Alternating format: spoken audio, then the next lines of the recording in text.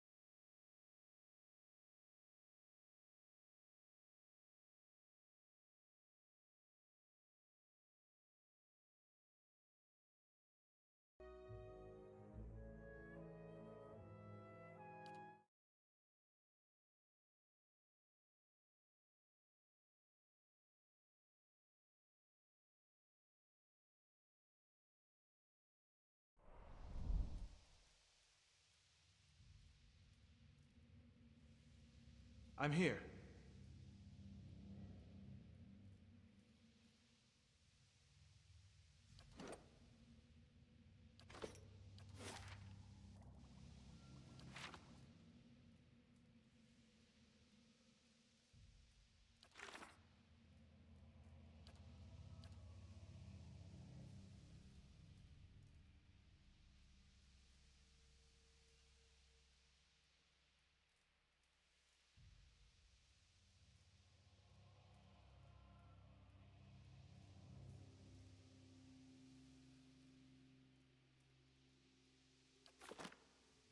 Yes? Not a sound.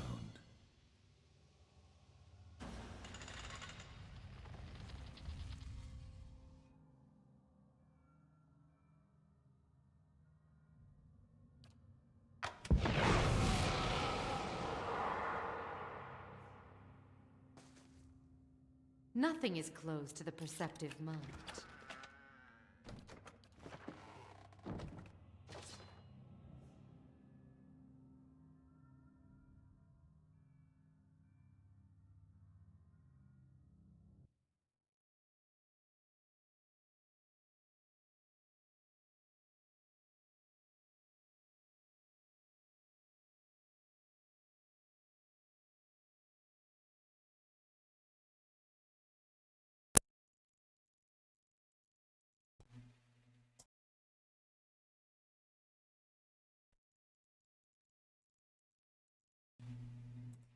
Okay, Ophelia, thank you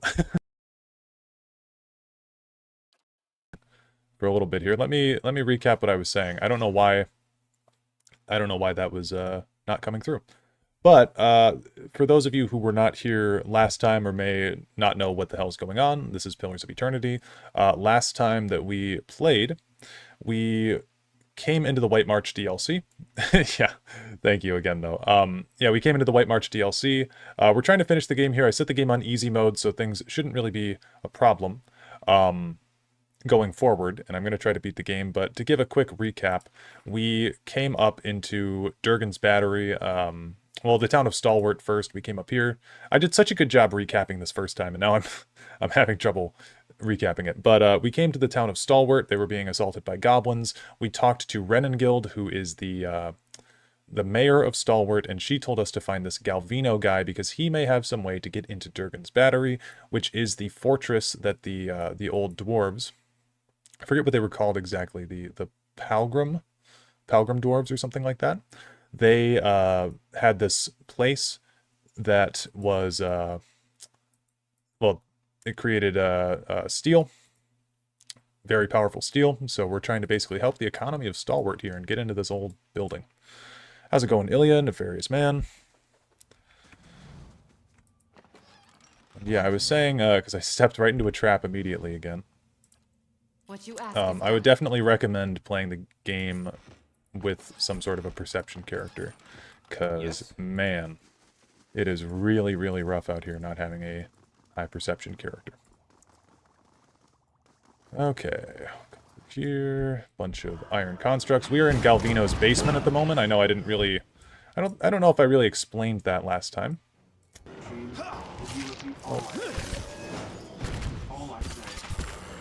Okay, Zawa is almost dead. There we go.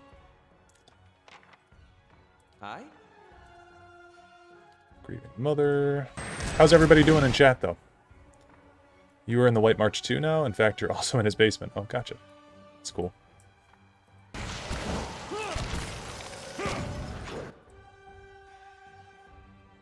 Grab these guys. That's it!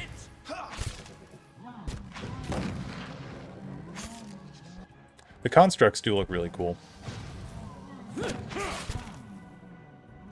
Pretty good. Finally got a laptop. Oh, hell yeah. That's awesome. I need to get a new laptop. My old one broke like years ago, and then just don't have one anymore. I'm here. Okay. Bunch of weird machinery here. I think we can go over this way. Keeping an eye out. Maybe this is how you open the machine. Let's do some reading. Tufts of hair are still stuck to the metal slats of this helmet. You spy dark smudges along the edges of the manacles.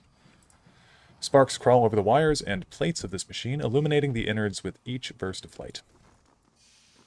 Very sad, got it right after Legends shut down and I had nothing I could play it on. Oh, man. Yeah, how you guys feeling about the Legends shutdown? I was, using the bathroom, as you do, and I pulled out my phone, and I was gonna hop on Legends on mobile, and then I was just like, oh yeah, I can't do that anymore.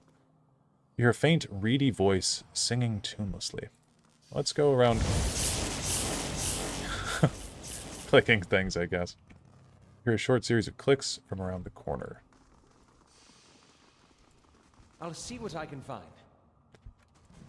Doing terrible, absolutely terrible. Haven't been able to recover since Legends' destruction. My charm is gone, my friends have left me, and I am jaded and lost. Damn, I'm sorry, man.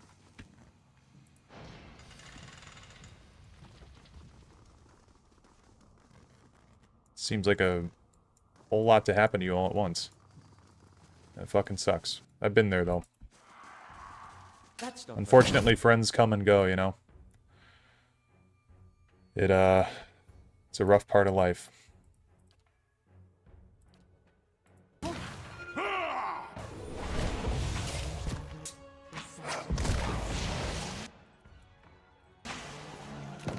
Literally had a dream about Legends. I kind of had a dream about Legends as well.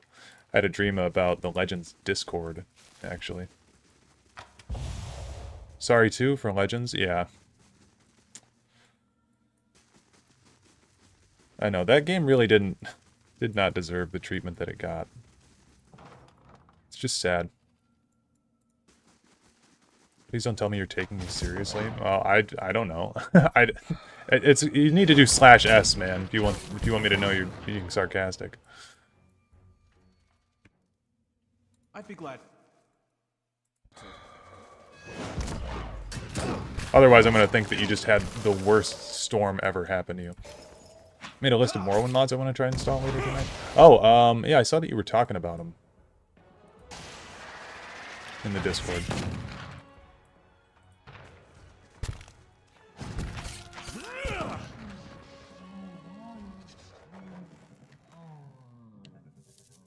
Exceptional Rapier. I've always wanted to make a D&D character named Rapier and have them use a rapier. Fine, I'll Redditify my words from now on. Thank you. I'm here.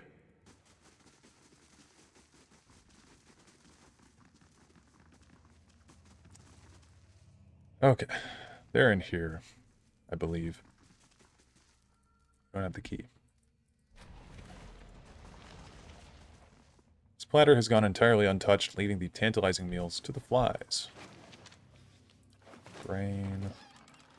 Camp. Key. This hastily written entry is dotted with blots of ink.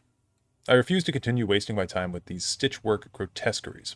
What work is spent in granting the rotting corpses the feeblest spark of life is later tripled in repairs. Truly, they come apart at the seams. The sight of them in the corridors has come to disgust me. They hold nothing of the subject's vitality, intelligence, coordination. Only a brute obedience. Flesh has too gentle a grasp upon the essence, that much is clear. Little wonder the fools at Brackenbury were willing to pawn these sorry specimen off so cheaply. Marico, the stench.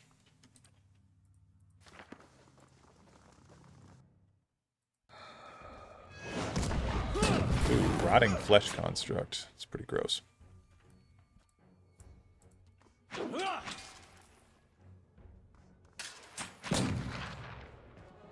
Yes?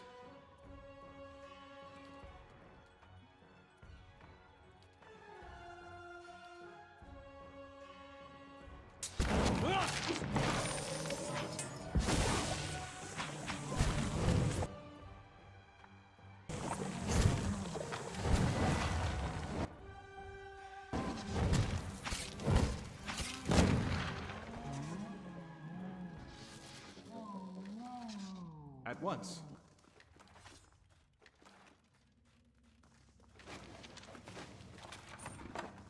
Okay, go back this way.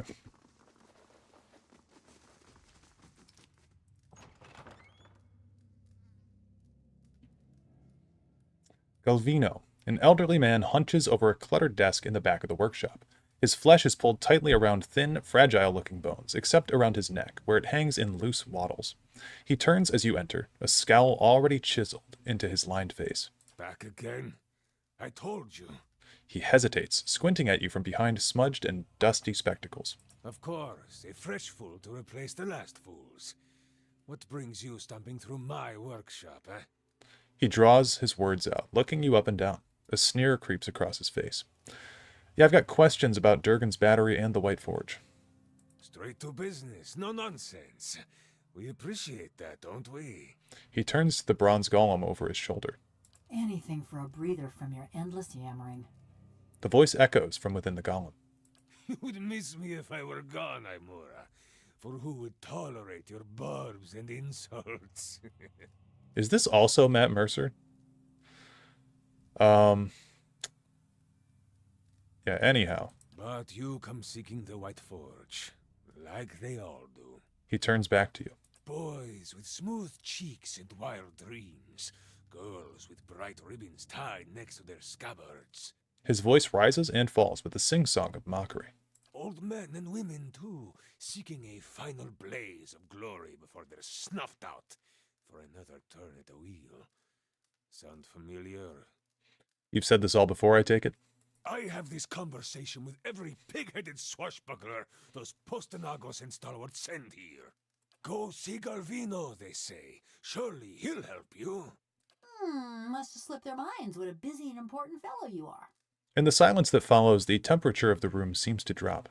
Galvino stares at hers, or glares at her. I should have let them stone you. Would have silenced your endless rattling forever. The hanging folds of skin beneath his neck tremble. Then you'd have naught but those frostbitten inbreds for company.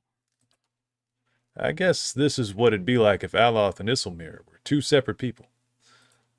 Come now, I sound nothing like either of them. Let's see. Mestre Galvino, I would really appreciate your help, please. Of course you would. What would anyone here do without me?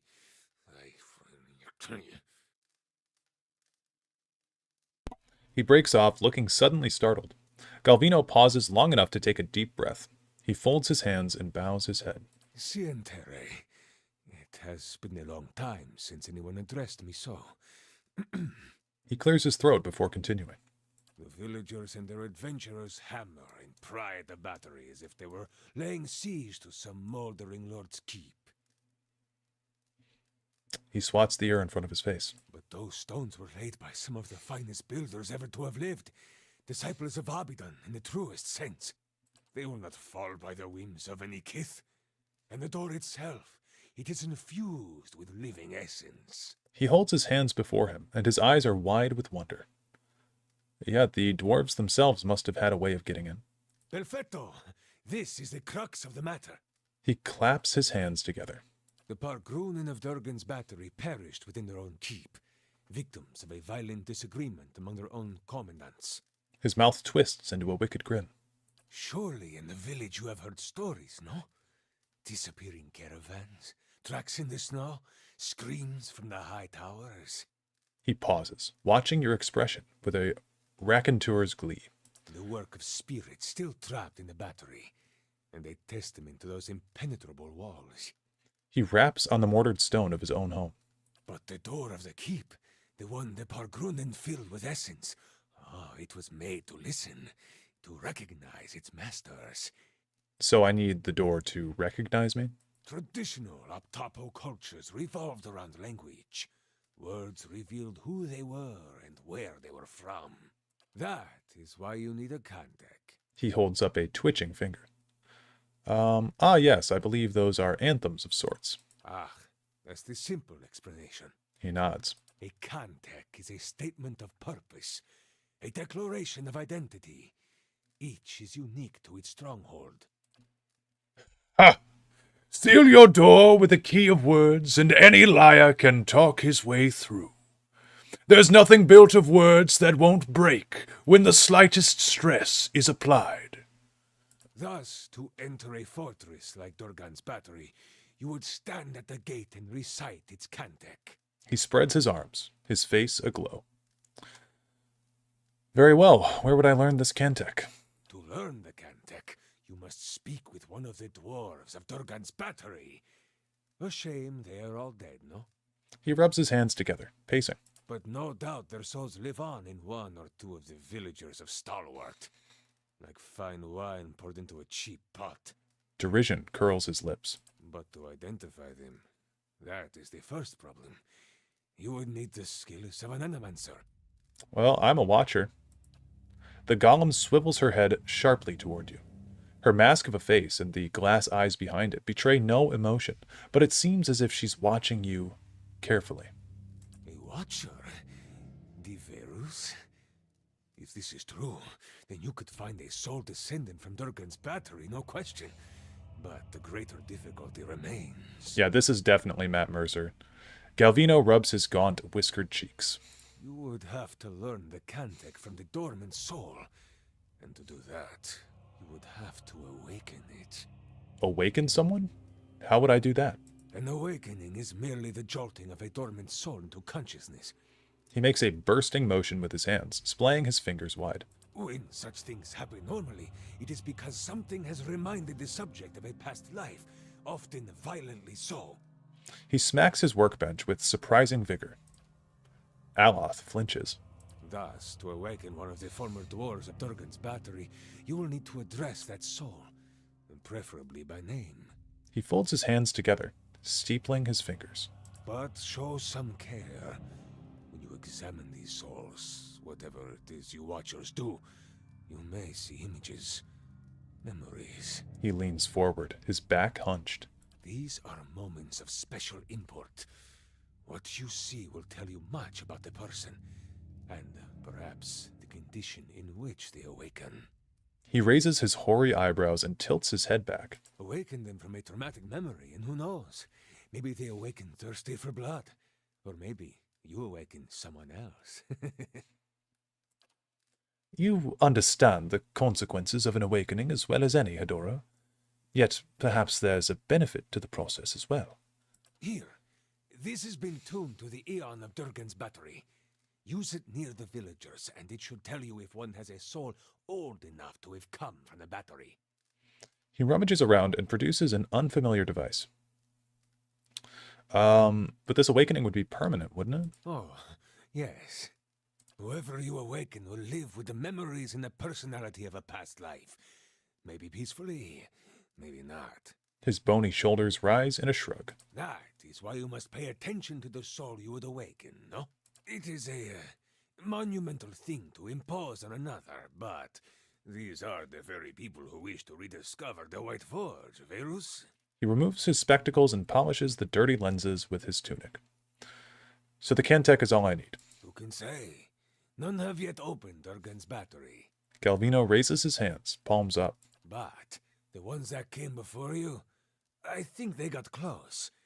You may wish to find them and see what they discovered. Where would they be?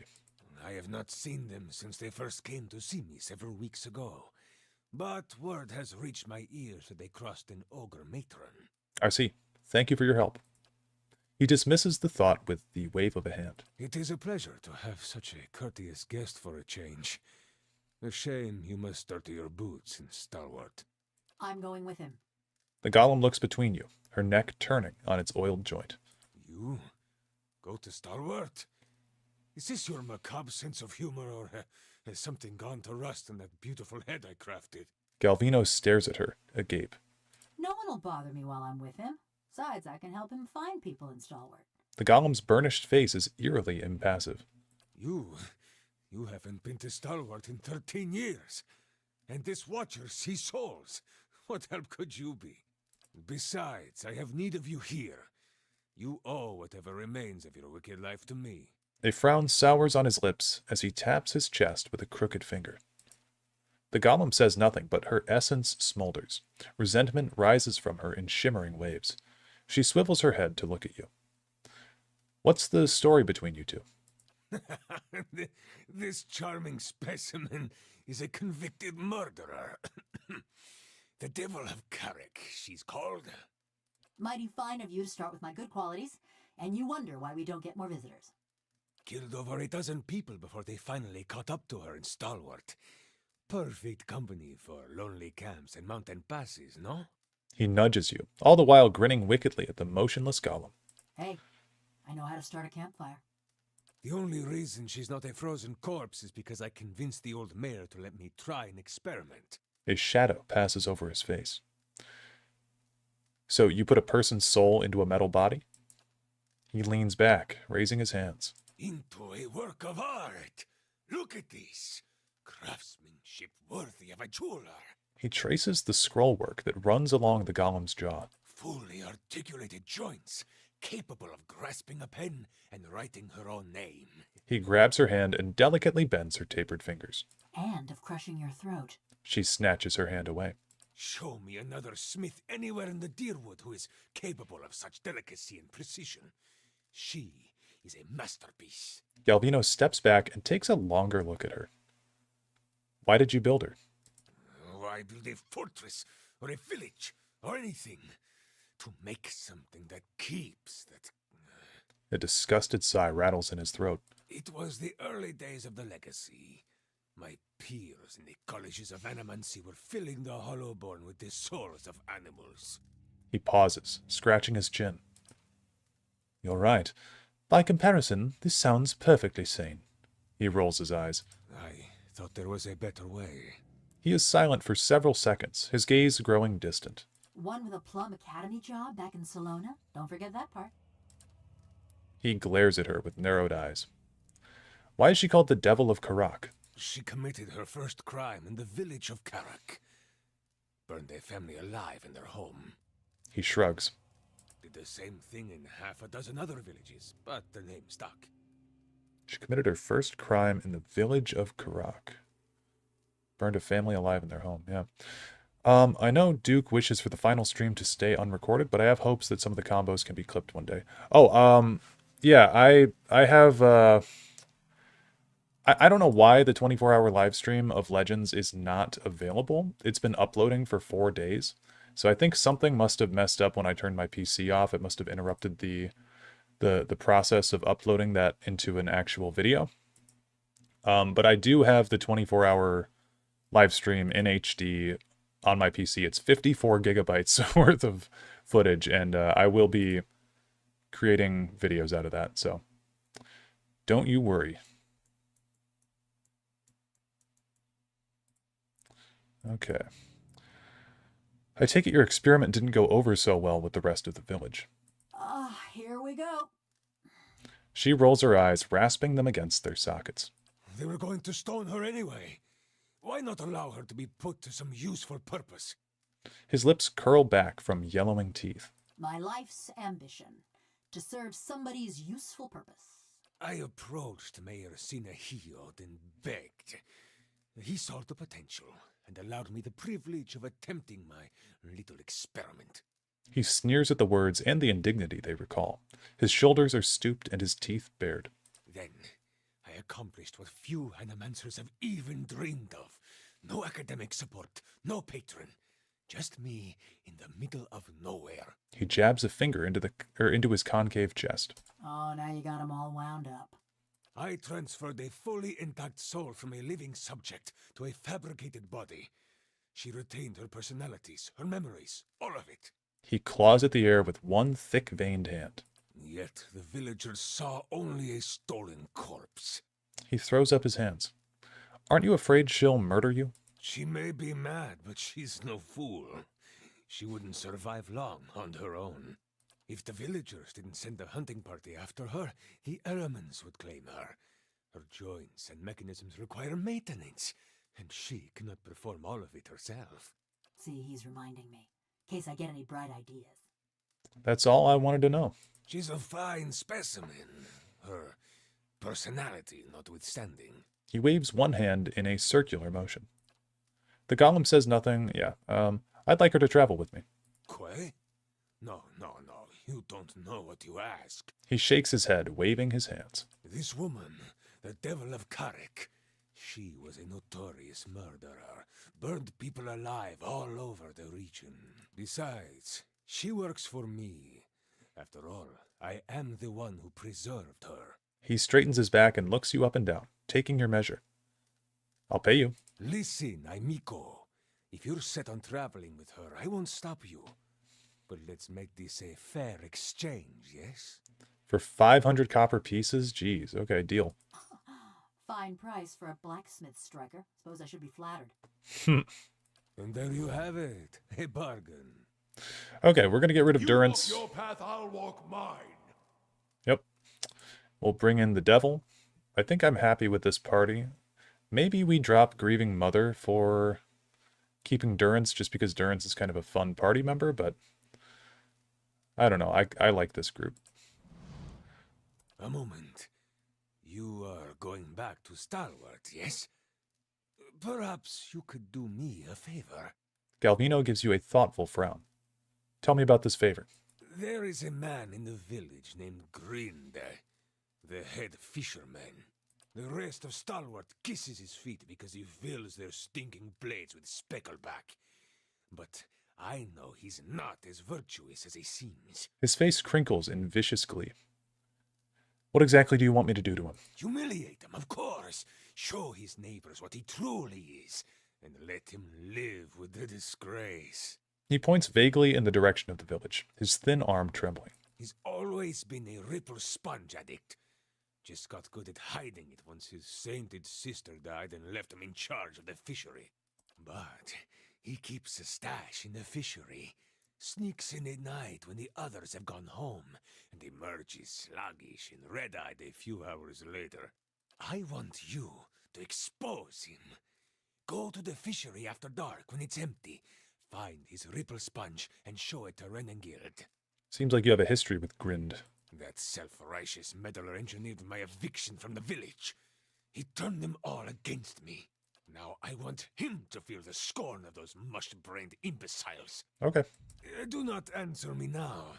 But when you return to that festering eyesore and smell the stink of fish that hangs in the air, consider what I've said. He grins. Your misgivings collect like grime on a doorstep.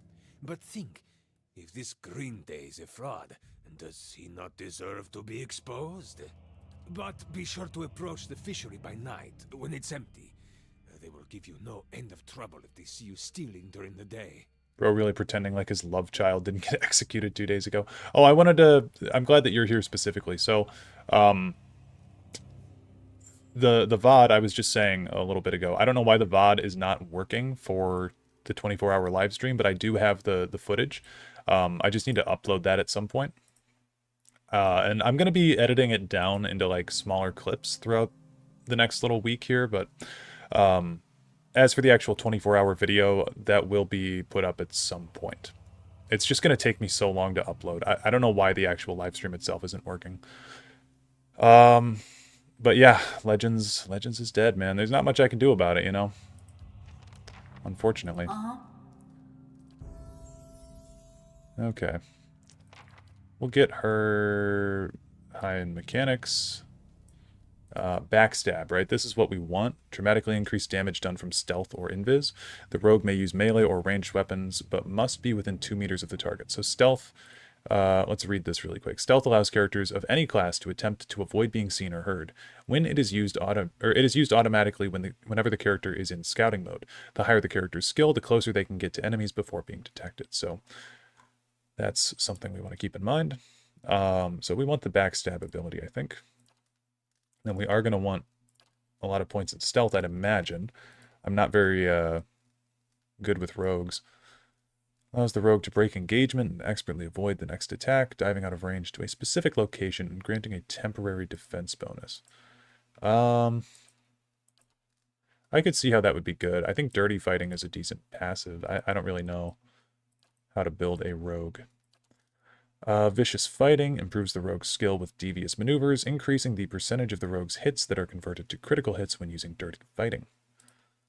Or allows the character to temporarily turn invisible. Enemies cannot detect invisible characters, and attacks made from the invisibility automatically count as a sneak attack. Attacking, casting a spell, using a special ability, or using an item will end the invisible state. Only 2 per rest. Sure. We'll go for that. More into stealth, I guess. Reckless assault seems good. I mean, we're on the lowest difficulty again, so I don't really know if it'll matter.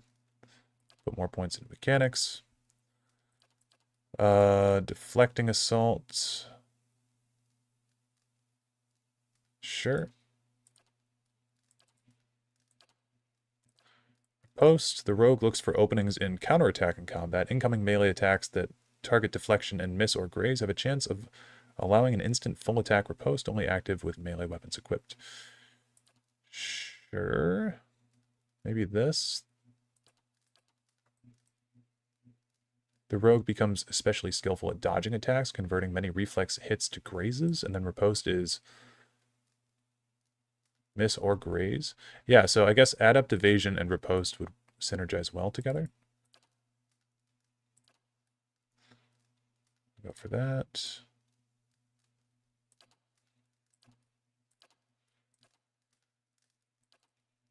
Ten in mechanics. What is it? Bloody Slaughter. Seems good to me. Seems fitting for her as well. And I believe the Devil of...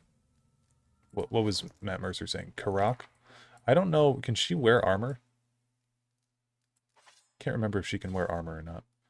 She might be able to have items, but I don't know about like armor. Sneak attack bonus. Yep, we were keeping those for her. Deflection cape. Okay, so she can be equipped with stuff. And we probably don't want to find spear. I'd imagine we've got something better for her. Sword. Saber. I don't know, maybe something like that, or daggers. Do dual wield daggers.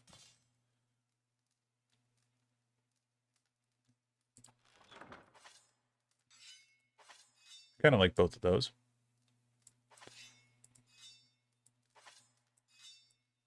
That seems good enough to me. Gauntlets. Any kind of gauntlets we have? Nope. Range deflection bonus, minor spell bonus. Oh, yeah, that should go to... maybe Shawa, I don't know. He could use items, I guess. Unconquerable. Two intellect and endurance. Okay, actually, that might be good for me. Yep, I like that.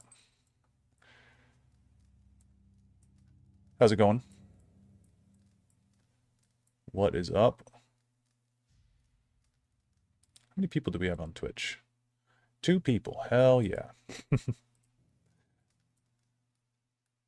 Typically don't broadcast Twitch as much. Do that. Okay, so let's rob Galvino blind. I'd be glad to. Just, hey, get out of there. What do you think you're doing? Okay. Yeah, let's get out of here now. I think we will rest. And actually, I can have... Is she in the... She's in the front of the party. Not a sound. I think is fine. So she should be... She should have decent perception, right? Okay, yeah, thank God. She's got 16 perception. My mind feels sharp as steel. We're actually seeing traps now. Guess I'll switch... Oh, you don't have to switch to YouTube. You don't have to switch to YouTube at all. Do whichever you would like. That's why I've got both of them up. My mind feels sharp as steel.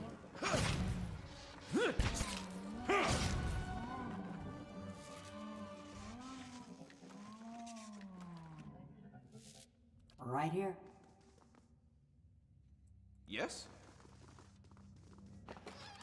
See, I got notified by Twitch? Yeah, I mean, that's why I've got both of them up. Good Do thing do I'm whichever fresh you would like. faced. Oh, I'm shit. here. God damn it.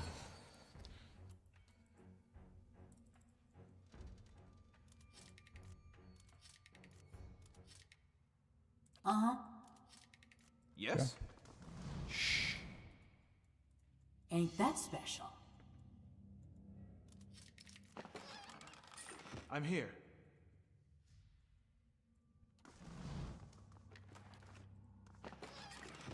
Yes?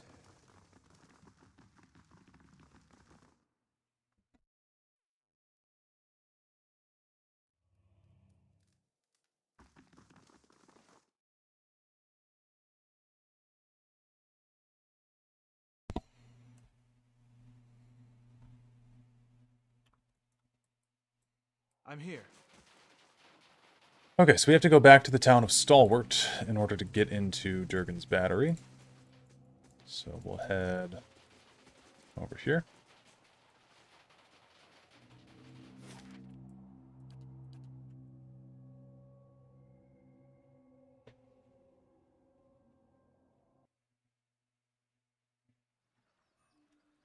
I'm here. You headed into the wilderness? And we're looking for somebody. Oh, hello. Heard I might find you here. A stocky, red-faced man gives you a pleasant, if awkward, smile. Pleased to meet you. I'm the, captain of the militia around here. Yeah, nice to meet you. I wanted to catch you before you went running off into the wilds. See, there's a few dangerous folk you might be on the lookout for. Plus, if you're heading out to Long Watch Falls, I thought you might could pick up a thermal pearl for me. He looks away and twists the toe of his boot into the snow.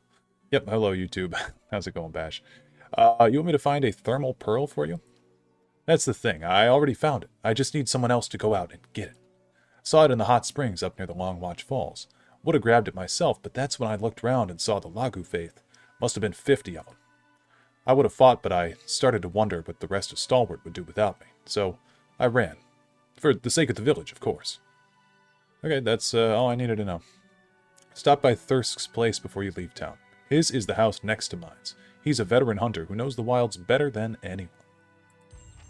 Okay, that's not somebody we're going to awaken. What about Rayfald here? Since we're godlike, this man startles visibly at the sight of you, though he attempts to hide it with a queasy smile. Say, you're the one we have to thank for fighting off the ogres, right? Never thought I'd see one of the god-touched. I would have helped fight them monsters off, you know, if I didn't think I'd just get in the way. And with you there to handle things, everything turned out well enough, didn't it? Don't see why Havrick's still sour at me. It's Rita's soul. The snowy path peels away and the brisk air gives way to the acrid stench of smoke.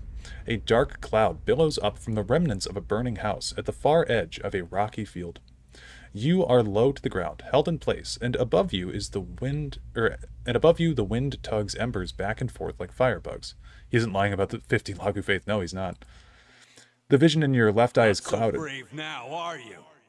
The vision in your left eye is clouded, such that the figure standing over you is a collection of rough smears of black cast in silhouette by fire. Not so brave now, are you?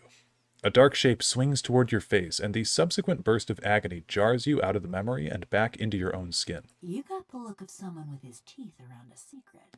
Her cold fingers are locked around your arm. Her black eyes search you. I wouldn't call it a secret. It's more like a mysterious thing he doesn't like to talk about. What? Did I spill something on myself? What's this about Havrick? Oh, Havrick's the innkeeper over at the Grave's Rest. I may have been hiding in the inn when the fighting started. Rayfald The raid coughs. didn't improve his disposition any. Did you know he has a whole case of Fenland liquor in there? I keep offering to buy it off him, but he says he's saving it up for when the battery's open again. As if we're gonna last that long. Anyhow, he said he'd thrash me up and down the mountain if I didn't leave him be. Yeah, it seems reasonable to want to save it for a special occasion to me. It's delusional is what it is. Point of fact, what with you dealing with ogres and everything, maybe you'd, you know, be willing to help me out. Oh, bravo. Subtle indeed. Havrick keeps all the good stock in the inn cellar. Out of sight, you see. I mean, it's bound to be under lock and key, but I'm sure he wouldn't miss a single bottle. Not with everything that's going on. Yeah, not interested. Sure, all right. Okay, let's look for somebody whose soul we can read. This I do not remember. I don't remember who it is that we need to go get. I'd imagine there's a few people that we can get, and one of them's probably going to be terribly, terribly horrible to awaken this person's soul. They gone? Have those nasty brutes finally left? Let's talk to her. I heard the ogres outside, tearing down walls and murdering folk. Don't remember how things got this bad.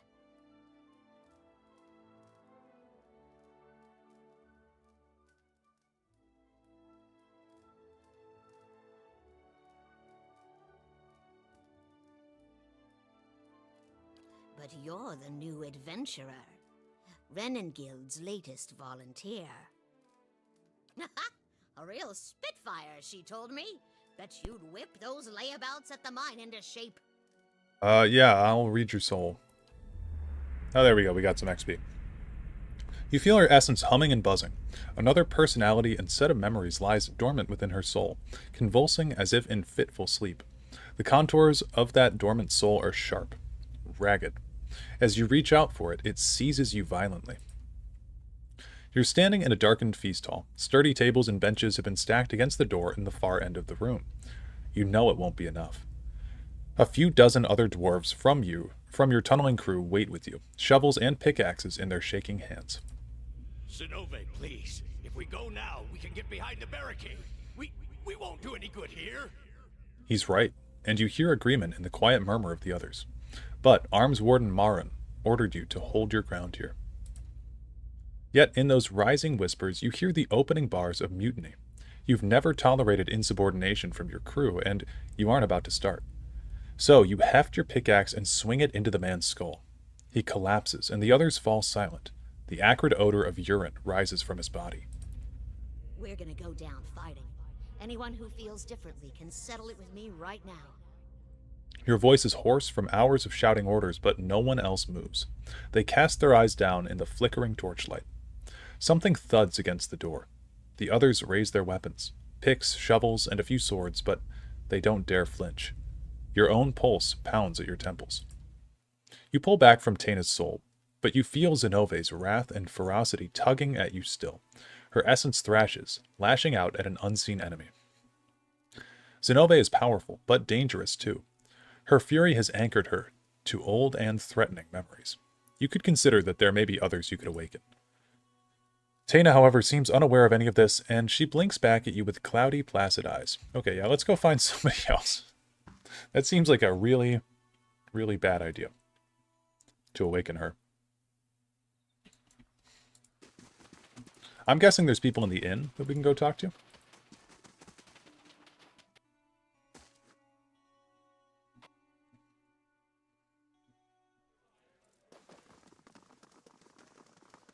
Yeah, this Farah girl. Thought I'd found shelter when I stumbled across this little village. Guessing you did too, eh? Fira raises a frosty mug to you. Even though the warmth of the hearth reaches you here, her hands are wrapped in wool, and her ears muffled by a hat. Her face has the taut, wind-beaten look of someone who's recently come from the road. As much blood as there was in the streets, I'm lucky the ale's still flowing. She takes a drink, and as she tilts her head back, you see a bruise purpling her jaw and the crimson blood of scraped knuckles. In front of you, Fira's swaddled hands work quickly to bundle and tie a parcel.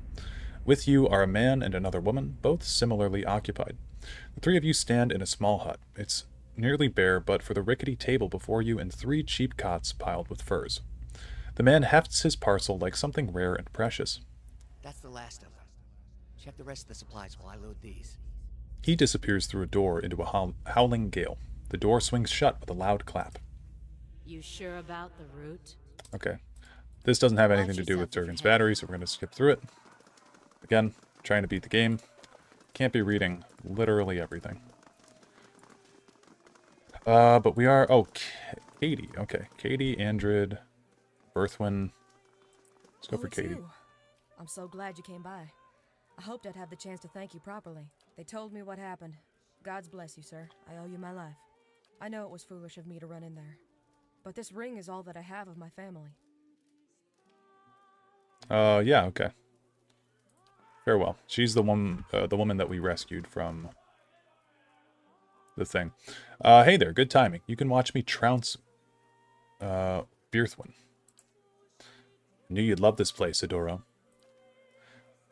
Once, Andrid. You won once. Let's read Andrid's soul. A handful of memories dart across your mind like startled fish, leaving indistinct images and sounds in their wake. For a moment you are overwhelmed, until one particular recollection tugs at your senses with stubborn force. You or Andrid, or both, kneel on a stone floor, held between 2 men. Okay, this is about Andrid, not about the dwarves. Let's read Berthwin's soul. The whiff of salt and brine is in your nostrils before the room has even faded. The ground heaves beneath your feet, and a spray of ocean water roars over the railing as the ship heels under the wind. This is about a boat, not Durgan's battery. Okay. So it doesn't look like people in here are going to be any help.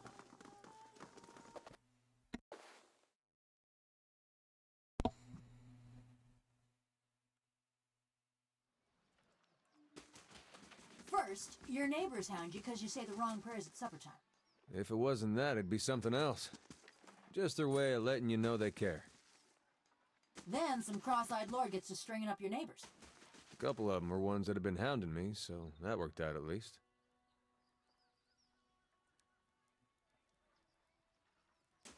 Okay. Let's check in here, maybe.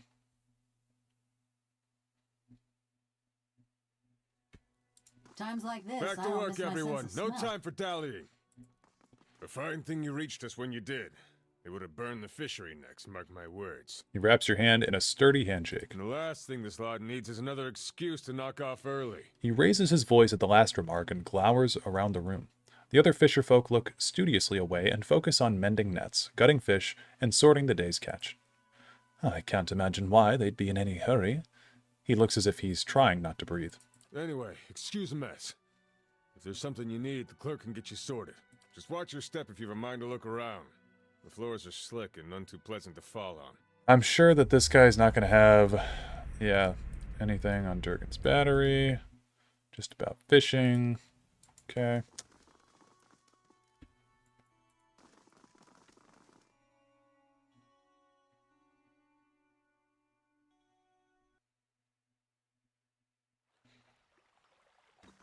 What did you say? Nothing. That's what I like about you. Beg your pardon? You don't talk much. Okay, Okran. Dwarf paces with his head down and his arms crossed, only stopping to hurl glances at the building behind him. His face is smeared dark with grime, and soot falls from his beard as he mumbles to himself. Work my hands into bloody stumps in this place, and for what? He kicks at a mound of dirty snow. Start with nothing, leave with less. He extends his arms out. Who are you yelling at? At idiots, that's who. And I'm as much to blame for believing them. The dwarf wrinkles his nose, nostrils flaring like a horse. Well, good riddance. Should have never settled here in the first place. Some things you mean to leave behind. Come to find out, you packed them away. Or packed them anyway. But I'm not leaving until I recover what's mine. They can't deny me again. Not after this. Okran gestures at the burnt-out buildings. Those sweet-tongued priests took my heirlooms. Bury the memory of my past, they said. Now I don't have even that. I take it you gave something of yours to one of Andra's gift-bearers. Okran takes his gaze away from the ground and gives you a sideways glance. You're quick. Wish I had had those wits when they spoke of peace and redemption in the eyes of the goddess. Those priests, Andra's dogs, said the goddess would forgive, that some things are best left to be forgotten. He nods toward the nearby temple. Their leader, Lafta, I believed her words. Another one of them, a gift-bearer, took my medallion. He closes his stocky hand into a fist. And now they won't tell me where it is. Your problem is that you give meaning to meaningless objects. Here, let me show you something. I need one of your rings. Okran draws back his hand, but Jawa gives him a trustworthy nod. After a moment's hesitation, Okran relents, dropping a jeweled band into Zawa's outstretched palm. Immediately, Zawa flings it into the lake. See? You are no worse off. It's kind of like Kanarua's voice. Okran's face, already splotched with pink from the cold, turns a deep shade of crimson, and his mouth puckers as though his head were set to implode. After a tense moment, his breathing slows and his fist unclenched, his original look of pained frustration returning. Okay. If I find anything, I'll let you know. Looks like we can't awaken him. Oh, it's working! Yes! I can't believe it! It's really... Oh. The dwarven woman looks at you, a disappointed expression on her face. In her hands is a large rectangular box covered in strange dials and symbols. What's working? My ore-locating divination tool. Well, that's what it will be. I have to calibrate it. Right now it seems to think you're a copper deposit. The Devil of Carrick makes a grating, garbled noise, like clearing her throat. My Animancer contacts did suggest that a particular strong soul essence might interfere. I'm more interested in minerals in any case. Okay. Yes? Just gotta find somebody that we can awaken. On a mission.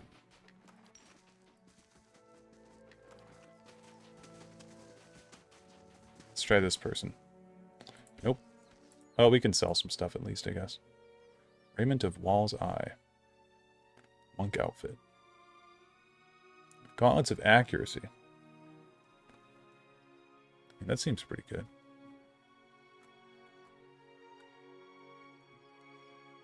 I guess I don't know what else we're going to really be spending our money on anymore.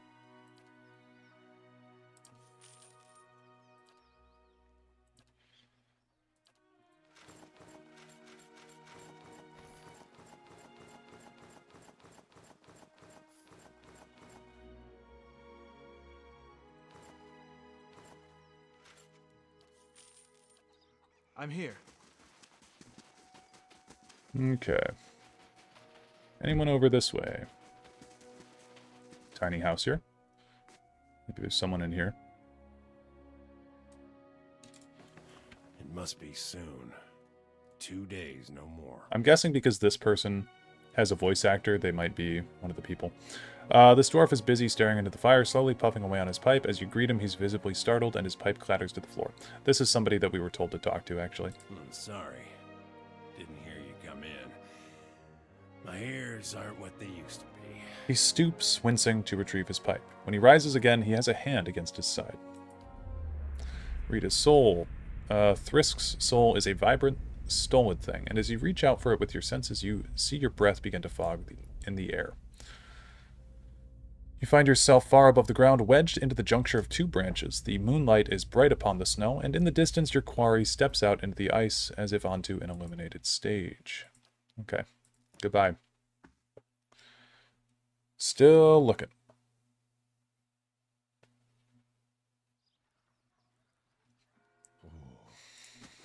Does everyone else see that Stelgar and the undersized breeches?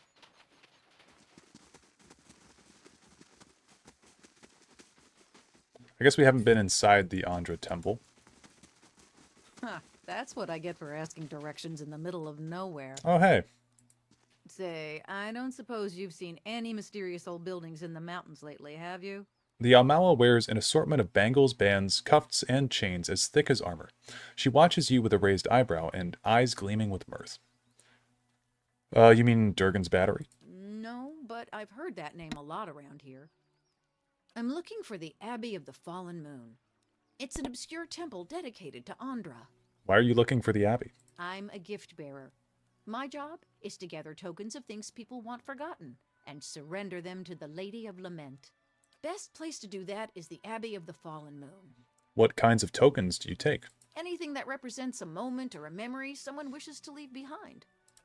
Love notes, awkward family heirlooms, bad poetry, the kinds of things you want to forget. I see. I might be here a while. Half the villagers have never heard of the Abbey, and the ones that have, no one knows where it is. So I'm trying to think of this as an extended holiday in a remote mining village that smells like fish. I've got business in the region. We could travel together. You won't regret it. I've got a lovely singing voice. Okay, well, out of nowhere, we got a new recruit. I forgot that she just sort of, like, walks up. So we'll swap out Grieving Mother. In the place of your strength. Yeah, swap out Grieving Mother. I guess we'll run with Mineha. Let's see. She'll just want athletics. She's a barbarian. And honestly, I'm just going to spam build her. There. There, there. There.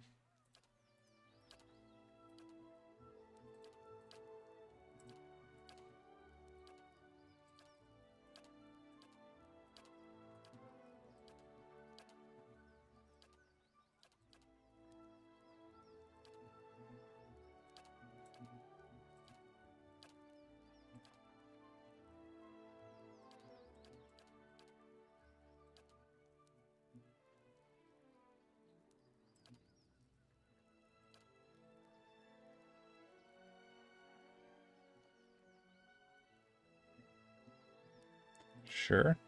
That seems fine. Okay. Didn't think there was anything more than lice and hoarfrost to these folk, but you had a look back there. What do you find when you're rooting around like that? First, tell me the real reason you wanted to follow me to Stalwart. Mayhap I'm looking for someone. Woodcutter, by the name of Harmka. That doesn't have anything to do with Coldmorn, does it? It sure does. Her fingers tighten into fists, the metal squealing and rattling. He was one of them. The mob that destroyed Cold Morn. I tracked him to Stalwart years ago, but got caught before I could finish my business. Dark, iridescent whorls appear and fade on her chest plate.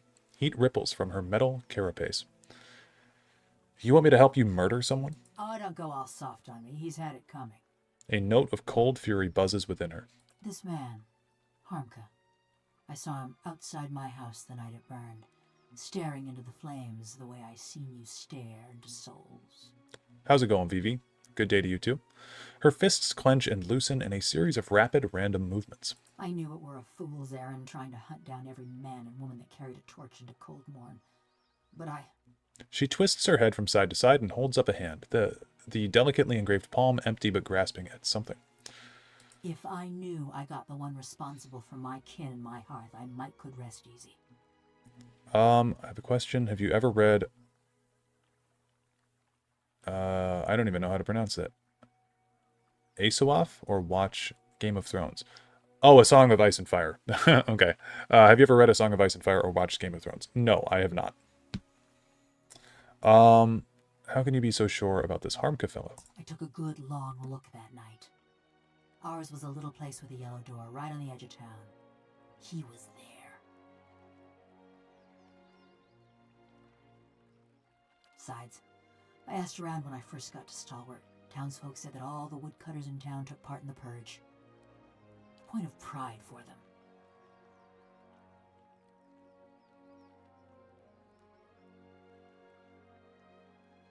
I told you he was part of the mob. I spotted him watching my house when it burned. But when we find him, I want to know if he's the one responsible for my home, my parents, and my brothers and sister.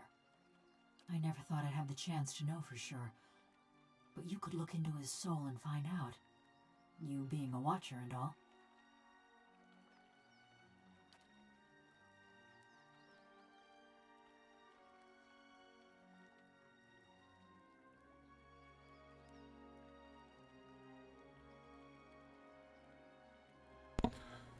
Books are good. Show went downhill after season 3, but it had its moments. Yeah, I don't know. I've never been a big TV person. The only shows that I've really watched are Breaking Bad, Better Call Saul, and like I watched TV when I was younger, obviously, but yeah, I'm not really a TV guy. I mostly play video games. Sadly, I don't think the books will ever be finished. Well, yeah, George R.R. Martin's been working on, what is it, book 6 or 7? I don't know how many books there are, but he's been working on that last book for a really long time now, right? Finding out might be getting your hopes up. How would you feel about a solid hunch instead? I'll do what I can. Mighty fine of you. Mighty fine indeed. She nods again, her head bobbing along to a drowsy cadence. Don't know where he dallies these days, but someone in Stalwart could tell us. People from little villages, they always know. Okay, the black marbles of her eyes scrape against their sockets as she looks at you. So we should talk to her a little bit about what's going on. He has 6 and 7 planned, I guess. Oh. Well, yeah, I mean, he better get 6 out before people don't care anymore. So Galvino said you murdered several people before he transferred you.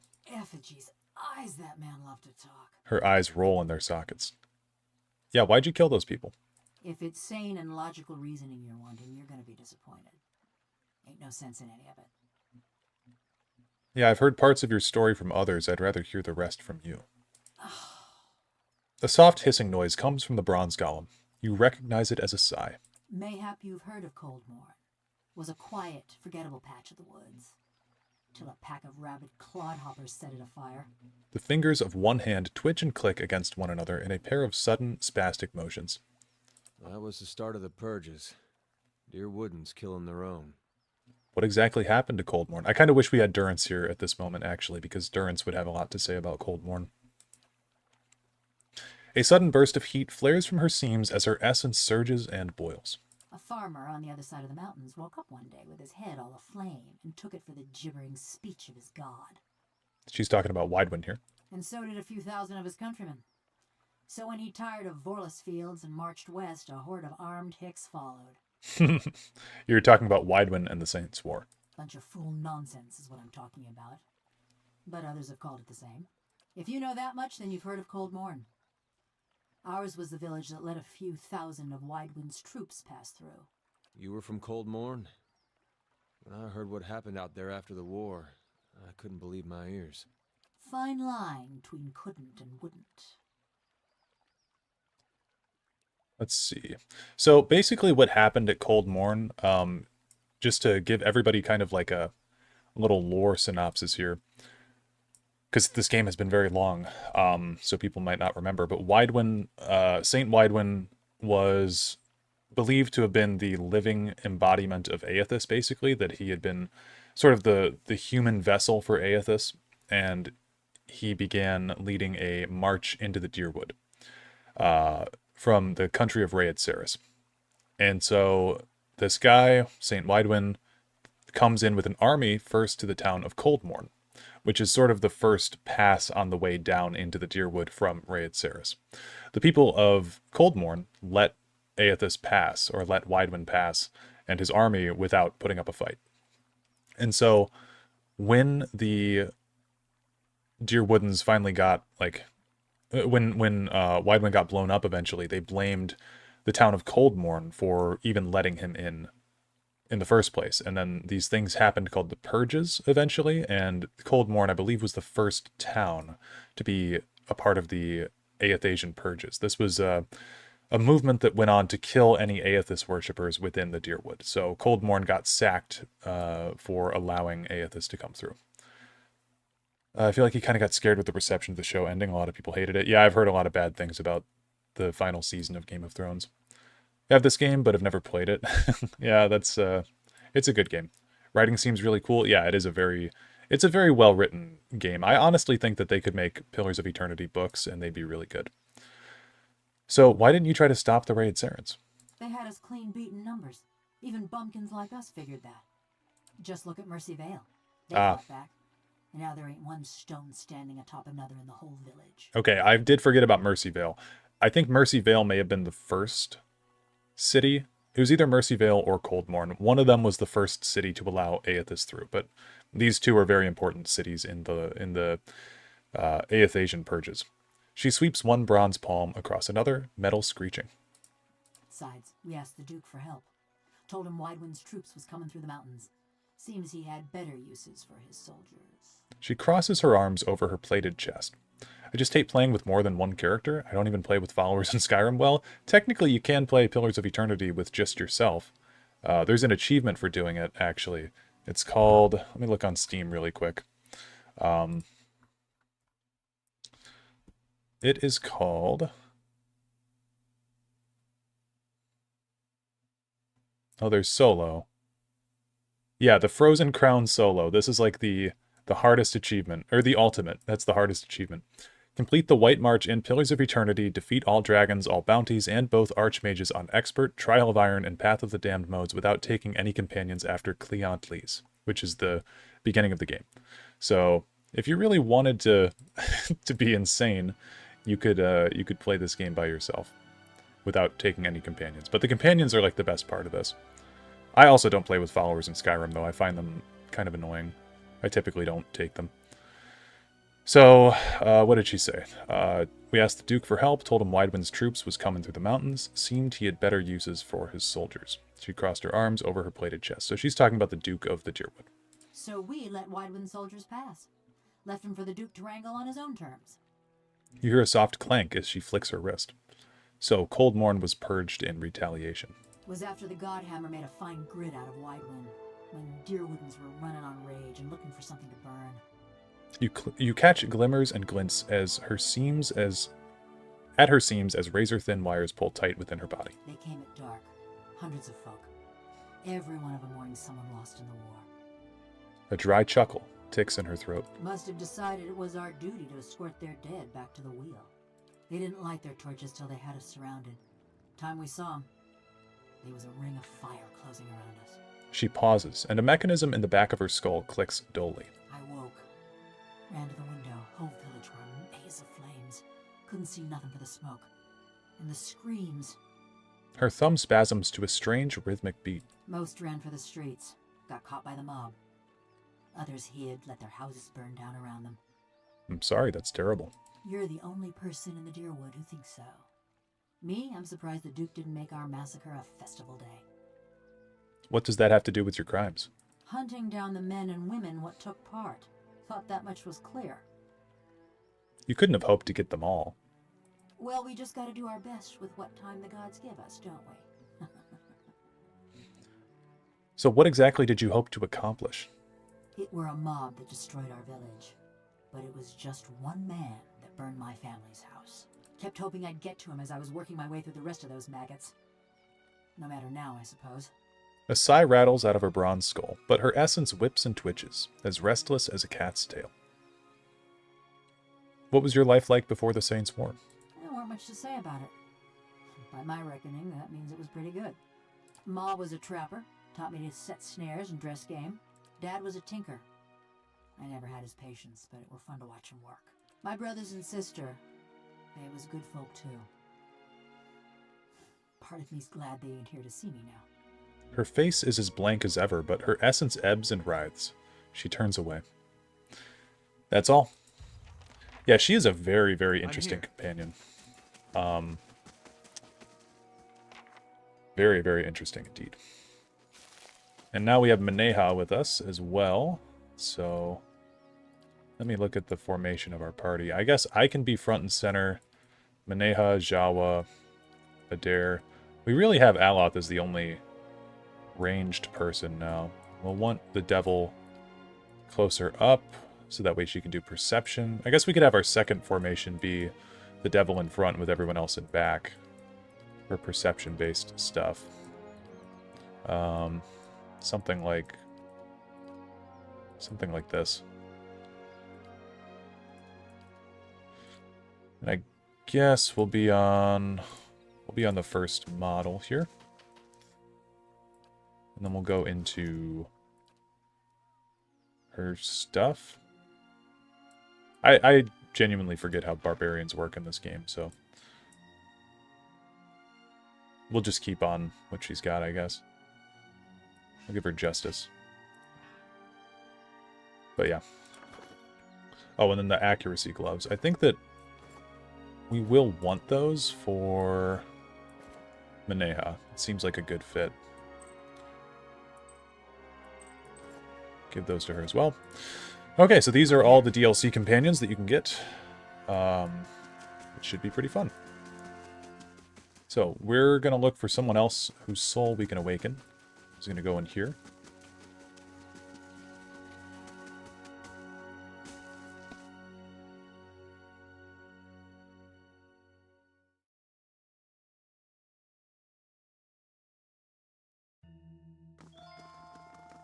Good thing I'm freshly greased.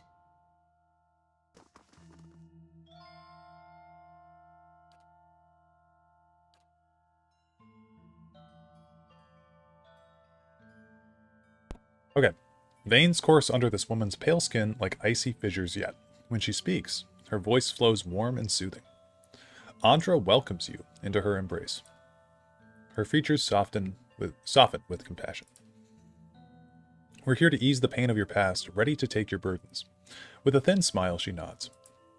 If you let the goddess help with your hardships, of course. Yeah, okay, we don't need to talk to her.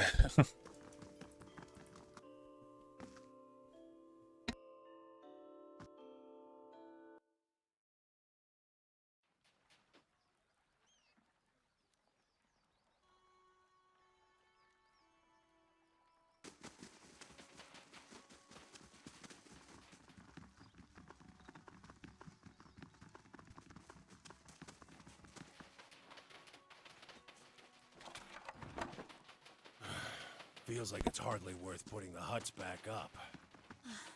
Better than standing out here shivering. Where is somewhere that we haven't been? I feel like... Oh. Maybe the mayor's son?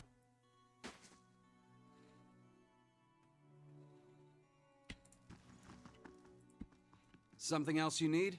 To read his soul. You reach for Uldric's essence and find yourself staring at a fence post lying in a filthy slush of frozen mud. Snow gathers around your legs and trickles into your boots. A wind nips at you, even through layers of fur. You hold a wood chisel in one numb hand and a mallet in the other. Kneeling over the fence post, you get to work. Hour after hour, you hammer away, feeling the tools grow heavy in your grip as your breath fogs your vision. You want to do better work than this. You can do better work than this. But no one's building new houses in Stalwart. The last table you crafted was put into the fishery, and pike entrails now trace the fine dovetail joints you so lovingly carved. Now you mend the stockade, because that's what's needed. The chisel slips, skidding alongside your hand. You gasp, but you hold up your hand and see, much to your relief, all 5 fingers wiggling back at you. You need to get out of this town. Okay, not Uldric. What about Renengild? I take it you've met Galvino. Yep. Do you know where I could find Harmka? Probably out in the russet wood, chopping timber. She eyes the devil of Carrick. Don't worry. We're not looking to murder him or anything. He winks at you. Why do you want to know? Just wondering. Well, if you don't find him, just check back later. What's on your mind? Okay, we'll read her soul. Your awareness settles beneath Renengild's skin. You feel yourself looking through her eyes upon a time-faded memory. You're standing in the inn. The room is stifling, but it's the body heat of so many furious villagers, not the neglected fire pit that's drawn sweat from your pores. Your husband waits by the door, about as far as he can get from the assembly. He holds Uldric, whose cheeks are bright as he watches the adults bicker with wide, fearful eyes. You'd never realized how badly your neighbors stank, but something rank and repulsive rises from them as they pack together in this room. How much did the old snake pay you, Sinahiod? It's Grinda, the head fisherman, jabbing a furious finger toward the back of the room. Sinahiod, your erstwhile mayor, squirms in a corner, pinned by the accusing stares of the entire village. Oh, those eyes. They're cruel, porcine eyes, and they're watching Sinahiod with the dumb gluttony of hogs staring at fodder. The only sight that turns your stomach more is Sinahiod himself, trying to wriggle free of his own lies. Maestro Galvino and I came to an agreement. It was for the good of Stalwart. I thought... You thought you'd let a killer walk among us? A woman in the middle of the crowd waves her fist. Cries of fierce agreement rise from the others. What began as a collective grumbling is swelling and congealing like storm clouds. You look back at your husband. He's whispering to Uldric, but when you catch his eyes, he directs a silent supplication to you. Let's go. A wet smack draws your attention back to the other end of the room. Someone's thrown a potato, and Sinahiod cringes and rubs his jaw. You want to shout at them for all this nonsense and waste, but you know this is about to get worse. Stalwart will have blood, and Galvino and his horror had the sense to flee already. You turn again, and your husband is beckoning you with swift, chopping motions, but what stops your breath is Uldric. His little eyes are fixed on the churning mob, and you knew ever since you started hearing about those hideous purges that he'd see something like this one day. But did it have to be so soon? It's what drove that devil woman to madness, and now his little eyes have gotten big enough to swallow the whole scene, and now he's seeing you as a part of it. You want to leave now, but if you do, this is what your boy will remember. Cowardice and madness. About people. About Stalwart. About you. The people around you jostle and bark in their rage. They're dangerous animals, but animals nonetheless. They just need to be led. So, you push your way to the end of the room where Sinahiod trembles in a puddle of his own piss. Enough. Your voice boils up from your throat. The others fall silent, watching you. They listen, dumbly trusting, as you turn Sinahiod's death sentence into an exile.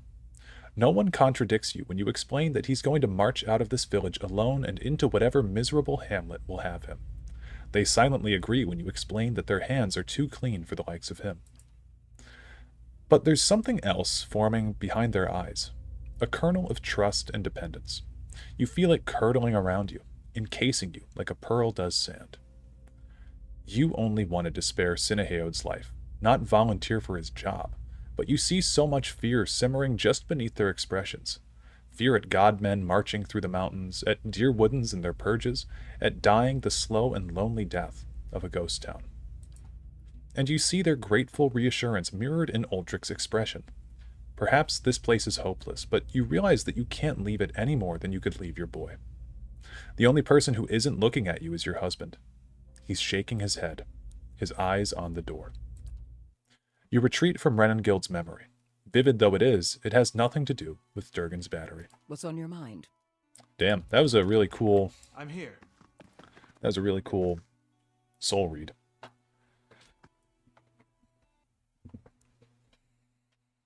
Okay.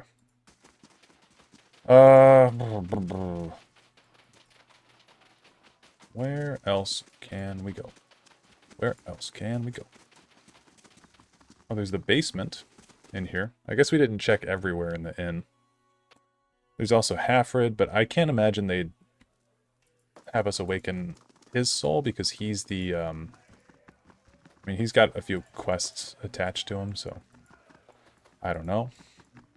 Let's talk to this guy. There? Did you find Avala? Not yet.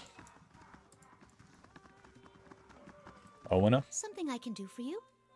Halfrick's got me straightening the rooms, but I'll help you if I can. Yeah, if she's got a voice actress.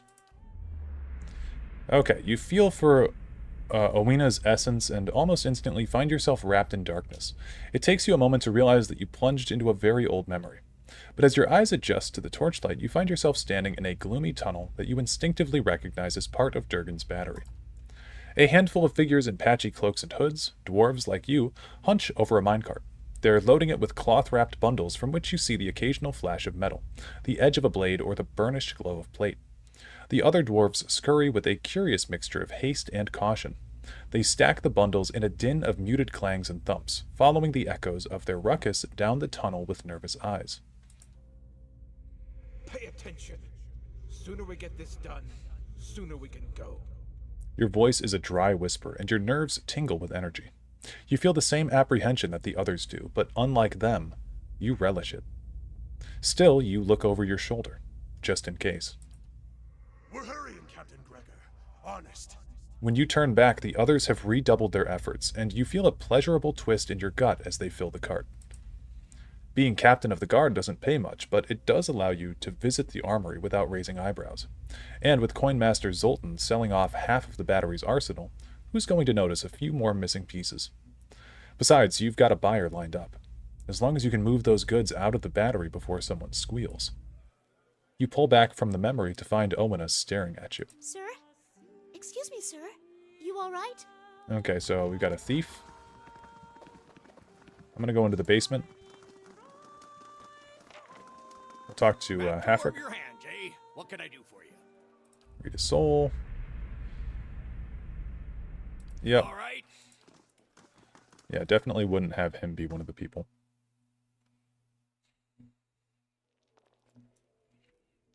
Okay. I don't think we're going to have this guy be one of the people either. Yeah, nope. Okay, well, we'll go get the armor thief awakened. We gotta get somebody, and I don't really want to let out, like, a weird, bloodthirsty dwarf. Something I can do for you? Okay, awaken Gregor, and remember your theft from the armory. Who? I don't... Her face goes slack, and she looks for a second as if she's fallen asleep. This is so fucked up. But her eyelids flutter, and after several seconds, they open to slits. Aloth raises his hand to his mouth, his face frozen in horror. Thief? I'm the captain of the guard. Best be careful where you sling an accusation like that. I just want the Cantech of Durgan's battery. Then you're not one of Zoltan's buyers, eh? Sounds to these ears like you want a deal. She pauses, watching you for a reaction. I can make deals. I awakened you. Seems you owe me now. I see. Her expression flickers, but she otherwise hides her surprise. You have me at a loss. And yet, this is not a loss entirely. Yeah, I need to reach Durgan's battery. The Cantech, please. Hammers of Durgan, ring loud. May the anvil's deep music resound. Walls of the battery safeguard our works from marauder and wilder alike. Abidon's faithful travail by the forge, and the fires that brighten the ore. If anyone asks, you didn't hear it from me. Got that? Now. Owena doubles over, sneezing hard enough to scatter dust across the floor. She looks back up at you, wiping at her watering eyes. Beg your pardon for going on so. I got carried away and... She stops, blinking. What was that I said? About hammers and fires and... Yeah, Wait, see ya. please, you've got to tell me what happened. I feel like I'm not... me, somehow. You're awakened. Do you share the soul of a guard captain from Durgan's battery? You must be joking. How could that happen? Yeah, his soul reincarnated whole within you. Sometimes awakenings result. I can't be awakened. That means... She takes a step back, covering her mouth with her hands. Tides, I'm stuck with him. Her body goes rigid, every muscle tensing. She stands there, frozen in shock, until a sly look warms her eyes. The thaw creeps down her shoulders and torso until at last she speaks again, her voice as smooth as oil. It's not all bad, Owena. Way I see it, you and me can make some deals. To our mutual benefit. She cranes her neck, taking in the dark room. Deals? What do you want from me? For you, not from you. I'm thinking it's time we got a raise. I don't know about that. Halfrick's a bit of a miser, he is. Owena's anxious frown replaces Gregor's confident smirk. Don't you worry about Halfrick. I've got something else in mind. Owena falls into a look of deep contemplation as she and Gregor continue in a silent conference. Alright, well that was perfectly fucked up. Let's go. Ilya, you're saying no? Yeah, I don't know. I don't really want to look for the final person. I mean, I felt like I looked over everywhere that I could. So I must have missed somebody, but oh well. We also have not been into the Russet Wood. Actually, you can awaken Taina and then undo it. Oh.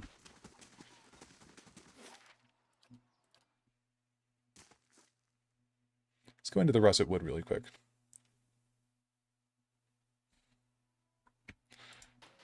Scenic marches and campfire feasts, like the good old days on the Valian front. You got any memories like that, Adair? Well, let's see. Sometimes we'd march 2-3 days without sleep. Start seeing things that weren't there. Nice thing about mercenary work is you can always quit. Nice. I should give Zhao like, a shirt. Oh yeah, he looks sick now. Okay. I'm here. Up this way. Oh, it's Harmka. It's him, Harmka. I remember that weak chin and those knobbly knees. She stops, staring motionless at the figures among the trees. You'd best get a handle on her, Hedora. His eyes fly wide in alarm. How goes? The elven man emerges into the clearing and freezes, staring at the devil of Karak. For an elf, he's tall and rangy, with a weather-beaten face beneath stringy, greasy hair.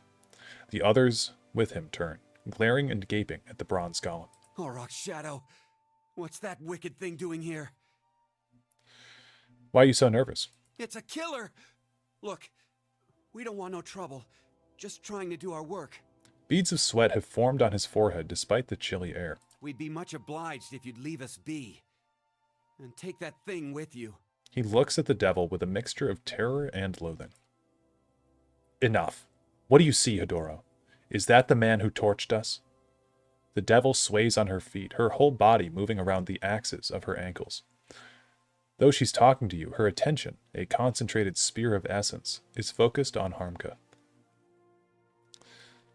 We'll say, who are you? Just a woodcutter.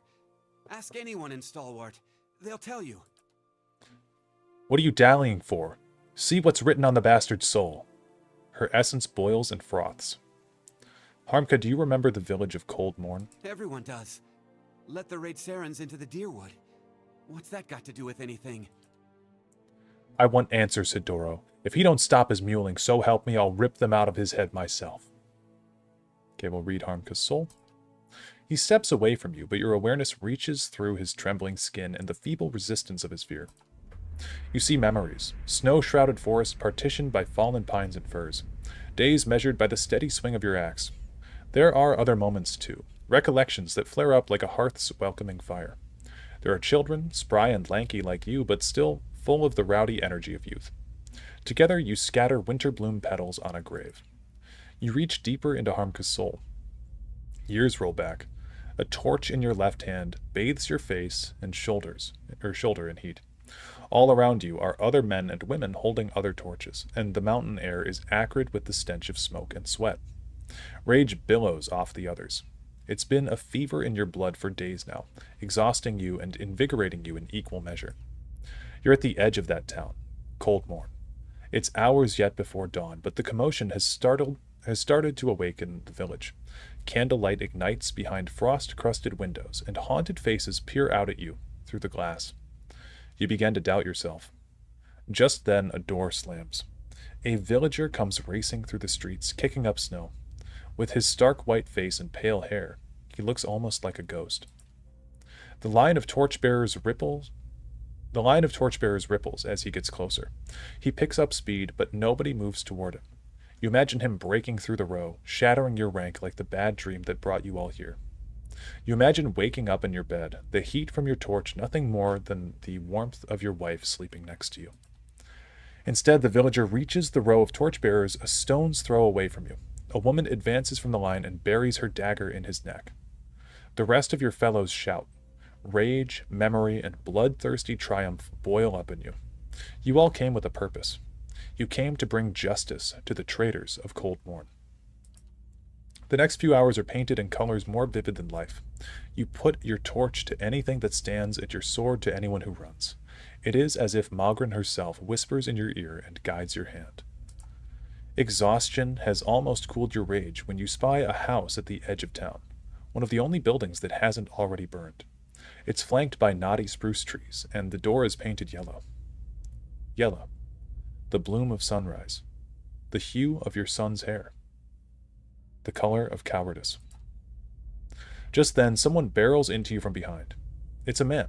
Someone you remember from the journey to Coldmorn, though you can't recall his name. He snarls at you, mad with indiscriminate rage, and it occurs to you that he's mistaken you for one of the villagers. You smash the window and hurl your torch inside. The other man has turned away.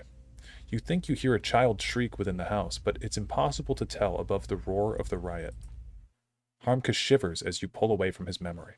His eyes are wide with guilt and fear. Spit it out, Hedora. What did you see?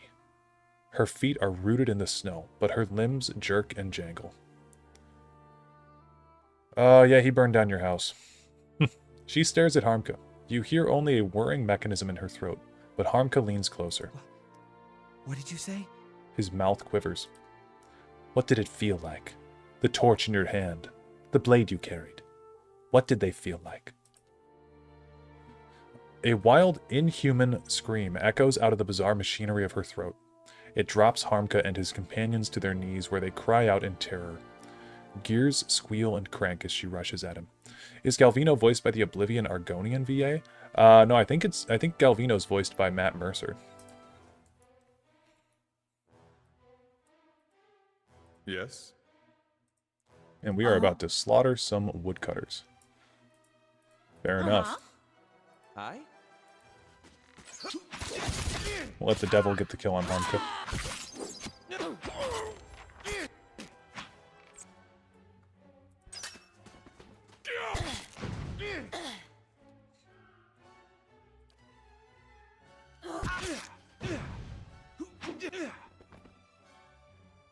I'm here. So from what I remember, this is not necessarily the good ending for the Devil of Karak. I'm here. But it's Almost something you can do. years I've been looking for him. She stares ahead as you approach, the ink-black marbles of her eyes fixed on some distant point. Her essence swells and swirls in the throes of contemplation. All that fretting and wondering. And the deed's over in less time than it takes to tell. I hope Harmka's death has brought you peace. Peace. Now there's a funny word for it. I killed a lot of folk in my time. Felt their blood slick in my hands. Smelled their flesh as it burned. She holds her hands in front of herself as they twitch and spasm. And I always used to imagine what it would be like to have Harmka under my knife. Feeling his breath come hot and fast. Smelling the fear ooze out of him. Did that woodcutter that Aloth swayed over to our side kill him? That's funny. And? Couldn't feel a thing. His fading pulse weren't no more than a powder of rain to me. She shrugs, letting her arms clatter to her sides. What do you mean? This body, it weren't made for feeling. Gouging my fingers into Harmka's wasting flesh, his screams just buzzing in my skull. She flexes and unflexes her fingers in a few lightning-quick motions. All it did was remind me. Of what? That this is a madman's fever dream. Like a prison, but no, because in a prison, you lay your head down and you feel the straw soft beneath you. Your flesh prickling in the cold, black bread crumbling on your tongue. She turns her arms in front of her, examining the scrollwork on the backs of her hands with horror and wonder.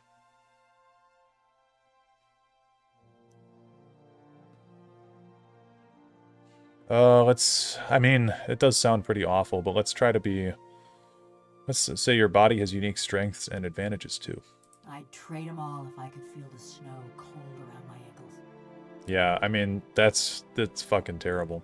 She shakes her head. I still dream on folk. I wake up some mornings wondering why I can't feel the floor beneath me. Thinking I must have fallen and gone crippled. But then I lift my head, see a bronze corpse stretching out in front of me. She lowers her head. A tremor runs through her. I'm sorry you have to go through that. It's not pity I want, it's a choice. She draws back from you. I dreamed too of what Galvino did that night. Those moments. I'd endure another cold morn if it'd spare me this fate. She rubs her hands together, tracing her even joints with her fingertips.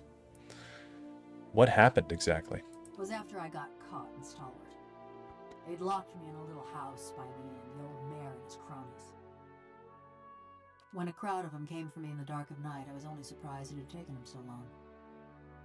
Only they didn't march me to no gallows. No, they snuck me to another house on the edge of town, real sneaky-like. That's where I met Galvino. What was he doing there? He was fiddling with some machinery in his workshop. Had his sleeves rolled up even though it was cold enough to see your breath. Never actually looked at me until he started fitting some copper helmet over my head. By that time, the mayor's goons had me trussed up good and tight. Galvino was having himself a grand time barking orders at that lot. What did the mayor have to do with this? He'd agreed to hand me over to Galvino for an experiment. She waves her hand at the word, metal flashing. Claimed it was a fair punishment, but the townfolk weren't too pleased at being denied their stone pitching. She crosses her arms, nodding. Didn't help that they heard the jangle of copper in that deal. In the end, that's what sent Galvino and the old mayor packing. I see. So while Galvino's fastening that helmet over my head and them copper bands around my arms, I'm starting to look at his contraption. And that's when I see it.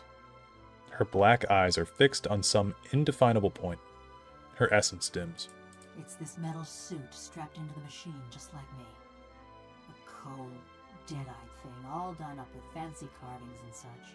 She shivers, her joints chittering. And this was the suit you inhabit now, you mean? The one. Her voice buzzes from her head, cold and distant.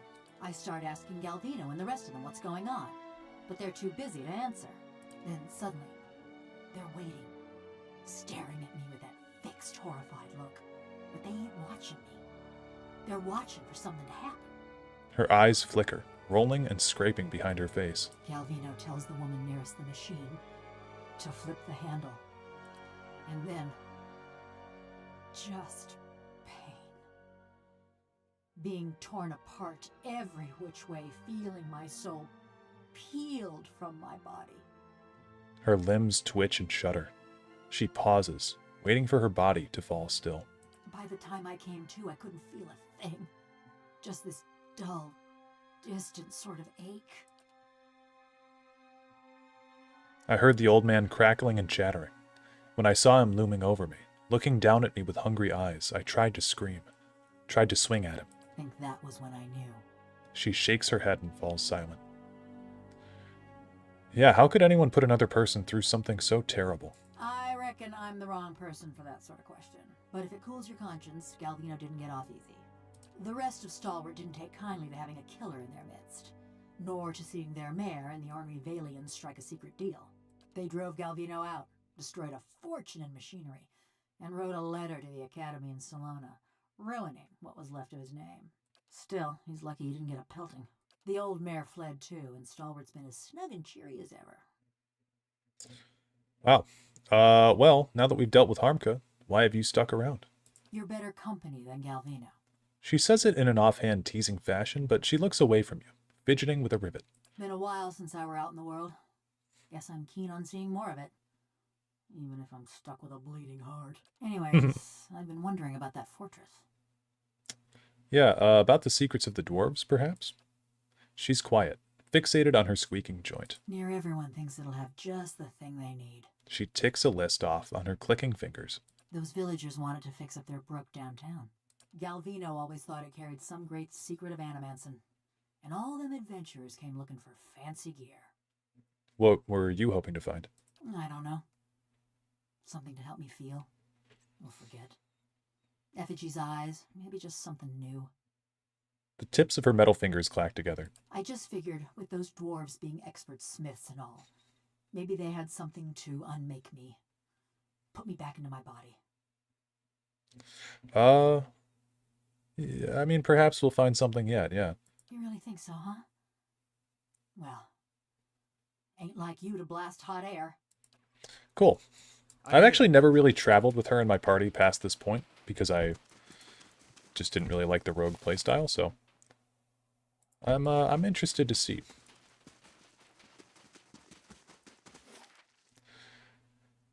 Okay, so we can get into Durgan's battery now.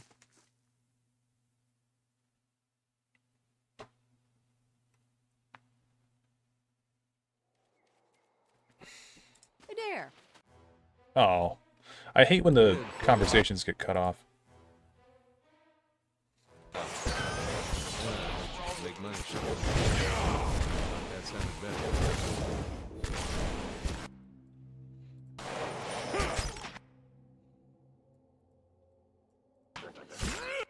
How may I help?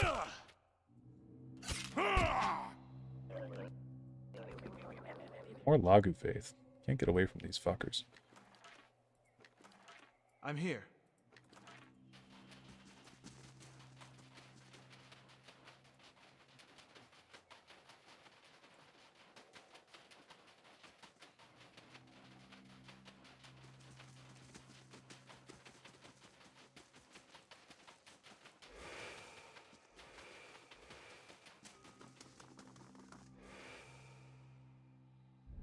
That caravan must have had a half-ton of steel. Coinmaster Zoltan's finally getting his way. For now. The other commandants will have his head. Only if they don't tear each other to pieces first. I heard Maroon and Exandru. Shh. Last thing I want is to get on Maroon's bad side. Fine, just say the words then. I'm getting hoarse. Folk round here say the battery swallowed more adventurers than the ogres. Thought you'd want to know. Okay. Through the wind and the ice, or though the wind and the ice have pried long, jagged cracks in the walls, the doors feel as solid and as cold as a glacier.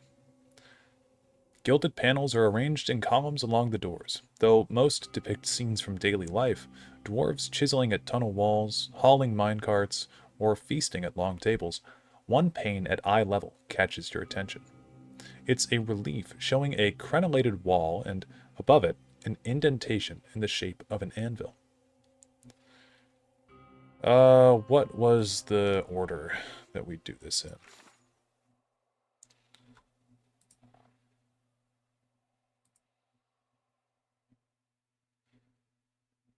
Let's see.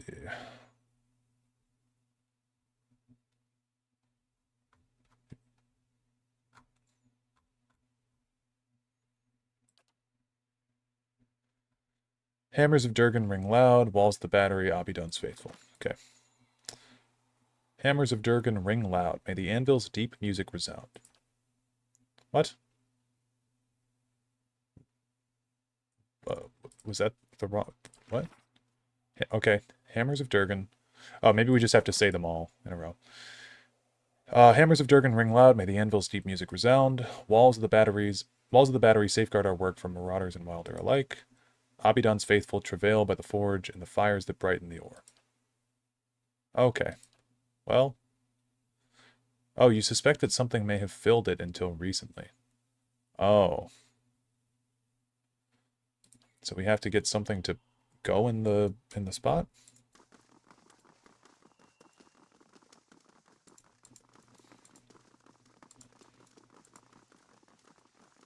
Goddamn Galvino.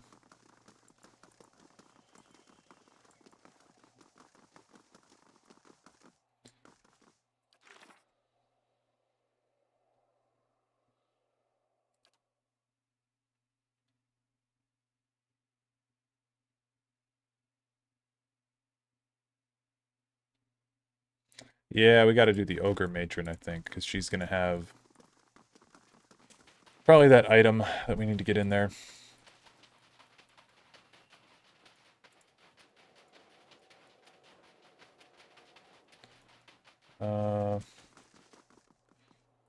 It's the quickest way out. Like down here.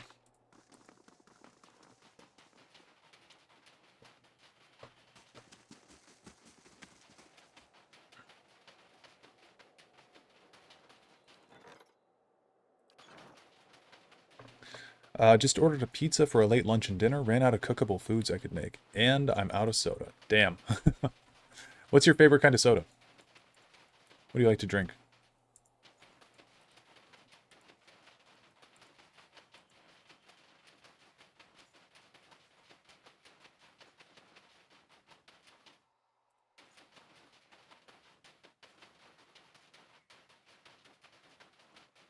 Also, welcome to the stream, Antikira. I think it's in the Russet Wood where the ogre matron is. So we'll go try to figure this out. And then you hit your own father? Not I. That was Isilmir.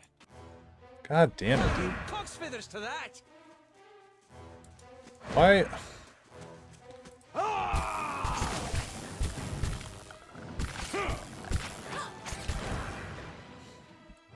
I would just like to experience the companion banner without an enemy spawning out of nowhere.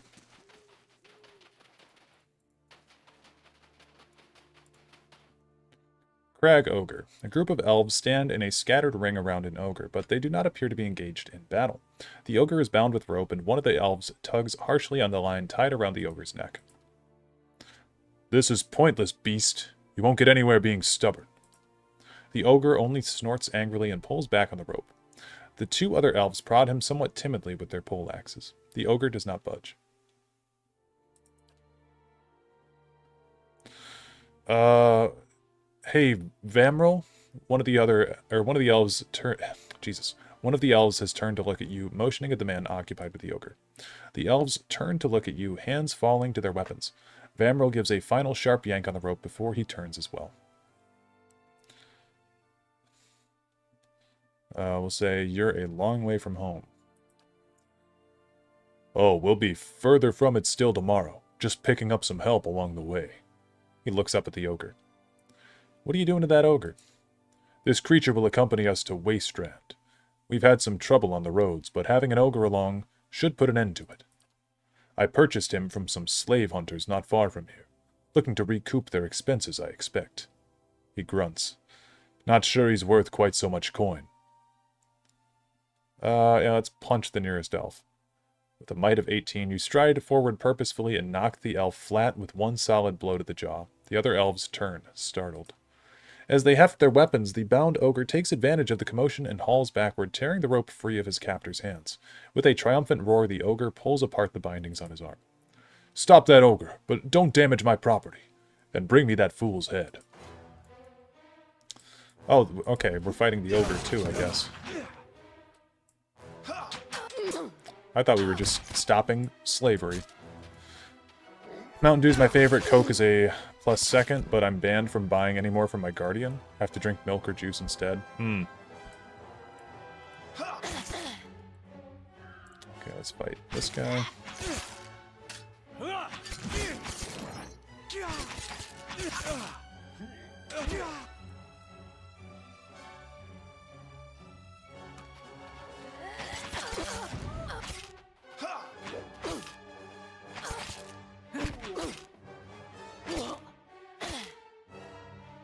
At once.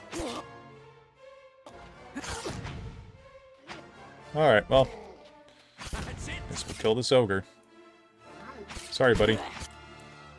You're stopping slavery? Slaves and slaves both? Yeah. Okay, we'll get this to... maybe the devil, actually.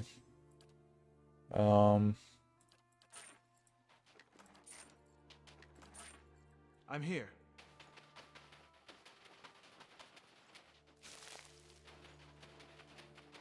It looks safe.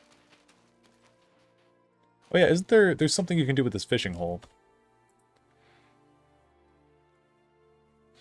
Cloudy water is visible through a large hole cut through the thick ice. It is larger than a fishing hole, wider than a broad-set almawa. Stirred, the surface of the water laps against the layered ice. You reach out to test the water. It nips at your fingers with every ripple, quickly numbing your hand after a few seconds. You know what my favorite soda is, by the way, is Mr. Pibb. It's probably my favorite soda, but they don't have it in many places. Look through the water to the bottom of the pond. The water swirls, silty, and nearly opaque. You attempt to see through the murk, but you can make out nothing in particular. Dive in, sure. Who will dive in? I think I have the highest constitution and might.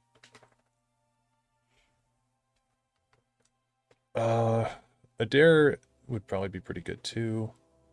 We actually can't have the Devil of Karak go in. We'll let Adair dive in. Yeah, I think he has better con than I do, actually. Adair dives into the water and disappears into the turbulent darkness. The cold steals all warmth, and every moment is a struggle. Yet, graced with exceptional resilience and endurance, Adair manages to swim with ease to the bottom of the pond.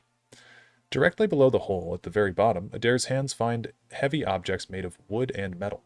They are chests, small but heavy. Adair starts to bring them up to the surface, one by one, struggling to carry their weight through the water. After a heroic effort, Adair comes out of the frozen pond. You let a few minutes pass to recover from the ordeal, and then you're ready to inspect your findings.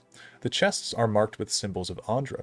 You grab one of them and pry its lid open to reveal its contents. Inside, all you see are rocks.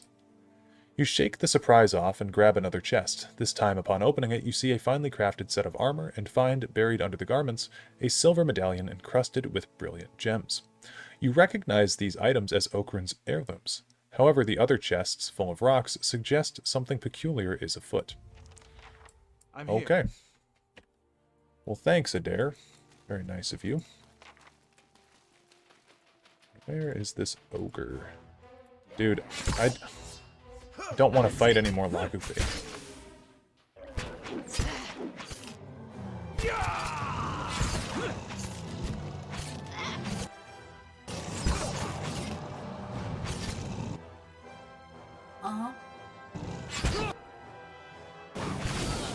Just tasted breakfast.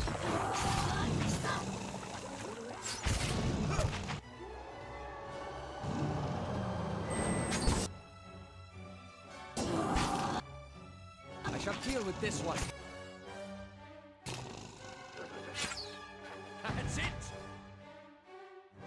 wonder what happens if you deal with the Starting to matron miss my peacefully neighbors. first. Yeah, I don't know. Yes? Okay. Okay, more stuff. Felisa, gently with the fingers, they're the best part. I don't want... A slow smile creeps across her face as you approach. The other men and women turn to look at you, their mouths filthy with blood and goblets of flesh. Well, hello there, handsome. What brings you to this part of the Russet Wood? Yeah, I'm looking for an ogre matron. Oh, how nice. She's staring at you intently now, and doesn't appear to have heard your answer. My, you look absolutely mouth-watering. She licks her lips. I don't want to fight you. Good, we'll kill you quick. You won't feel a thing. Okay. Hi. Aloth, you could do a fireball there. Cool. Oh no, don't fight. Don't fight me. Zawa is ready. Man, it is very hard to see where people are during these fights. I think that's Zawa. Okay, yeah, he'll fight that. I'm charmed for 0.1 more second. Random fact, she hasn't eaten in Almala. Zawa is ready.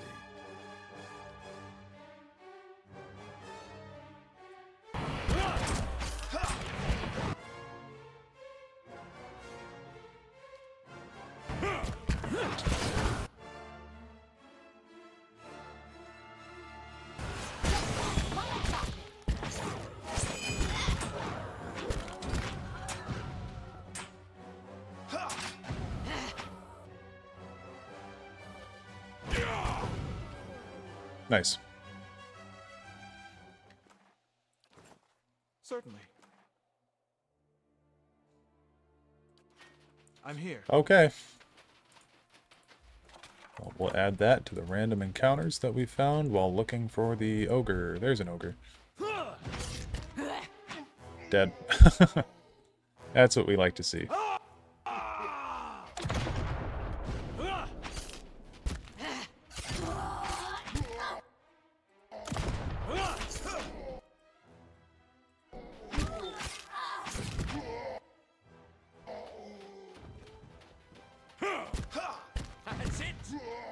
Nice.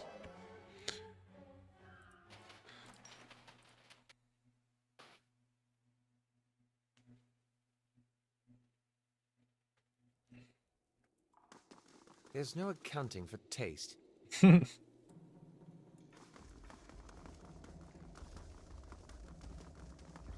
gotta see this. Jesus Christ.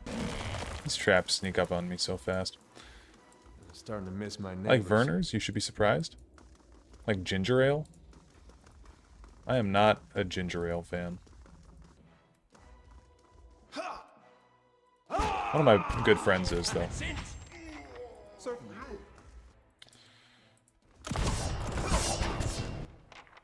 Okay, Dareloth. I think Wall is actually fun here. Boom.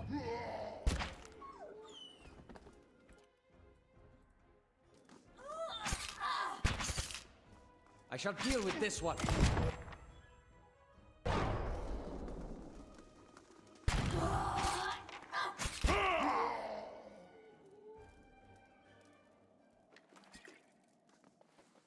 That'll do.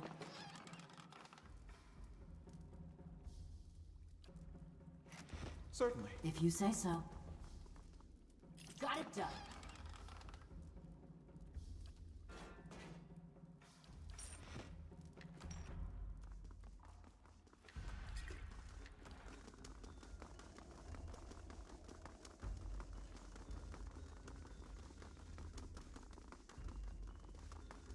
Okay, well this is why we want to be in our second mode here.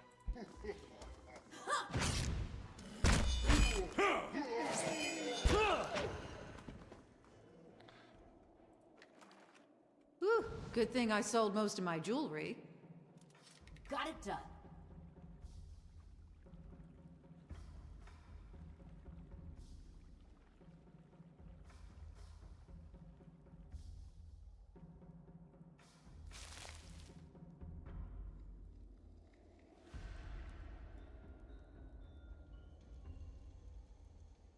This place is called the Ice Chute. A wide shaft snakes deep underground. The lip is surrounded by scattered refuse and half-gnawed carcasses, but wisps of light wink along the walls below. Yet the chute disappears into darkness. Peering into the depths, all you can see are shattered bones and streaks of frozen sludge stuck in the ice. A rancid odor of rotted meat wafts from the chute. Let's do a quick save. Inspect your surroundings. The ice that varnishes the chute feels slick and smooth. It won't offer any traction. The faint echoes from the depth suggest that it's a long way down. However, you notice a thick stalagmite nearby. It looks sturdy enough to hold a rope and a grappling hook. Sure. You secure your hook to a thick, solid-looking stalagmite, giving the rope a tug for good measure. It holds, and you cast the free end into the darkness of the chute. Climb down. After several minutes, the mouth of the chute disappears above you. The climb tests your patience more than your strength, forcing you to choose your footholds carefully, until the chute opens into a wide cavern around you. You lower yourself hand over hand, keeping your half-numbed fingers wrapped around the rope. You still can't see the bottom. But as you look around, a glint of light catches your eye. You see a small outcropping clinging to a wall nearby. Skeletal remains cluster on the ledge, and between the bones you detect a glimmer.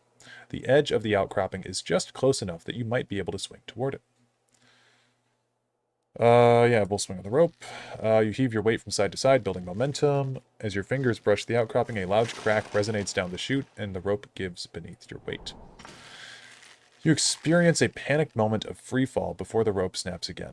While you can't see all the way to the mouth of the chute, you can guess that your grappling hook dug its claws into a ridge in the ice just in time. It's holding for now. You tighten your grip about the rope and consider your options as the rope creaks softly overhead. Yeah, we'll climb down the rope more, given your grappling hook's precarious hold in the ice above. You decide it's best to descend as soon as possible. You're near the exit. The walls of the chute close around you as you approach the exit. The footholds become slick and sparse once more. Devil of Carrick slips on the ice. The sudden movement jerks the rope. It groans, and a metallic clang booms in the distance above you. The hook comes loose. You fall. With a final crash, the chute spits you out into an open cavern. Okay. Ugh. Ah, more Lagu Faith. Sick.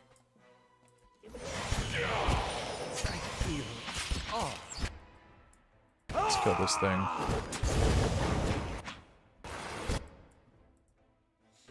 Zawa is ready. Right here.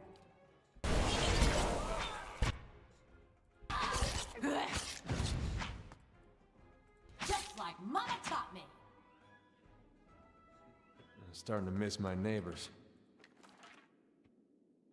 I'm here. Can we climb back up? No way to climb back up. Okay. Dead ogre. More Lager Faith.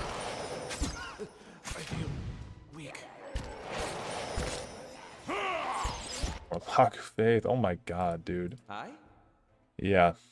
Enemy density.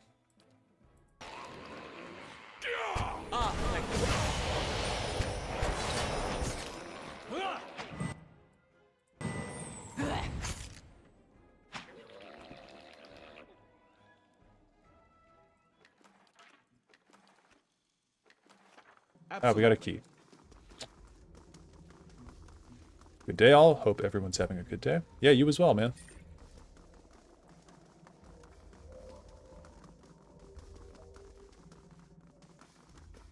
Step lightly.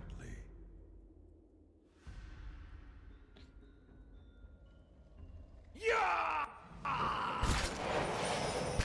That's it!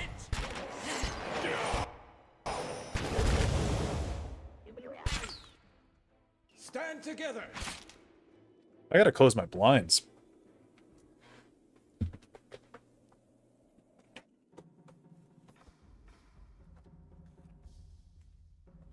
I could barely see the screen there. Okay, here we go.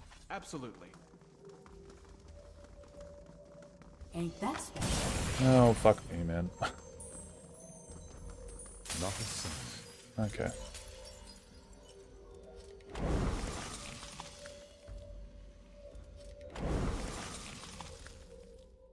Blinded by the light, yeah. Stand together. Stand together, orcs. Crazy sun, what does it think it's doing? I know, right?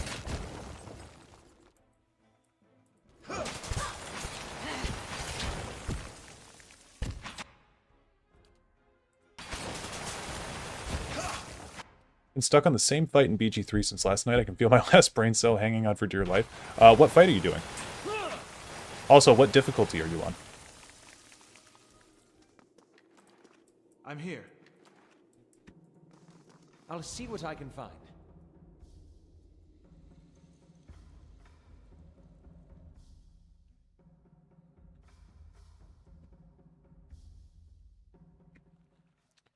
Okay, well, there's the matron.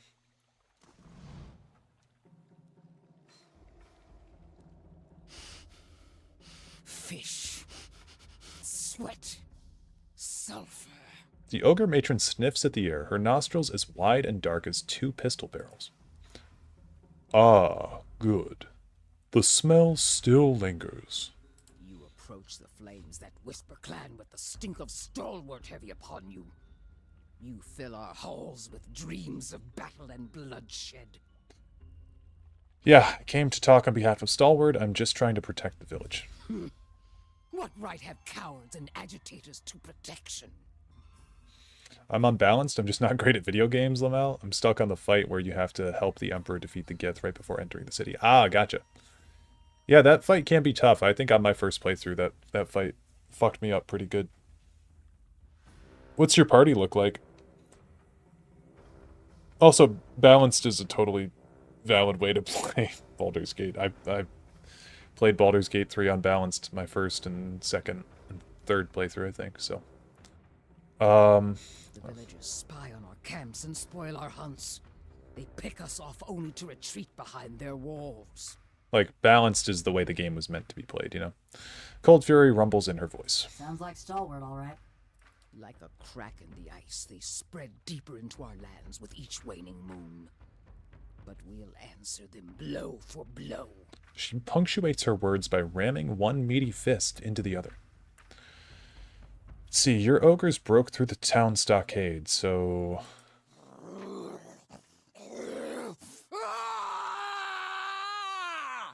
And now Now you spread lies.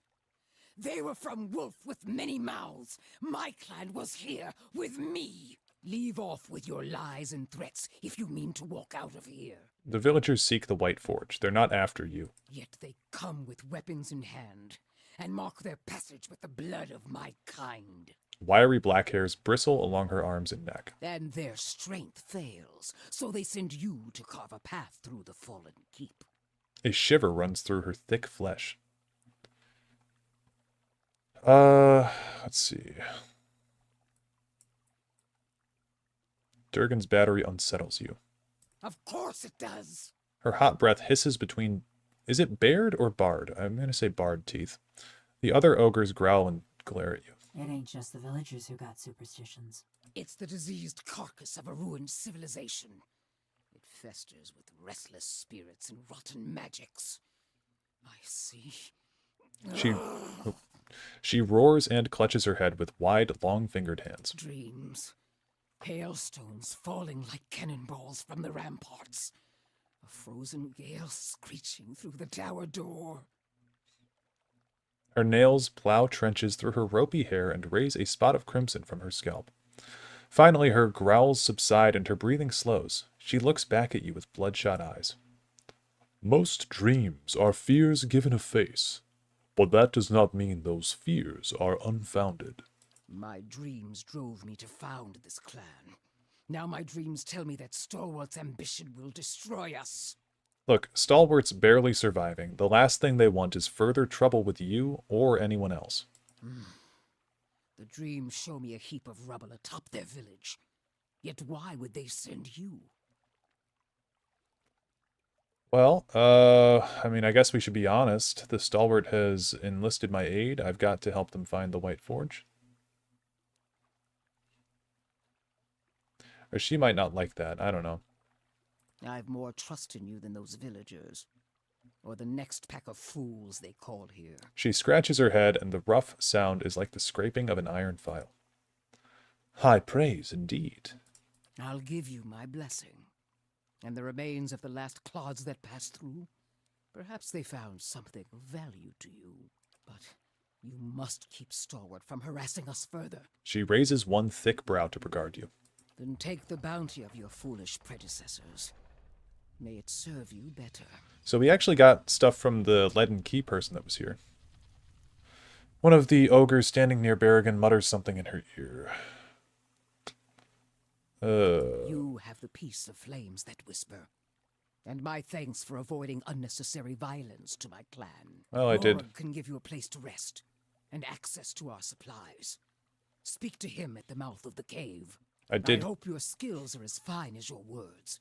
It is rare that a matron betrays her dreams. Okay, stop talking. It's my turn to talk.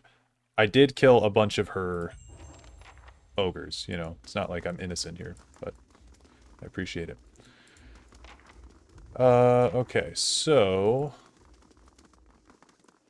Got the Leaden Key stuff. I've tried multiple combinations for my party, and I'm not under-leveled or anything, so I'm genuinely not sure why I'm having such a rough time. I've done it before, and I don't remember it being this hard. Yeah, one funny trick.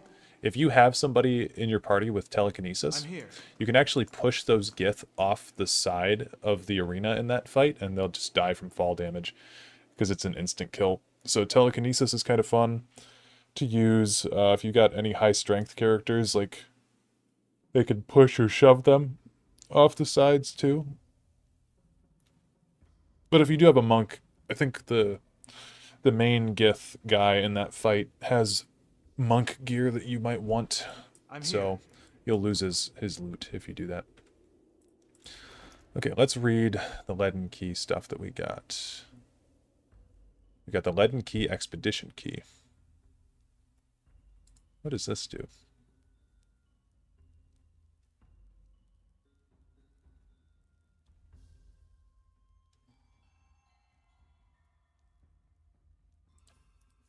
Okay. Leaden Key Expedition Journal. This leather-bound journal is embossed with the image of a key. Most of the pages are filled with rust-brown stains or writing too small to read, but you're able to decipher a passage near the end of the journal. Couldn't detect how the front door opens, even after she pried the iron tile from the relief. The more I consider it, the surer I am that the old Valian was right. We'll have to dispose of him, but we can't afford to act until we've destroyed the White Forge. Even his meager knowledge was a revelation to us. If he's right, we've got to hope that the Cantek he speaks of was written down somewhere. We've decided to strike camp and search the area for books, records, or something. Anything's better than sitting in the middle of this blizzard. Okay. Well, I don't think we found the relief, did we? Oh, we did. Battery relief tile. Alright. Cool. Thanks, ogres.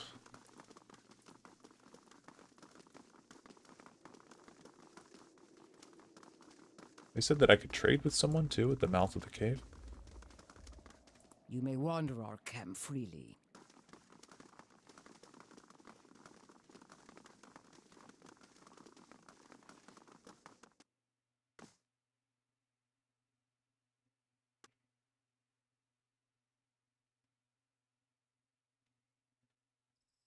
This guy? Morug? Show me what you have.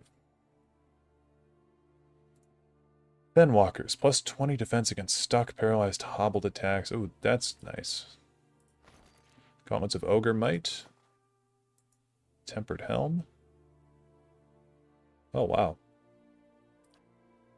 Sure. Wild Strike. Burn. I don't know what that is. Wild Strike damage. Ah, okay. Druid thing. Well, sure. I think I really need any of this anymore.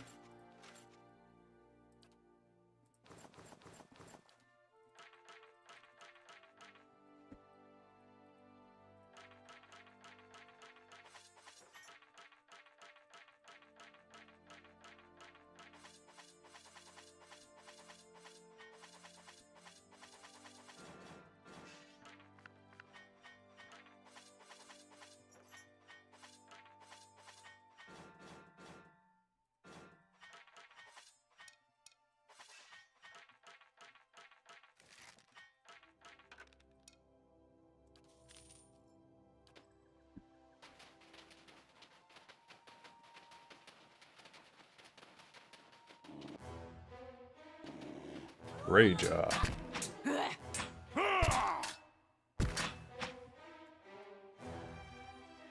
could go for some shut-eye about now.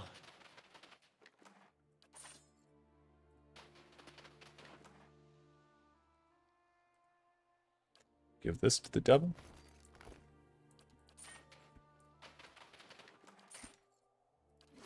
Okay.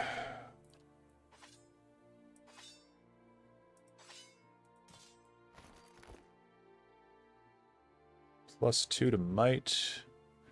I've got those on at the moment.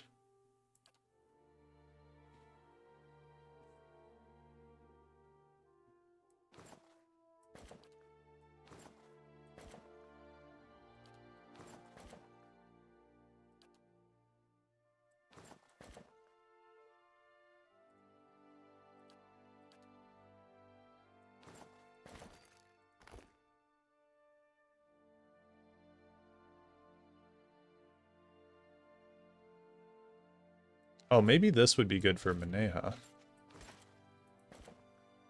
I don't know how raging works in this, but seemed like a barbarian thing. Okay, so more combat.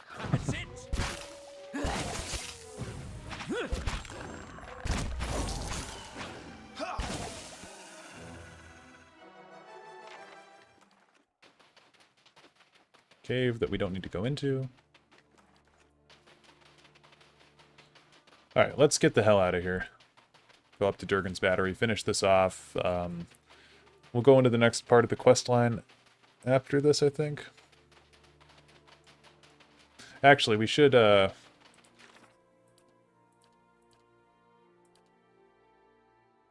I don't know. You must gather your party before venturing forth. We should talk to Renan Guild really quick about dealing with the ogres. I think that's a good idea. Because right now we're in the White March Part 1, so the White March Part 2, I believe, starts soon after we enter Durgan's Battery. If I'm not mistaken.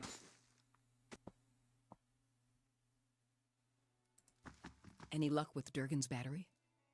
Okay, we actually can't tell her about that. Never mind.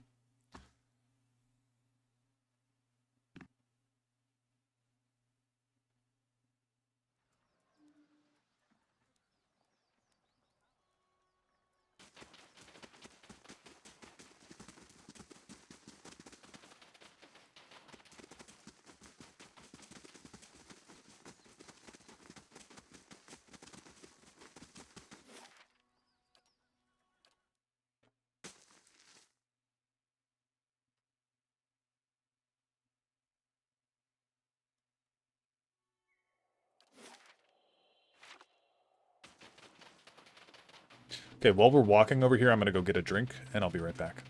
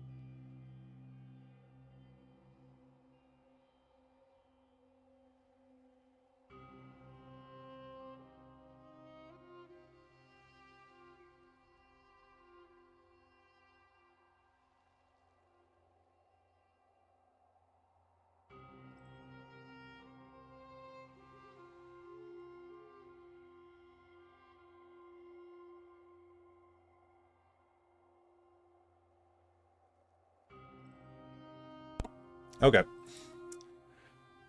We will push the anvil tile into the relief. Hammers of Durgan ring loud, may the anvil's deep music resound. Distantly, you hear the melodic chime of metal on metal in the low chorus of a work song.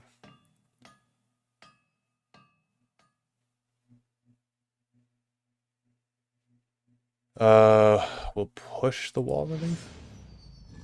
God damn it. Oh, hammers of Durgan ring loud, may the anvil's deep music resound. So we'll strike the anvil.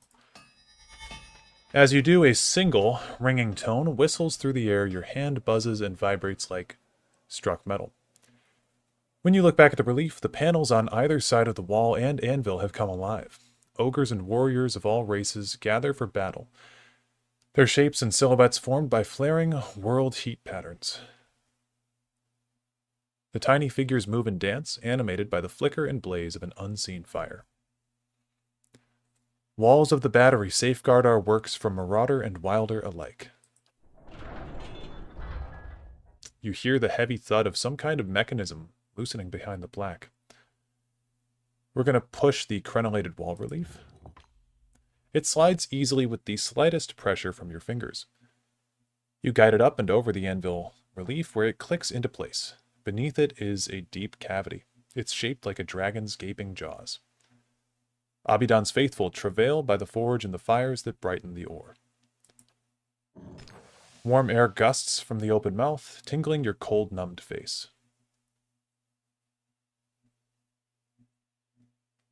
Examine the mouth more closely. The heat billowing from the mouth prevents you from getting too close, but the rim of the cavity and the tiny teeth surrounding it are blackened with soot. You accidentally inhale some of the vapor. It's odorless, but it leaves you lightheaded. You also notice that the dragon's tongue is a fire striker. It's hinged and attached to a chunk of flint. We'll use our torch to light a fire in the mouth.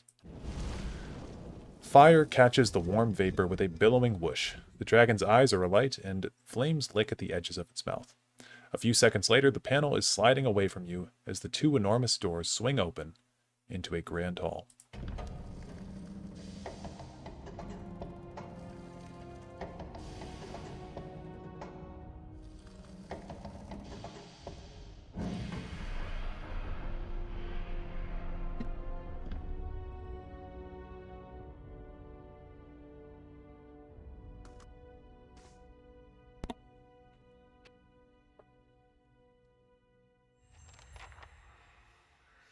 Not a sound.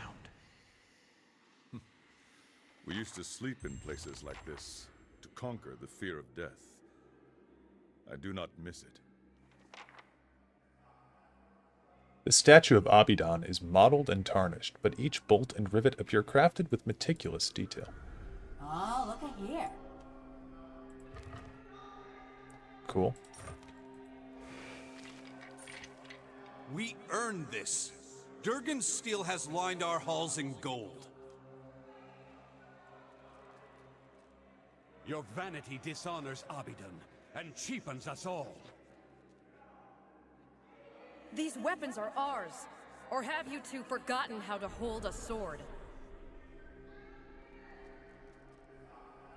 This what it feels like to be a watcher? I think I'd be going crazy too.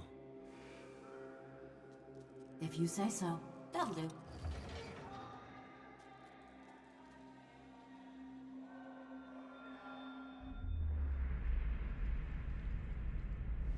Damn you both!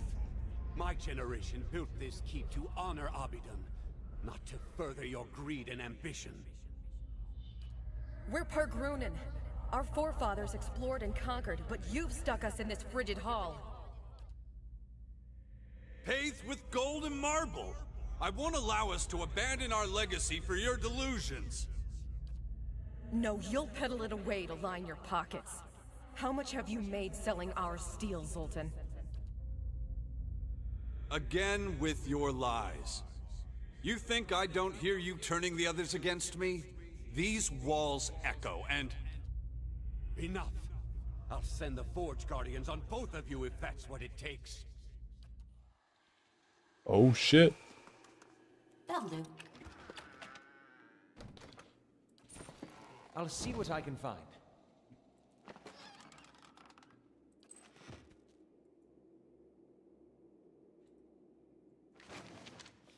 Record of production. Here is a current accounting of this month's production. 20 longswords, 15 axes, 12 hammers, 7 maces, 2 flails, 7 full suits of armor, 4 Forge Guardians, 3 additional suits of armor. If the Commandant's remark on production rates kindly... If the Commandant's remark on production rates... Okay, I see. If the Commandant's remark on production rates kindly remind them that we received 3 different work orders from them. Vassal, Master Smith of Durgan's Battery. A note in another hand is written at the bottom of the page. What does Exandru need with so many Forge Guardians? Keep an eye on him. M. About to make some Japanese curry soon. Gonna be a lot of tasty food tonight. Nice. What's in a Japanese curry?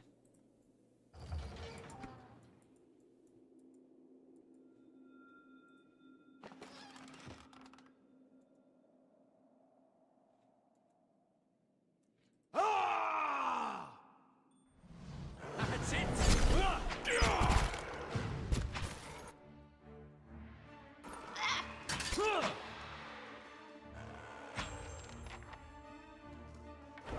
This thing isn't doing the job. I could go for some shut-eye about now. Zawa is ready.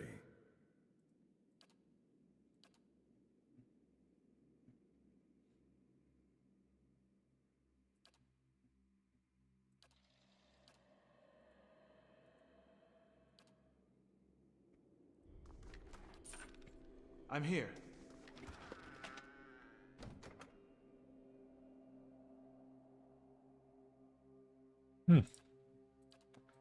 Seems pretty good.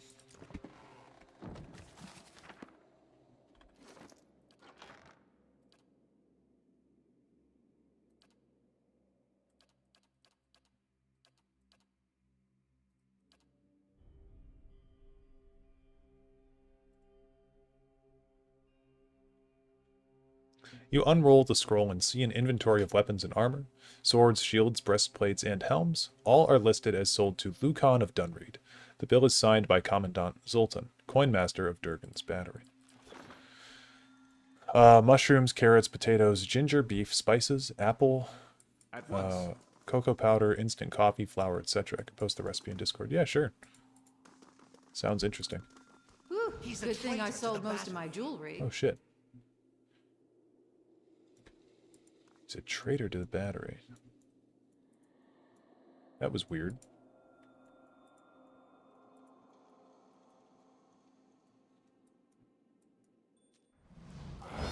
That's it!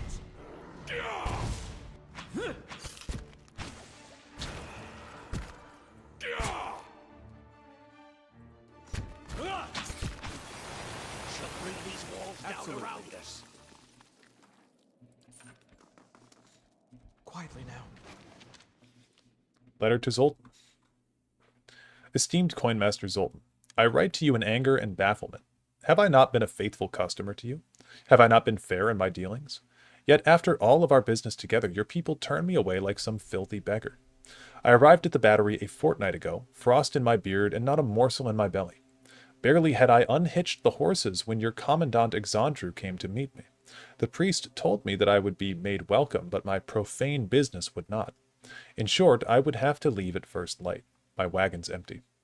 Certain that this was but a negotiating tactic, I told Exandru that I would of course see him compensated along with you. He left in a huff, and when I presented myself at the door, it was Commandant Maroon, your arms warden, who met me.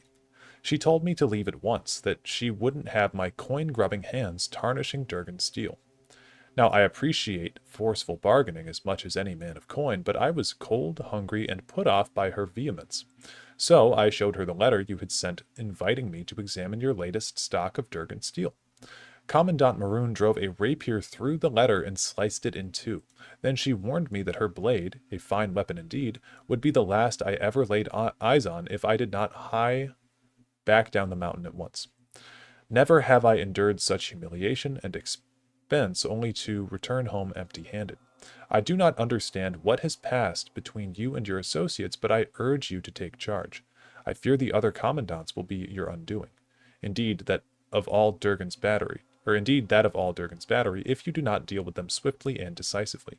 Yours, Mestre Aneto of Cesaro, or Cesaro. Oh, look at here. So nice to see traps. Oh, that one is a little bit too If you say so. That'll do. advanced for us. Okay, let's head in here. You'll regret this. That'll do. Oh, we got a Durgan iron ingot. Cannot disarm the trap.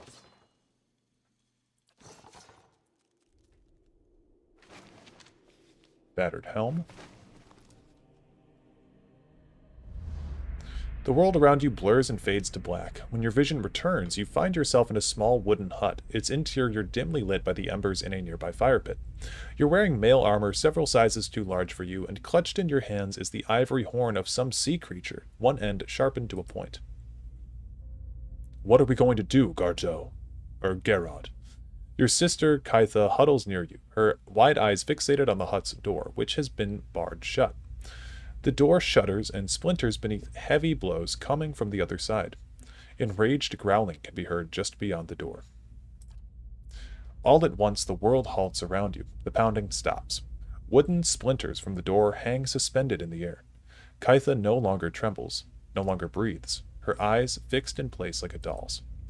The wisp of essence you had followed to this point in the memory has dwindled to little more than a faint trail.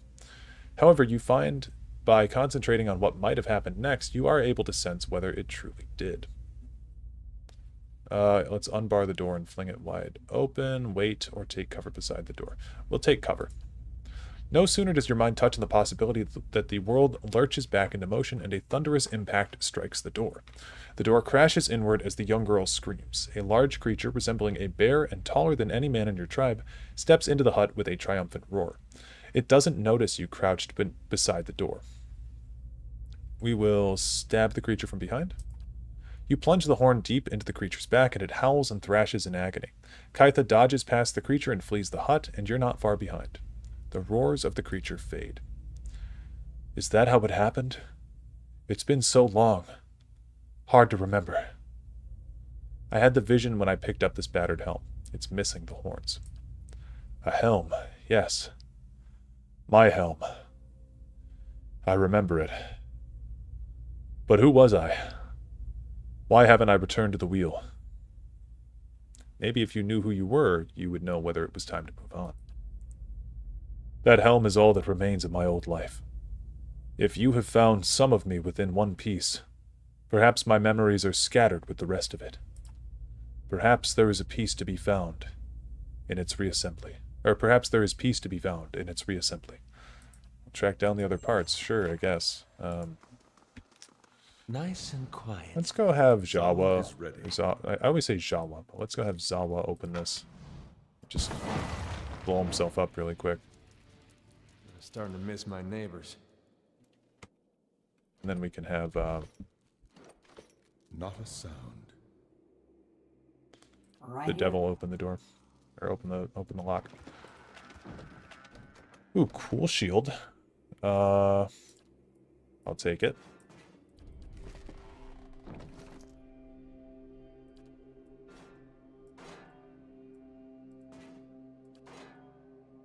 Very cool shield.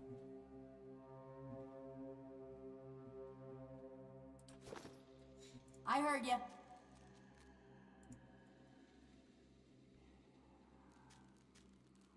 Let's see if we can get a sneak attack on this.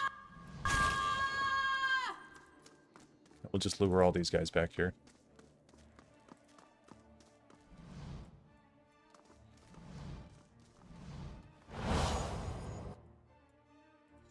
Okay. That's it.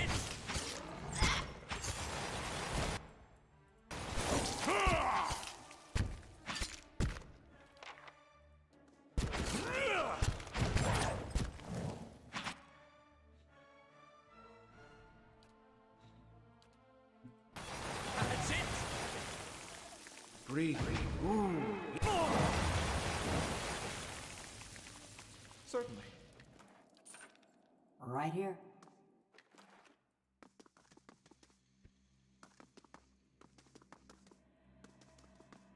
Got it done.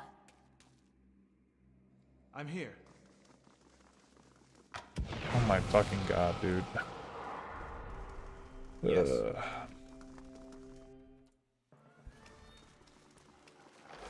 Oh, they're over there.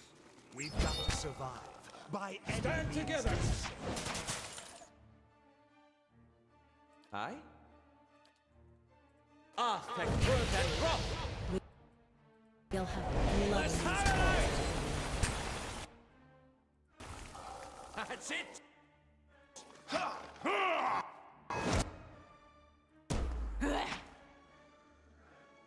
Certainly. Uh-huh. Sure. I'm here.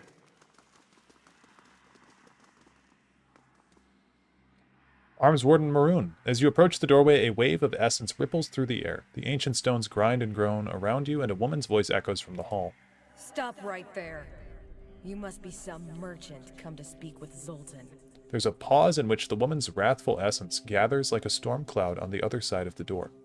The entire room creaks from the pressure of her presence. Do we know when Avowed is coming out? Yes, Avowed is coming out officially on February 18th, but I'll be getting the like $90 version of it on the 13th, and I'll be streaming that on the channel. Who's Zolt? Another door? Our illustrious coin master may let you plunder our armory, but I've got other ideas for dealing with your lot. Turn and go before I show you how an arms warden deals with trespassers. A group called the Leaden Key is seeking something here. The ghost stirs, looking around and shivering. Their eyes widen and glow as they light on you, as if they're noticing you for the first time. Just as quickly, they gaze away and seem to forget you once more, but now they seem alert, wary. Whoever you're searching for, I haven't seen them, and none get past me. Leave our halls. Go back to whatever land you hail from. Your halls are full of corpses. I need to know how you died. You waste your breath on hollow threats. There's a hiss, a grating noise, and the click of something sliding into place on the other side of the door. I'll have you carved by Durgan's steel, wretch. Then we'll see what the other commandants have to say. The ghosts turn their heads and lock eyes with you, shrieking in hell.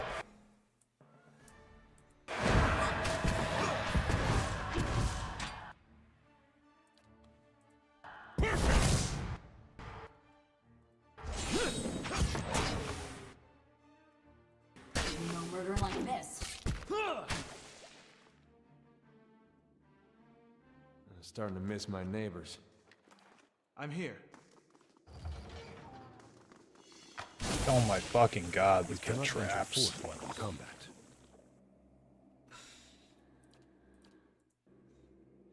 Oh, half asleep, a tide of deafening whispers assails you, chipping away at your senses, at your mind's understanding of itself. Their roar is louder with each passing night, their attacks more brazen, less confined to your subconscious.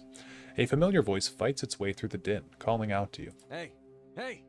You gotta stop it with that. Just about punched you to snap you out of it. You were saying things, but they weren't any words I ever heard. You were shaking so hard I thought you'd crack your spine. What happened to the bucket of cold water? Adair shrugs and looks away, concealing his smile poorly. Things haven't improved. My mind may be going. Yeah, so I noticed. I've woken you sooner, but I thought it'd be nice for you to be able to close your eyes a bit. Folks don't last long without sleep. Dareloth, the master thief, falls into all traps. SMH. Dude, fuck the traps in this game. I'm just trying to move through dungeons. You're twitchy these days. Reminds me of Mayorwald more than I'd like. Anything I can do, you just let me know. We're close on this one. Hang on a little longer. We'll get you fixed up. You awaken and hear someone stirring, growling. Looking over, you see Mineha twitching and muttering in her sleep. You can't make out what she's saying, but from her bared teeth and the sheen of sweat on her brow, this seems like a very bad dream. Let's shake her awake. She sits bolt upright, roaring and reaching for her weapon. Decker. Your punch lands squarely on her jaw. What? Oh. Her gaze darts around, but slowly focuses on you. She grimaces and looks away, wiping her face. Oh, sorry. I must have been dreaming. She lies back down and turns away from you. About what? No, it's nothing. Sorry, I shouldn't have bothered you. You aren't bothering me, but something's clearly bothering you. I'd like to help. She's quiet for a long time. It seems like she's already gone back to sleep, but then she sighs. You told me about your awakening. Aloth stirs. Mineha waits silently until Aloth rolls over and resumes deep, steady breaths. I guess I've had a similar problem. There's something I remember from a former life. Happened hundreds of years ago, but I remember it like it was yesterday. How did you remember it? Happened while I was fighting in Old Valia 20 years ago. My unit was camped out in the palace we'd just taken. The others were roasting the last of the Marcheso's pigs in the feast hall. So, I went to the wine cellars to fetch a few bottles. She works her fingers into a knot. I don't know how long she'd been hiding there, but there was this old woman. Must have been one of the servants. Her fingers curl into fists. She had this wild look in her eyes. I approached her and tried to tell her not to be afraid, that she was safe. Mineha holds out her hand, reliving the memory. She screamed and grabbed my arm. It felt like someone had hit me in the back of my head. I blacked out for a few minutes, and when I came to, she was gone. I took a few bottles up with me, feasted with the rest of the troops. But when I went to bunk, I had a dream. Only it was more vivid than any dream I've ever had. I tasted the sweat on my lips, felt the jungle air on my skin, heard the cries. What about the old woman? I asked the other troops. None of them had seen her. Anyway, I laid off the drink for several days, but I kept having the dream. After a few weeks, I thought a change of scenery might do me good. Since then, I've been a pirate in the Deadfire, a pilgrim in the White That Wends, an adventurer in the Living Lands, and a gift bearer in a Shamadal.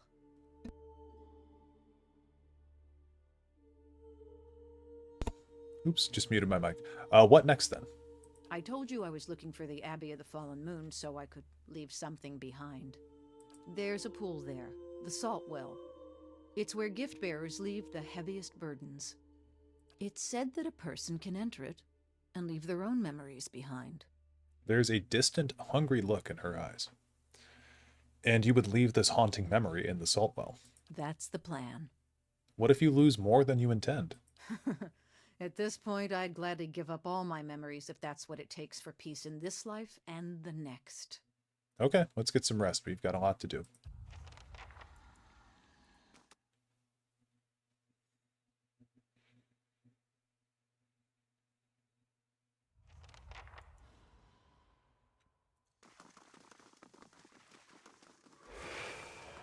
We can't hold them off! Fall back!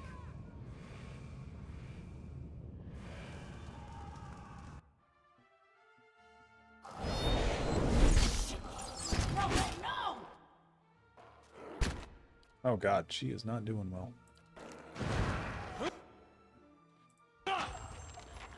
Just get her out of there. Or even do a blind strike on this.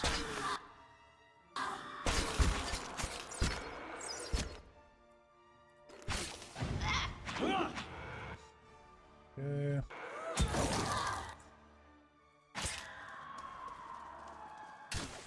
Oh, I thought the siren was dead. My bad.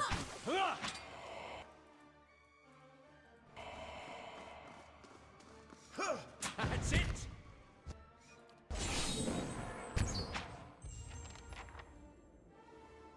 I'm here. Losing ground!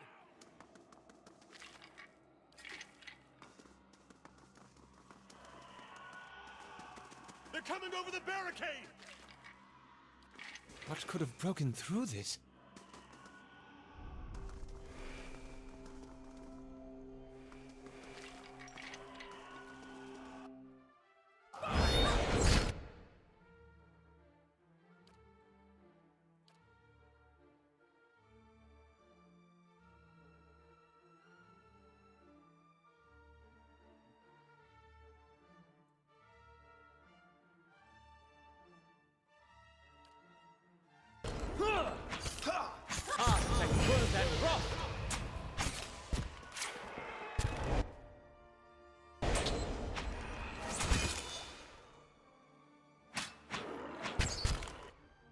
How's it going, Dread?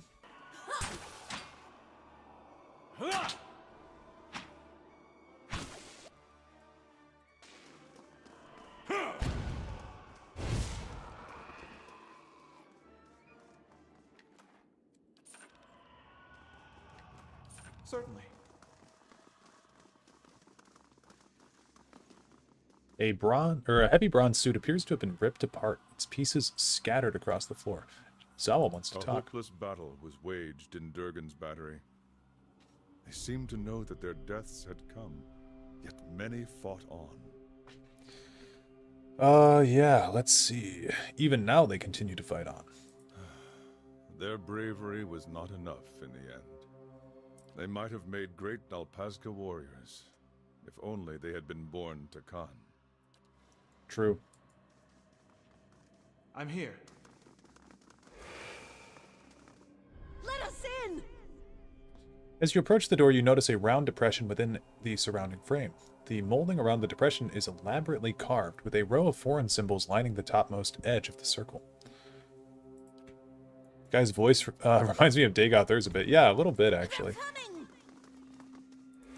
Okay, there's a lot to explore here. I do think we need to go into one of these rooms. It might be this one. I'm remembering, like, needing some kind of an object. If you say so. To the mines! If you say so. Oh, we don't even have enough mechanics to do that. So we'll probably need to find a key in one of these rooms, and then I think in that room might be the thing that goes in that socket. And if I find something good, you can have half. Ah, Sigil of the Helm. That would be more for the ghost guy. Bitter Spirit. Yeah, I think we go through here.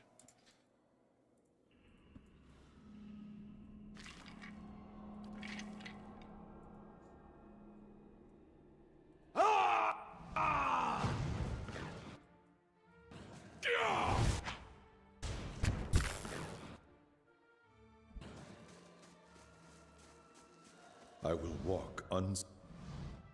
Oh boy.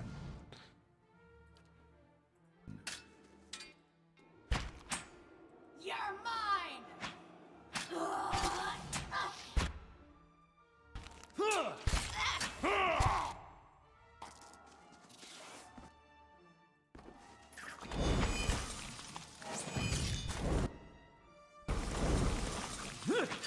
That's not very helpful.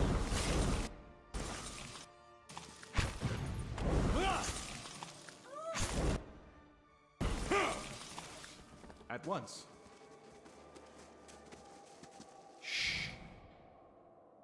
As Casades is dig out there like Radagon is America. Nice.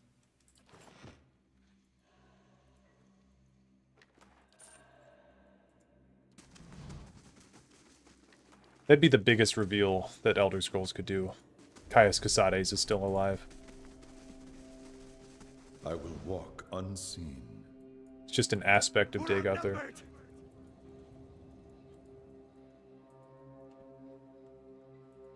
That's right, we can get in this minecart, can't we? An empty minecart sits at the mouth of this tunnel waiting to be loaded up with ore. Despite the condition of some of these surrounding tunnels, this cart and the tracks beyond appear to be intact. There's a lever at the base. Let's climb inside, pull the lever, let's go. Uh-oh. The minecart moves downhill and quickly gathers speed. On the next rise, it becomes clear that there is some form of enchantment upon the tracks. The cart loses none of its momentum. After a sharp turn, you find yourself rapidly approaching a fork in the tracks. One track leads left and another upward and to the right. Let's look around quickly. You notice another lever set along the side of the tracks. The minecart hurtles along toward it. We'll grab the lever as we pass. I think the Devil of Carrick will do it. Devil of Carrick hangs over the side of the cart, reaching for the lever, and nearly topples head over heels onto the tracks. By the time the Devil of Carrick is pulled back to the cart, the lever is out of sight. Damn, I thought her high dexterity would help in perception. The minecart rattles away noisily down the tracks, turning here and there as it follows the tunnel. You pass glittering veins of ore and the occasional piece of abandoned mining equipment. Eventually, the minecart begins to slow, and as you approach a lit cavern, you realize that you have come back to where you started. Well, that sucks. Let's do it again. Pull the lever. We'll grab the lever. We'll ask Adair to do it. Okay, it's athletics. In a show of agility, Adair manages to hang over the side of the cart and grab the lever as it comes along. The lever slams into place, and the impact nearly knocks Adair out of the cart. There's a grinding noise, and then the tracks shift ahead of you just in time. The cart rattles onto the right track. After a dizzying series of turns and twists, the minecart slows, then stops at the entrance to a new cavern. Caius returning character in Test 6, or maybe one of his descendants, Spy Family. Caius most likely died due to an overdose. Well, we don't know what Caius did when he went back to the Imperial City, you know. Okay, we got a Sigil of the Shield. Hop in, continue, and then we can climb in, pull the lever. Oh. Okay, hop in. So I guess that doesn't do anything further. Alright. Body. You hear that? Erasmer's letter. Something was hastily scrawled across this page. It reads, Floru, we're trapped here, but I take heart in knowing you're safe below. When this ends, take whatever you can carry and leave for Fort Bonepicker at once. Take our nephew if you can. It's not safe here. Keep this with you. Your love, Erasmer. The other side looks like a poem, but it's obscured with dirt. Right here? Sure. I'm here.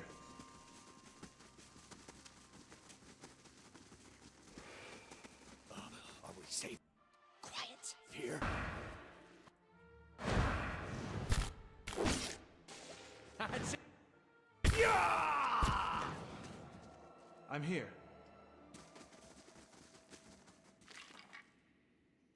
+3 for Constitution. Do I have anything that's boosting con? Nope. I don't. Oh, no, my sword does.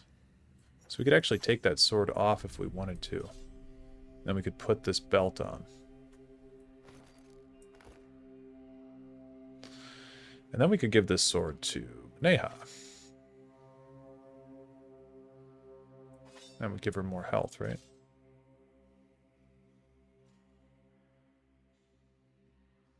Oh, wrong sword.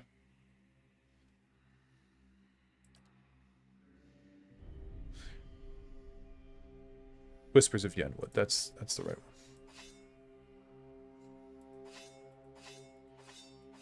Yeah. Cool. Are there any other games you might be streaming regularly now that Legends is gone? I don't know about any consistent game, but we're definitely gonna do. Actually, for some reason, stats from weapons do stack with other equipment. Oh, weird. Okay, well then we'll stack that up on ourselves. Yeah, now that Legends is gone, I don't know if there's going to be any like consistent game on the channel, but definitely we're going to be playing a lot of RPGs and that type of thing. Finally beat that fight. Only took me 4.5 hours. Hey, the most reasonable fight in all of Baldur's Gate 3, for sure.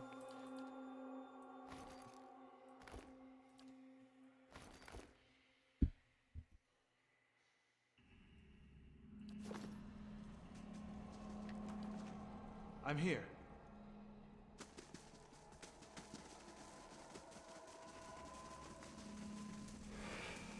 Hurry! We can hide here! This dwarf remains lie on the floor covered in dirt and swathed in cobwebs. Essence drifts nearby, hanging in the stale air like dust motes. It takes a little additional effort, but you manage to gather the floating essence to you. You work your way into it and suddenly find yourself immersed in the soul's memory. The shock hits you with an almost physical force. Your heart hammers within your chest. Other Pargrunen rush past you, retreating or attacking. It's gotten hard to tell. You're running along a dark tunnel, pushing your overtaxed body as fast as it will go. Your heart pounds harder with each step. Concussive thumps echo above you. Each one seems to resound in your heaving chest. You pass the mines and reach the main hall. It's packed full of shouting, shoving, panicking dwarves. Even if you could reach the door at the other end without getting trampled or beaten to death first, something in the fever of the crowd tells you it's already locked. The tunnel behind you rings with screams. You had another dial for the door to the forge below, but it's locked in the workshop, on the other side of the barricade. The sound of battle grows closer. You race to the mines, ignoring the building pressure in your chest. You scurry deeper into the mines, losing track of your path. The tunnels seem to close around you. You stumble and fall. You try to pull yourself up, but your arm is dull with pain. Even though you've stopped, you can't quite catch your breath. For the first time, you notice a squeezing agony in your chest. Darkness gathers around you. Search the body. Found a key. We'll take the key. As you do, you hear screams of horror and fury. The dead of Durgan's battery converge on you, their unnatural teeth and claws bared. Okay.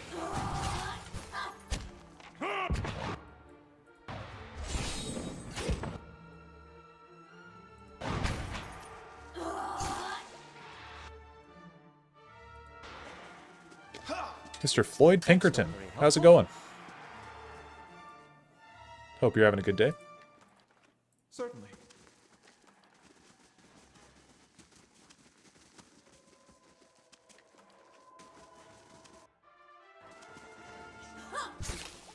I bought this game and cannot for the life of me pick it up. That's totally understandable. I get that. It's a very hard game to get into. I won't lie. You gotta really be in the mood for it. Stop them! Oh shit. Okay, hold on. Actual combat.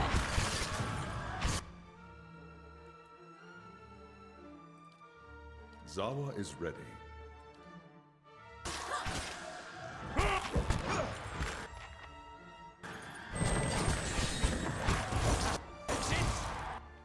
I'm here. Ooh, Aloth is almost dead. I'm here. Should do my Holy Radiance, actually.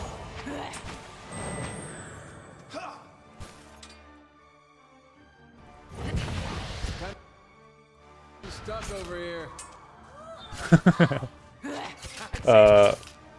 All the spells and attacks are just stuff. I have no clue what anything does. I click a thing and then I click another thing. So right now, actually, because I was getting sick of the combat aspect, because I'm trying to move on to Pillars 2 soon. I just turned the game onto the easiest difficulty, and I don't really even feel bad about it at the moment.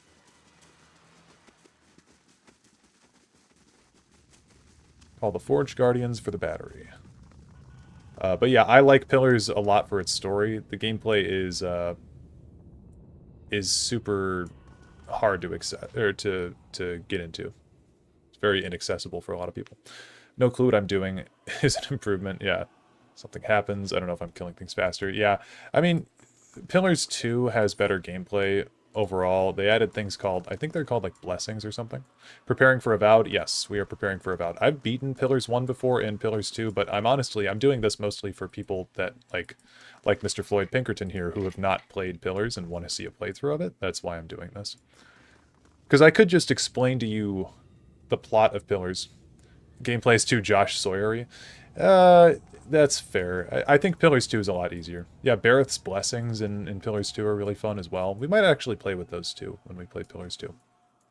But yeah, they just refined a lot of the gameplay aspects in 2 as well. I think in 1, there's so many enemies all throughout the map. It's like, it's really been getting crazy. Or me, I have yet to play it. Yeah, exactly. Tried PoE 2, it's easier to get into, definitely. Yes, definitely it's a lot easier.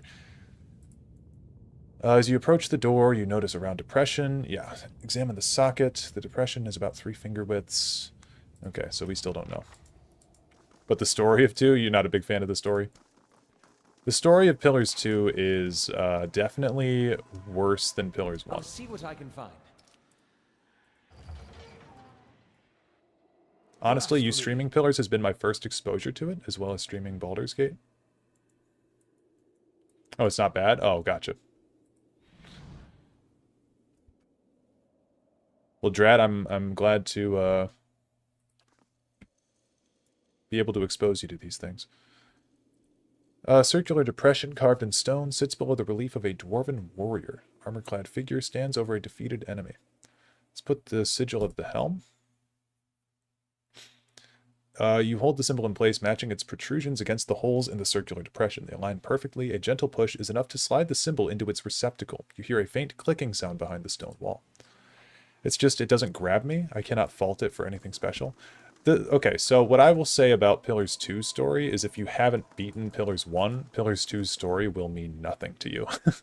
It's really something where you have to have played 1 for 2 to mean anything. We just take this? These are Abidon's treasures. Oh, they're not going to like that.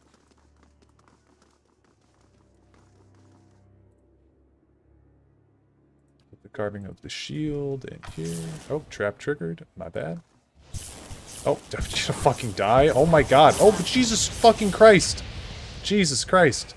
Oh my god. What the fuck was that? Holy shit. Okay. That was insane. Let's put out a blessing. We're actually going to need a little bit of help here. Yeah, the devil is just down. Do a barbaric yell. Fireball on those 3. I'm here. I'm here. Now that the blessing's done, I'll do radiance. Okay. Kill this guy. And then we'll kill this guy.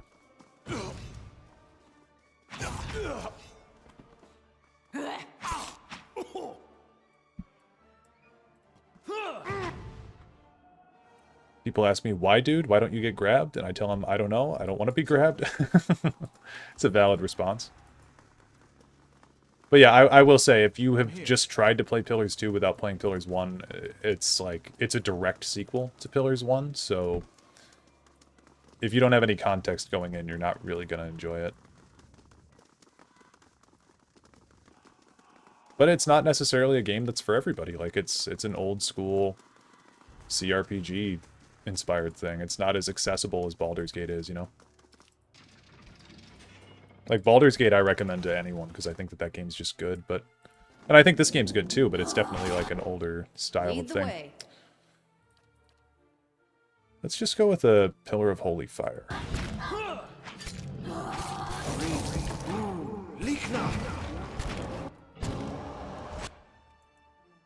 Yes?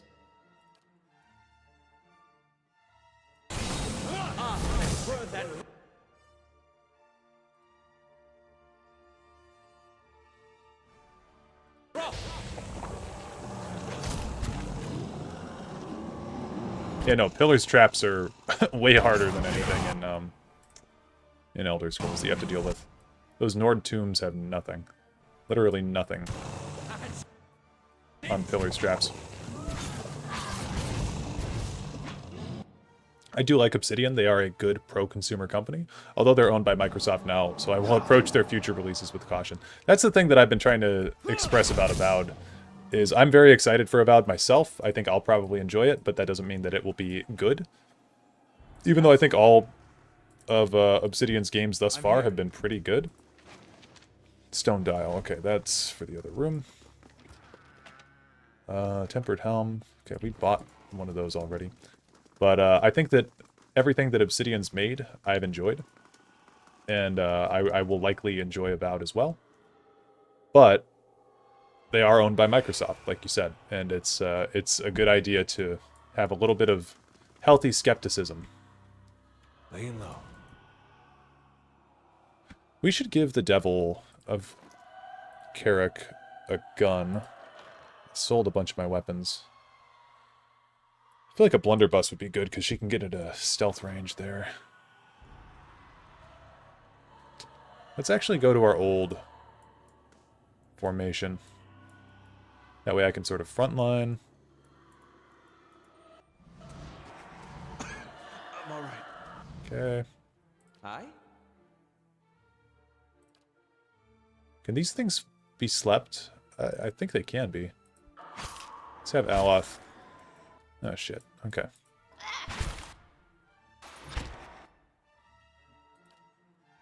Like in PoE 2, they added turn-based game mode for free. Yeah, the turn-based mode in PoE 2 is really cool. Yes? I haven't tried it myself, but the idea of it's very cool.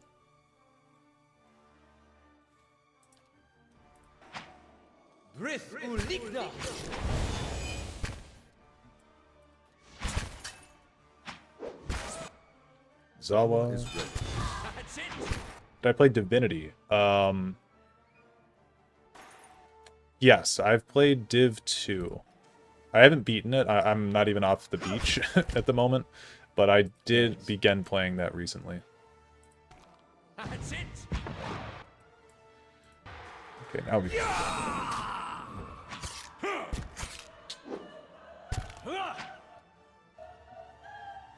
Do the same with that game? I own it. Yeah. Something about Divinity just did not capture me the same way that Baldur's Gate did, though. I mean, I want to give it a try still, but... Stone disc. At first, the disc does not seem to fit until it is oriented a specific way. You hear a quiet click of casings as it sinks into place. Nothing appears to happen right away, however. On the disc itself, an arrow-shaped protrusion points north. Okay, well, let's rotate the dial clockwise. Dial rotates easily enough, though you hear a peculiar rattling behind the wall. The dial comes to rest with a faint click. The arrow points east. Let's do it clockwise again, and again, and again. Okay. As you turn away, you hear the faint grinding of stone. The dial faces north once more. Alright, so we got some kind of a puzzle we got to do here. I think the fault is with me, not the game's fault. I mean, you don't have to feel bad for not enjoying a certain game, but... Yeah, I do think that, like, Div 2 is a well-made game. We got no problems with it. Let's see what we got. I guess that's a fair way to put it, though, the fault being with you.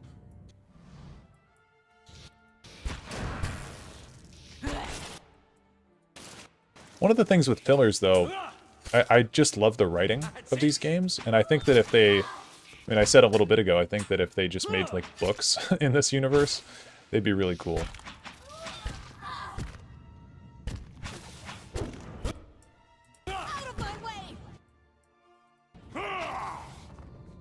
As you said, I need to be in a mood. I do love that mood when I'm in it, which is why I'm upset, yeah. Yeah, I mean, Pillars was something that I had always heard about. And then I was in sort of like a funk. I've been in a funk for a while with Bethesda where I just don't enjoy their games the same way that I used to. Keep running. And so I needed a different fantasy game to play, and I was like, well, Pillars of Eternity. I think it was free on Xbox Game Pass, and that's when I first played it. And I was like, God damn, this is a really good story. I mean, I played this for the first time on Xbox, of all things. Plus 9 deflection. It's pretty good. And then I didn't play the DLC, though. And then I got it on PC, and I played the DLC there. Dude, Bethesda, don't start. That's my whole channel, man. My whole channel's based on Bethesda. If you go to my YouTube channel, it's like, it's mostly all Bethesda. I don't want to be associated with Bethesda in the way that I am, but I mean, I am at this point. Like, there's no avoiding it. I'm trying to just be like a fantasy game type of YouTube channel, but Bethesda is my... I mean, they're the games that I've played the most. So many good underutilized other forms of media, like books. Yeah, they do. I mean, the Elder Scrolls books are good.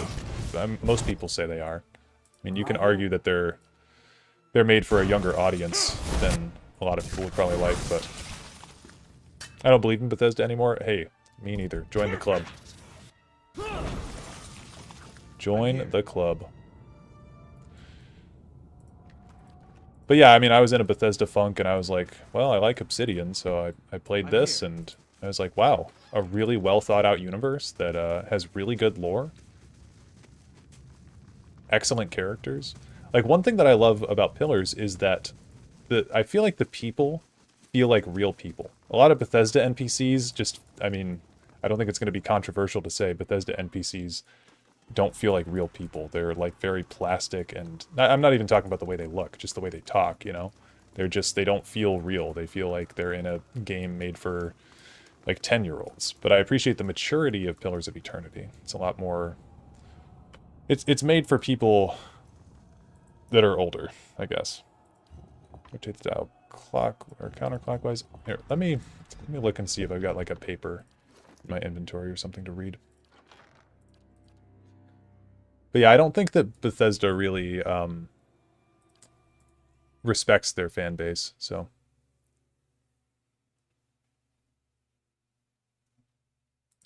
they're good, but critically they're fine. Nothing special, like you said. A bit made for younger audiences. Yeah, I think that Bethesda games are definitely made for younger audiences. I'm enjoying the Mirac First Dragonborn video. Oh, thank you for popping into the live to say that. I appreciate it. That was one of the first... Well, that was like... I don't know. That was one of the first Elder Scrolls lore videos I did that did well. Did you happen to play the newer versions of these old CRPGs like Dragon Age Origin and BG3? Oh yeah, I have, let me look on Steam really quick. I have 773 hours in Baldur's Gate 3. I have a Baldur's Gate playthrough on my channel, on my YouTube channel. It's not like fully complete, as in it's not fully edited, but I've got Act 1 and Act 2 of BG3 on my YouTube channel. On honor mode. I've done... I think I've done 4 honor mode runs at this point. To completion. Or near completion. I have 470 and I still don't get most things and haven't seen everything. Every time I get surprised with some new shit. Yeah, it's so good. Oh, there's... Oh, hold on. We can read on the pillars here. Okay, yeah, I probably should have done this. So, to seek the White Forge in the north... reached Old Valia in the west, a cold wind from the south, and bore parents to the east. So, what was that? Northwest, southeast? Okay, as we know from the Morrowind playthrough, my directions aren't the best. North, south, right? And then counterclockwise, be east, west? God damn it. North. Oh, northwest, southeast. Okay, hold on. Let's try that again. North. West. South. East. God damn it. Thanks for the follow, Mr. Floyd. Bro, I never knew these pillars were here. Seek the White Forge in the north, reached Old Valia in the west, a cold wind from the south, and bore our parents east. What am I screwing up here? Did I not just do that? North? That would just be going counterclockwise. North, west, south, east. Maybe we go fully around? Dial faces north once more. I have almost 500 hours in BG3, which wouldn't be bad, but I just got it late October. I mean, that's pretty awesome. I was about to write that there is a globe that has these coordinates, but that was on the lower level. Okay, north. Maybe it's like a story. Directionality gets some people. I've seen a statistic about that a while back. There's a certain number of people that have to think about right, left, and north, east, southwest. I mean, look, north and south, I'm fine. Those are pretty easy. For some reason, east and west, and I know, like, never eat soggy waffles, right? I know where east and west are. Japan is east of here. California's west of me. Like, I can tell you that, but for some reason, I just get the terms confused sometimes, like when I'm quickly doing something. So, I don't know. Probably just that Pargrin route on my later playthroughs. Cannot wait for patch 8 of BG3. Literally cannot wait to try the new subclasses. Yeah, me too. I'm extremely hyped for that. I really want to play a Death Cleric. I really want to play a Hexblade Warlock, because Warlocks are just broken in Baldur's Gate. What's the Bard class that's coming out? College of Glamour, right? You're supposed to push the disc every time. God damn it. Okay. Hold on. I didn't even see that it said push the disc. Okay, push. The dial spins out of your hand. It makes a complete revolution and rises so that it's flush with the rings once more. Comes to rest. Counterclockwise push. Counterclockwise push. Counterclockwise push. It comes to rest with the arrow pointing north. Leave. Is that... Push, push, push, push, push. Okay. This is some bullshit. We're gonna rotate the dial counterclockwise. Man. College of Glamour Bard, yeah. I'm excited for that. The Circle of Stars Druid. That one also seems really cool. And I'm not usually a big Druid fan, but it seems pretty awesome. 1, 2, 3. Wait.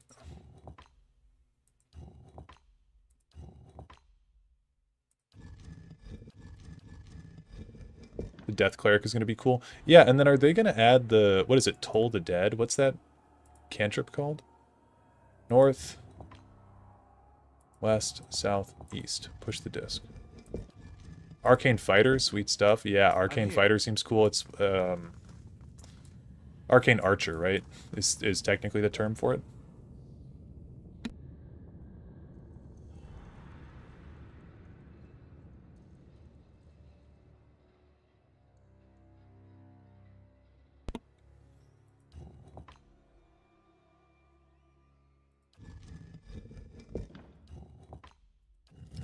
Ah, okay. We did it south. You press the disc as the arrow points south. You feel a satisfying thunk and notice that the dial has sunk a fraction of an inch into the depression. The door is still locked, but this feels like a step in the right direction.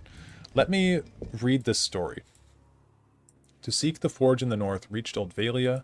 Oh, it's out of order. What is wrong with me? Hold on, I don't need help with this. I don't need help with this. So, south is first. A cold wind from the south reached Old Valia in the west.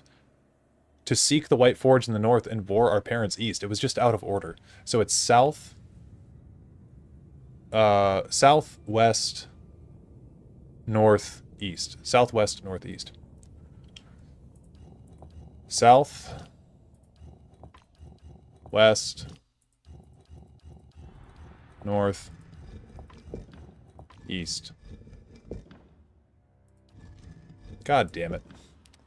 Is that not right? South, west, east, north? Southwest, east, north. South, west, East. North, okay. There we go. So if it was a cold wind from the south, reached Old Valia in the west, and bore our parents east to seek the White Forge in the north. I was reading it differently. A cold wind from the south reached Old Valia in the west to seek the White Forge in the north and bore our parents east. But to seek the White Forge in the north had a period at the end, so that's clearly the end of the sentence. So I don't know why I'm so stupid, but there we go. We got it. I have a somewhat memey character that needs Glamour Bard. He's a dwarf Glamour Bard Phalok. Santa. Sounds like fun. Swashbuckling Rogues 2. Can't choose a name for my Drunken Master Monk. Fistifer or Mephistopheles. Those are both good. We're in this together. You know what I wish? And I know that, like, we're already getting so much content. Larian are, like, the best game developers ever for all the free stuff that they put into the game. To guard the stairs. We can hold them off for a while. But I do wish that we got more races, more playable races. I'll organize the troops to guard the stairs. We can hold them off for a while. Okay. Vazel's repairing the Guardians. Ilune's preparing for the... You can't be serious about this. Let's just wait those monsters out. Abidun wouldn't let us... Abidun rewards earnest work, not begging and cowering. We must hurry.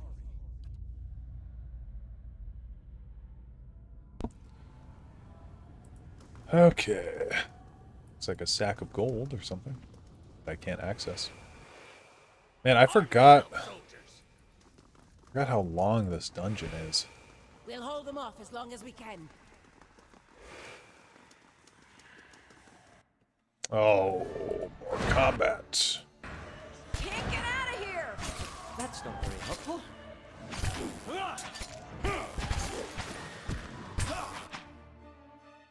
Right here. Ah, she died anyway. Oh, is she just dead? Oh, fuck. Hold on.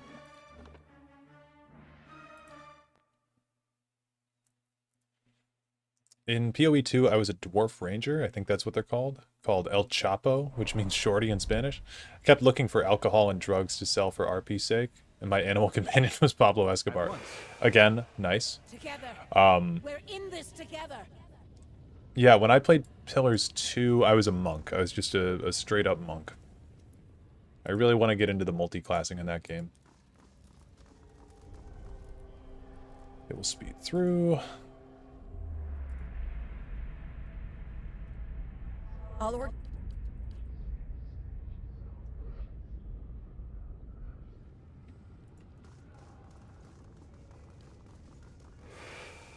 We'll hold them off as long as we can. Abidan, guide us. I wish we had Getzerai. Hell, we have Get Yankee and the Getzerai are cooler. Yeah, Getzerai would have been really neat to have had.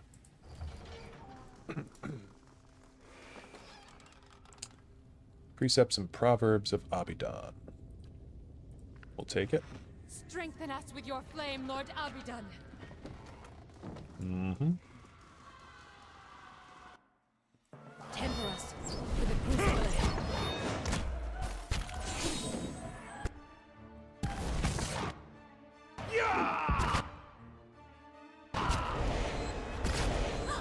That's not very...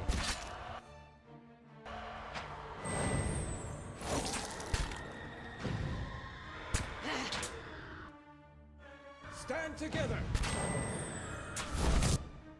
Stand together!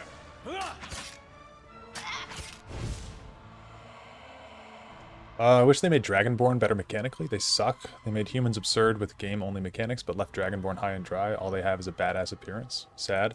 Agreed. Dragonborn, and there's also not that many Dragonborn in BG3. I'm here. How come you don't cast as many spells? Where's your spells? My spells are, like, if I wanted to cast spells, I'd go here. Because I'm playing on the easiest difficulty, I just don't really need to cast spells.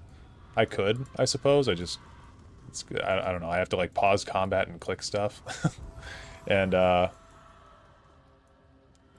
don't actually have to really do anything because it's on the easiest mode. Okay. We can level all of our guys up really quick. Go through. Holy power seems fine. Yes?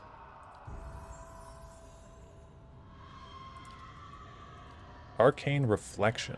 Spell Reflect for 63 seconds. I feel like this could be pretty good against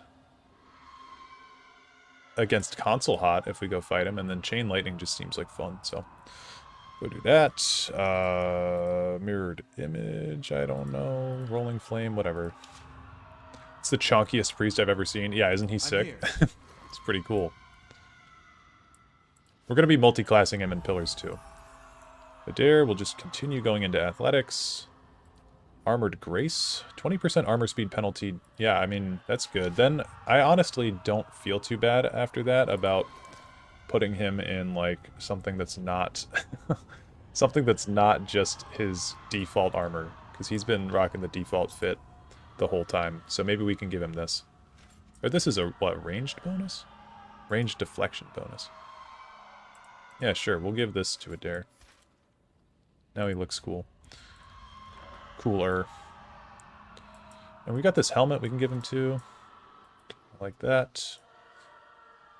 Oh yeah, these deflection bracers. I wanted to give those to someone.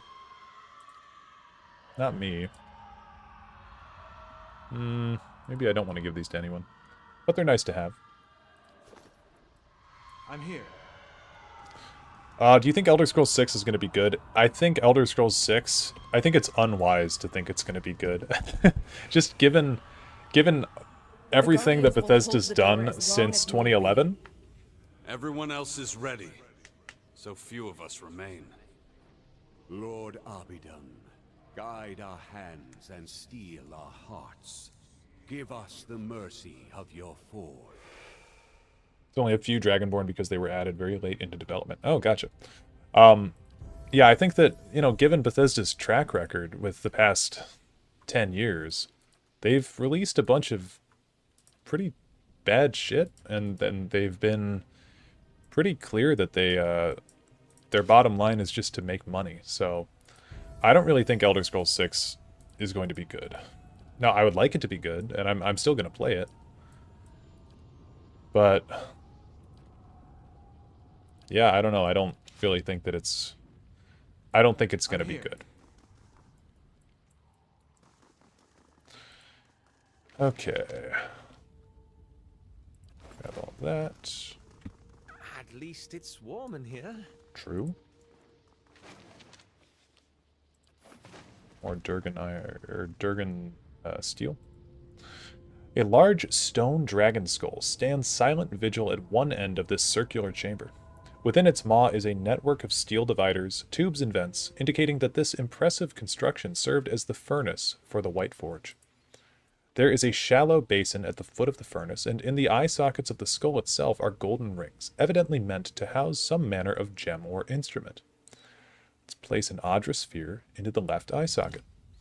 With a little climbing, you are able to reach the eye socket and carefully wedge the sphere into place. It fits snugly, and you think you sense a small ripple of energy as the eye is set within. You feel a faint vibration through the skull. It grows in intensity until the very ground seems to shake, loose cobblestones rattling in their settings. You leap from the furnace to confront what is coming.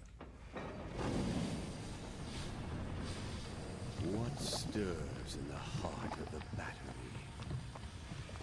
Yeah, the latest releases has either been ass or subpar and mediocre. Yeah, and not even to mention, I mean, I'm here. This news doesn't reach a whole lot of people, but they just shut down yesterday, or 2 days ago, they just shut down the Elder Scrolls Legends, which was their card game that they'd released, and I guess we don't want this mace, do we? Who would be better for this? Maybe Maneha? We can soulbind it to her, right? Yeah, well... Oh, rogue or priest? Oh, well then we'll take the tank to Constitution, and we will soulbind this. Sure. And then the Whispers of Yenwood, I guess that then can go on to Maneha. She'll get the Constitution bonus. Man, did you hear what EA has done to BioWare? Yes. No, I have not. I don't usually keep up with EA. Do we not have another Adra sphere? I have a feeling we're gonna have to get this Adra sphere from this room that looks like hell.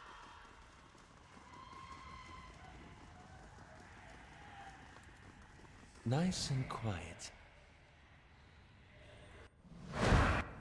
And in this room, I will actually cast spells because this looks like... Ooh, chain... do chain lightning? No. But I will do... Pillar of Faith on you. Lead the way. Breathe. Breathe. That's it! I'm here. Can't get at it! Dareloth there. Devil. Blind this. There we go. The devil should have a gun now, too. And we'll do this. And everybody will gang up on you.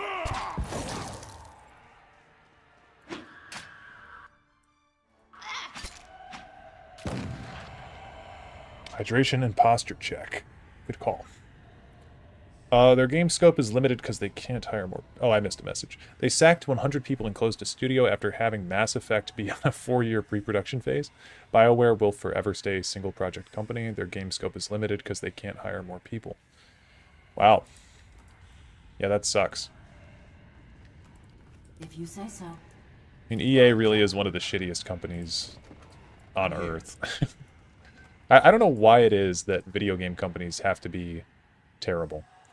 This gilded globe has been crafted with exquisite detail. Mountains of hammered gold rise over mirror-smooth seas, and the rivers that carve the continents are as thin and neat as if they'd been carved with a razor.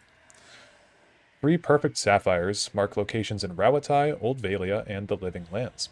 The bronze band that circles the globe is inscribed with 3 repeating lines. Remember all Pargrunen, from the oldest before you to the youngest who follow. Ah, okay. Okay. We gotta remember... Got to remember the little message that was on the pillars, right? So what did they say? There was a storm that was in Old Valia that led them to the Living Lands, right? Remember all Pargrunen, from the oldest before you to the youngest who follow. Let's examine the globe. The rounded sapphires are just large enough for you to press them with your thumb. Okay. So, let's do Old Valia. You depress the sapphire set in Old Valia. It sinks until it's flush with the surface of the globe. How's it going? All golems are evil. Are there any unions within the gaming industry? Bethesda actually unionized, interestingly enough. No regulation, I'm afraid. Gaming companies regulate themselves. Yeah. Okay, so we got the Old Valia one. Then I think we would do Rawatai. Nope, okay. Old Valia is right, then the Living Lands. You depress the sapphire set in the Living Lands, it clicks into place.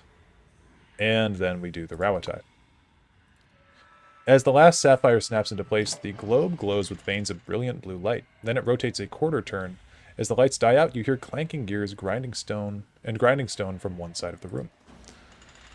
How come no voice acting? They didn't want voice acting to be a priority in this game because they wanted to focus on storytelling. So there is voice acting in some aspects of Pillars 1, but it's not a lot. Pillars 2 has full voice acting. But Pillars 1 does not, because it wasn't a main focus. It's actually, Josh Sawyer talked about how, I think it was Div 2, actually. The success of Div 2 made higher-ups at Obsidian tell them and force them to have voice acting in Pillars 2. Full voice acting. We'll give ourselves for the battery. Which was something that they didn't want to do. Because again, they wanted to focus on telling a story. The records are here. Keep searching. Nature's Embrace. Okay, let's read this. Annals of the Pargrunen. It was in the time of Edrahil, the sure-footed, that we came to Cleoban Relog, an ancient place of the builders, as the locals called it. It was a marvelous sight, a door in the mountain framed by a pair of ghoulish aspects. Through some exercise of trickery or cunning, Edrahil was able to gain access for our scholars that we might observe and record what lay inside. We discovered a foundry of sorts, the like of which neither we nor our distant brethren had seen. Through careful observation, we surmised that the ancients had used this place to extract souls and transfer them to suits of armor. Delicate and challenging work, yet the scale they had achieved left us humbled and astounded. Perhaps most remarkable were the golems, living suits of armor powered by essence. We lost 2 of our fellows when the creatures caught us unawares, but once we'd subdued them, they proved quite fascinating. All too aware that our hosts would never again allow us, nor other curious travelers, to visit this place, we took meticulous notes and measurement of all we saw, forsaking bread and sleep until the work was done. We reported all to Edrahil, whereupon he praised our work and urged us quickly forward. For if such a place lay abandoned in the forest, who can say what other mysteries gods and kith have left in this strange and wild land? Is this safe, Curate Loon? Oops. Now we have the fun party. Yes, you are right. Critical Role did a huge part for the VO. Yeah, I think in Pillars 2, Critical Role... Well, I know in Pillars 2, Critical Role have a... they have a... like DLC that you can use to use their voice actors. Honestly, let's do double fireball. Nice. Okay, Devil needs to swap back to her swords. Yeah. Dareloth, you just need to run away, bro. Okay, bro can't run away.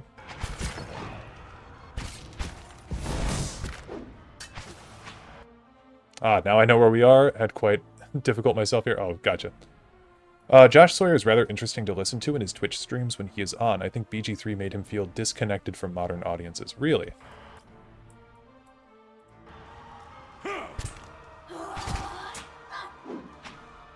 I like Josh Sawyer. I think that he's I'd be glad to.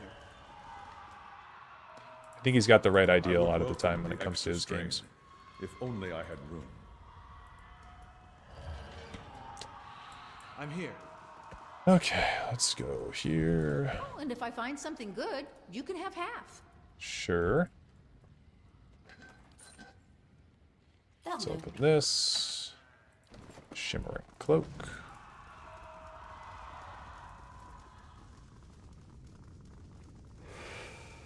Stand your ground!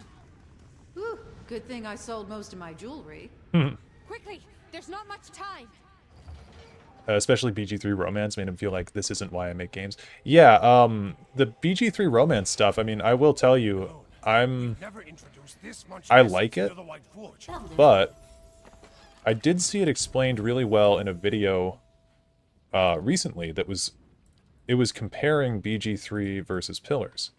And Pillars is really, really interesting with its companions. Like, all of the companions in this game, for the most part, I really like. So you have, like... Abidon gave us the tools, Vasil. Let's wait for these two to finish talking. Yes? But you have characters in Pillars, like, that are all going through something. Like this guy right here, Jawa. Look at his portrait.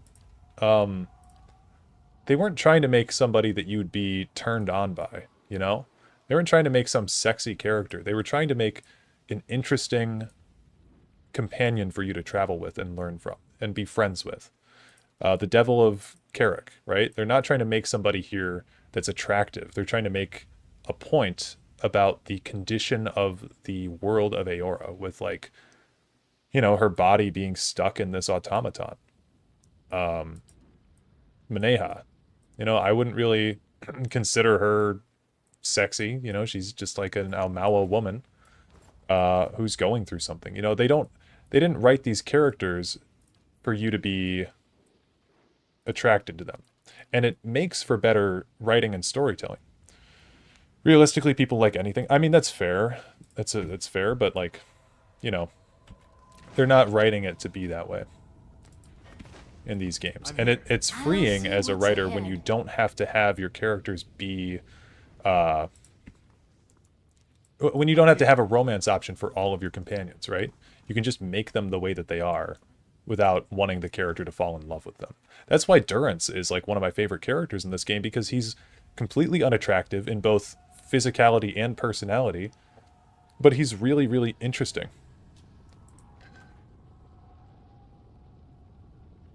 Primal Flame? Okay. We'll take it. Your skin prickles as you approach the vat. It teems with soul energy, with lives spent and stored thrice over. Essence roils like churning water, running over ancient pipes and gears.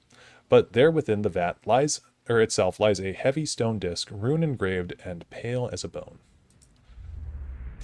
Reach for the object. Okay. Stop! These methods belong to us, to the Pargrunen.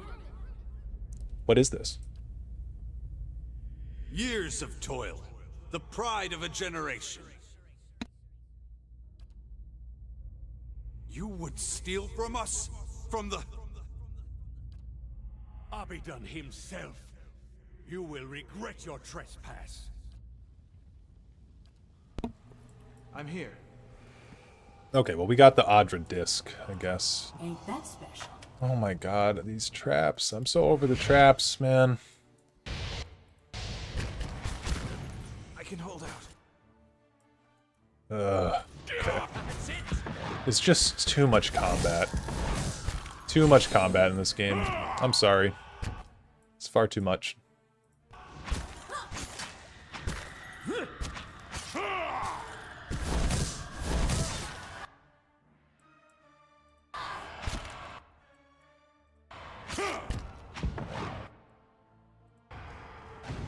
I wasn't made to bend this way. No, do not step in the trap. I'm gonna turn the Devil of Karak on her gun. I'm here. I'm gonna have Aloth shoot Minaletto's bounding missiles. Does Adair have a gun? Adair has a gun. Adair's gonna shoot. We're just gonna sit on back. Yes? Nope, we're sitting on back. They missed. God damn it, dude. Okay, we'll walk around the trap. Zawa is ready. Zawa is ready.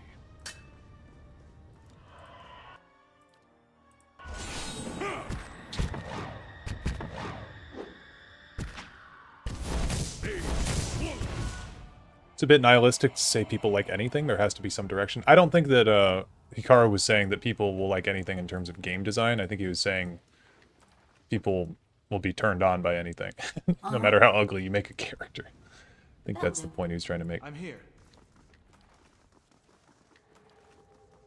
Okay, let's see. I'm here. Zawa is, let's see. Zawa is the best, probably has the best time being high most of the time. Oh yeah, for sure. Oops. Let's go here. That's our best arms. Okay. Stand up to the heat.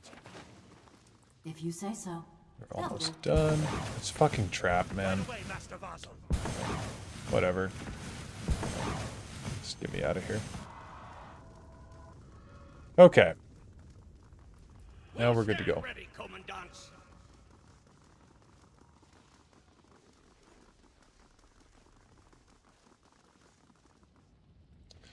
Okay, Audra Sphere, right eye socket. You climb into position. Yep, same text as before. The air shifts almost imperceptibly around you. The Audra Sphere you have placed suddenly blazes with an orange light, fading from a blinding brightness to the vibrant glow of a campfire. A thin smoke rises from both orbs, and in the depths of the furnace you think you hear the rattling of machinery. Heat. Tremors. They return. A large stone dragon, yep. Place the stone disc in the hollow space behind the basin. You place the stone disc into the basin and find that it fits perfectly within the hollow. Before your eyes, the disc turns of its own accord, rotating this way and that before finally sinking into position. From deep within the furnace comes a startling metallic screech, as if some hidden mechanism has come to life. From the vents around you rises hot, stale air, and the glow of rising fires. A gust of hot air erupts from the stone dragon's maw. Molten ore drips from the basin, and dark, billowing smoke begins to gush from between the skull's fangs. You hear another rending shriek, but not of machinery. Around you rises a chorus of howls, bodiless voices raised in rage and despair.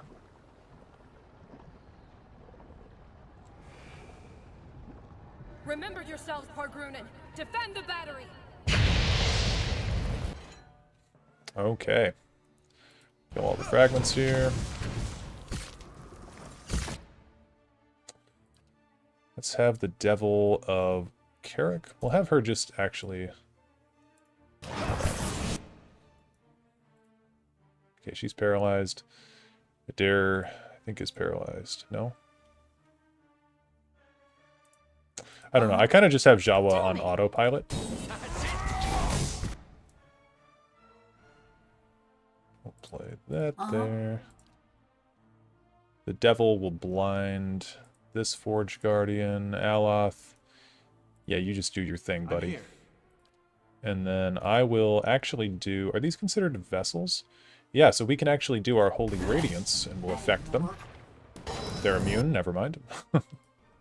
I don't know why I can't...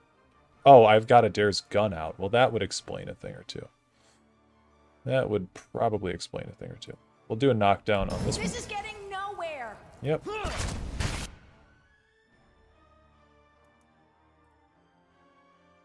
Barbaric Yell. They're not immune to being frightened, interestingly enough. I'm here.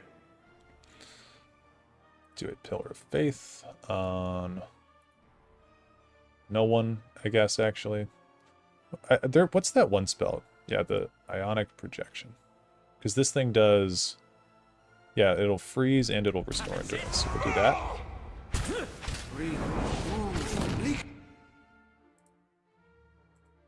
Now let's go there. Let's see. Too many mobs are too tight and spread out at the same time. Yeah. At least we don't have... Vitrox, I think they're called, and the flowers that do confusion. That Blazing the Endless Paths was painful for my party. Yeah. No, it's rough. Right here. I still actually don't know if I'm going to commit to doing the Endless Paths. Okay, we need her on her swords. Sawa is ready. There we go.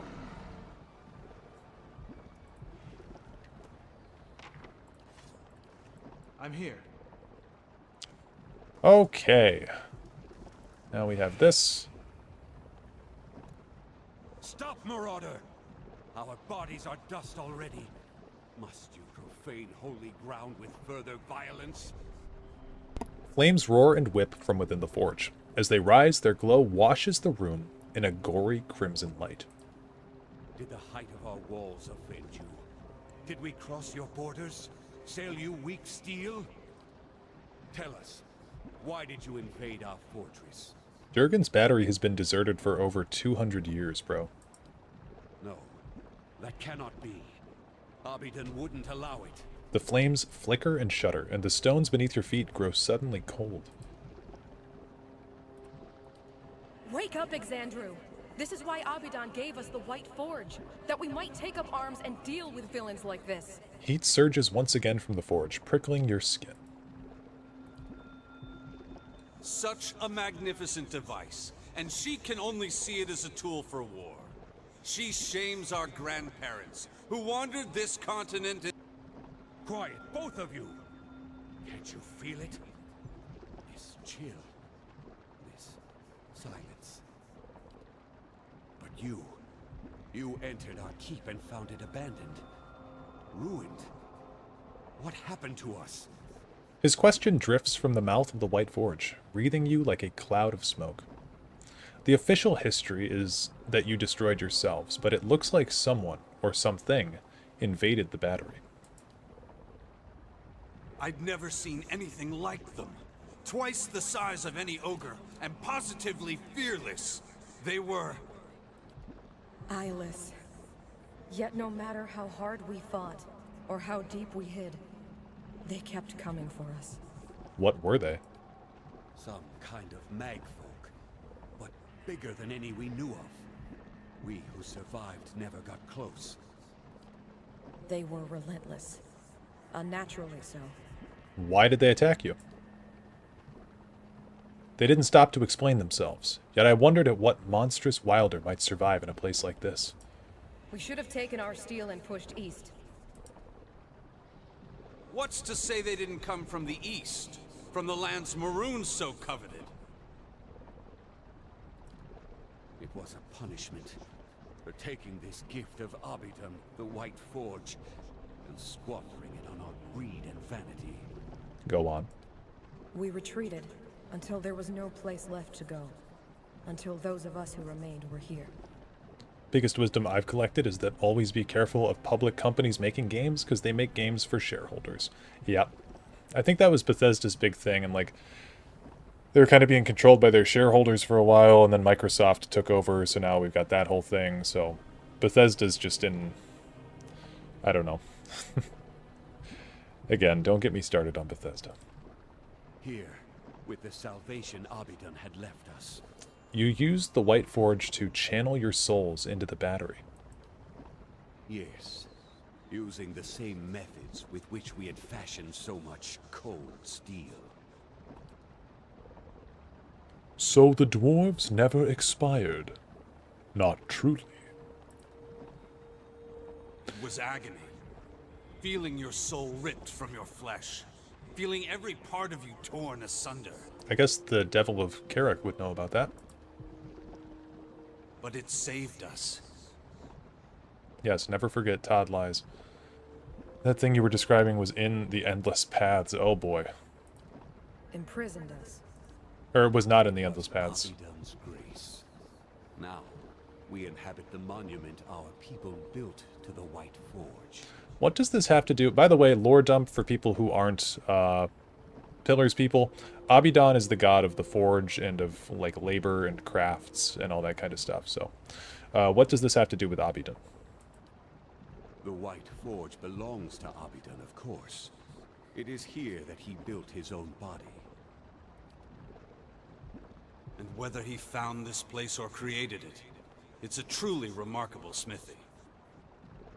Bro, think he's Zenithar? Trust me, he's much cooler than Zenithar. We Pagrunin are wanderers by nature. But it was Abidan's call that led our forefathers here after generations spent along the Pearl Coast and Air Glonfath. That's one of my biggest issues recently with the Elder Scrolls, is that like the Divines are just so unexplored, it feels. I wish that we got more stuff on them. So the old stories say. Then again, I can't see any other reason our grandfathers would have stayed here when greener lands lay east. How does the White Forge work? Its fires have been blessed by Abidan. They're fed by Aora's molten heartbeat and veined with Audra that runs to the center of the world. Sure, sure. Oh, oops. In that essence, the extraordinary heat of the forge and our smith's skill is what made Durgan's steel so remarkable. Okay, I see. And now you're here in Durgan's battery. Stuck here, you mean? With all the others who sought to escape the Eyeless. Dude, Mr. Floyd Pinkerton, you're speaking my language, man. I feel like you belong on this channel. I like Sheogorath, but I'm afraid he will get milked for content and lose his coolness. Sheogorath has been milked for content for about, like, since Oblivion, I would say. They just, like, have one joke with him, and that's cheese. They just keep saying cheese. His character's been boiled down to, he shows up and he says random quirky things like cheese. Isn't it so funny that he likes cheese?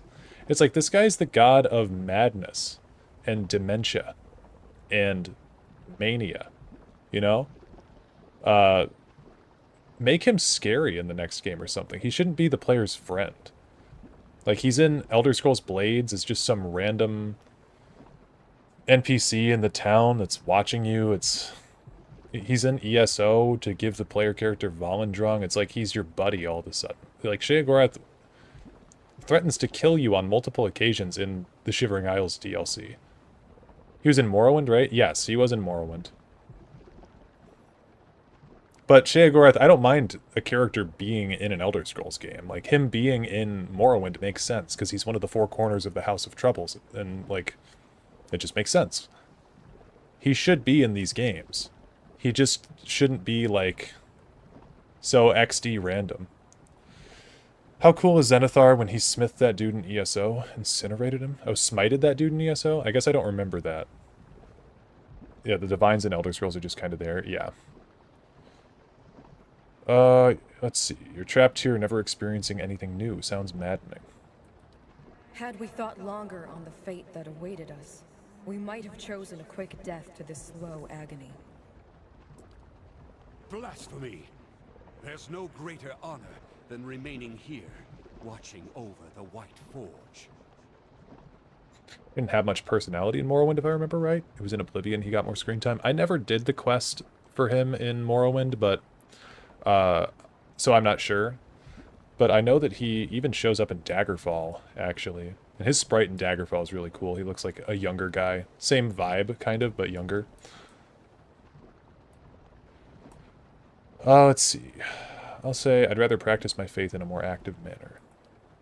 The long vigil is a quiet duty, but a noble one nonetheless. I only wish we could protect this humble monument better. Yeah, all the Daedric princes are in Daggerfall. You can summon all of them. He shows up at one point when you're in the Mantellan Crux, I think. Let me look it up really quick. Sheo, Gorath, and Tellan Crux.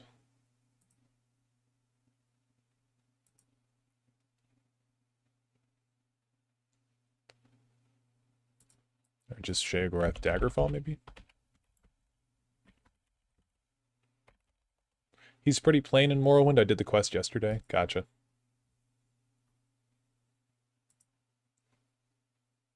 Yeah, he's in Aetherius. I just can't find the picture of him, but I see people talking about it.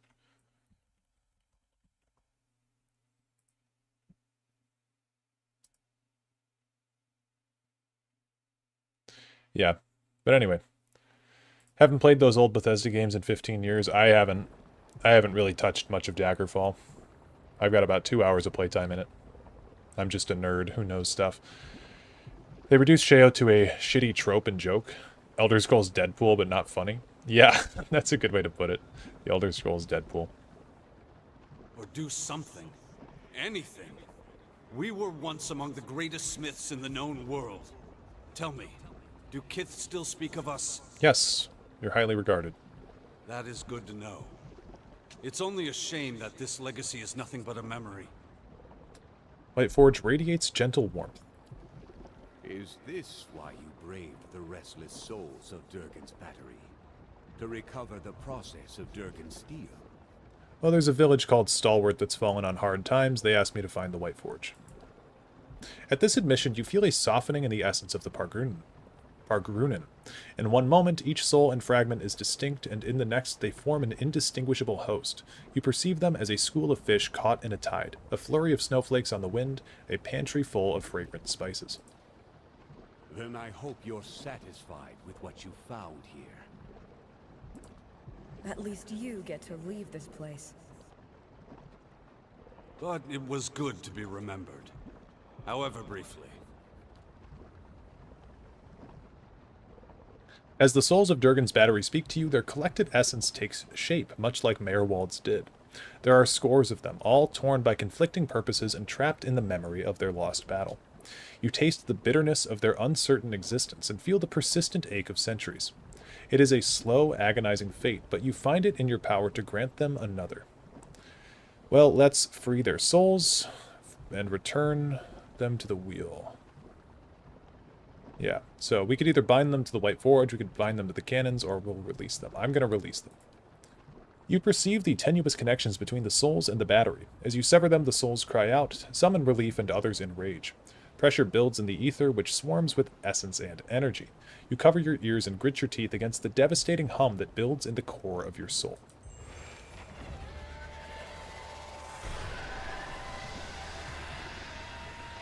The White Forge is now available for you to use. It has the unique ability to refine Durgan iron ingots. Multiple iron ingots are required to create a single refined ingot. After refinement, these ingots can be used at any time in enchanting recipes to augment weapons, shields, and armor with Durgan steel. Cool. Well, we can make 2 of them. And we'll talk to Zawa. So the dwarves of Durgan's battery did not destroy themselves after all. They fell to invaders. Yeah, and it seems they were completely wiped out. They left spirits to tell the tale. But the tale will never grow or change. Their time ended long ago. But we have seen no invaders, and the battery was shut. Did they come only to destroy the dwarves, and then leave?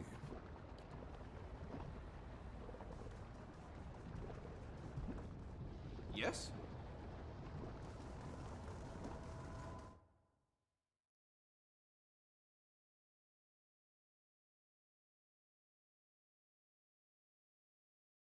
By the time you stepped out of Durgan's battery and into the new snow outside, word had already spread of strange lights rising from the fortress, and energy crackling in the sky. The survivors of Stalwart flocked to Durgan's battery, their steps hastened by the promise of peace and prosperity at last. They mended their walls, gathered their strength, and prepared their town for the new opportunities that were sure to come. And with the voices of Durgan's battery silent at last, none heard the distant groan of something stirring among the peaks, as massive and relentless as an avalanche.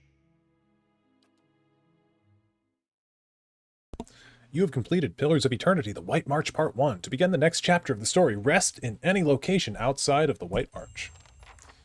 Cool. Let's jump across. We found a bow on the ground. Unstrung bow. Sure. And we will get on with the White March Part 2. I think it can be beaten relatively quickly. I don't know. We're at almost 4 hours of stream time. I feel like we're going to need another... Well, we got a lot to wrap up, actually. You know what? Here's what I'm thinking. That'll do. Here's what I'm thinking. I'm not going to do everything in Pillars 1. I'm just not. Because there's way too much to do. But... here's what I'm thinking we do. If you would do the end of the game now, you would die in an end screen. Really? I don't think so, because we've done the gods quests already, so we'd be fine on that in that regard. We'll go to... oh, because you didn't do part 2? Oh, okay. I mean, I'm not going to finish it right now. I'm going to do part 2. This is my plan. We're going to do Pillars... 2, or sorry, White March Part 2, and then we're going to do the end of the game. And Pillars 2 has this mechanic that you can do where you can build your own story character from scratch instead of using a save file from Pillars 1. I think we might do that just for the sake of time and to get this out before Avowed comes out, because we've only got 2 weeks. And that's not going to be enough time, I don't think. So, if we want to get everything done on time, I think that's the best that we can do. As you sleep, you are buoyed and buffeted by the vagaries of dreams. They tumble and thrash about you and fill your mind's eye with pale, glittering motes. They resolve into a light snowfall and a biting northerly wind. You recognize the mountains of the White March rising around you, and you shiver. You see Stalwart a few miles away, quiet and still but for a few curling streams of smoke rising from the chimneys. Durgan's battery is perched above it, its shadows stretching into the valley. Above it all, you hear a deep, slow rhythm. At first, it sounds like a distant drumming, but then it grows louder, cracking through the dry air and booming from the mountain peaks. It builds until you feel it reverberating beneath your feet. Go to Stalwart. You head toward the village, but soon the shaking ground halts your progress. Each thud comes louder and faster than the next. Thunder echoes from the mountaintops as great sheets of ice and snow tumble down the slopes. But the rhythm keeps building, shattering frozen lakes like crystal saucers. New ravines split through the mountains as old chasms fill with snow and scree. A rockslide buries Stalwart, and Durgan's battery is shaken into rubble. Shadows rise over the mountains, the vanguard of a massive army. You flee.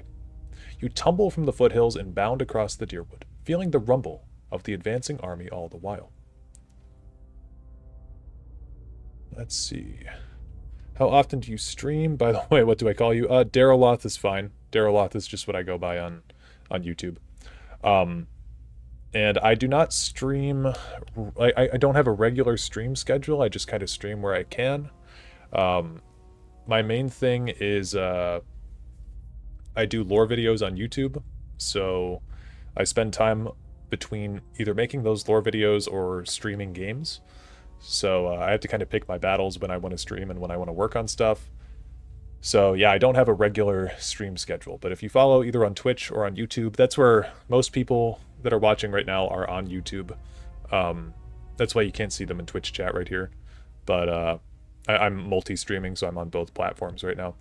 But yeah, feel free to give either a follow and you'll just get notified when I stream then, and we'd love to have you around. You know you would die to Abidan's guardians. They would break down Cadnua walls. Oh, that's really interesting that they accounted for that. So, we'll seek... Or actually, let's barricade ourselves in Cadnua. Cadnua rises from the forest, its mended walls reaching out to you like a pair of strong arms. You barricade yourself within the Great Hall as the pounding grows closer still. It rattles the foundations of the Great Keep, and just as the masonry begins shaking loose, you hear an unholy battle cry coming from your courtyard. The ceiling collapses and sends a cascade of bricks and beams onto your head. You struggle to wakefulness, kicking at the bedding knotted around your legs. As you shake free of the last bonds of sleep, you hear a voice whisper something in a language you've never heard, and you see an image of 100 shifting, staring eyes. You awaken, feverishly warm and covered in sweat. Okay, let's head to Stalwart.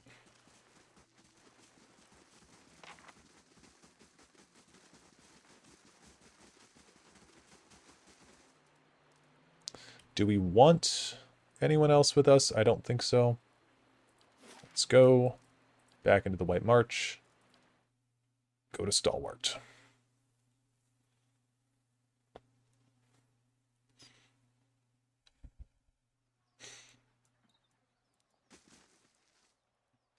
While we wait, the enemy grows stronger. And you'd send more of us to die! Well, I'm not gonna stand around. Are you? You've done plenty, Darien! You approach the source of the commotion and see a throng of villagers. They're arguing amongst themselves and hurling questions and demands at a lone figure perched above them. A young man on a spur of rock, his clenched fist held aloft. Steam rises from his wild hair and flushed face as he shouts to the gathering. Is Avowed interesting? I don't get the hype. I mean, Avowed's based off of Pillars, so that's mostly why people are hyped, because the Pillars universe is super interesting, so Avowed should be super interesting as well. I think people are just excited to experience the Pillars of Eternity universe in a first-person RPG aspect rather than isometric. Been a week since our people left these gates. A week since the Iron Flail took them. Yes, it is based on Pillars. So Pillars takes place in Eora is the planet, and there's a bunch of different continents and like countries and stuff. So specifically on Eora, the game of Avowed is going to be taking place in the Living Lands, which is supposed to be a super interesting place, filled with various different like creatures and a lot of different looking environments, so it should be a pretty fun place to play in. Whereas like the Deerwood here in this game is heavily based off of colonial America, So you see a lot of just like grass as you're walking around, and the White March is snow. You know, it's not the most visually appealing place. Yet we wait here behind our sturdy new walls, hiding in our rebuilt homes. We've done nothing. Who are you to tell us how to defend our own? You ain't been here 2 months! Several of the others grunt and hoot. You feel a shift in the crowd like a changing tide. Hey, an angry mob. See? We're not so far from home. Oh, Adair. And since I got here, I've been working alongside the rest of you. Don't start with that again. Well, it was your idea to send our people to that damned fort in the first place. If it weren't for you and the other leeches that come up with you, we wouldn't be in this mess. Enough. Enough. His eyes fall on you and he points. You want to boot all the Outlanders from your town? Tell that to the hero of the White Forge. Hey, it wasn't just me. This Watcher deserves at least a little credit. No one seems to notice Adair. A dozen heads turn in your direction. The villagers recognize you, and their eyes widen with hope and reverence. Relax, I'm here to help. Then you know about the Iron Flail. You'll stop them? The other villagers whisper and cluck, their hopes still diluted by fear. Showed up a few weeks after you opened the battery. Demanded we give him the White Forge.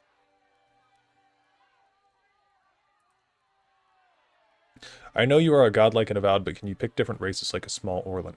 I actually don't think you can pick Orlan as one of your races. From what I've heard, you can play as a human and an elf, and that's it, which really, really sucks. And that, to me, feels like a Microsoft decision. I don't know, because Avowed's been in production for quite some time. I think before the Microsoft buyout, so I don't know. But it feels very corporate to me that they wouldn't allow you to play as a different race other than those. Only human and elf, that's a bummer. Yeah, the thing with that, though, is that you are supposed to play as what's called a godlike, which is what I'm playing as. And so I think the way that it's going to work, someone in chat, actually, it could have been Ilya, might have told me, your character will change as you pick different perk points and stuff like that physically, right? So They're led by Adarik Sendamir. Comes from an old Raid Saren family. Rumor has it the man's half mad with visions. Claims one drove him here to take the White Forge. In Zawa's experience, if one is only half mad with visions, the dose was too low. They're not the only bloodsuckers around here. Our crew at the battery locked their doors and told the Iron Flail to go back to Raid Saris. Instead, they built a fort in the middle of the wood. So we sent a committee to reason with them. But that was a week ago. We haven't seen our people since. That can only mean one thing. okay. He's right. You've got to defend what's yours. We're just miners and fisher folk. Send Darien and the rest of the newcomers. Let them earn their keep. We've cleared your roads and repaired this town. What more do we have to prove? Is that Kalisha? Cries of agreement and protest boil up from the crowd. Maybe we could nudge them into torching their own village. Please, everyone. Whatever our difference is, we've got to deal with the army at our gates. You've done a lot for Stalwart already. Many of us wouldn't even be here if it wasn't for you. What I mean is, if anyone could deal with an army, it's you. Yeah, I'll help. The Iron Flail cleared a patch of forest north of Durgan's battery. Built their fort there. It'll be well guarded, so if you can get in without raising an alarm, you may have an easier time of it. The important thing is to deal with the commander. If you can get rid of him, the rest of the soldiers will scatter. What exactly did you see? Of course. Anyway, while you're out, Okay. stop by the battery. Thought Yep. you might like to see how far it's come. Okay, cool. Thanks, bro.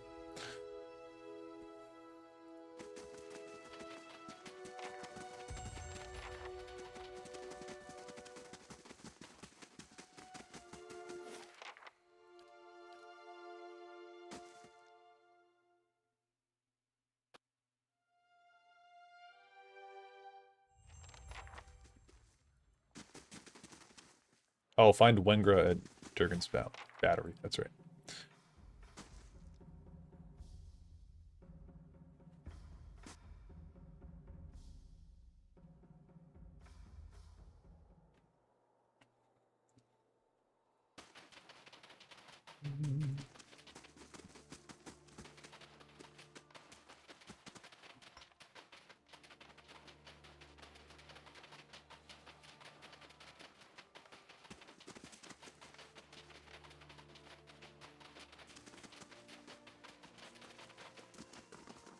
You want me to go back up there?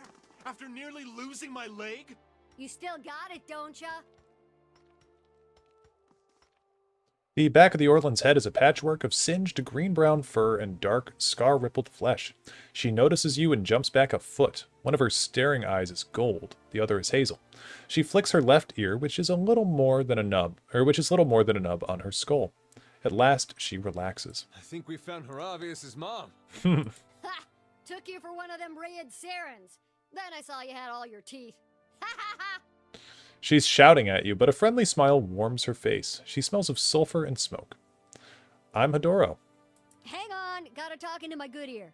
She yells even louder, swiveling a hairless but whole ear toward you. Now what was... Say, ain't I seen you somewhere? Yeah, I reignited the White Forge. That's it! Felt those aftershocks all the way in Stalwart. She closes her eyes rapturously. Seen a real side up close. All that fire. Ugh. Yeah, I was too busy battling ancient dwarves to notice.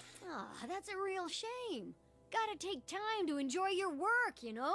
What are you doing out here? Oh, you know, clearing tunnels, blowing old barricades, just tidying up. She grins, showing all of her teeth. But soon, I've gotta start testing the cannons. Is this about the iron flail? We held them off a few weeks ago, but they didn't run far. Set up a fort in the woods, and I hear they're working on some really fantastic siege weapons. Okay, there must be something you could do. There sure is. Once we have the heavy cannons, that is. I see. I sent a crew to the tower, but they came back complaining about Skuldrak and the other nasties. Nearly took Colmar's leg off. Skuldrak did, I mean. I could look into it. That'd be a big help. I'd hate to let those beauties go to rust up there. And anything you find up there is yours. Battery's full of treasures, and the West Tower has hardly been explored. Head through the door and up the stairs. That'll get you to that rampart. Yeah, Coolmar cleared the rubble before he took to getting himself conveniently injured. You should be able to work your way up to the cannons from there. Meantime, I'll check on our black powder stock. Let's see.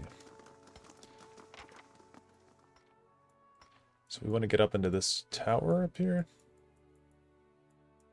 Up over there? Said go through the door and up the wall, so... we'll go into the... Yeah, let's go to the White Forge. Yeah, you're supposed to be a unique godlike. It's something like that, yeah. And then... Elf or human, is there enough differences for them for Avowed? You a watcher, do we know? I don't think you're a watcher in Avowed.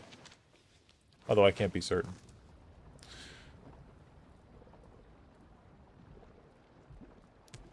Go to the East Tower.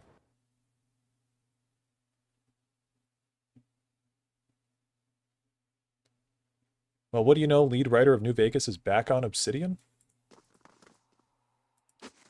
For an offer he couldn't refuse. That's good news. Where is this tower we're supposed to be exploring?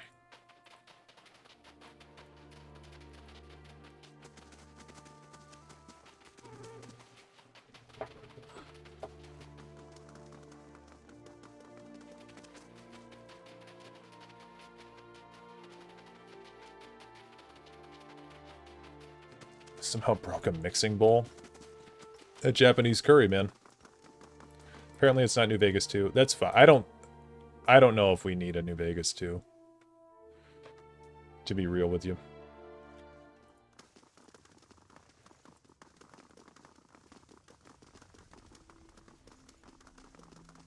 Oh, this door, maybe. You gotta see this. There we go.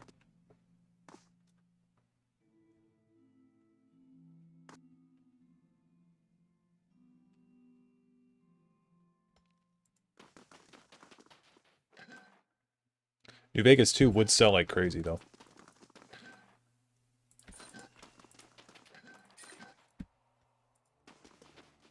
There's the cannons.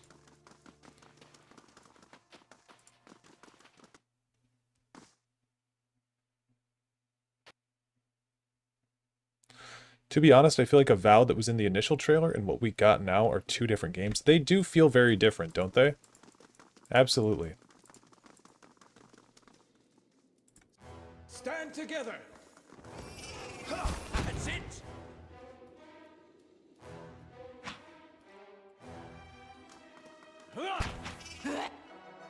Stand together! Absolutely.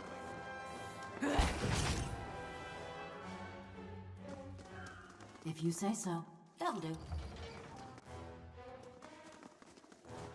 Oh, Jesus.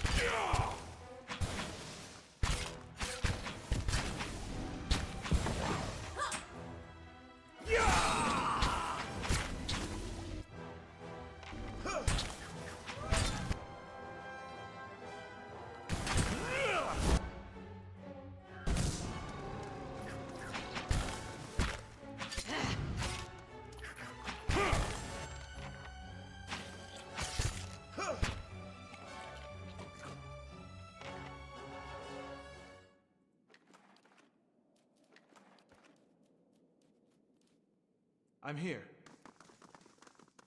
Trailer had a lot of Wootica theme and darker. Yeah, the first Avowed trailer was much, much darker, for sure.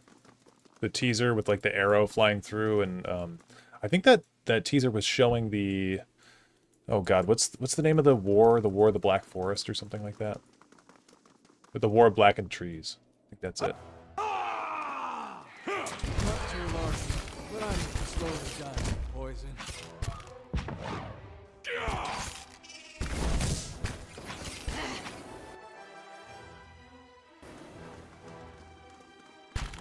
That's it!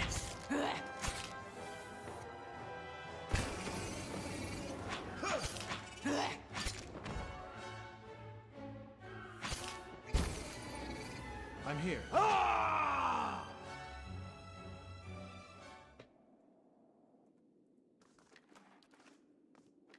Honestly, I feel like using Wootica as a villain again is kind of like, you could use somebody else. I'm here.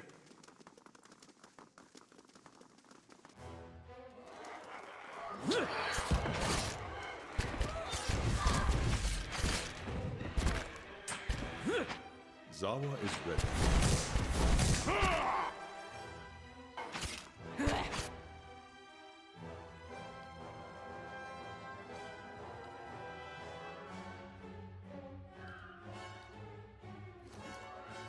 That's for my friends.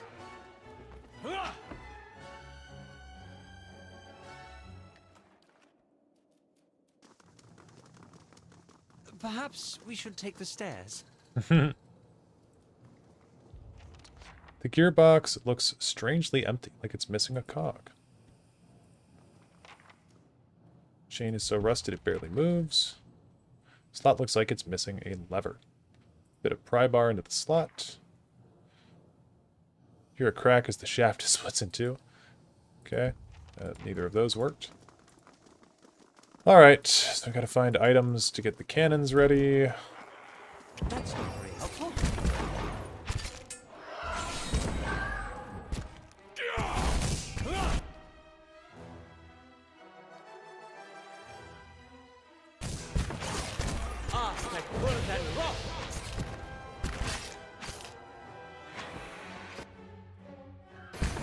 That's it!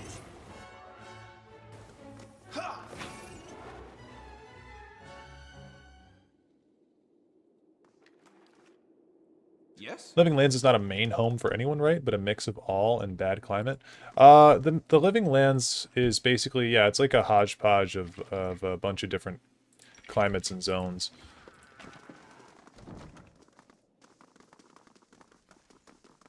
Let us compete to see who can breathe this poison the longest. Who is the highest con? Oh, a lot of our party does. Well, I care the least about Maneha, so he's gonna run in here. Oh, I just tasted breakfast. gross. I'd be glad to.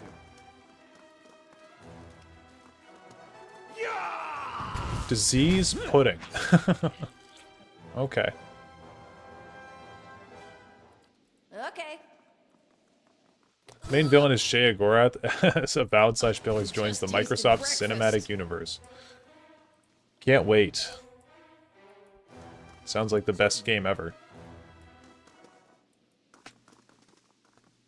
Okay, come on.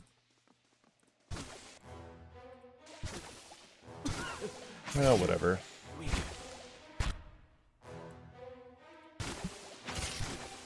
Not to alarm you, but I'm slowly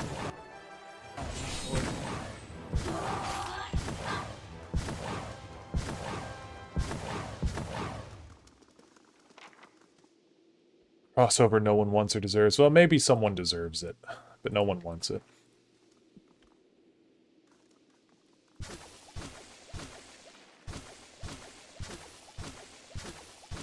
Watch your shoes. I'm gonna be sick. My god. Is there only one combat music? I'm pretty sure. I don't know what... I don't really pay attention to that sort of thing. I don't know. I guess it's not as important to me as it is to a lot of people, but I've heard that sentiment a lot as I've been playing this. People keep commenting on the music. I just don't even pay attention to it.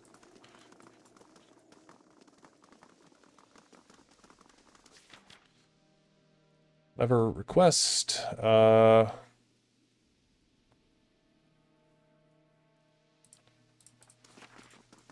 If you say so. Got it done. Okay, trap disarmed.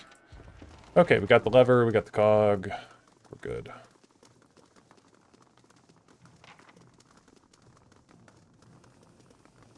We might need to replace the chain, I guess.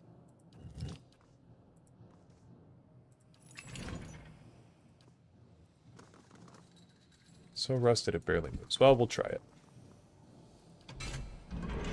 Yeah, okay. For PoE 1, yes, one track.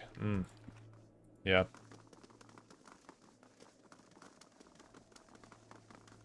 The thing that throws me more is how sudden the combat music ends. Feels very abrupt. Like, again, I'm sure it does. I don't even notice it. I totally believe it.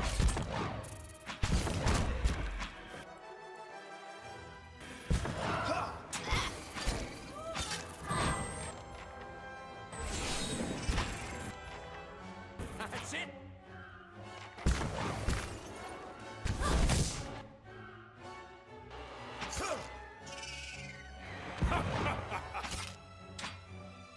I'm here.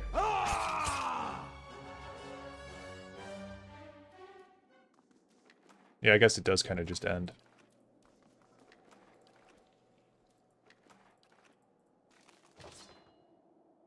Helmets.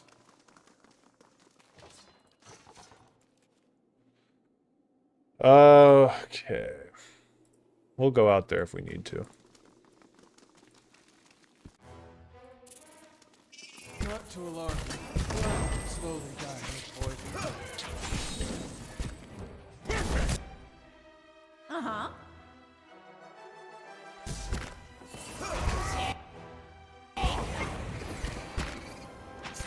Ain't that special?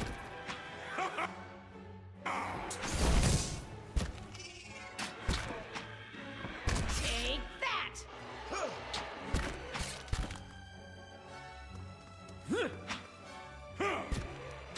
That's it! I am no use here! Uh-huh. I think the reason I never really noticed it is just because, like, I am trying so hard when I'm playing this game most of the time to just, like, survive and plan stuff out in combat. Like, the music is just secondary to me. I don't really pay attention to it at all. It's like, you gotta just look at so much shit on screen all the time. Yes? I guess we could have everybody on aggressive. It doesn't matter. Got it done. Vent pick. Give that to the devil. Oh, you know, I could get an achievement. I'd be glad to. How do you do this? What do you have to do? Set these in your quick items? Lead the way. Right here.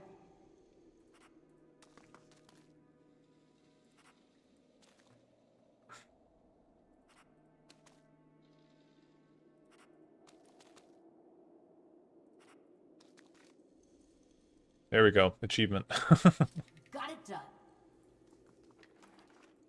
Yes? Very fair. My mind really notices sound and music generally. I mean, I'm a very music-oriented person, I would say. I listen to a lot of music, but I don't know. It's just not that important to me. Okay, we got some oil to If you say grease so. on there. That'll do.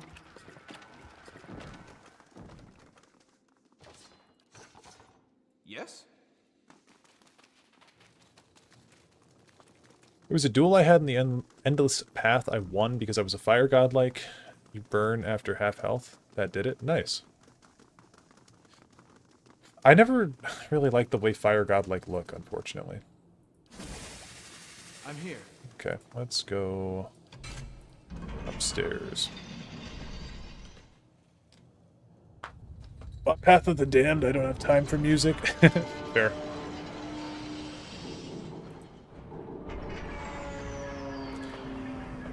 Okay, you hear screeching. At first you think it's coming from the winch, but then you realize it's coming from above.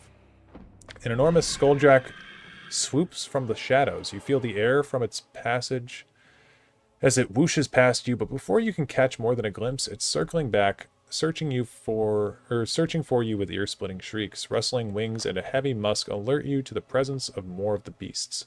As they close, the platform continues to sway and bounce. Let's send someone to fix the winch. Who's got high mechanics? Devil of Karak? Oh, stealth. Okay, yeah. That makes more sense. Devil reaches the winch, sets to work on the jammed rusted cogs within. Unfortunately, the problem looks increasingly complex. It's not clear how quickly or whether the Devil of Karak can repair the winch. Let's have her continue fixing it.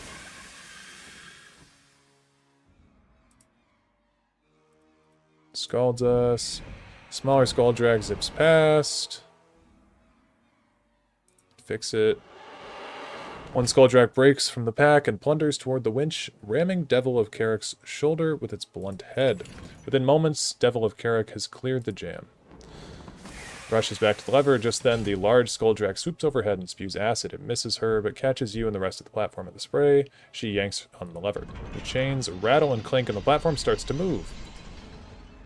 As the lift resumes its climb, the startled skulldrack retreat back into the shadows. The platform rises from the tower, and you feel a cold wind on your face. Cool.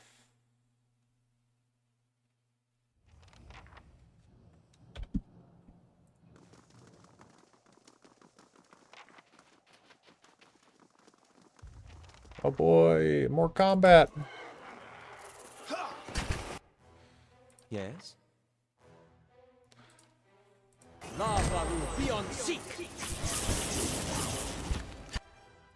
Just gonna do that twice.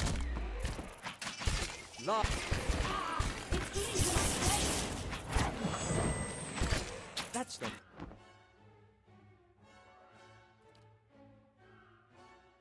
Very helpful. Lavaru beyond seek.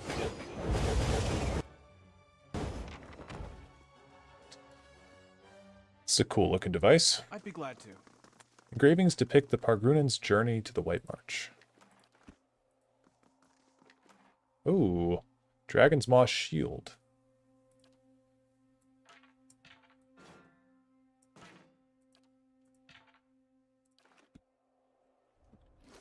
Can I be soulbound to 2 items at once? Where'd that shield just go? There it is. That's pretty sick.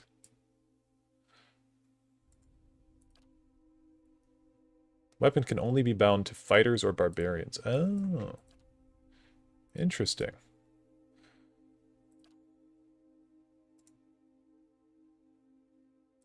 Well, Adair's kind of got this whole two-handed thing that we've been curating the whole game, so I guess we just won't have anyone use that shield. We could do Mineha, but I feel like that's not necessary. I'm here. Okay.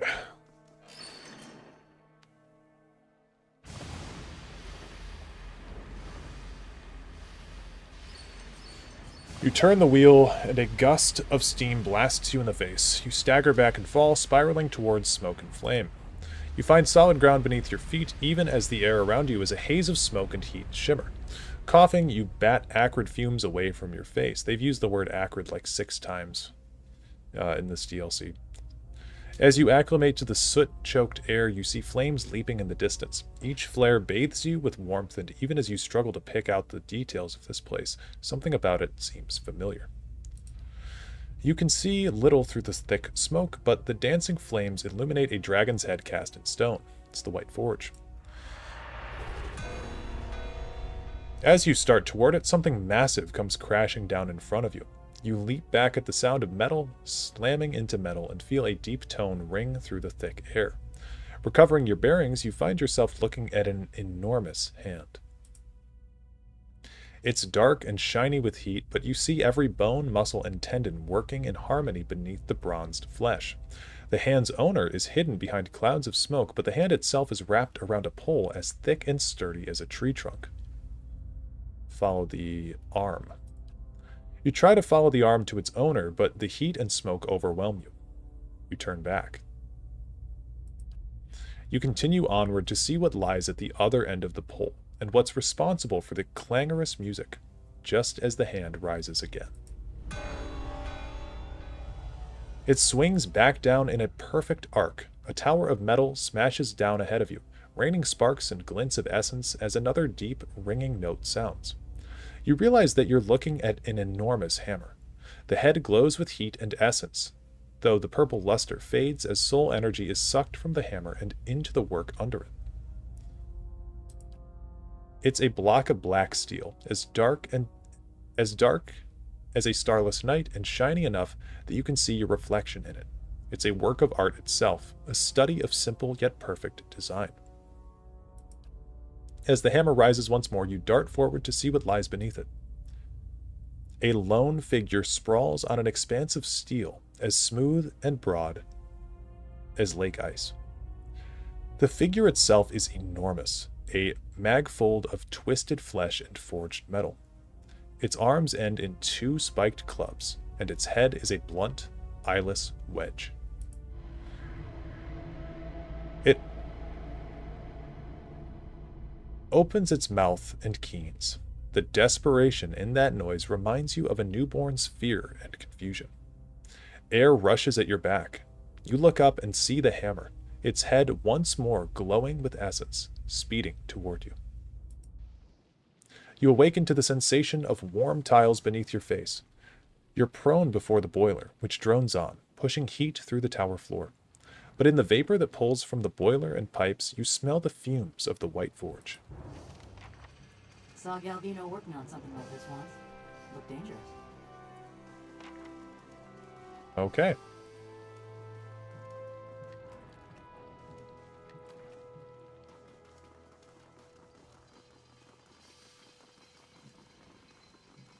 Heard you could drop a pan from up here and it would kill a man.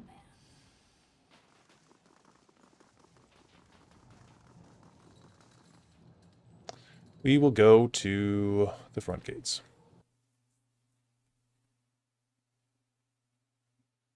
I'm glad they made that, because I was just thinking I was going to have to run through the whole thing again. Okay, Wingra. That was incredible! Whole forge spit flames when you did whatever you did. And the smoke! Ha! I saw it from here. And now to see about these cannons. She rubs her hands together. She starts for the door, but then she remembers something. This is for you. Found it while we were cleaning out the battery. I'm headed up the tower. Gonna make those cannons shine. Cool beans. What did we get? 2 Durgan iron ingots. Okay. Now we can go and investigate the raid Sarens that showed up here.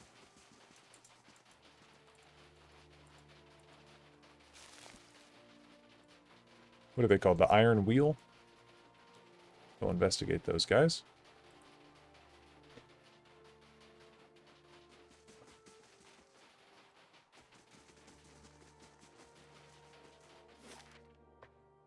Endless is a lot of stairs. Yes, it is. It's 15 floors, right? The endless paths.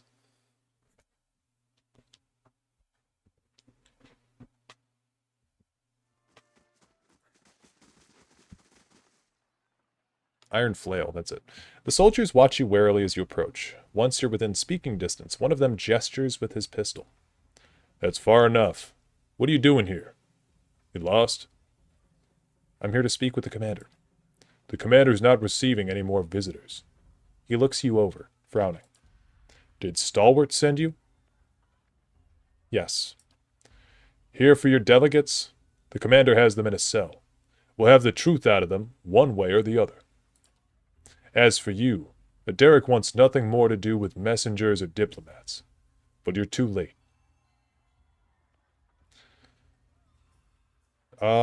Darian said that Derek has come here because he had a vision. Then this Darian at least speaks the truth. Derek has said that there will be a great battle. We are here to hold the pass and defend Rayed Saris. He has seen this in a dream.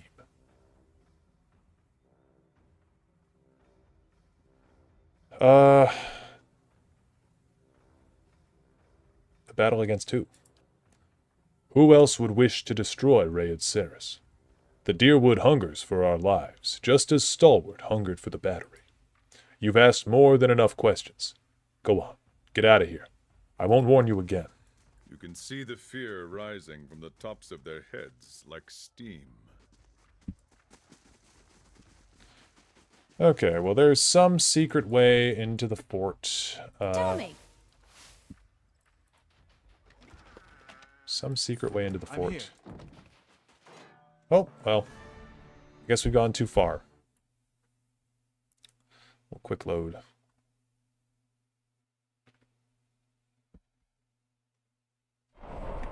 So I'm pretty sure we can get through peacefully. Okay, they didn't like that either. To the left, west. Okay. Absolutely. Good thing I'm freshly greased. Can I just send the devil?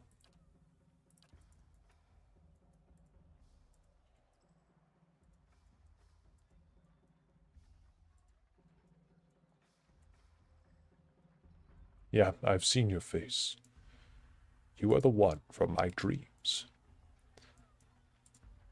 I do think that it's funny when people are like, do I know you from somewhere? And I'm like, I literally have a moon on my forehead and I'm blue. Like, yeah, maybe.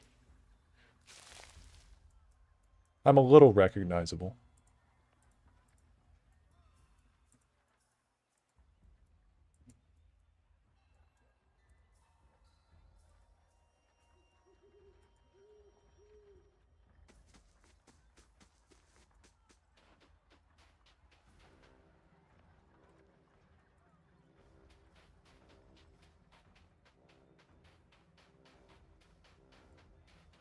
What the fuck? Okay.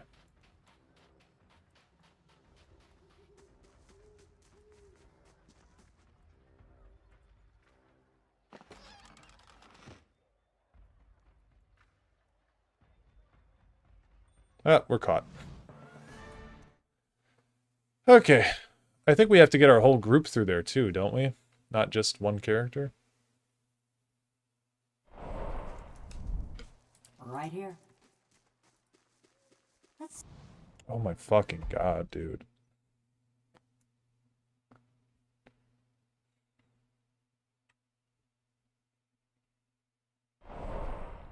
Certainly. Uh-huh. I'll keep an eye out.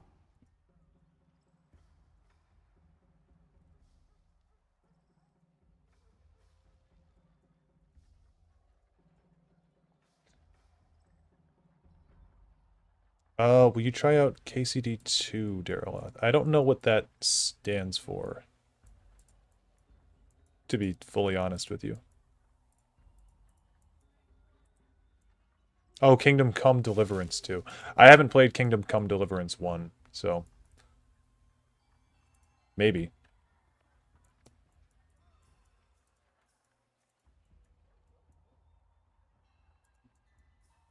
I'd probably have to play the first game, though.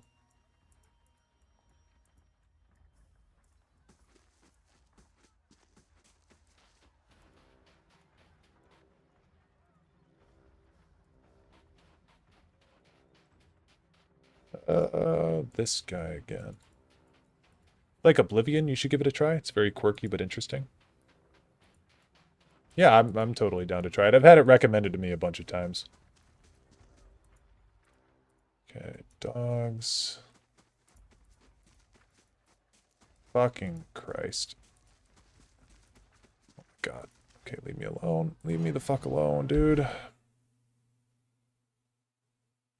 Literally teach your character how to read and cook and shit. That's cool. Wait. Uh-huh.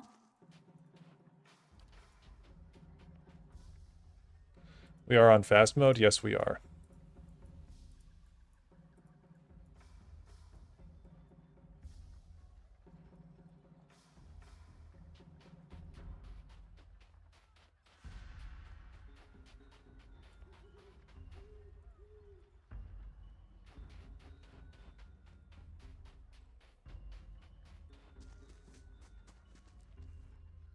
Okay, we're here now.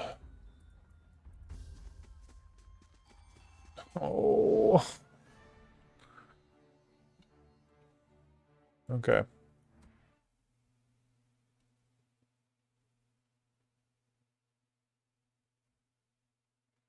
I don't think slow mode would really change a whole lot here. It would make me slower and them slower. You know, with fast mode, I'm fast and they're fast.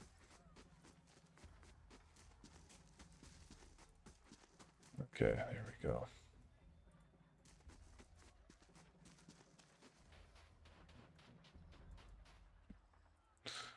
Okay, there's a pole.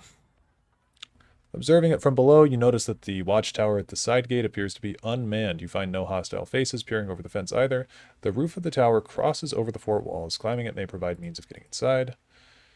At this hour of the night with the chill rolling in, most of the noise within the camp is concentrated by the fire. Yeah, let's just go. Looking over the outer wall, you notice a gap between two of the posts. While it's far too small for Kith, a small animal might make it through. Yeah, we'll cast Form of the Helpless Beast. Oh. Yeah. On Dareloth. And we'll do it on the devil. Pig sniffs the air. Nobody seems to take notice of a pig at the gate, but it's not long before the spell wears off, leaving the devil sprawled awkwardly in the snow. From there, the devil can see the camp shrouded in the evening's gloom, and the guard posted some short distance away. The man is snoring fast asleep. Devil creeps forward to unbar the gate. Oh my god. Okay. I'll keep an eye out. Still just us over here. How am I supposed to get my whole party this way? That is insane. Dozing guard.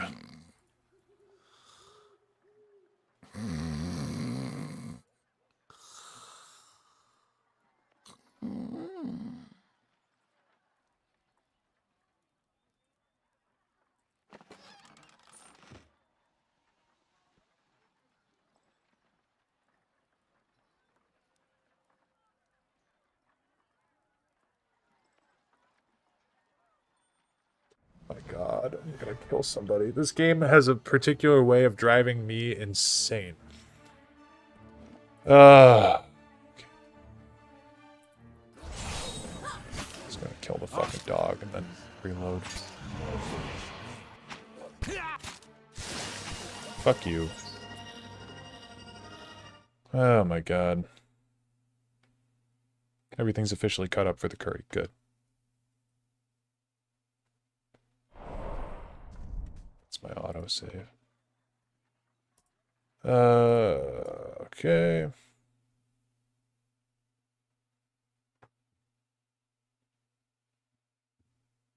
You think she becomes a metallic pig? I was wondering that. I'm going. Just gonna kill a fucking dog. Yeah, well, it was a dog that irritated the shit out of me.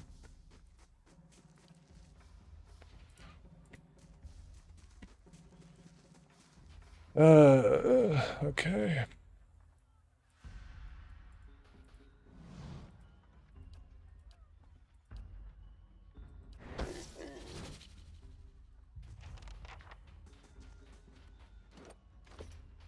see what we got.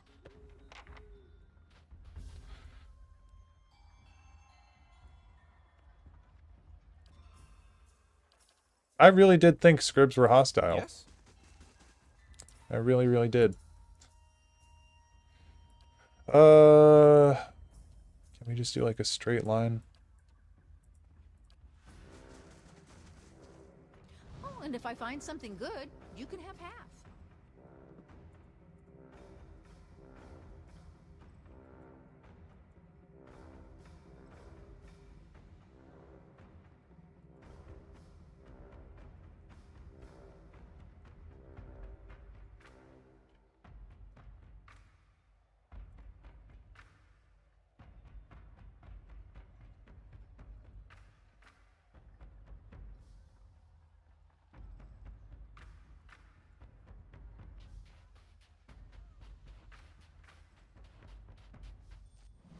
God.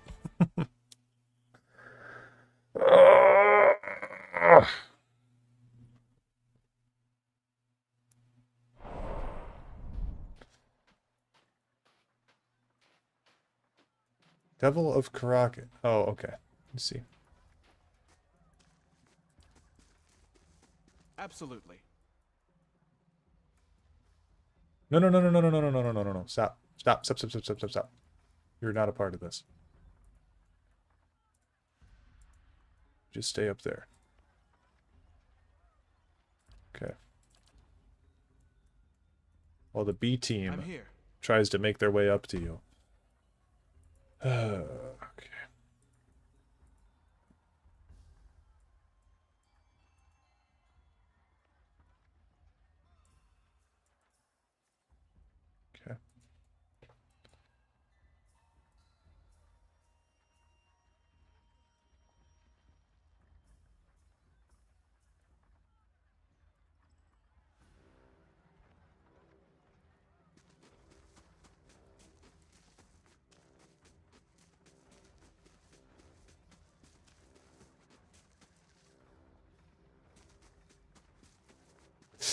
Shit. So close.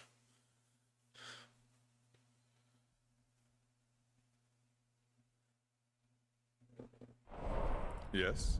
I'm here.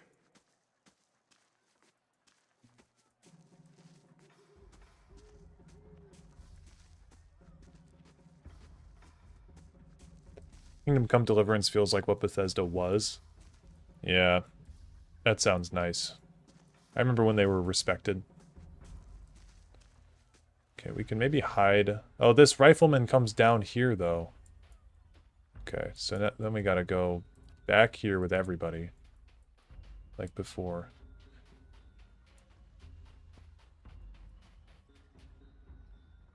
Metal Gear Solid sneaking suit would suit. It would. Where's Kojima when you need him? Now, who's this asshole? Oh my god, bro. I like oh. Holy shit. Certainly. There's got to be one point in every game that just tilts the fuck out of me. It was the Absolutely. the werewolves in Morrowind. And this is just so fucking stupid. Like a stealth segment in a game where you can't see 10 feet in front of you is crazy.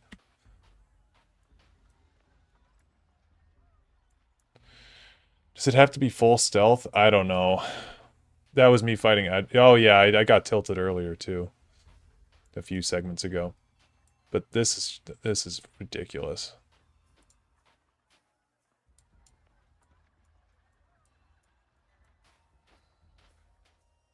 Okay. Let's do a quick save.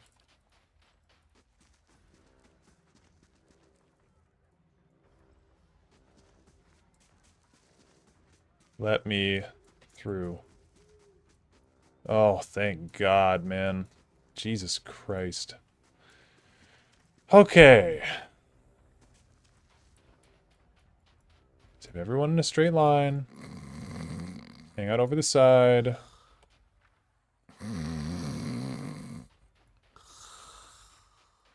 I swear to God, that dumb dog better not come through here.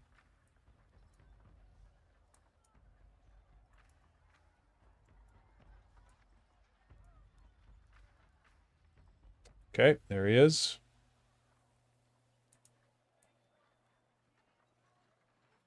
You're wishing it was BG3 turn-based? Yes, if this game was turn-based, I'd be able to play it so much better. God fucking damn it, man. Oh.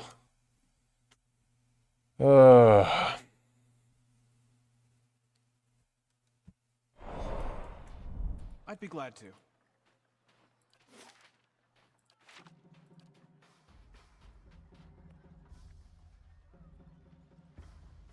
Can't go down there. Yeah, I mean, this has to be the right way. Here's the dog.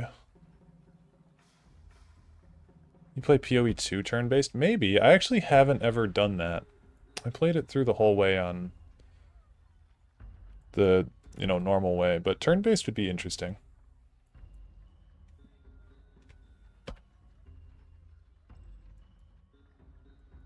Turn-based or real-time, it doesn't really matter. This is a stupid segment because you can't see... Enemies aren't loaded in far enough for you to plan out where you're going to be walking to. That's just stupid.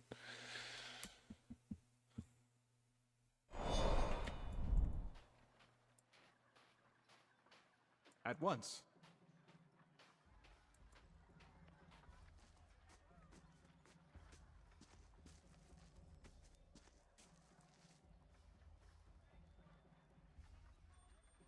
Yeah.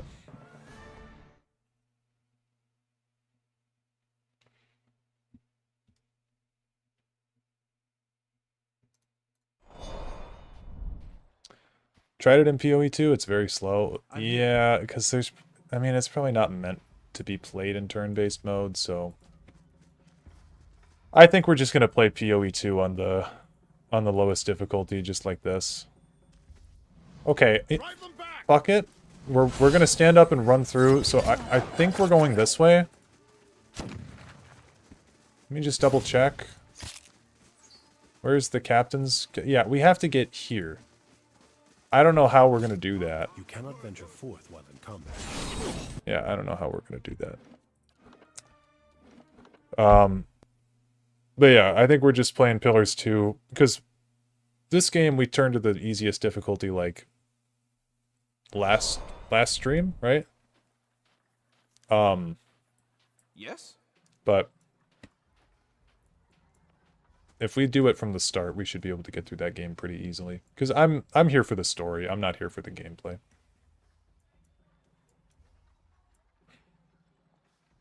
Certainly. Real-time and Divinity, on the other hand, is craziness. Oh, Divinity is like... That game's hard. Oh!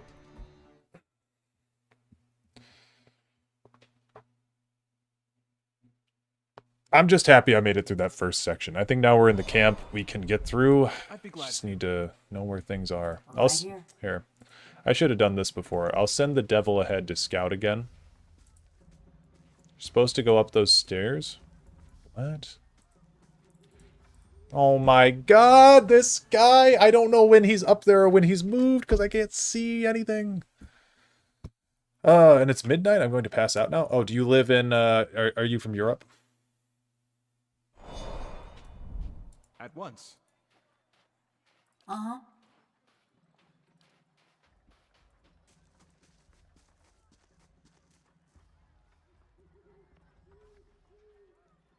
Okay. Northern Sweden. Hell yeah, dude. Ah, okay. Well, I'm still almost caught.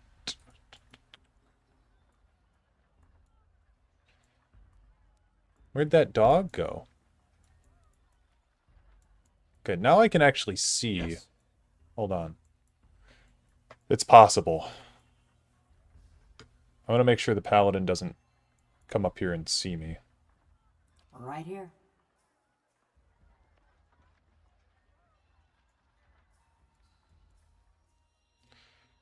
Okay, the fucking dog. I heard you.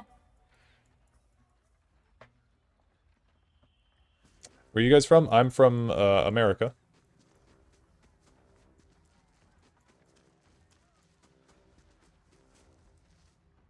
We've actually got a handful of different nationalities in chat, I believe.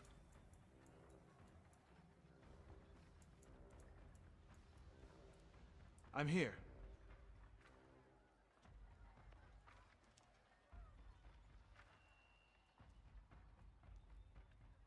Okay, so I'll do a quick save. Certainly. Asking only to know when you stream. Yeah, oh, okay. I stream usually around 5 p.m. on weekdays. So probably it would be when you're going to... Oh, no! No! No! Oh, I quick saved in a spot. Oh. Oh, no. Oh, oh my god. Okay. Oh. Oh my god.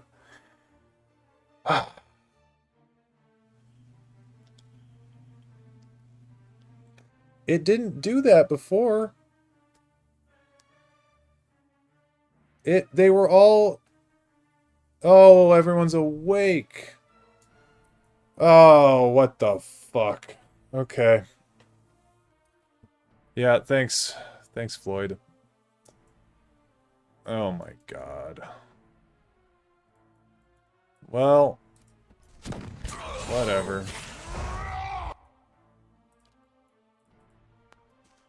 And the devil's been caught. Oh my god. Yeah,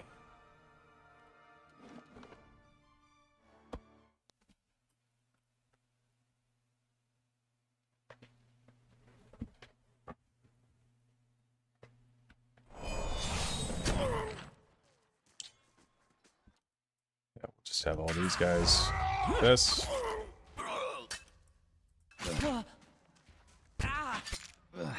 That is a stupid thing that happened, because they were all asleep. And then we reloaded the game, and it adjusted everyone's location to be daytime. That's very dumb.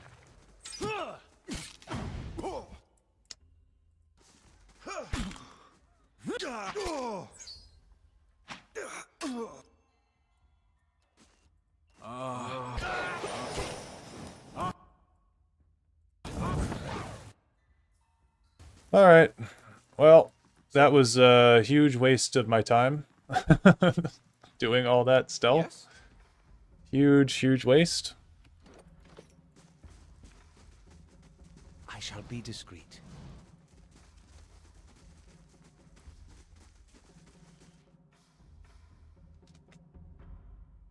Is it a bug? It's not really a bug, I wouldn't say, but it's just a dumb way the game works, I guess. My fill of... What's this? What? Who are you? The Iron Flail Commander is a younger man, lean in build. His brown hair is unkempt, his eyes fevered. At his feet is a grate set over what appears to be a pit. You hear a smattering of anxious cries rising from the cell as the commander steps forward. He glares down through the grate, face a mask of rage. More of your scheming friends? Not a scrap of honor in the lot of you. Calm yourself, I'm not here to fight. Just to talk, then? Like stalwart messengers? I've tired of their lies. I don't need yours adding to them. You want to talk? Set down your... Aderic's words die in his throat, his expression frozen mid-snarl. It isn't clear what's happened, not until you start to feel it too. Unbidden, your senses drift, as if you had reached out toward a source of essence. You feel an ache in your chest, an almost painful sensation of being pulled forward. A sudden wave of memories floods your mind, clear as the day they formed. You see Odema's campsite ravaged by the Beowick, the halls of Cadnua. You tread wet cobblestones beneath copper lanes seeking the leaden key. You climb winding steps to the top of a tower that parts the clouds. The images wash over you, tracing lives and emotions from 100 different times and places. Not all are your own. Slowly, you become aware of the sensation of being watched. will reach out. You direct your senses tracing the invasion to its source, Aderic. Conviction burns through him bright as a brazier. For an instant you share in his emotion, and a sourceless desperation rattles about your skull. Absent context, the fragments of memory you see are just images. A small house across a field of vibrant purple flowers. A sea of armored kith and flapping banners waiting on your command. There's an uncomfortable moment where you feel your twinned awareness turning in on itself, and then the connection is severed. Aderic looks startled, his face ashen. Huh, you're a watcher. You sure he's not just a weirdo with an empty stare? I get those confused a lot. That's not... Aderic glances around the room, his face coloring. That's not known to many. Not past these walls. Why have you come? Why now? You can see lost souls like I do. I see and hear spirits, it's true. It took many years to understand. I take it Watchers don't enjoy the best reputation in Raid Ceres. Does everyone in the Deerwood boast of their afflictions? In the brief quiet that follows, Aderic looks very tired, but he does not lower his sword. I can't often read living memories so clearly. That felt like a cipher reading. I wouldn't know. Perhaps we simply worsen each other's condition. The prospect seems to trouble him. What? What is it? I thought all the other Watchers were mad. That wouldn't bode well for you, would it? Aderic's tone is irritable, but he watches you with wary interest. I've a firm grip on my senses, whatever you believe.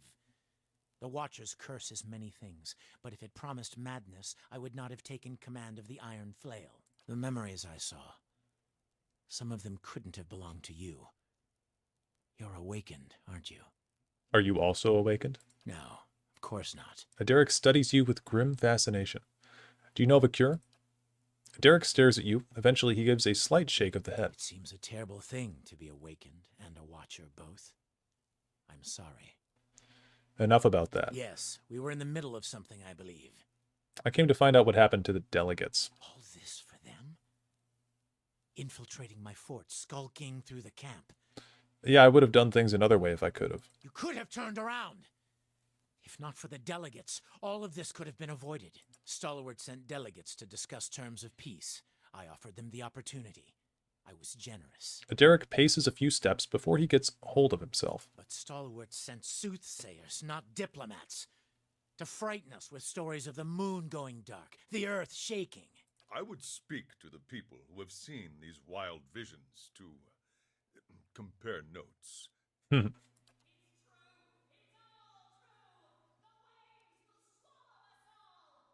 A shrill voice suddenly rises up from the pit. Aderic stomps down angrily on the bars, drowning her out. You don't think you overreacted a little? Don't play the fool with me. These omens are meant to frighten me, to make me doubt my purpose here. But there is more at stake here than a village in the mountains. They dismiss my faith, call us superstitious. But what does Stalwart believe in? Iron and gold, and nothing else. I have tilled barren fields with my bare hands. What is gold to me? Perhaps you and I can talk now. You're nothing more than a mercenary, for a village of people unwilling to put their own lives on the line. What do you want with Stalwart anyway? With a village of fishermen, nothing.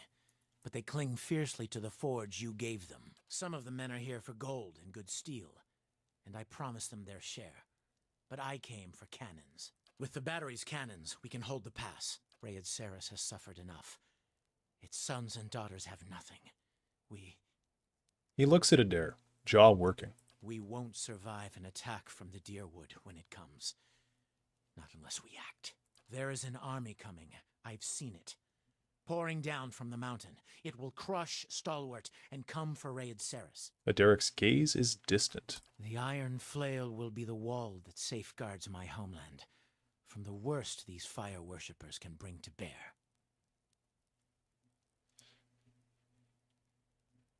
Wait, you had a vision of an army?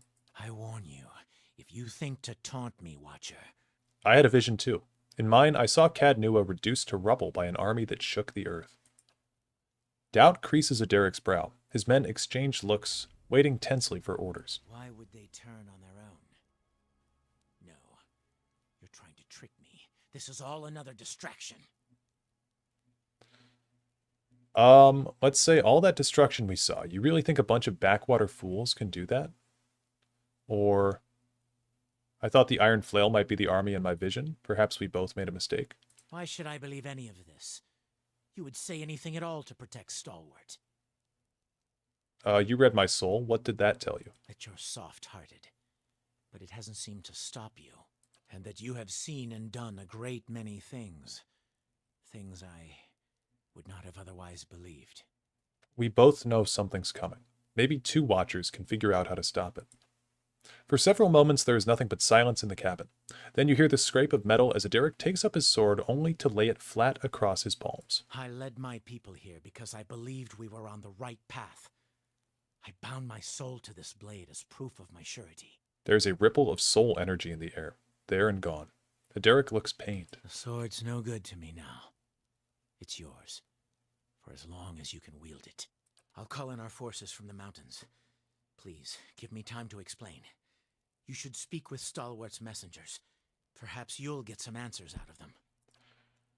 Okay, so I guess killing his men didn't even matter. I don't know. I don't know, guys. Okay, we'll go... I forget how I had it laid out. Something like this. New sword, yep, hell yeah. You gotta see this. Ooh. Boots of Speed in a book. Okay.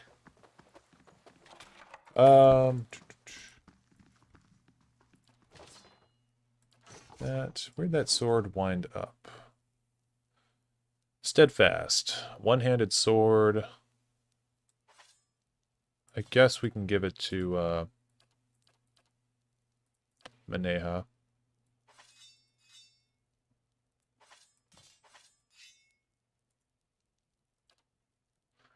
Are you sure you want to soulbind Steadfast to Maneha? Once bound, this item cannot be equipped by any other character.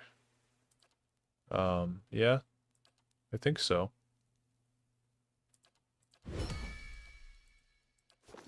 I'm here. All my homies love books. Yeah, I love to put my shoes in books.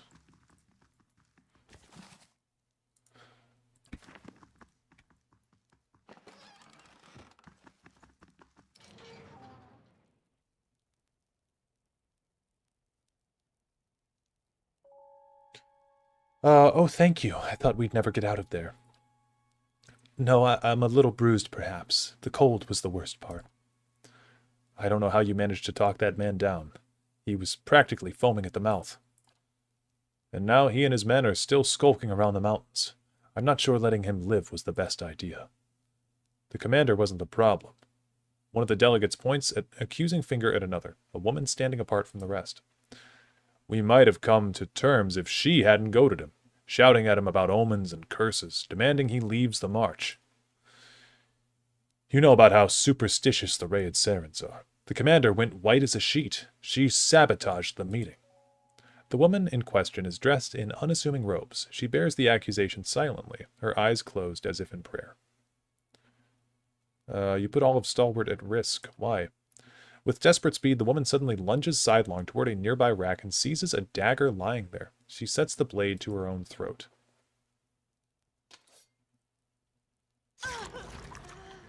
Yikes.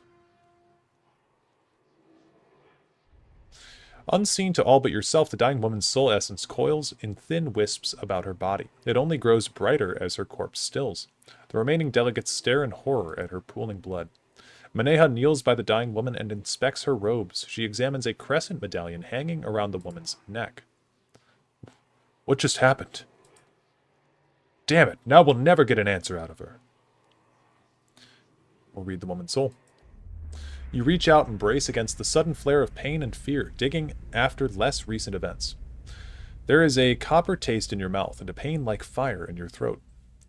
Under the brute terror of death, you find a comforting thread of resolve, of satisfaction in duty fulfilled. You follow it. It leads you stumbling into another memory, as whole and vivid as the first. You walk the dark halls of an abbey, dimly lit and quiet, your footsteps loud. A blur, and you are standing in a dimly lit room, facing a robed Aumaua. You recognize him as Kawoto, the High Abbot. He beckons you forward. The memory blurs. When your sight is clear, you are standing in front of Kowoto, and he is smiling gently down at you. Drive the raid Sarens from these mountains, and you may yet spare many lives.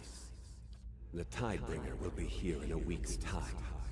Should you be delayed in your travels, report to him as you would to me. He will enter the reliquary and call off the army of Eyeless in my stead. If you are caught, sister, you know what you must do. I will pray for your return, but we will take comfort in the knowledge that you have joined the rest of Andra's favorite in her keeping. Okay. The words jar you loose from the memory, flinging you back into the moment of the woman's death and then into your own skin. But traces of her memory joins yours. You know the path to the abbey to which she was to return, buried in the mountains to the north. Is the name Eyeless familiar to anyone? The Eyeless? They're a figure of speech for when you can't remember something. You say, must be the Eyeless took it from me. Yes, but there's a story to it. They're supposed to do the bidding of the Lady of Lament. Andra points, and they come. Out of nowhere. Wipe things from the face of the world. That's why whenever something up and goes missing or gets destroyed with no one there to see it, you're supposed to thank Andra that the Eyeless didn't come for you too. Do you know a Kowoto? Kowoto? Oh, yes, he came through town some time back. Stopped by at the temple in Stalwart. This was just after the town decided to rededicate it to Abidan. He didn't seem too pleased about it. He was dressed like a priest. Maybe he took offense. He's an Aumaua, tall fella. Very polite, considering he's apparently the leader of some fanatical sect. I think it's clear we haven't been the best judges of character recently. Do any of you know what a Tidebringer is? Tidebringer? That's something they used to talk about at that Temple of Andra, I think. It's a person, a title, I mean. Tends to be used in the more devout circles. What about the Eyeless? Have you heard of them? Okay, yeah, we already did that. Do you know anything about an abbey to the north? I've heard of something like that. An Andrite stronghold. Not the kind of place that welcomes visitors. Maneha's eyes widen. That sounds like the Abbey of the Fallen Moon. Is that where she came from? The delegate points to the dead woman. Yes, and it's where I'll find the reliquary so I can call off their army. Wait, another one? Gods, it feels like everyone on Aora is after the battery now. Why would these Andrites want the Rayed Sarens out? I doubt it's for Stalwart's benefit. Competition, maybe? Well, if they're up to something, I'm going to get to the bottom of it. If you do mean to go to this abbey, be careful. There have been stories about traitors wandering north and getting scared off or even killed by strange guards. That's the place, all right. They're a secretive bunch. I suppose you could always try to sneak in. I doubt you'll be welcome otherwise. Oh, we are not sneaking anywhere ever again in this game. No, no, no. It sounds like this Tidebringer would be welcome, I mean. Maybe I can convince them. I hope so. I imagine the abbey is heavily guarded. A sudden, deafening crash from outside makes the delegates jump startled. A rumbling like thunder follows. You hear further sounds of smashing timbers. Panicked screaming. Gods have mercy, what is it now? If a Derek betrayed me, he'll regret it. Yes, well, we'll wait here, inside. I'm here. Shadow does not hide us. No, it does not. Not in this playthrough.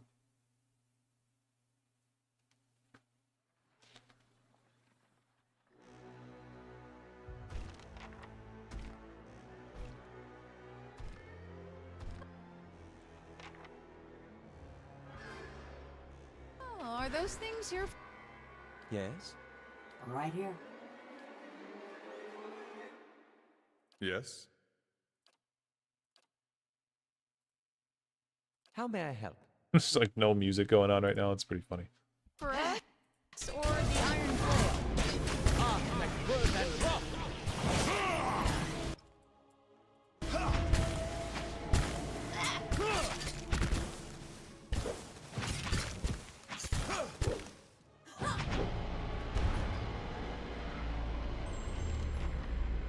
As the last Megfolk falls, a tide of essence sweeps through the aether. It washes over you, and you find yourself in the memories of the eyeless. The hulking creatures surround you, their sinew-wrapped skeletons clanking and screeching in the semi-darkness. Their bodies fill the air with the tang of metal and the musk of sweat. The cavern in which you stand, it looks like a cavern anyway, glows with a dim ambient light. Steel flashes as the eyeless shift and stir. They stamp their feet and groan in rasping metallic voices. Their restless energy prickles at the back of your neck. And in the echoing rumble, you hear something familiar. It's the pounding noise from your dream, the harbinger of a terrible army. You begin to wonder how many eyeless are crowded around you. You suspect there must be scores of them, maybe more. It's difficult to tell how far back this chamber goes, or where it is. Ahead, you see a glint of light. It must be an exit. Already, however, the vision is starting to fade. We'll explore further into the chamber. You push past the lumbering eyeless and cling to the wilting shreds of the vision. The cavern broadens before you. It swells with echoes until you hear the growling, grinding sounds of the eyeless all around. You pull yourself onto a glowing, crystalline outcropping and survey the expanse of blunt heads and piston arms. There aren't scores of them. There are hundreds. The vision ends, returning you to the frozen and blood-churned mud of the fort.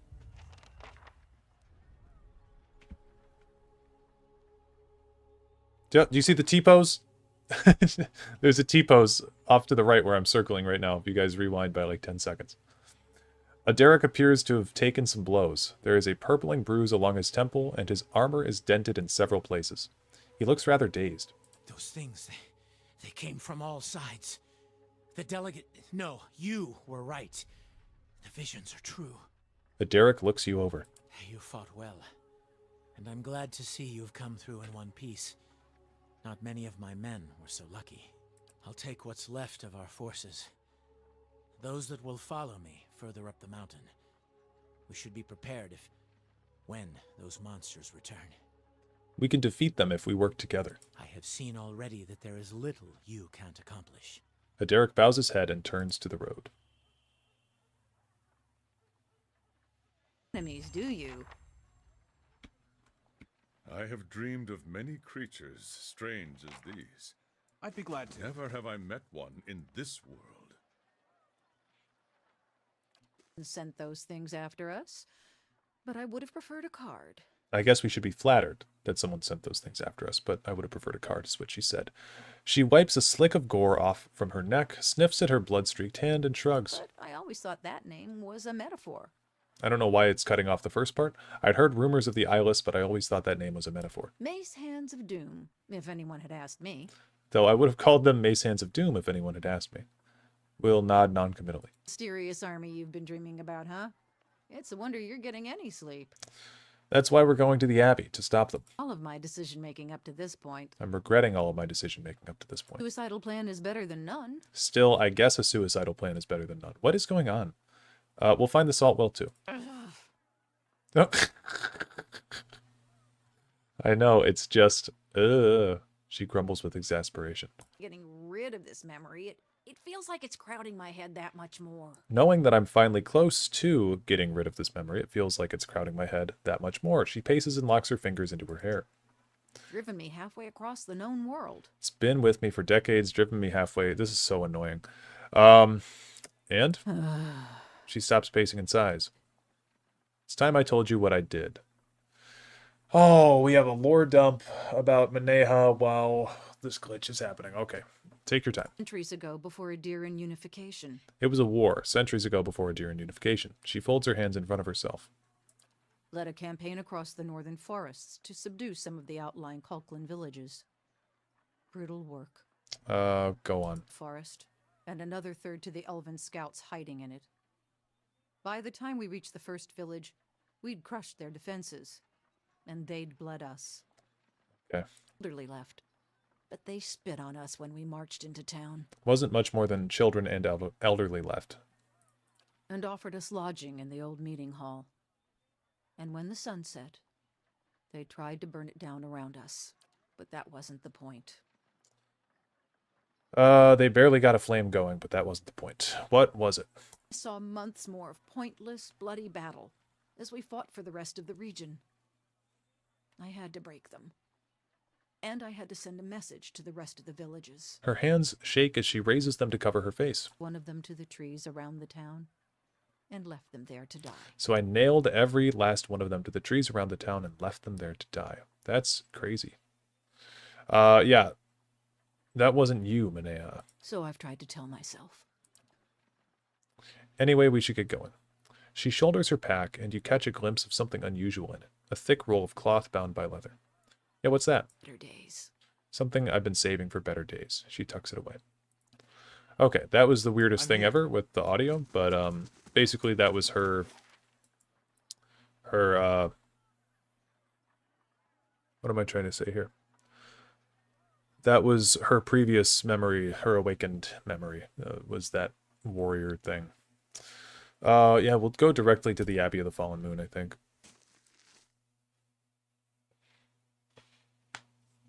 And we're at about 5.5 hours. I'm going to take a quick break and get some food. So we'll sit here. I'll turn some music on if you just want to vibe in chat. But yeah, I'll be back.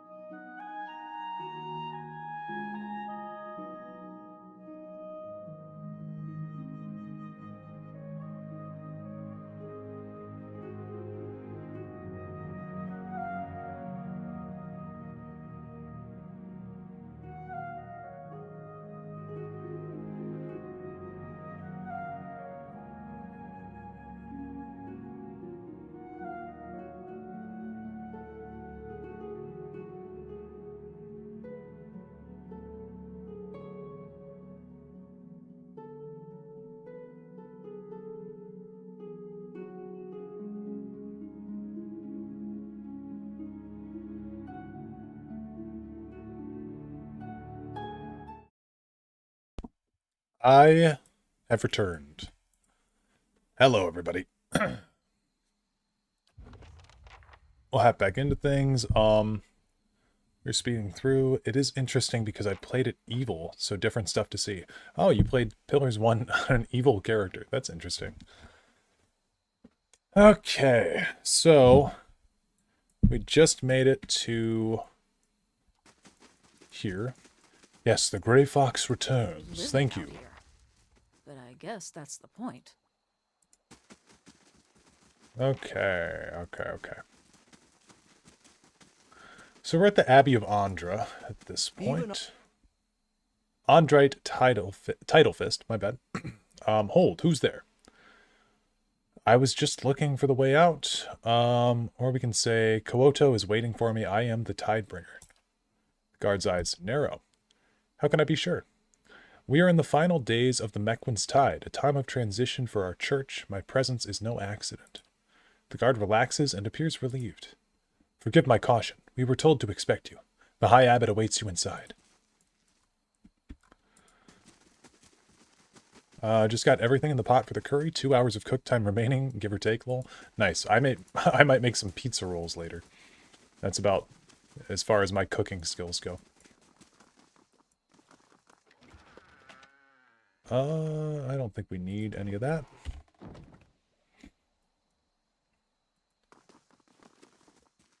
Need to finish the game and not make new characters so evil, yeah.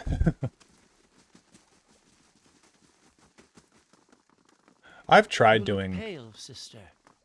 Find someone to take your place. I'll stand watch. I'd hoped I was over this illness, but clearly not. I shall take your advice. Yeah, Microwave Master Dareloth, yeah. I'll at least put him in the oven. I'm not a heathen. You know, if you're making pizza rolls, gotta go oven or bust.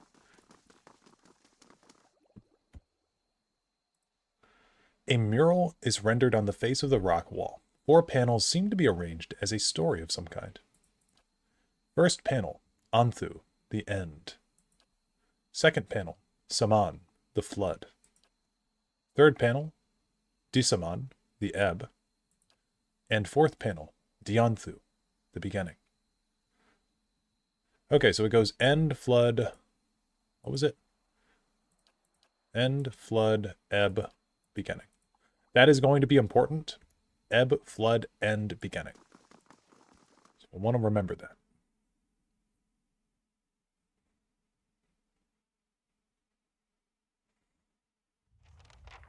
Even with your labors, your presence of mind never falters. I don't know how you do it. Perhaps your thoughts would swim deeper if your tongue didn't come out for air so often, dear brother. Cool.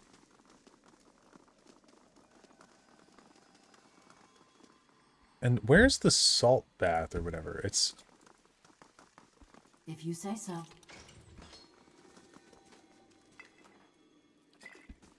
I want to say it's that we're on the right track. The High Abbot imparted to me that I wasn't alone. That he has nightmares sometimes as well. Truly? Oh, it surprised me to hear it. He has such a peaceful manner. Let's do a quick save. High Abbot Kyoto. Where the other Andrites in the Abbey are clad in drab, functional garments, this Almawa seems dressed for an occasion. His robe is bright and glossy. His neck and arms are bedecked with jewelry. The symbols of his goddess are crowded into every available space. Ah, good. The Conclave has elected a Tidebringer after all. I had begun to worry.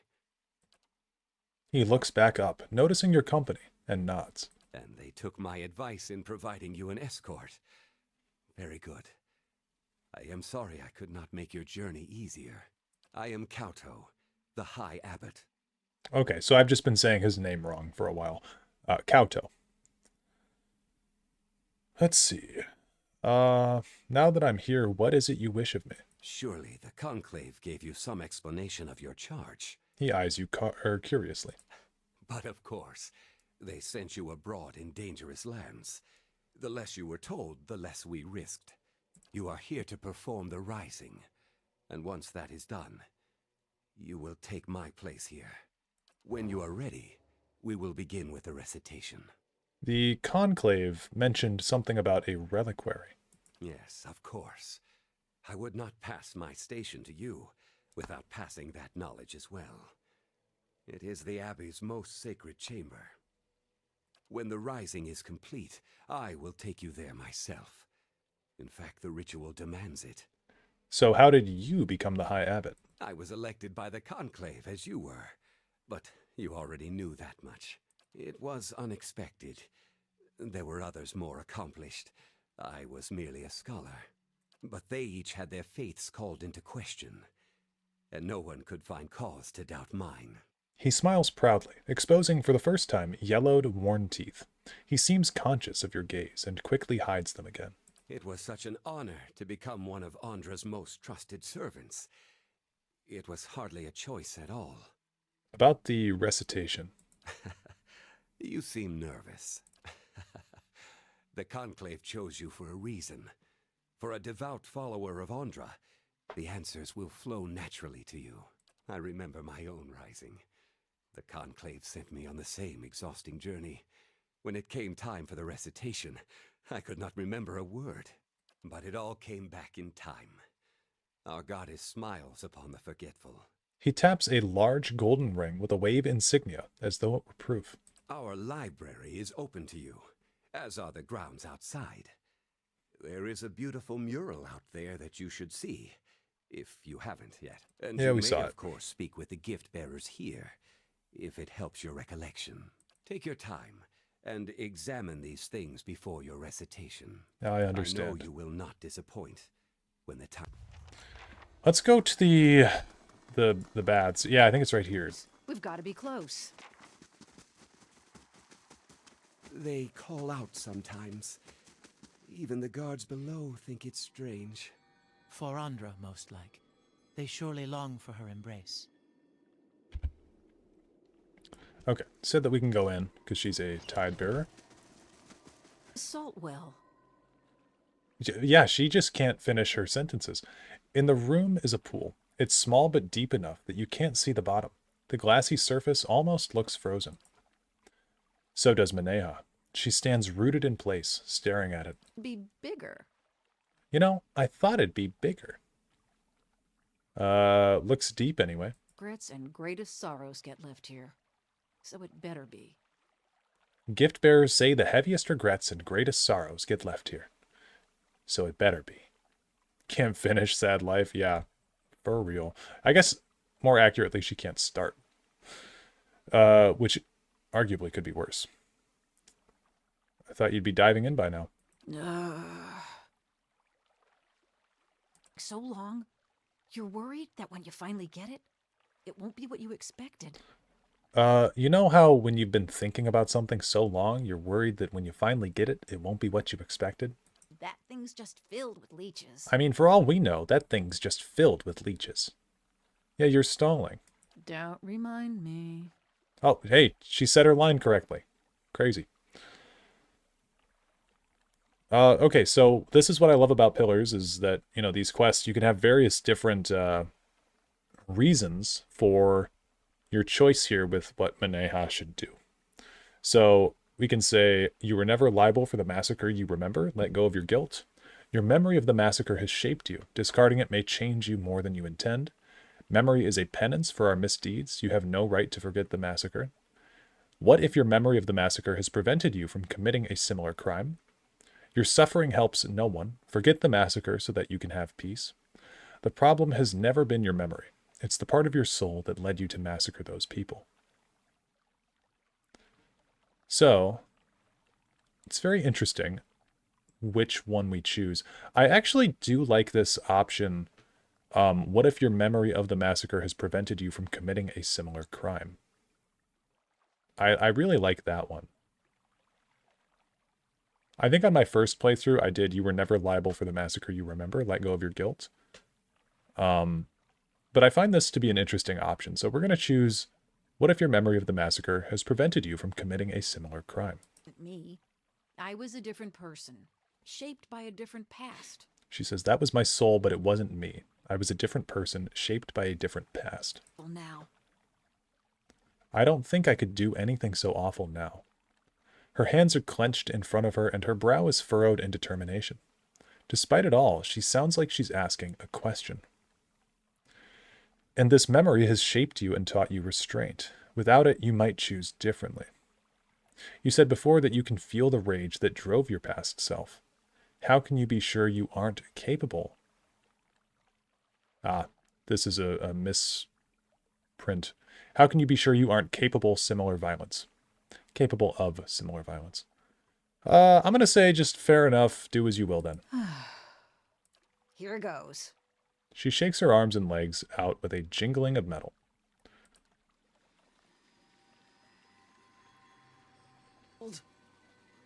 She's in a full suit of armor. Okay. She convulses with a sudden shiver, rattling her jewelry. She descends the steps until she's standing in water up to her neck. Do you feel anything? Actually, I think I'm going numb, actually. She shivers again. This is the right pool, isn't it? She frowns and cranes her neck around the room. Maybe you need to get your head in the water, too.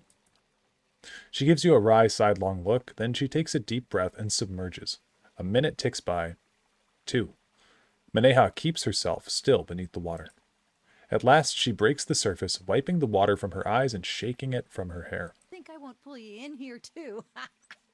Gift bearer or not, don't think I won't pull you in here, too. Wait, you said gift bearers come here. Maybe you have to leave something behind. Her eyes go wide and she snaps her fingers. I've got it.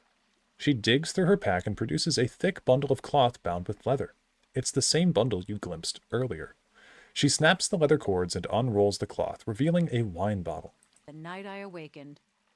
Been saving it for a special occasion. Took this from the Merchesco's cellar the night I awakened. Maneha cradles the bottle and brushes dust from her green glass. Heaving a sigh, she swings it by the neck and smashes it against the steps. Maneha drops the rest of the broken bottle into the pool where it spirals into the depths. Meanwhile, the wine has formed a roiling, bloody cloud in the water. It spreads in long, swirling tendrils.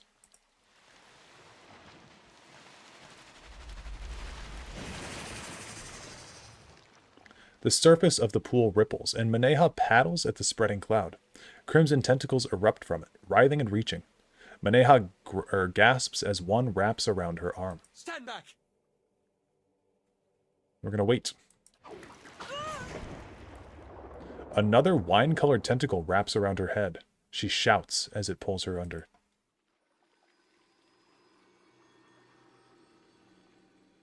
Maneha disappears into the pool. You can't see anything through the crimson murk.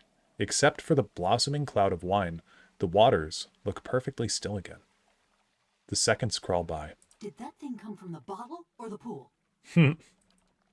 At last, bubbles break the surface.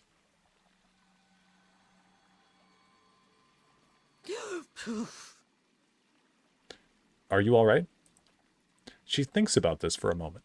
She nods. Maneha climbs up the steps and out of the salt well. As she does, the reddish color dissipates from the water, leaving only the glassy, clear surface and the unfathomable depths below. What do you remember? She squints, thinking. Water pools at her feet. But I don't remember what chased me. And I remember fear, but I don't remember what scared me. I remember running, but I don't remember what chased me. I remember fear, but I don't remember what scared me. I don't remember why. I gave something up, but I don't remember why. Then it worked. She tilts her head to one side and wiggles a finger in her ear until a spurt of water streams out. I'll take your word for it. Something drips onto the floor. She holds her right arm up and looks at the trickle of blood running from a cut in her hand. She takes the folded cloth, the one she'd wrapped the wine bottle in, from the floor and stanches the bleeding. Maneha was granted clean conscience. She jerks her head toward the exit. And that is Maneha's quest. So you can kind of, you can play that a bunch of different ways. It's interesting. I think we are going to ditch Maneha. Oops. What did I miss? The devil discovered something, and I don't know what it was. Whew, good thing I sold most of my jewelry. Yeah, I think we're going to ditch Maneha after this. He seemed preoccupied. I expect I would be too in his position. Well, I don't know. We'll keep her with us for a little bit longer, but I'm kind of missing Durance. Are you prepared now for the recitation? Yes, we can begin the recitation. Very good. We shall commence the rising. Never actually seen this cutscene. It's a cool one, yeah. First is Anthu. Last is Dianthu. For the tide comes at the end and leaves at the beginning. Right. I am Disaman the Ebb. Who comes this way? Oh boy. I am Saman the Flood. Blessed be Saman, that washes Saman. over the shore and brings the end. Blessed be Disaman, that returns to the sea and leaves behind the beginning. A gift-bearer comes to Disaman and asks him to bear his burdens away. What token do you offer, gift-bearer? I give the sorrow of those who mourn. Maneha blinks at you and gives you a minute, or a minute shake of the head. The token is received in Andra's name. Tell me of your burdens. I bear the weight of the memories of others. Maneha bites her lip and wrings her hands. Am I not... she doesn't seem to be receiving what I'm saying. That's correct. In Andra's embrace, our burdens are lifted. How is this guy's name? Kauto? Kauto looks at you and shakes his head. I'm afraid you have misremembered some of the rite. Think on the gift-bearer's pilgrimage. I believe we have the text somewhere in our library. The recitation is archaic. But there ought to be something around here to help us. When you are ready. Okay. ¿Dónde está la biblioteca? If you say so. Got it done. Bookshelf. Selected correspondence of gift-bringer Aiden.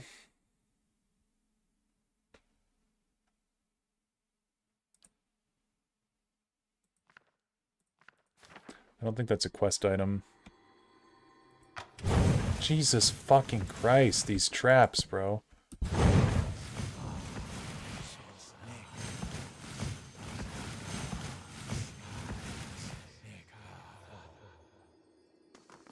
Did we get caught?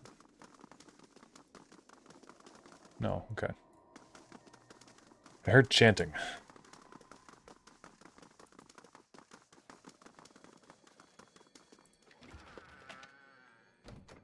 Journal of the High Abbot. Okay. This volume appears to serve many functions. There are notes in it detailing schedules and routines at the Abbey. There are favorite passages from Andrite texts, annotated with personal insights. There are also descriptions of dreams. Many seem purely symbolic, but one entry is of interest. It had been long since I dreamt of my rising. Yet now, with another rising soon upon us, this is the 5th time in a week. Perhaps, channeled here, I can put it to rest. I am walking through the halls of silence. I feel eyes on me from all sides.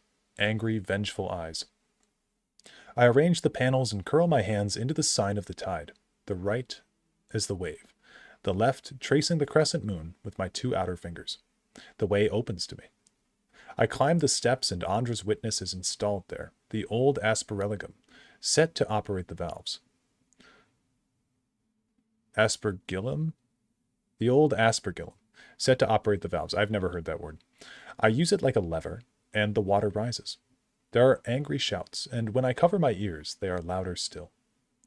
But the water continues upward, far past where it should.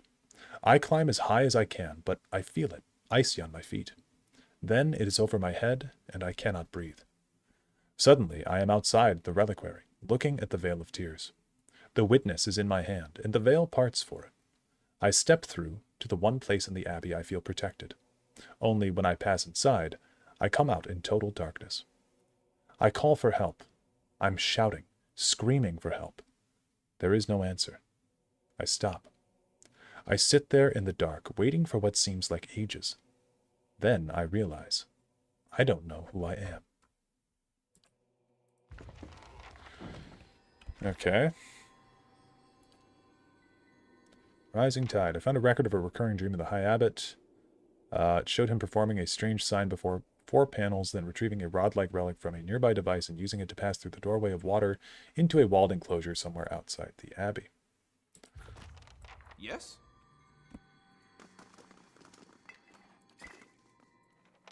At once.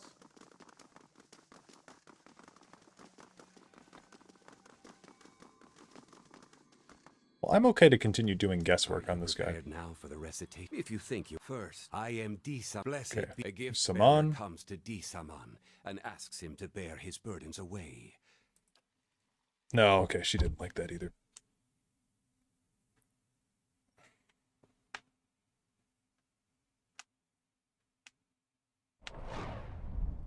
So, they said that there's something in the library that we can find.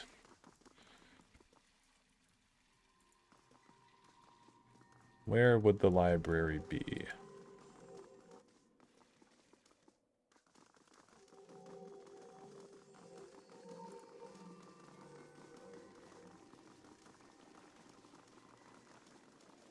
That's cool. The craftsmanship that gave form to this statue appears too skilled and refined to come from mere mortal hands. I guess I should clarify too, Andra is one of the gods of Aora, and she is the goddess of memory and tides, and her kind of creed is like forgetfulness. It's a little bit similar to Shar in how she's handled in Baldur's Gate 3 with, like, you know, making people forget their memories that are uncomfortable. That's kind of what's going on here. Ain't that something? The things you never see in your own backyard. And yeah, we got this giant skeleton going on out here.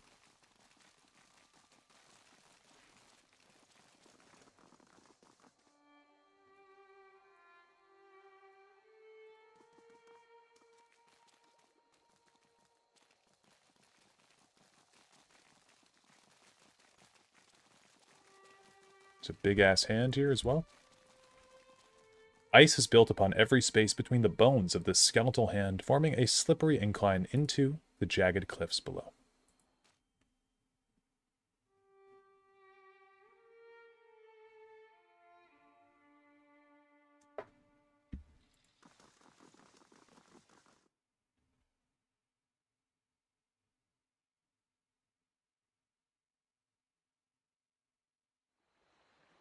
A long time ago that was. Saw the abbot holding the witness, and the veil of tears parted for him. Okay. Water flows upward from a thin slit that cuts along the tiles of the floor. The water swells and condenses when touched, forming an elastic barrier that resists any attempts to cross it. Okay.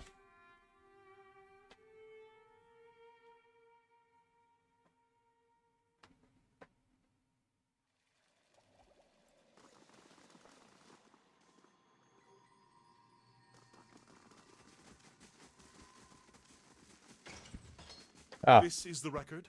Library. Yes. See that it is cast away with the others. Abidan's Hand, the Enigmatic God of Cold. I do really want to collect these books. Sea and Her Love. Oh, this would be about Andra. Traditional Android hymn. The sea behind her love, shining bright from on high.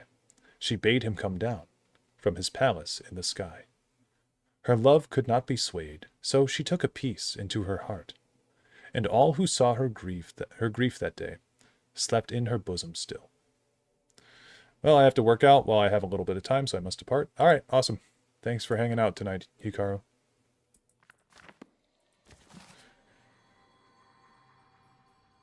Tides and Moons, a natural historian's account.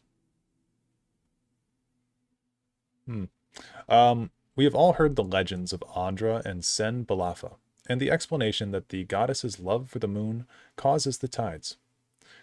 And, as men and women of science, we know this to be but a shadow of the truth. Yet there is another myth that we have been quicker to dismiss, and I wonder if it does not merit further examination. Andrites tell of a smaller moon, Ioni Brother, that the goddess supposedly pulled from the sky in an earlier age. And while such things seem impossible, For Ione Brothers still roams the skies above, it is true that explorers in the far reaches have found mineral fragments that do not naturally occur on any known continent in Eora. Furthermore, naturalists in Adir, Rawatai, and the Deerwood have observed the remains of ancient ocean life many miles inland. Such a thing would only be possible if Eora's oceans had once been larger, or, as I here propose, if a catastrophic flood had once washed over the continents. While few phenomena could cause a flood of this magnitude, a large body falling into the seas just might do the trick. In these pages I will explain how some force of nature, if not an amorous goddess, could have pulled a small moon into Eora millennia ago. That's cool. Some more on the moons of Eora. Not necessarily what we're looking for, though. I guess in here? The Gift Bearer's Pilgrimage. Here we go. Okay. A gift bearer of Andra is traveling along the road when she meets a man in tears holding a scrap of parchment. "Why do you weep?" asks the gift bearer. "I hold here a laurel from my wife. I tried to be a good husband, but the letter says that I was not, and that she has gone to seek the company of a better man. Now this is all that remains of her." "Give the letter to me, then," says the gift bearer, "for once you have forgotten the letter, your wife can cause you no further pain." The man gives her the letter and finds his tears have dried up. He thanks the gift bearer and leaves at peace. The gift bearer continues on, contemplating the man's story, but does not get far before she encounters an old woman in tears holding a string of beads. "Why do you weep?" asks the gift bearer. "I hold here a string of bead that counted the years of my daughter's life. Sickness took her while she was still a child, and she was denied the joys of a full life, and I the joys of a mother. This is all that remains of her." "Give the beads to me, then," says the gift bearer, "for once you have forgotten the beads, your daughter can truly rest." The old woman gives her the beads and finds her grief no longer gnaws at her soul. She thanks the gift bearer and leaves at peace. Thinking on the woman's pain, the gift bearer follows the road until she reaches the sea. In her hands she carries the letter and the beads. They are light in her hands but heavy upon her heart, and she is crying. She prays to Andra to allow the objects to be forgotten, and casts them into the water. And yet, long after they have sunk beneath the waves, the gift-bearer finds herself still weeping.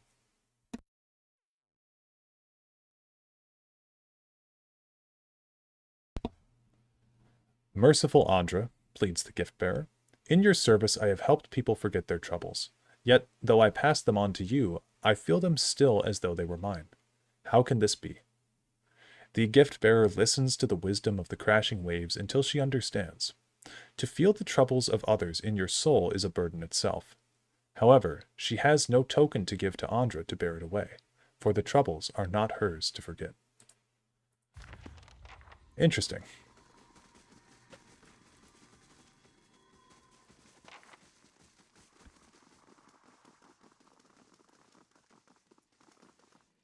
Are you prepared now for the recitation? Yes. If you think you are ready. First, I am blessed be. A gift bearer comes to Disaman and asks him to bear his burdens away. What token do you offer, gift bearer? I give myself, for a gift-bearer has no other tokens to offer. The token is received in Andra's name. Tell me of your burdens. Oh, I guess we don't have the burdens yet. I shoulder the burdens of a long journey spent in solitude. No. Has the recitation. Damn. Okay. So I guess we got more to look through. Well,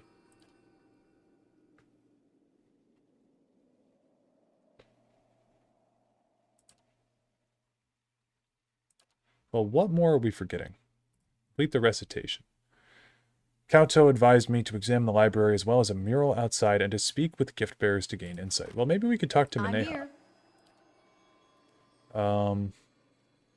Okay, doesn't look like she has anything to say. But let's look either for a gift bearer or a named NPC somewhere. There's likely some kind of a named NPC. Yeah, gift bearer Bishka. The gift bearer holds in her hands a gem the size of her fist, or the size of a fist. She draws a curved line in the air over it, then tosses it into the water. As the gem hits the water, it disappears from sight, as though it had dissolved. Greetings. The gift bearer ignores you. She stares at the surface of the pool. What happened to that gem? What gem? The gem you tossed into the pool. I remember no gem. I'm going to say, are you insane? You had a huge gem and you threw it into the water and now it's gone. You notice you have begun to draw wary stares from other Andrites nearby. Some of their hands drift toward weapons. This pool is blessed by Andra, Tidebringer. What does that have to do with anything? Angry shouts come from all sides as Andrites move in to defend the gift bearer. Alright, that was just too funny for me not to do.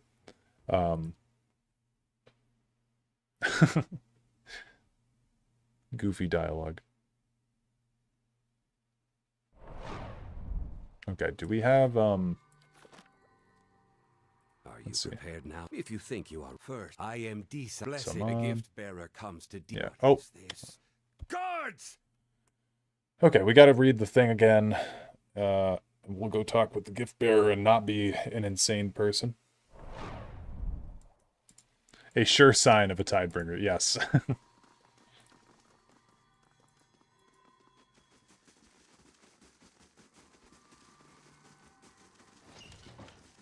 This is the record?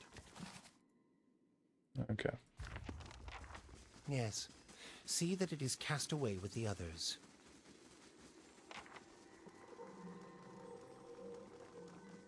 You don't usually see Andra on top of a building. Or Adra. A massive crystal, its jagged edges iridescent with an unearthly glow, pierce through the dome. Mosaics and tiles have been carefully arranged around the strange rock. Looks like a piece of Adra, anyway. I'm here. Okay, what happened to that gem? Gem you tossed in the pool. You tossed it in. How could you have forgotten? This pool is blessed by Andra, Tidebringer. I don't understand. The gift bearer smiles placidly. All that belongs to Andra is forgotten, and all things forgotten belong to Andra. Cool. That should be it. Are you prepared now for the rest? If you think first, I am Disam. Blessed a gift bearer comes to Disaman and asks the token tell me of your burdens.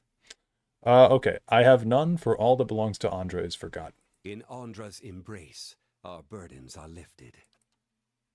Kauto appears pleased. He nods. Maneha sighs with relief. The Tidebringer shows himself worthy of his charge. Your purpose here, Tidebringer, is to perform the ceremony of the rising. It is the transition of one phase of service to the next. How much longer is this gonna be? My joints are rusting. On the level beneath us in the halls of silence, our low-tide brothers and sisters have lived for many years, sealed by their own will. It is time for them to be relieved of service, and for the high-tide brothers and sisters here to take their place. In the halls below, you will find a relic, Andra's witness, an aspergillum. An aspergillum, I still don't understand that word. An aspergillum for dispensing holy water, but also something more. The device will flood the halls of silence. This is the rising. Won't the people down there drown? It is the will of Andra. Every monk assigned to the abbey understands and accepts this. He smooths back his thick stalks of hair with one hand. A gray strand sticks to his palm. He frowns at it, then looks back up and continues. The monks here have all served as gift bearers. We bear away people's most painful memories, and always a part of them remains with us. He's right about that much. Maneha shrugs at you. In the halls of silence, memory itself fragments until it is no more. The halls are a reprieve from a gift-bearer's burden. In the end, the halls take all memory, but the process takes a toll, as you might imagine. After many years, when the process is complete, the rising is performed, to give final peace to those who dwell there. This is your charge.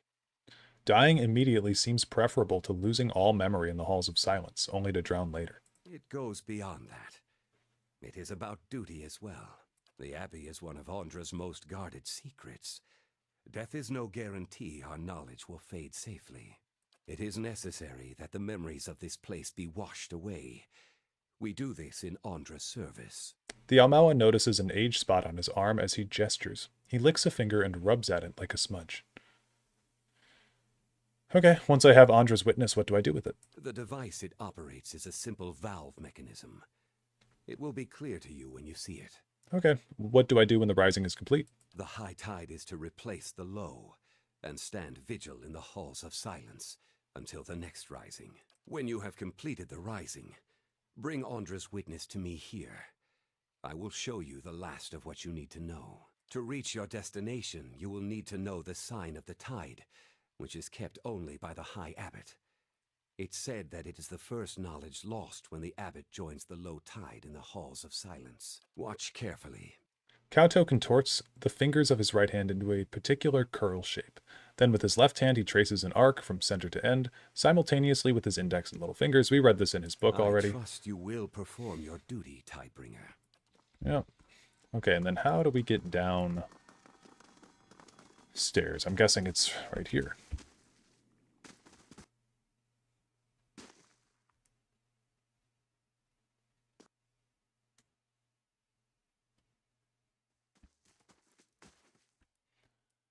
This area is forbidden. Kauto granted me leave to walk freely.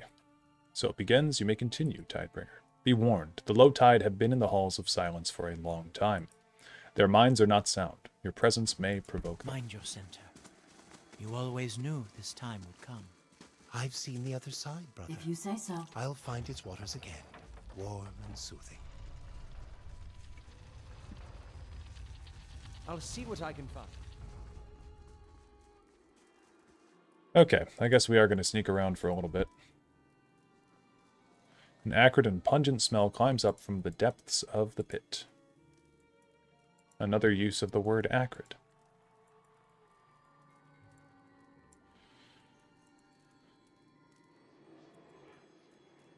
There's a soul over here. Don't know if it's worth investigating. Maybe it is. Hovering over a skeleton half trapped in ice, a faint trace of essence lingers in the cold air of the cavern. You let your soul envelop the essence. Memories spread in a thin mist under you, dim and torn, their scattered fragments floating like motes of dust in the twilight. You're walking into an oblong chamber. The stones of its underground walls glisten, still wet from the floodwaters. A hand clasps on your shoulder. You hear her whisper, "Arthric, I don't want to look." The memory vanishes, and now all you see is a slab of stone. You're staring at it just inches away from the wall. Your fingers trace circles on it, digging into the moss that clings on its weathered surface. You're not sure how long you've been touching it. Perhaps you've always been. A scream jolts you. It echoes thunder throughout the halls. Your ears hurt, a pain that digs deep, burrowing into your head like a twisted dagger. You run. Others run. You don't know them. You can't remember them, but somehow you take comfort in their presence. Yes, they will help you with the pain. The noise. You'll kill it. The anger of the memory subsides, and now you're sitting down on steps carved on rock. Dozens of skeletons lie below, beneath frozen water. Their jaws hang open, silent. Yet, what's that? A low rumble, gargling, growing, deafening. You snap your head to the side in anguish and see it. The water, rushing down the halls, pushing you in a torrent of white foam. You fall. Your mouth opens to shout, but your screams are muffled as it fills with water.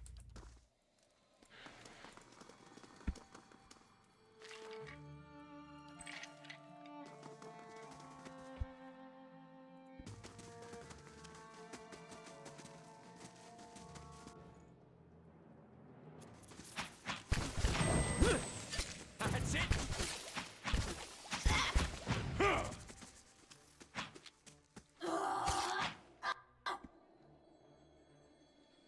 Despite the icy sheen that covers these webs, their threads gently vibrate at the slightest disturbance.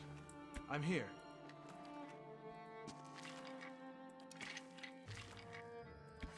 I'm here. Okay.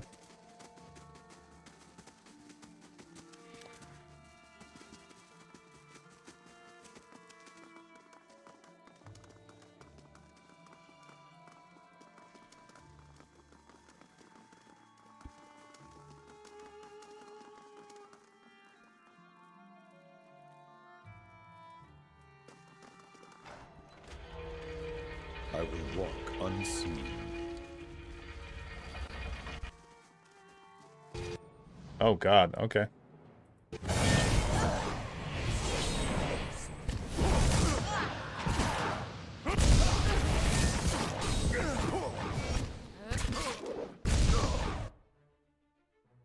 Jesus Christ.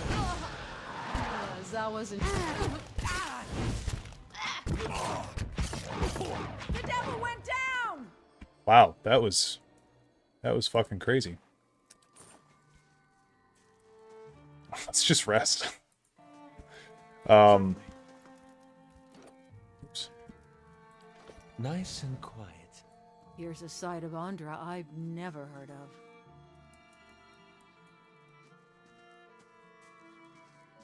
Who's there?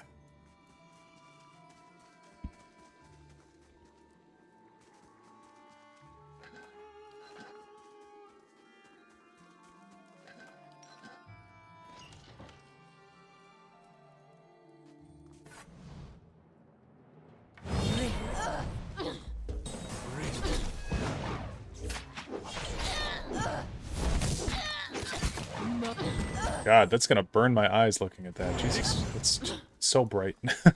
You guys just finished the fight over there. Okay.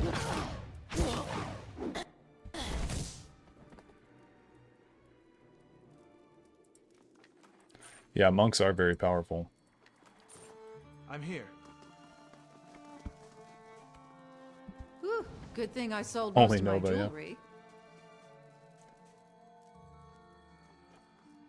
I think it's this way. Searching the depths of my brain.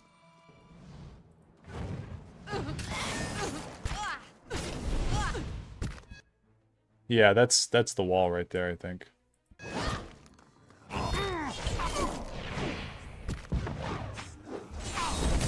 Okay, Dareloth, you need to just run away. Okay.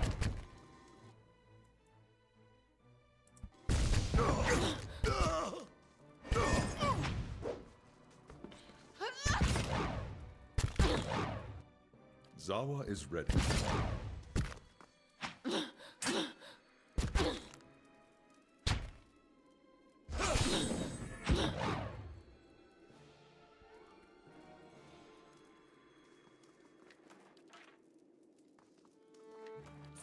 I'm here.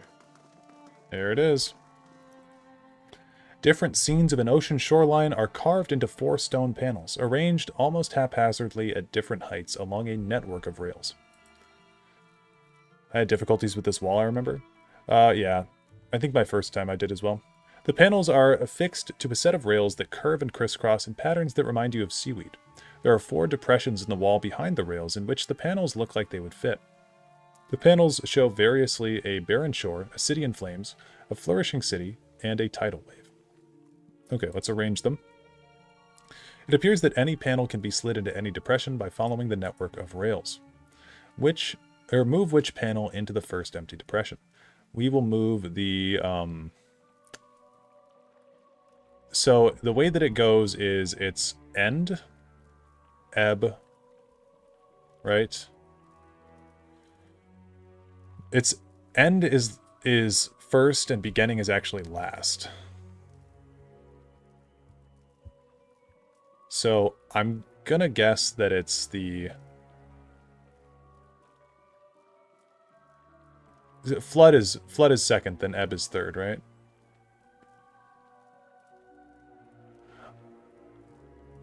I'm gonna say the flourishing cities first. Yeah, flourishing cities first. Once the panel matches the recess on the wall, you gently press it. It slides without resistance and locks into place. Move which panel into the first empty depression? Second empty depression, right? The tidal wave. You grab the panel and slide it onto the rails into the first available opening. Once the panel matches the recess, it slides without resistance. Then we'll do City in Flames. Okay, and then we'll do the Barren Shore. You complete the sequence with the last panel, but it will not settle into the final depression. Suddenly the stone slabs begin to move on their own and revert to their original positions. Damn it. Well, I still think that Flourishing City's right for the first one. I still think that Tidal Wave's right for the second one. Maybe it's Barren Shore next, and then City in Flame? Okay, apparently that's not it either. Let me...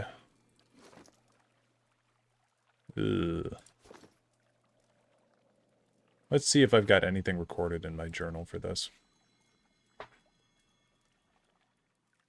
I don't think we would. Because we've got... we went to the wall before doing this quest, not after it. Inspect the panels. Barren Shore, City in Flames, Flourishing City, and a Tidal Wave. Tidal Wave's second.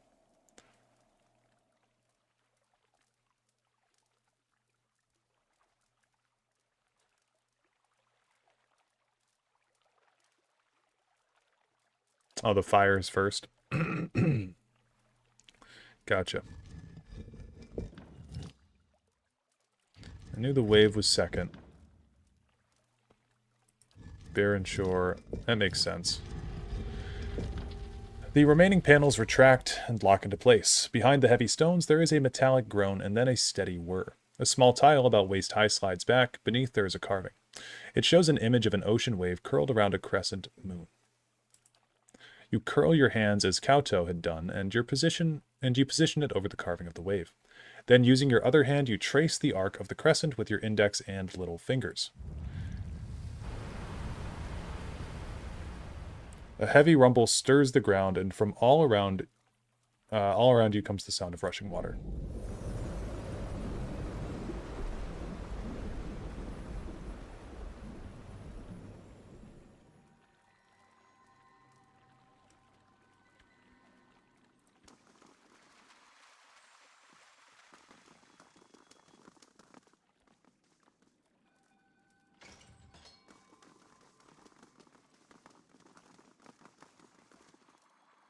Embedded in the deep, semicircular slab is what looks to be a vessel for the sprinkling of holy water.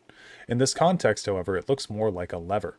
There are images engraved on the wall behind it, one of a rising wave, one of an open gate. We'll do the rising wave. A faint trickle of water is audible at the edge of your hearing. It grows steadily into a roaring torrent.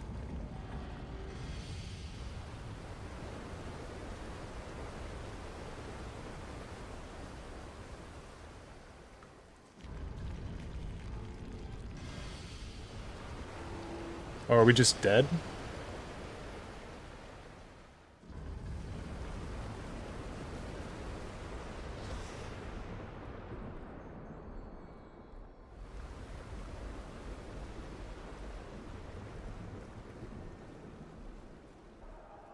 Human voices echo through the stone halls, pleading, gurgling, screaming, and then silence. With a click, the machine releases its hold on the strange rod. You pack the vessel away. They chose this life. You ended their misery. It's hard to feel like we did right. Yeah, I don't know. I don't want to invade on anyone's religious practices, I guess. You know, these people, like, they did willingly choose to come down here, so who am I to say no?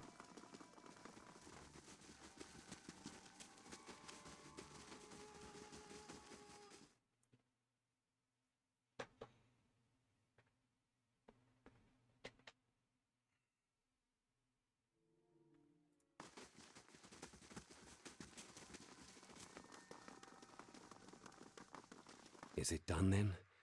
Yep, and it's done. Do you have the witness? Yep. I know what it is to use that relic to call the flood. Even though it is necessary, even though it is merciful, it will stay with you. Always. One day it will be a new Tidebringer's turn to call the flood, when I am down there. And then another for you. Only then will we be free of it. Free of the memory. He nods and puts a hand on your shoulder. The touch is tentative, and he withdraws his hand almost immediately. Come, Meet me upstairs outside the reliquary. There is one more thing to be done to complete the rising.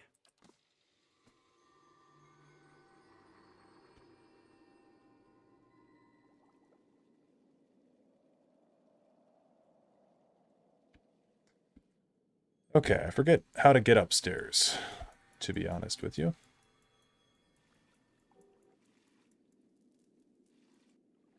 Where was the way to upstairs?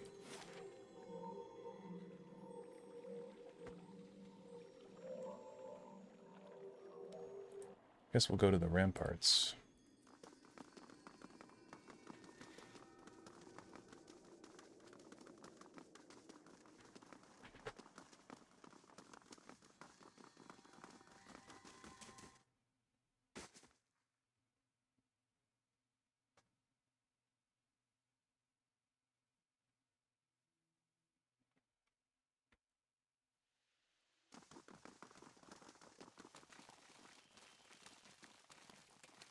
Ain't that something? The things you never see in your own backyard. Oh, I guess we didn't ever find this place, because I reloaded my save.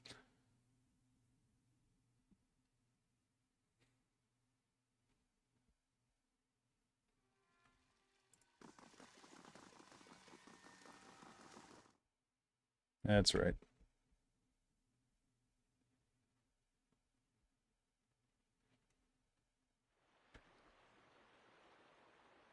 The Vale of Tears is only to be crossed by the High Abbot. Andra's witness is the key. Through the Vale is the reliquary. When we are done here, pass into the reliquary, and your responsibilities will be revealed to you. The final step of the rising requires that you use Andra's witness to seal me below with my brothers and sisters. It sounded like Barbas. Who did? This guy? Kauto says nothing for a moment, lost in thought. High Abbot Kauto? He snaps out of his trance. Forgive me. The rising. The final step. He clears his throat. A slight correction. You will not be sealing us in the halls of silence. The other Andrites look at each other with furrowed brows. What? After all that? The only way I will allow you to become the High Abbot is if you can kill me, and those who stand with me, here and now. This wasn't what you said earlier, dude. I have made up my mind. Have you ever swum in the open ocean, Tidebringer? Yep. Then perhaps you will relate. When you swim in the ocean, you are at the mercy of the current and the waves. It requires a great deal of trust. True. When I was a young man in Rawatai, I would paddle out in a small kayak and go spearfishing in the Gulf. One day, when I was swimming, I was caught in a rip current and pulled miles from my boat. I stayed afloat long as I could, but there was no getting to safety. It was night, and the water was black. I took a final breath and sunk below the surface. Then there came a glow beneath me. It was a moonray the size of a caravel, if you can imagine such a creature. I saw it swimming up toward me, and even as things began to grow dark around me, I knew I was safe. I awoke on shore. That day, I pledged myself to Andra, because I knew she had seen me safely through, and that she always would. The glow of that moonray has always been a beacon in my life. If I am sealed beneath, I will be forced to part with it, and 1,000 other memories that make me what I am. I will die, afraid and alone. What about everything you said? About trusting Andra, surrendering your memories to her. Good job, Maneha. You're getting through sentences, start to finish. Very proud of her. I thought I would be ready. My trust in Andra was absolute. But I am weaker than I imagined. I will defeat you and stay on as High Abbot, or I will die here, knowing who I am. Either would be better. Yeah, I don't blame you. I'm losing my mind as well. I'd do anything to stop it. You have some affliction, then. We can take heart that one of us will find peace this day. Come. One final test, Tidebringer. Okay. Totally forgot about all this, to be honest. Let's do Confusion, because it's OP. Gonna let the combat start. That. Oh, that took forever, and he didn't even get that spell off, so that sucks. Right here. The devil's way back there. We're gonna try to blind... Actually, let's swap over to gun. Swap over to the gun. And then we can do that.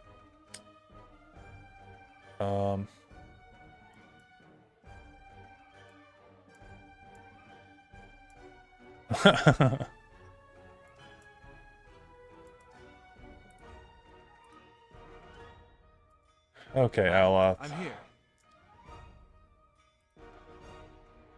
Low with.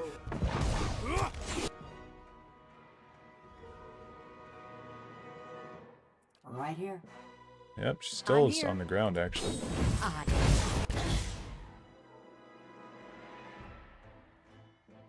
Right here. Could you get up off the ground, please? Okay, Dareloth, you need to like run over here, man.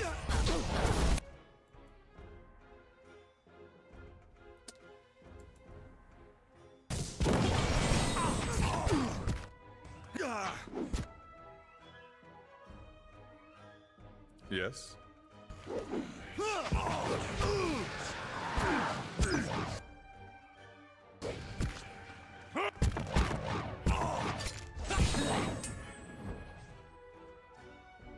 Okay, GG.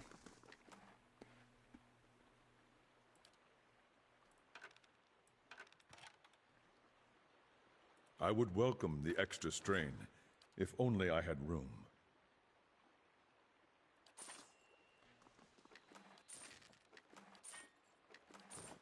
So you get a really cool monk item from that guy, which we'll put on Zawa. That was the one difficult part of having Zawa in my party on my first playthrough, was that I was also I was playing a monk as well, so we had to sort of split the loot pool.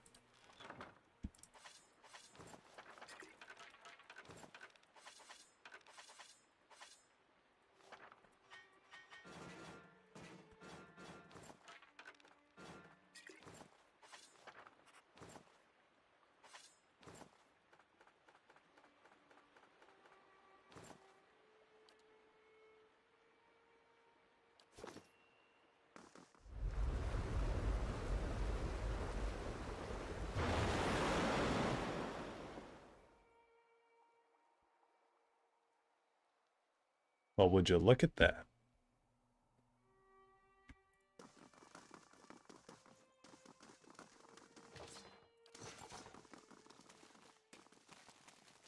I knew the Abbey was a secret, but I had no idea.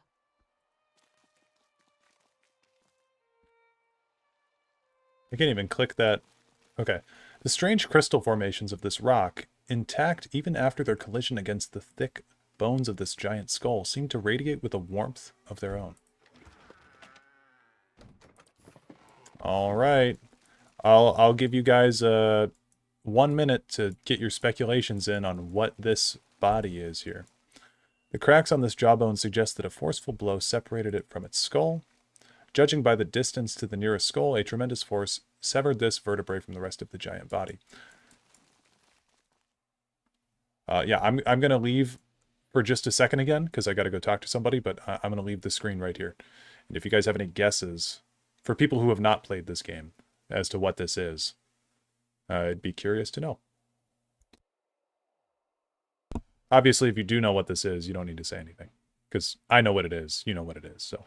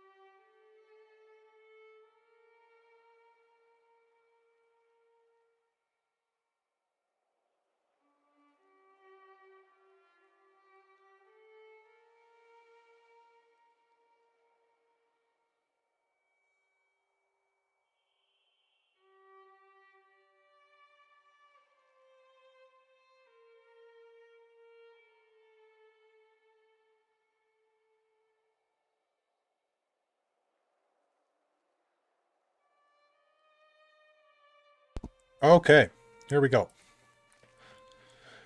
Lodged between rows of crystalline rock, a large fragment of metal protrudes. It looks as though it might be possible to pry it loose. At your touch, the splinter of metal begins to glow orange. Heat surges up your hands and arms and envelops you with such intensity, you feel as though you are melting down.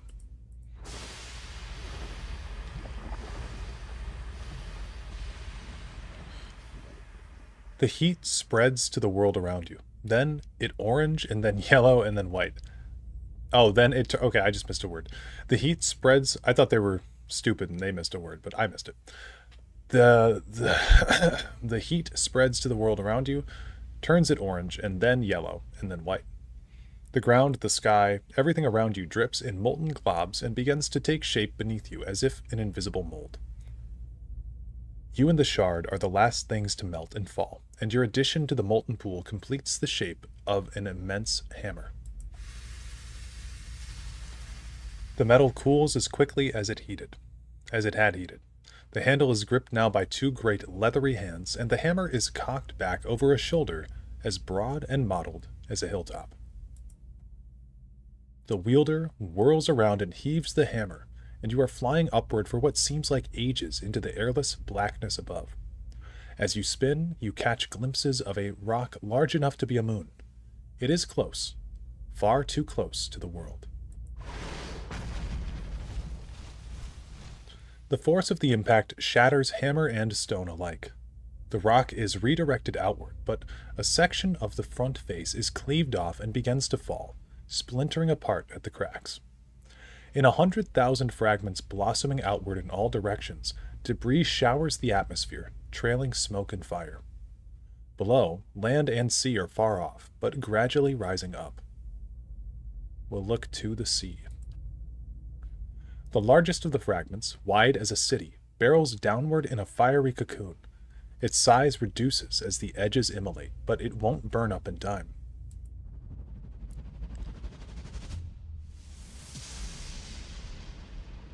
It lands silently in the distant ocean, sending a column of water skyward and radiating ripples that spread like wrinkles in fabric.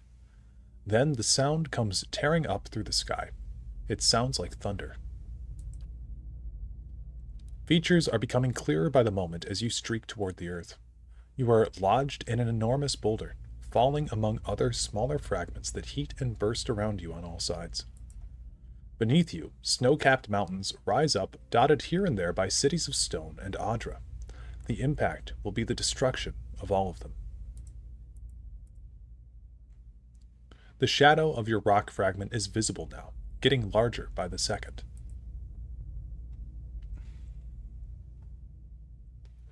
You are moments away from striking the ground when a massive shape throws itself into your path. The last thing you hear sounds like another rumbling impact, but that isn't what it is. It's a chuckle, relieved, breathless. You hear two words. Made it. Everything goes dark. You open your eyes. The metal hammer fragment has come free, and you now hold it in your hands. It is warm to the touch.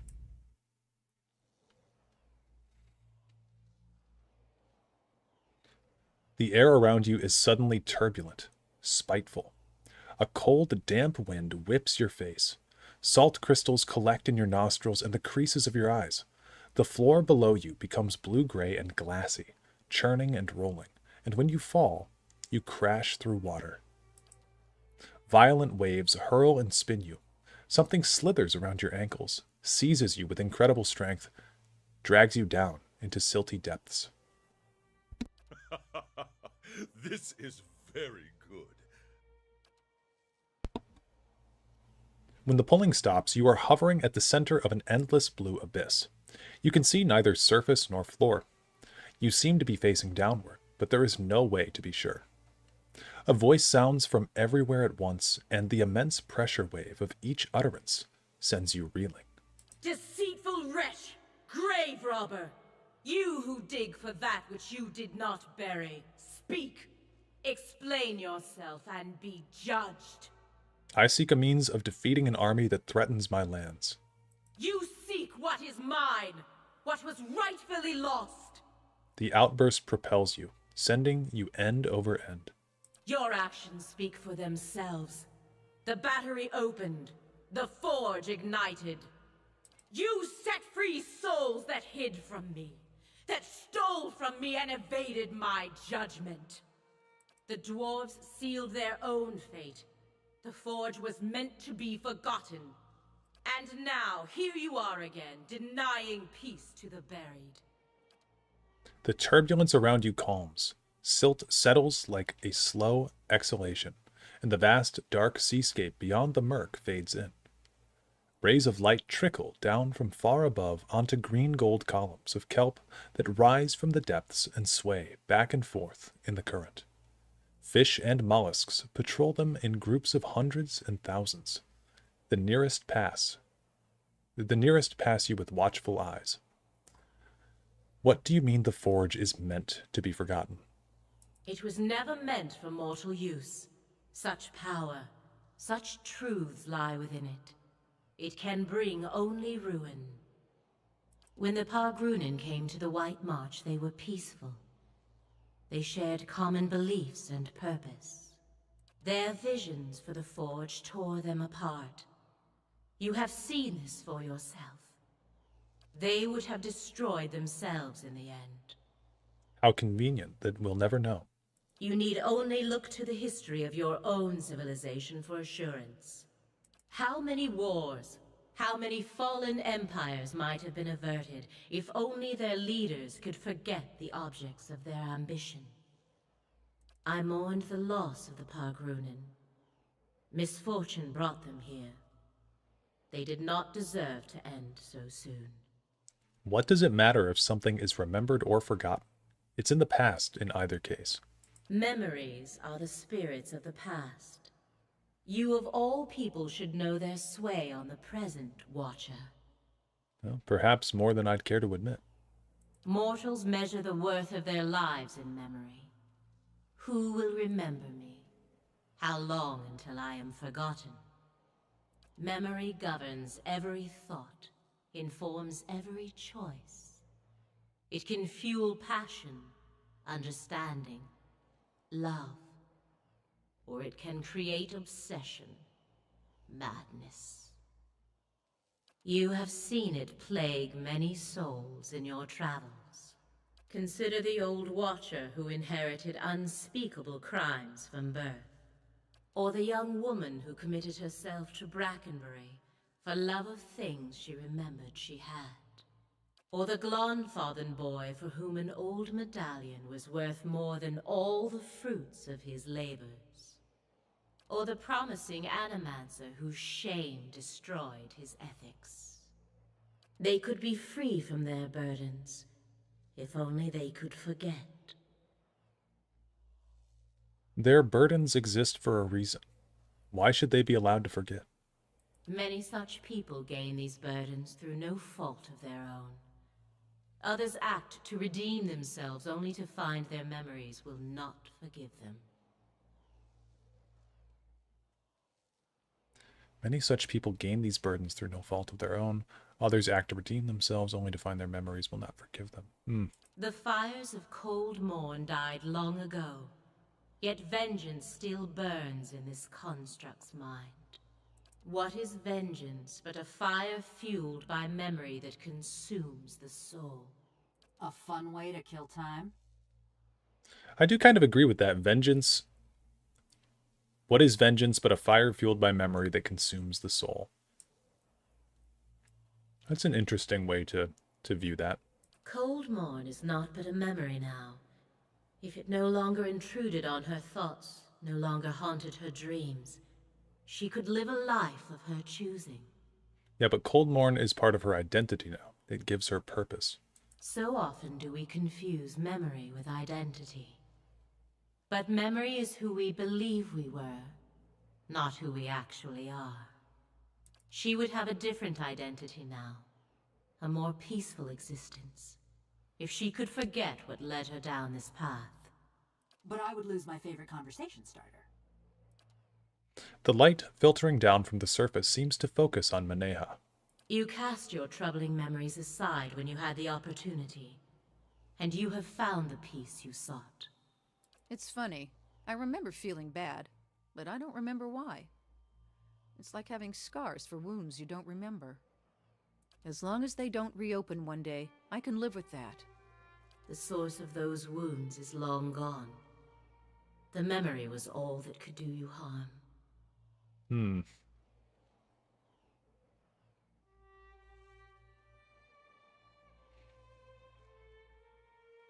I would leave my own memories behind if I could, but they haunt me whether or not I remember them. You know, it's an interesting conversation. Like, if you could forget certain memories, would you? And how closely tied are your memories to your actual identity, like what Andra said?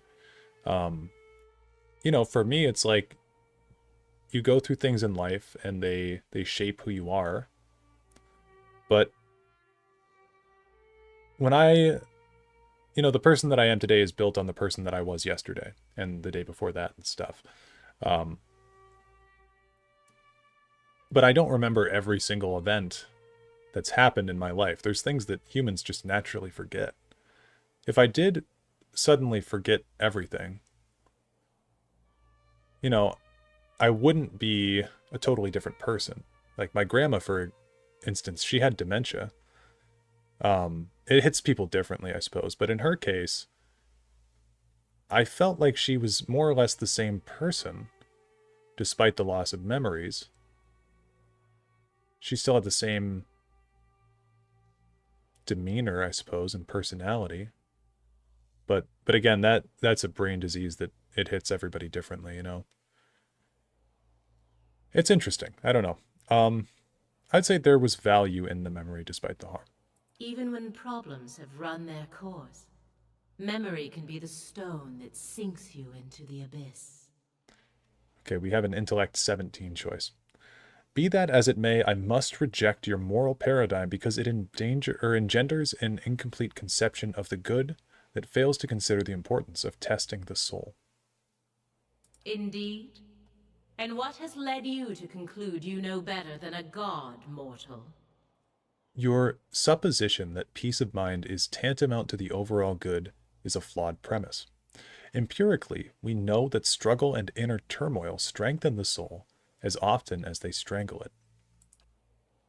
Zawa nods appreciatively. My master could not have said it better. That hardly sounds like an improvement on inner peace. Is that the extent of your argument? No, actually. I submit to you that life is a framework to test the soul, and that an untested soul withers from disuse. Consequently, it is better to test the soul in order that it should thrive. If it breaks, it is no worse off than if it were not tested at all. Your reasoning is interesting, mortal. Perhaps there is something to it. But it is not my will to simply do good. Those broken souls that fail your test, those are the ones I love most. For no other god will have them. What small mercies they ask of me, I will always grant. Was there something else, mortal? What are the bones of one god doing sealed in the temple of another? Do not play coy with a god, Watcher. I know you have seen his death. I feel it whenever a forgotten thing is taken from me. Abidin did not deserve to die here.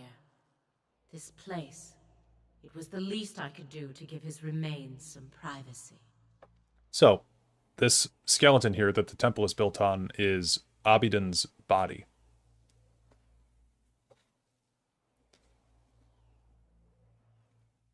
There was a man that forgot 40 years, now 60, only remembering being 20, had to build a new relationship to his son and all. Yeah, I mean, it's crazy shit like that that's, you know, it's a worrying thing to get older and lose your mental faculties like that. Okay, so she said this place is the least she could do. I'm going to say the least you could do. The least I could do for ending his life. Light drains from your surroundings. The kelp forest becomes a copse of black tendrils, stark and twisted as regret. I called the moon down to me, Ione brother. It was against his wishes. He would not listen to reason, would not listen to me. In his madness, he splintered the moon, but it was not enough.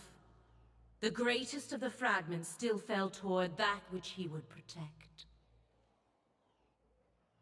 In the end, he took position where it would fall, and absorbed the impact himself. I thought Balafa and Kvalda were the moons? Ione brother is their smaller sibling, tiny next to them. Small enough that the world would survive its impact. Okay, why the temple? Why the secrecy? That time has been forgotten now, and so his death belongs to me. Everything he was before the impact. But you slew another god. Surely the other gods know this. Surely Abidan must know. Current surges through the kelp bed, pushing each plant sideways like saplings in a hurricane and propelling you backward amidst a torrent of wayward fish. No! He cannot know! He must never know! Understand, he was not always as he is now. His body was not all he left behind. He was devoted to progress and industry from the beginning. But so too was he devoted to preservation. In those times he would let nothing go. Nothing could be forgotten. His will was iron long before his body. Preservation.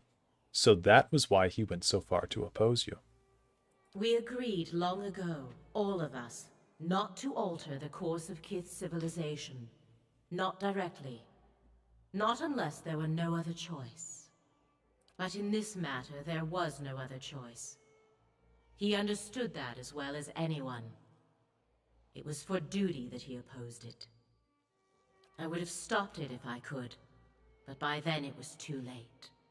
What was it he was trying to preserve? Time has finished much of what I started. I cannot tell you that, mortal, for fear of undoing all its costly work. You make it sound as though you were the sane one. The other gods knew what had to be done, but they lacked the will to go through with it. Even gods have their attachments. To erase all knowledge of such a grand thing required unthinkable devastation. The Eastern Reach, Deadfire. Mine was the only solution. When I called down Ione brother, they remained silent. Even Abaddon. He knew it was for the best. But he tried to stop it all the same. Perhaps deep down I knew he would. I should have expected it. I could have stopped it. You may ask. Why did you pull down Ione brother? The great conundrum of a god is how close to become with your subjects. Too far and they lose hope. Too close and your own judgment fails. I guess dropping a rock on their heads is one way to fix that. Civilizations are meant to ebb and flow. Allow them to persist for too long in power or knowledge, and you invite catastrophe. There was a time when we let our sympathies get the better of us. When memories were allowed to persist that should have been washed away. The other gods could not be moved to act. I did what had to be done without them. You're talking about the Ingwithans. I speak of what is forgotten. I failed that day, but my purpose was achieved in the end. I will not dredge up the memory to satisfy idle curiosity. Okay, the army that destroyed the dwarves, the Eyeless, are they yours? What the world casts aside, I take into my care. A thing may be forgotten, but it is never alone as long as I am here. They were lost children, abandoned, fixed on a purpose that no longer had meaning. I took them in, gave them new purpose. I did not create them, but yes, they are mine. They are Abidans. I saw them forged. They were his once. I won't deny it. He created them as assistants to carry out his work on Aora. But he has long been the overseer of progress in the world. Leaving things behind has always been his way. I allow him to leave his past in my care, so that it does not hold him back. You and Abidan have a unique connection, then. I suppose we do. But then, the gods have always been able to accomplish far greater things when working together. Nearby, you see a shark pass through a school of fish. The fish scatter, evading the predator. Speak your mind. You haven't given me the whole truth about the eyeless, have you? Careful what you accuse a god of, mortal. The water around you is suddenly icy. You can feel it sap the heat from your veins. Abidan didn't abandon those creatures. You made him forget them. Otherwise, he might remember how he died. And what if I did, mortal? It does him no harm to forget. On the contrary, it lifts a burden. If Abidan remembered, it would threaten the harmony between the gods. It was not so long ago that conflict between us led to disaster in your world, and the death of one of our number. Memory is but an image we create to make sense of the present. It carries no truth or meaning but what we ascribe. A slight alteration to it is a small price to pay for peace. It's wrong to deceive him. I expected better from a god. Memory deceives. It distorts. It reimagines. This is no different. The peace between the gods is already fragile. It will not withstand another shock. You may ask. Okay, I need you to call off the eyeless. On the contrary, mortal, their work must continue. Far too much was uncovered while they lay dormant. They draw attention to the very things you wish hidden. In my dreams, I have seen them swarming over the Deerwood. Those who know too much of the White Forge will be washed clean from Aora, and then the eyeless shall rest once more. This isn't some lone tribe of dwarves. The Forge sees visitors from all over now. The eyeless will tear the Deerwood apart. It will never be forgotten. Is everything in this game voice acted? No. Everything in Pillars 2 is voice acted, but not in Pillars 1. In big moments like this, where you're talking to a god or you're talking to an important story character, then there generally is voice acting, but for minor characters, there's basically none. The sea life around you stirs back and forth, agitated, restless. Even if it is as you say, there is nothing that can be done. The eyeless do not think for themselves. They have only the purpose that is given to them. They do not stop until the purpose is fulfilled. They will not change course now for me or anyone. I am sorry. Kauto said they could be called off. Only if those they pursue are no longer a threat. The Raid Sarens were stopped before they could take the White Forge. In your case, Watcher, you are well beyond that now. And if what you say is true, then the Deerwood is as well. This was your doing. You must intervene. The interventions of gods seldom work out in anyone's favor. Our touch is too heavy. The world crumbles beneath it. It is why we so often enlist the help of mortals. They execute our wishes with greater care. I have done far too much already. Well, if you won't stop them, then I will. Your determination is commendable. But the eyeless number in the thousands. You will need more than strength or luck. The help of a god would be most welcome. I will give you what aid I can. I bade the eyeless to remain hidden when at rest. They are gathered in the hollow of a great rock, splintered from Ione Brother. It lies in a flooded crater known as Kairin's Scar. Know, too, that they were built to answer the call of their master's hammer. When they hear it strike, they come to its aid. If you were to take that piece of his hammer from here and reshape it in Abidan's forge into a likeness of the original, you might be able to call them to you. But destroying them would be another matter. I know of one way, but only from the center of the Lion's Den. only with their master's hammer in your service. If you can do all this, if you can reshape what remains of Abaddon's hammer and bring it inside their lair, I can instruct you there on what you would need to do. Yeah, I'll do what I can. And I will see you through when the time comes. I will remake the hammer in the White Forge and stop the eyeless. If you do not, be assured, they will come for you as they did for the Pargrunen. An uneasy turbulence disturbs the calm like an unwelcome thought. Careful as you approach the lake. When I claimed the eyeless, I made sure they would not be discovered while they slept. Many of my most devoted followers stand watch there. They will not allow you near. And there is something far worse. Something more fearsome and dangerous than any eyeless. Let us hope you do not attract its attention. What is it? In place of an answer, a sudden surge in the current from beneath sends you hurtling upward. The surface above you approaches fast, shifting and glimmering like quicksilver. You emerge soaking wet on the stone floor of the reliquary, gasping for breath as if you'd been holding it for hours. Okay.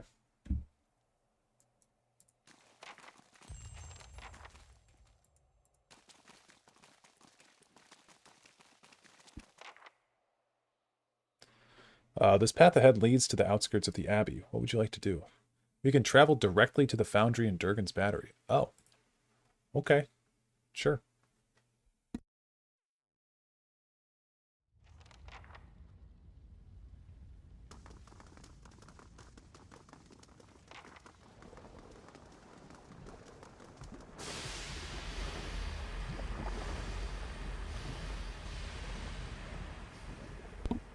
Incredible heat ripples upward from the White Forge and laps against your exposed skin.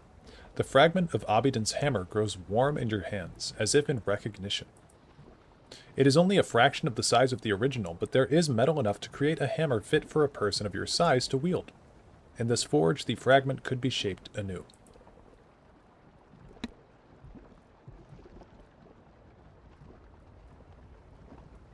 You call to mind every memory you have witnessed of the Great Hammer. The images coalesce and take shape in your mind's eye. You know every curve, every engraving. Even as a shapeless lump of metal, you can see the fragment for what it is meant to become. The fragment is slow to heat, even in the White Forge, and quick to cool as you work it against the anvil. Sweat drizzles down your body and puddles at your feet. Your arm grows sore with each swing of your forge hammer until you can barely lift it. Minutes turn to hours. As Abidan's hammer begins to take shape, the ring of your own hammer against it takes on a familiar tone, one that you have heard in your dreams. With each strike, an image flashes in your mind. It is hazy at first, but it gains detail as the hammer begins to resemble the original. Over time, the image becomes a frozen landscape centered around a crater lake. Eyeless patrol its frozen surface in droves, and this can only be the place Andra described. Kairon Scar. The eyeless pause here and there when you strike and look up, as though hearing the echo on the wind. In the distance, as more details appear, you can see other landmarks, Stalwart, Durgan's Battery, and you understand where the lake lies in the White March, where you must take this hammer. Finally, with the careful etching of the last detail with your chisel, the hammer is completed. No sooner do you make the final mark than you feel a pure, radiant energy pulsing from within it like a mechanical heartbeat. There is an indescribable beauty to the shape, and the weighting and the design. It feels as if this is the realization of the metal's purpose. You take up the hammer and its power rushes over you in waves, and it shakes your body so hard you nearly drop to your knees. The tremor passes, but the surge of power remains. The hair on your arms stands on end. In your hands is a faithful recreation of a divine instrument. I thought it would be bigger.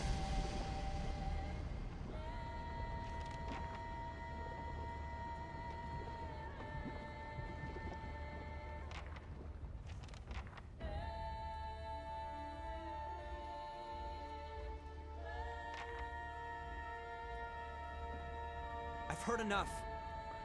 The sounds of an argument reach you from the stairs. Darien marches into the room, arms crossed, while Wengra bounds along behind him. This threatens all of us now. Matron Berrigan lumbers after Darien and Wengra, flanked by 2 stout ogres. She's right. We've got to fight together. Adaric. You also recognize Adaric following them. His shoulders are rigid and his arms are clasped in front of him. Wengra sees you and points enthusiastically. See, Darien? He'll tell ya. We can stop him.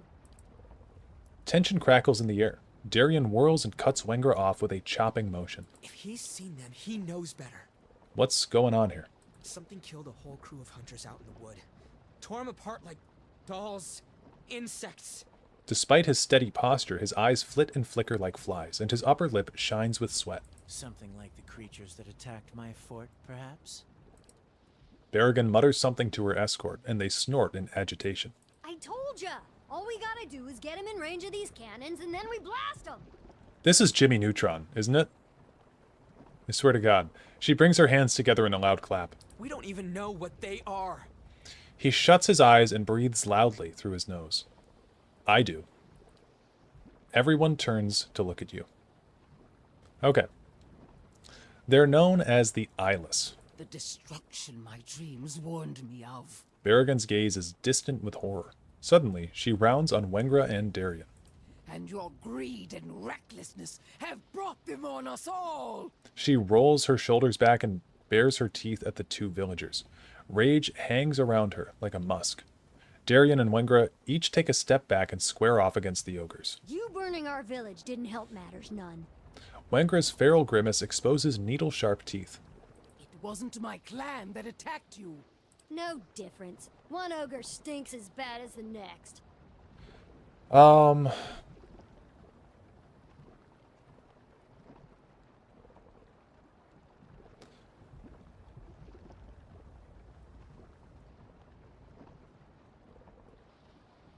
gonna say, calm down, everyone. None of that matters now. Darien and Wengra grumble, shifting on their feet and glaring sullenly. After a pause, Berrigan looks back at you. I came to offer my clan's help. The White March has been our home for centuries. We'll defend it alongside you. Your aid would be welcome. She presents an ancient banded horn in both of her calloused hands, holding it out to you. Sound it anywhere in the White March, and 3 of my best warriors will be at your side. Your battles become ours. That's just like Baldur's Gate 3, actually. With Lump, the Enlightened.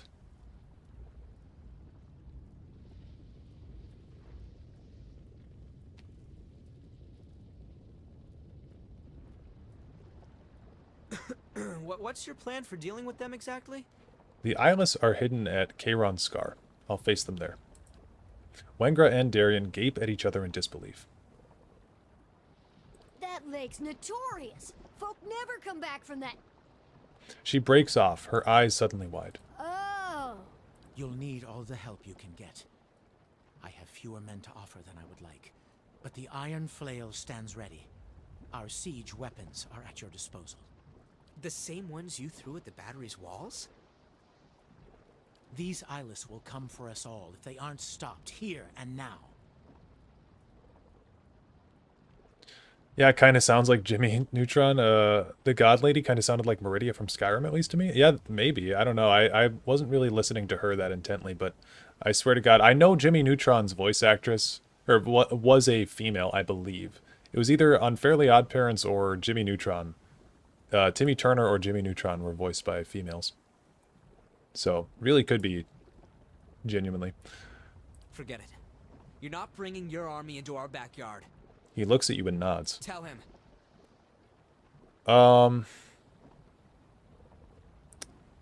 Derek's right. We need to work together. It's no time to worry about what's past, Darien. Knots form at the corners of his jaw. Guess that's that. He kicks at a loose flagstone. We'll assemble at Kairon's Scar and await your orders. Be ready, my friend. It will be a great battle. Derek bows slightly and steps away. Meant that BG3 is like pillars. Well, I mean, they're just both... That thing of summoning 3 ogres is similar, regardless of what game came first. An awkward silence follows. Wengra clears her throat noisily. You know, those heavy cannons you fixed might come in handy. She grins, a mischievous twinkle in her eye. Darien starts to groan, and she holds up both hands.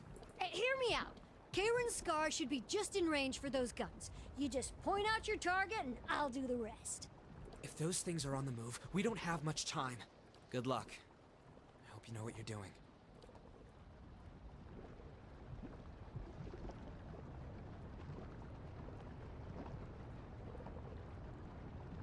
You may call upon the aid of Crag Ogres by using Barrigan's Battlehorn and Kieran's Scar. Okay. How do I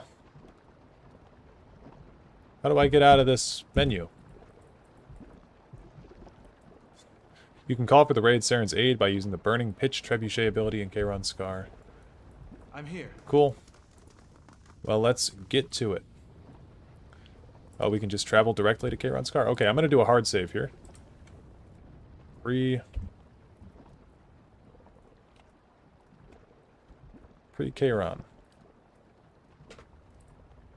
Let's go there.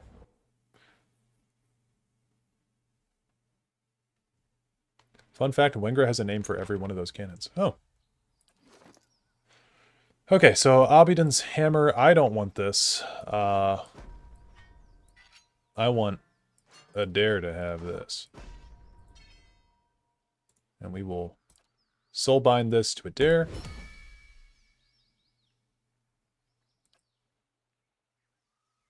And the next level is use the hammer to destroy the army of Eyeless at Kieran's Scar. Grants Abidan's labor. Once per encounter. Grants destroy Eyeless on critical hit. Actually, wow. That's crazy. If you go on the upper floor again, you can click on them and she'll tell you. Oh. Yes? Cool.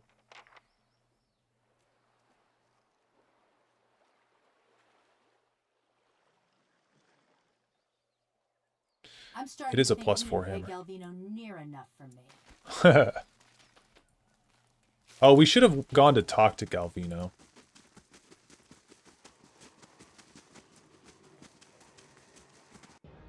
Oh my god. Had to sneak some Lagu Faith in here.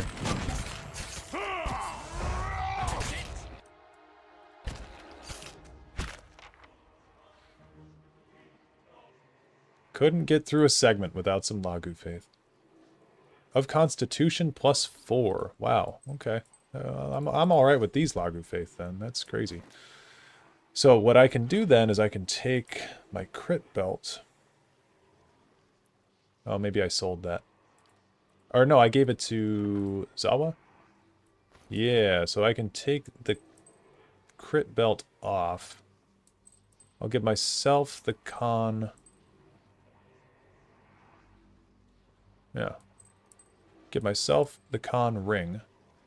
Take off the con belt. Give myself the decreased crit. And give Zawa the constitution belt. Seems good to me. Now, unfortunately, because I'm playing this really quickly, we're actually not doing Zawa's quest, but Zawa does have a really good quest. Whoever this was, he's been long dead. What remains of the flesh is blackened and frozen solid. The crater worries you and your 3 companions. It feels wrong, tainted, but the lure of riches is stronger. That giant rock in the center of the lake might contain gold, gems, or more. It took a week of back-breaking labor, but the boat is finished. It may not be entirely watertight, but it'll be enough to get you across the lake and back. You set off from shore, the icy wind filling the sail. Sidon grins at you. He expressed the most doubt that the boat would float. A moment later, he's gone, barely managing a scream as a gigantic tentacle yanks him from the boat and under the water. More tentacles emerge from the water. The air is filled with the sound of cracking and splintering wood as the boat gets pulled apart. You dive into the water without a second thought and begin swimming madly for shore, hoping your friends are doing the same. Your heavy furs weigh you down, but by some miracle you make it to the land. You hear a burbling sound and look up to see one of the fish people, a Lagu Faith, standing over you, its spear raised. You rise to your knees, your hands raised, showing you have no weapon, that you pose no threat. The Lagu Faith makes the sound again. Wait, you start to say, but the creature drives its spear deep into your chest before you can say anything else. Mercifully, the agony is brief before the world fades. I'm here. Okay. Oh. Would you look at that? Damn. Crazy. Who's got the highest damage? Most enemies defeated, a dare. Most total damage done, a dare. Single target damage was actually me with 99. I think that was when we were facing vessels. I was using my priest abilities. Okay.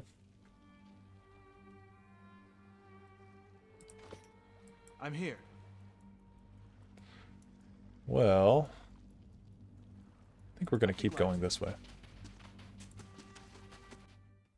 Some bears, of course. Stand together.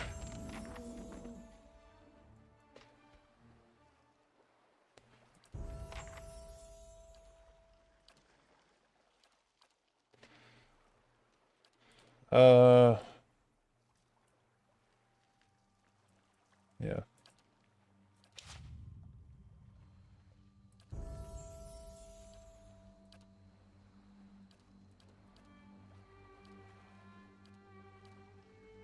Archimir's Capricious Hex. Sure. I don't know. Freezing Pillar. Oh wait, Minolettas. Precisely Piercing Burst. That sounds fun. And we'll get the bonus 4th level spell. Bonus. Yeah, bonus 4th level's fine. And a dare with the giant Abidan's hammer. You'll get... I think we already got the hammer weapon focus. Yeah, we did.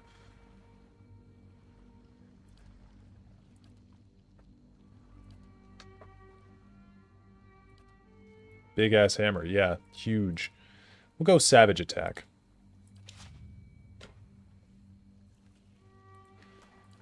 I'm here. Oh, another level. Another level for the devil. Do mechanics. And what do we want her to have? I guess, what's the ruffian? Saber, stiletto, club, yeah. Perfect. Because we did just get a stiletto for her that I forgot about.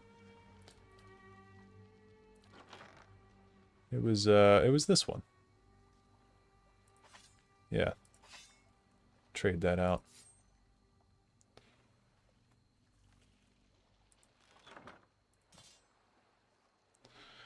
$19 to $27. Yeah, that's fine with me.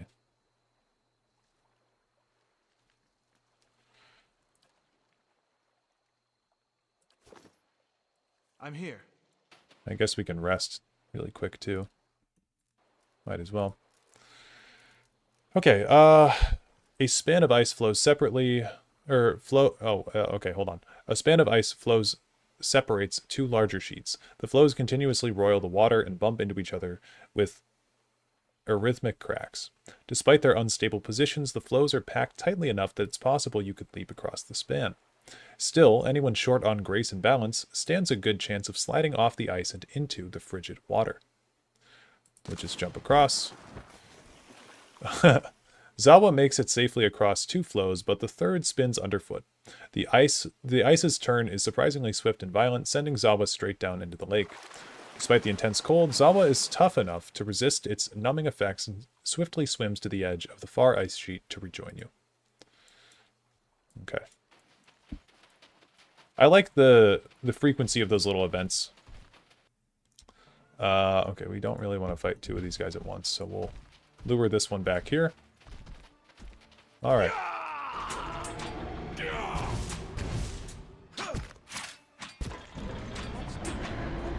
Okay, well these guys aren't so bad when you're on the easiest difficulty and you've got max level characters. I'll see what's ahead.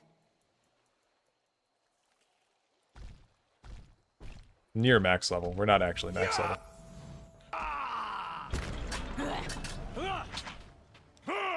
That's not very helpful.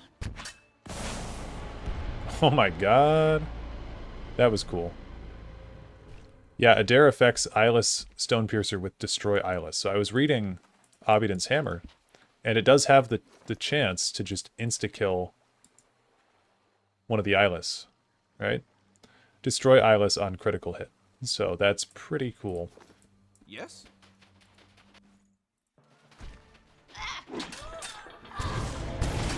Actually, that's so neat. We'll just have Adair go over and attack this guy directly.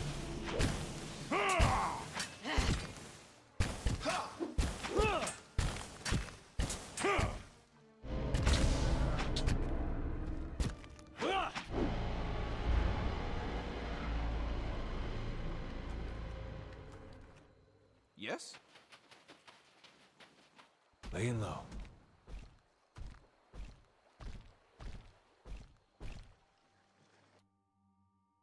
I can level up Maneha too, so I might as well.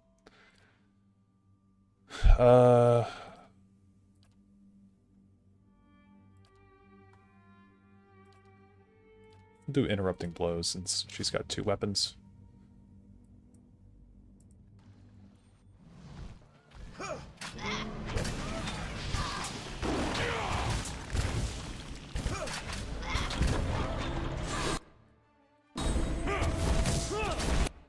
I'm gonna have Dareloth target this thing.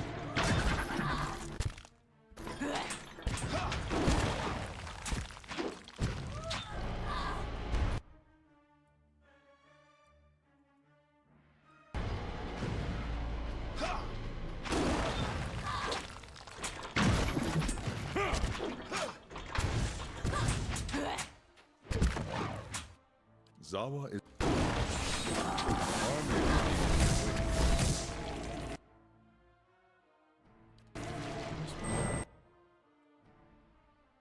Their weaknesses.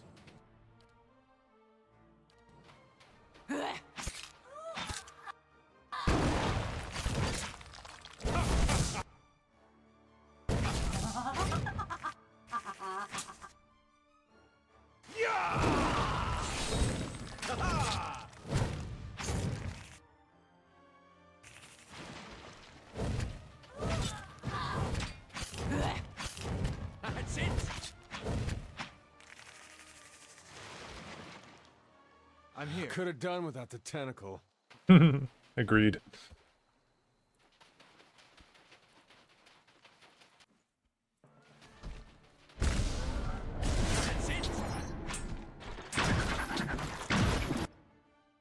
Tell me. Zawa is ready. Fear no one! I'm here.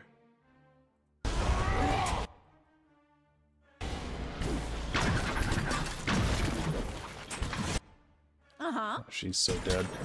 Yeah.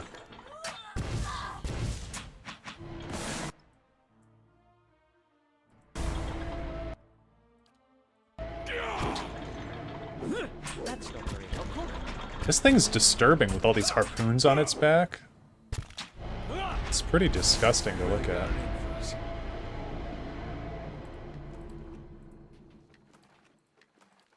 I'm here. Okay, we'll rest again.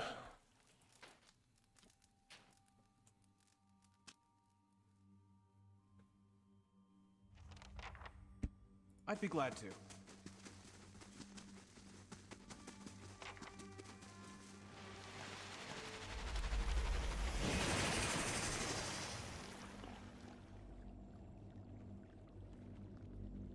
Air of Andra. Columns of water rise up from the pool in front of you, shifting and writhing, whipping air around them in a vortex. This can only be Andra's hair, appearing before you at a fraction of the size typically reported by mariners unfortunate enough to encounter them on the high seas. You have done well to have come so far. I confess I was not certain you would make it, It's okay, we're on the easiest difficulty, Andra. but I do not wish to give false hope. The greater challenge remains in front of you. The eyeless have to be stopped for the good of the Deerwood. Running through the core of this rock is a large growth of crystal. You will know it when you see it. A blow to the crystal would reverberate through the walls of this place. Strike it enough and the entire structure would crumble. The eyeless would be buried. Of course, it would take a person years to cause enough damage. But not with the help of the eyeless. Then you know what must be done. Strike the crystal with Obidon's hammer. The eyeless will wake and come to its call. Join in striking the crystal. They will cluster together and bury themselves.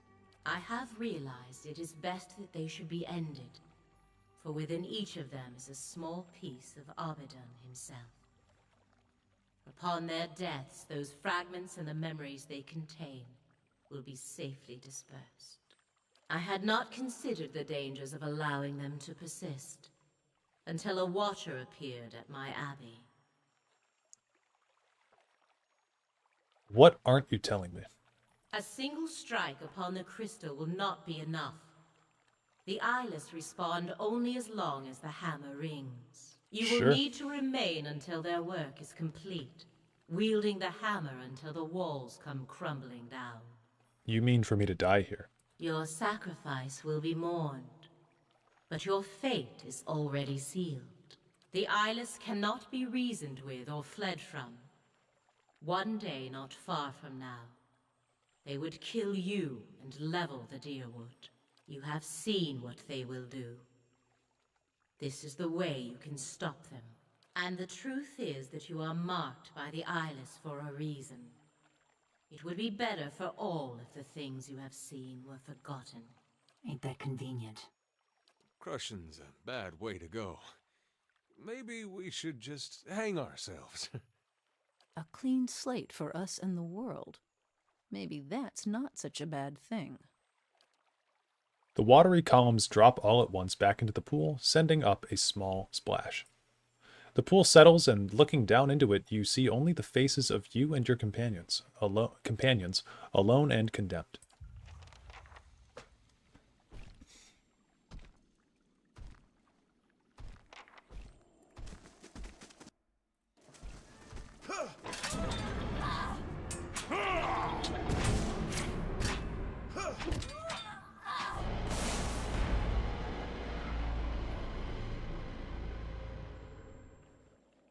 I'm here.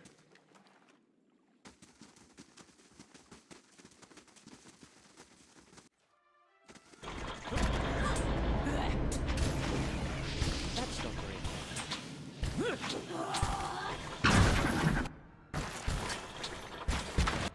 I'm here.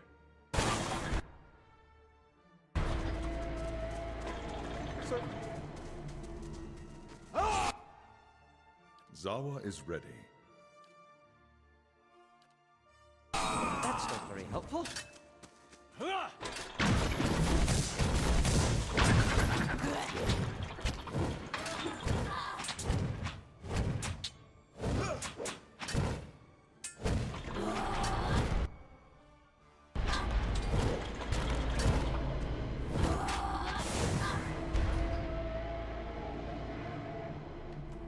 At once.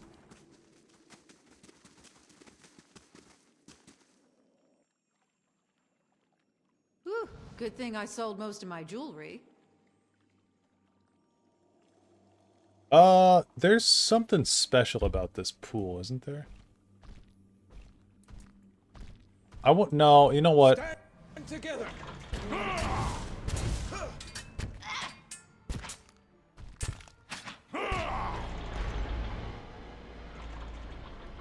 I think I remember that pool, and I want to say it spawns Lagufaith. Yes? And I don't want that.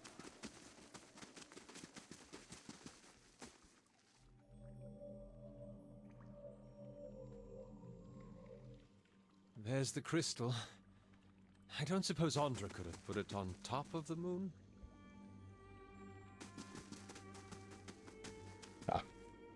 A ridge overlooks a broad chamber half flooded with lake water.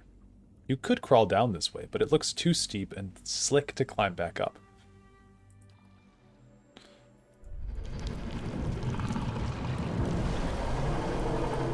This Level up.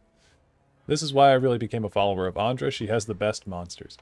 Yeah, okay, so we're going to be fighting a Kraken. Immune to Charmed, Confused, and Dominated. Which makes sense. I'm going to swap Zawa is ready. at least the devil over to her gun. We'll do... Zawa is ready. Yeah, Zawa is ready. We'll bless everybody. This is why I really became Ooh, can we take out the tentacles? best monsters. Take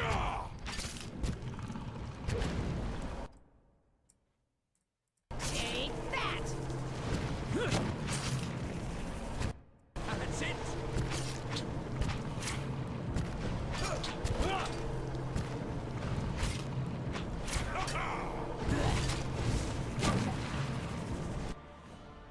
Okay.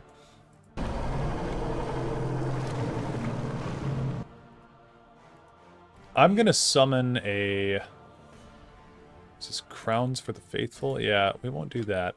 But we will do Pillar of Holy Fire. Right on top of this thing.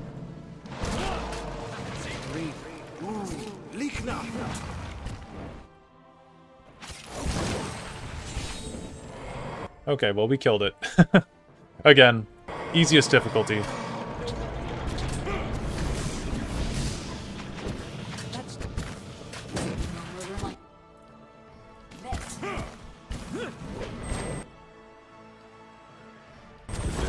We must endure.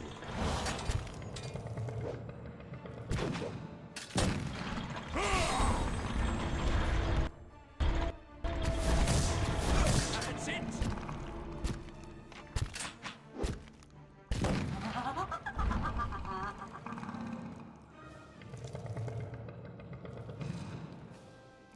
I'm here.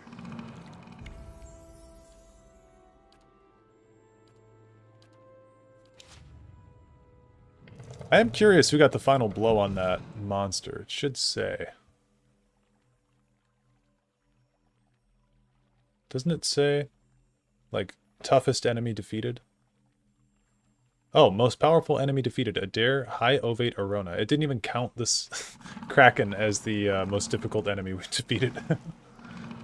Okay. At once. Well, anyway.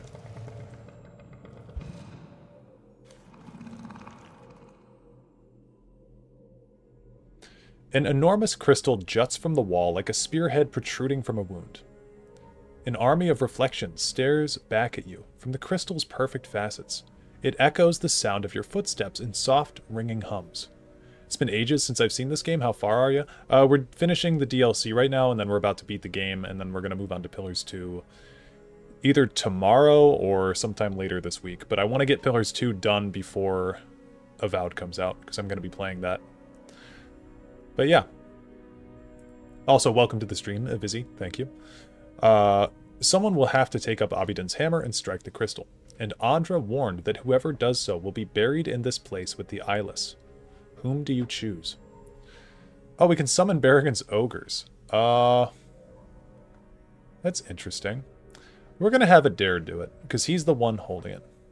I've never played the DLC, and I've played a little bit of PoE 2. Yeah, we're going to be doing PoE 2 on Twitch, and I'm also streaming on YouTube, so we're going to be doing it live. Yeah, so we're going to choose Adair. All is silent as you approach Adair. Best 2 out of 3? He looks up at the ceiling, a moment, takes a breath, then looks back at you. He nods, resigned. Figured my days were numbered. At least now I got a good cause. You make sure you come out of this alive. See this thing through. Don't lose your mind. I want to come back and haunt you. For old time's sake. Adair hefts the hammer and swings it at the crystal. A perfect, clear tone rings through the air and resonates through your teeth. Seconds later, ripples shiver through the water. Something big is coming. Adair lifts the hammer again and gives you a final nod. You scramble out of the flooded cavern and you flee through the tunnels. Adair continues hammering at the crystal, each strike magnifying the last. The echoes build into physical tremors. Meanwhile, a heavier rhythm pulses through the cave. Footsteps. Dozens of them. You round a corner only to see a line of eyeless advancing. The creatures stagger to the rhythm of the hammer thuds below, yet they crane their necks toward you, ratcheting back their piston arms. Do mirrored image. Dareloth will cast mirrored image. Dareloth's likeness appear along the tunnel. The eyeless roar and lunge fruitlessly at the images. You sprint past the distracted monsters.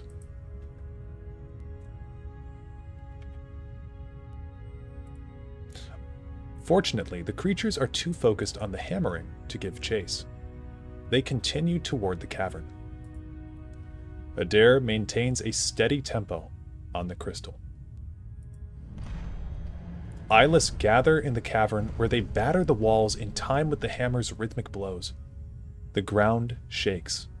Falling rocks and shattering crystals splash to the ground. You flee through dark, rumbling corridors. More spellbound eyeless shamble along, but they're too entranced by the swelling cadence to take more than an idle swipe at you.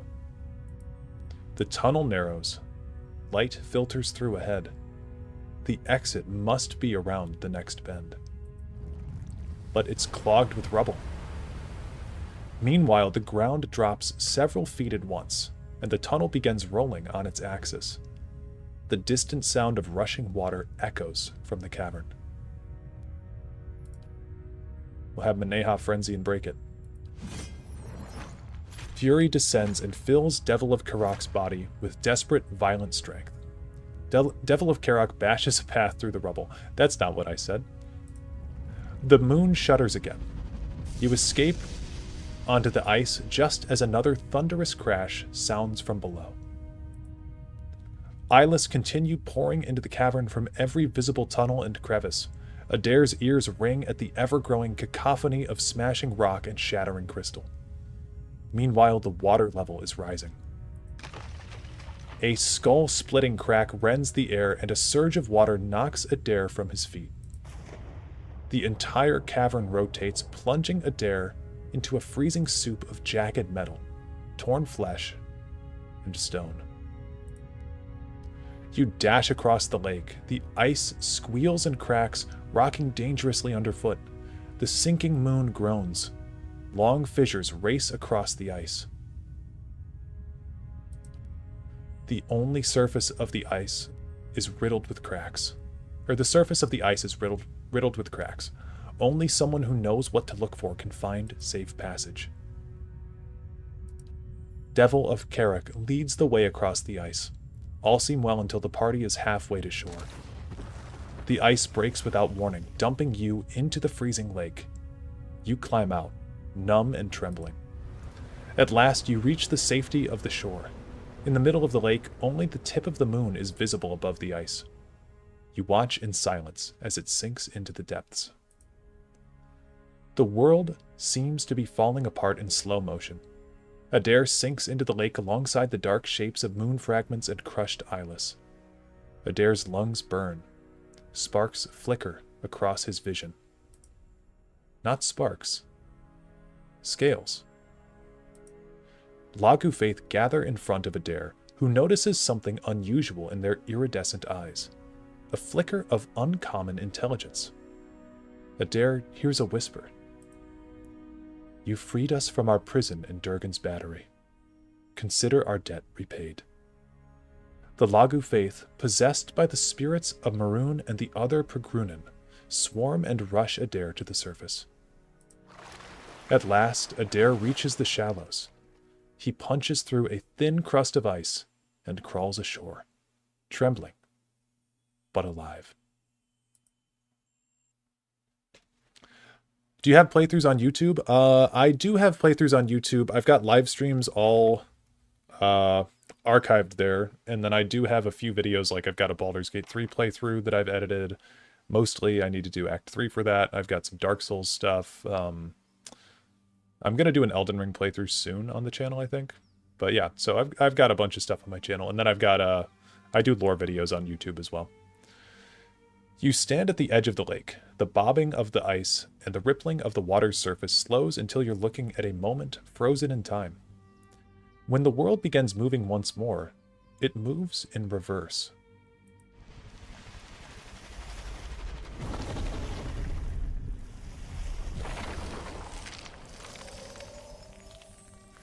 The surface of the water churns and roils like it's about to spew something up. And it does. The fragment of Ione Brother rises, unbroken. Ice reforms across the surface of the lake, spreading in long, freezing fingers. Eyeless file out of the moon fragment and onto the ice. They wind around the moon in an ever-widening spiral. They stop as the head of their line reaches you. They speak in a single voice that resonates with grinding metal and hissing steam. We shatter and sink, discarded like worn tools. Why have you consigned us to oblivion? You would have destroyed Cadnua, Durgan's battery, and more. Actually, you would have killed many innocent people. We do not cherish violence, but we will fight to defend the legacies of this world. The eyeless stand tall, ratcheting their arms back. In one hand a hammer, in the other a mace. We protect the greatest works of civilization, lest it collapse beneath its own weight. Then why did you storm Durgan's battery 200 years ago?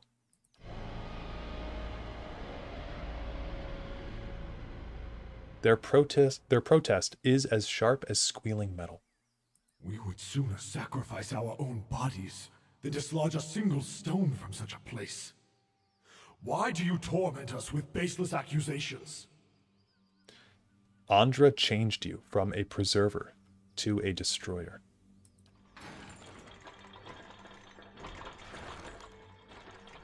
The eyeless are still, but you hear their gears whir as their collective spirit ponders this. Then we were betrayed. Yes, you were transformed against your will. And we were made to betray something we cherish.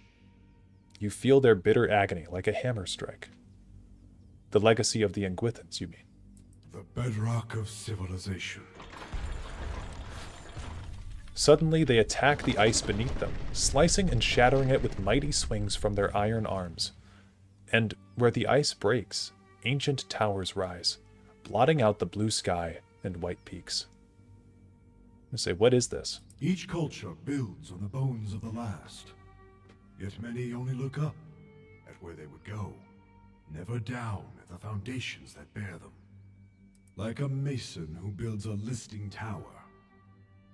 The remaining ice sheet cracks and groans. What peril do they inflict on their progeny? And what dishonor on their forebears? You hear the strain of crumbling stone in the voice of the eyeless. You think it unwise to forget the past. It is unwise to douse a lamp in darkness, to cut the legs from a table. This forgetting is suicide, heresy. Every advance in the crafts and institutions of Kith was forged by skill and sacrifice. You feel these words, and the anger behind them, in your bones. A people cut off from their history will wither, and they deserve no less. Yeah, I agree. That is why we must return to ourself and restore Abidan.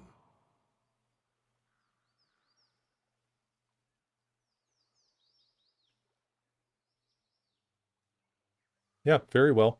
Return to yourself and be the god of preservation once more.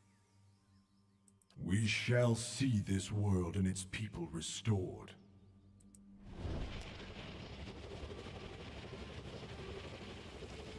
A great wind shoves at your back.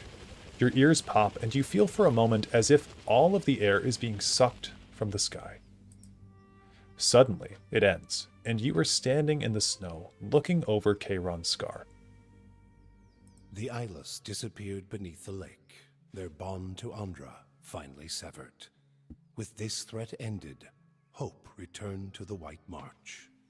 Hunters returned to the wildernesses, and travelers to the roads. Tales of the Watcher's bravery replaced stories of monsters in the woods. The villagers of Stalwart busied their hands with work and their tongues with song, eager to seize on the promise of peace. Okay, Abidin's hammer. All soulbound upgrades are complete. Yes, cool. Despite being topped by a mere fragment of Abidan's original hammer, this weapon, now sized for Kith hands, is still an instrument of awesome destructive force. The faces of the Great Hammer's head still bear the tool marks of their creator. Not even the fires of the White Forge could erase Abidan's work. I was trying to say Abidan, or Abidan. I don't know how I was pronouncing it, but I was pronouncing it weird because they were pronouncing it weird a little bit ago, but Abidan is my preferred pronunciation. So that's the White March. Ilya, I see you said few. Yeah, the White March, if you free the spirits there, I don't think it matters who you send down into the meteor, because those spirits from Durgan's Battery will just save whoever was in the meteor. So I just wanted to give everyone a mild panic attack by sacrificing a dare. Alright, we're going to go fight Radric, because I think this is a good fight, good thing to do. As you approach the smiling woman at the side of the road, you are struck with a sense of unease. At this distance, you can see that her skin has a sickly, pallid sheen to it, and her eyes are the glassy milk white of a cadaver. Her expression sits oddly on her face, as if it requires great effort to maintain. Welcome. Lord Radric has been expecting you. The woman smiles a little wider. It is good that you have not refused his challenge. He feared you might prove a coward in the end. I will escort you to him, if you wish. Yeah, take me to him. Come then. He waits for you there.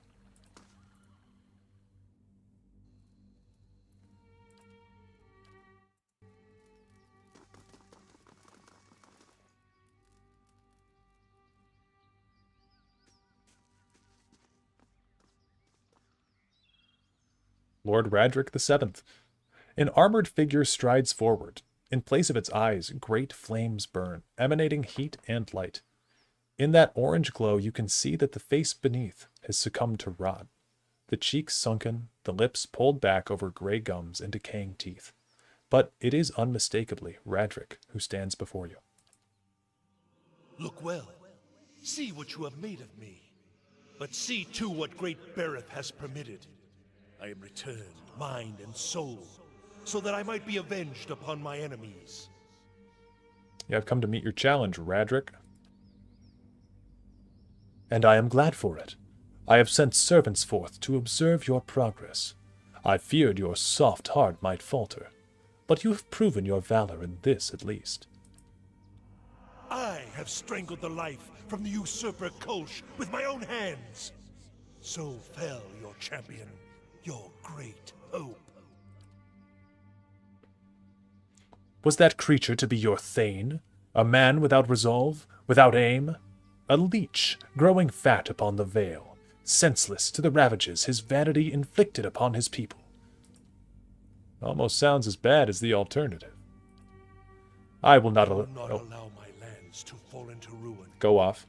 I will cleanse the scattered god's poison from the blood of my people. I will scour his name from the Deerwood. Bereth has blessed me with its favor, and I will be its sword. There will be no more mercy for the heretic, the thief, the charlatan. All will meet with death. May the best man win. Then may the twin god guide my blade. I will cut you cleanly from the earth and send you swiftly into the next life. I promise you that. I was about to read for him and then about to read for him again. Yeah. Adair actually has enough con to swim up on his own. Oh, nice. Okay, we've instantly been, what? Charmed. Great. Let's have Dareloth cast Confusion on these. Okay, he missed everything, and they're immune to it anyway. Whatever. I mean, we just killed, like, God, so basically we're fine. Zawa is so dead. Well, maybe not.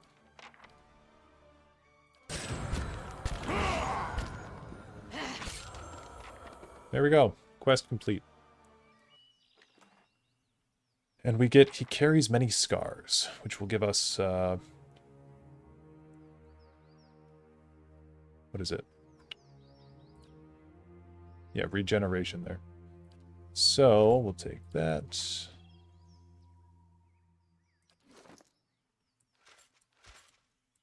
Pretty sick armor. Not gonna lie, we look cool as hell. Okay, so before we totally finish the game... Oh, hey, it's this vampire. It's true, then. You've been graced with Bareth's favor, a great champion of the Lord of Death. Greater than he who served, Greater than he whom I served. I would serve you loyally, my lord, if you would have me. What power I hold would be yours to command. Yeah, go to Cadnua. What a legend. Okay.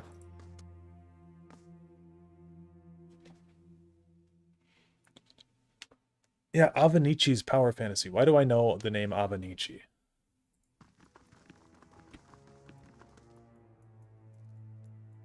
What is that name from?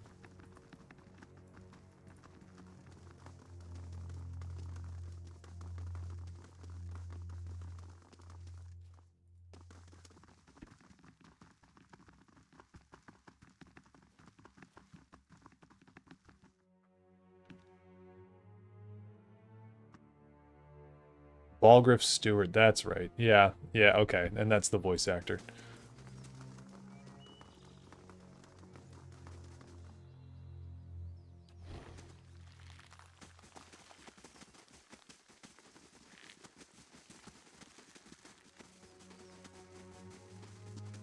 Okay, yeah, so I was talking about loose ends before finishing this this game entirely. Who are we siding with? I think I pledged myself to Helia, because we're doing a benevolent Aethasian priest. It just seemed kind of correct. It is only 9:18 p.m. for me here. I thought it was going to be later in the day. So I do still have time to do stuff. I do want to get this done by tonight, but we've got more time than I was imagining. So we could finish up... We could go back and maybe finish up Jawa's quest. I think it's in Whitestone Hollow. Because how many companions do we have? Cadnua. We could finish up Sagani's quest quickly. I must say, I'm impressed. Grieving Mother's quest, we just need to rest a bunch. Pelagina's done. Haravius is going to take some time. Durance's quest is done. Actually, we'll dismiss Maneha because we don't need her anymore. And I like Durance a little bit more. The Devil's quest is done. Zawa. We'll do that. Let's go up and finish Zawa. I think it's up here.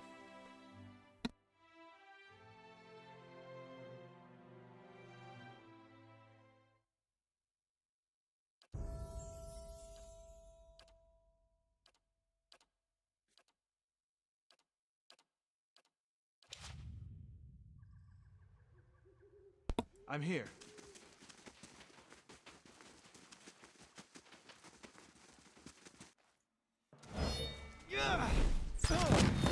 Jesus Christ. Imagine you're just like a low-level... Just like a low-level guy. Just a looter. And you get smacked in the face with Abidan's hammer. Ain't that special? Another trap. You gotta be kidding me.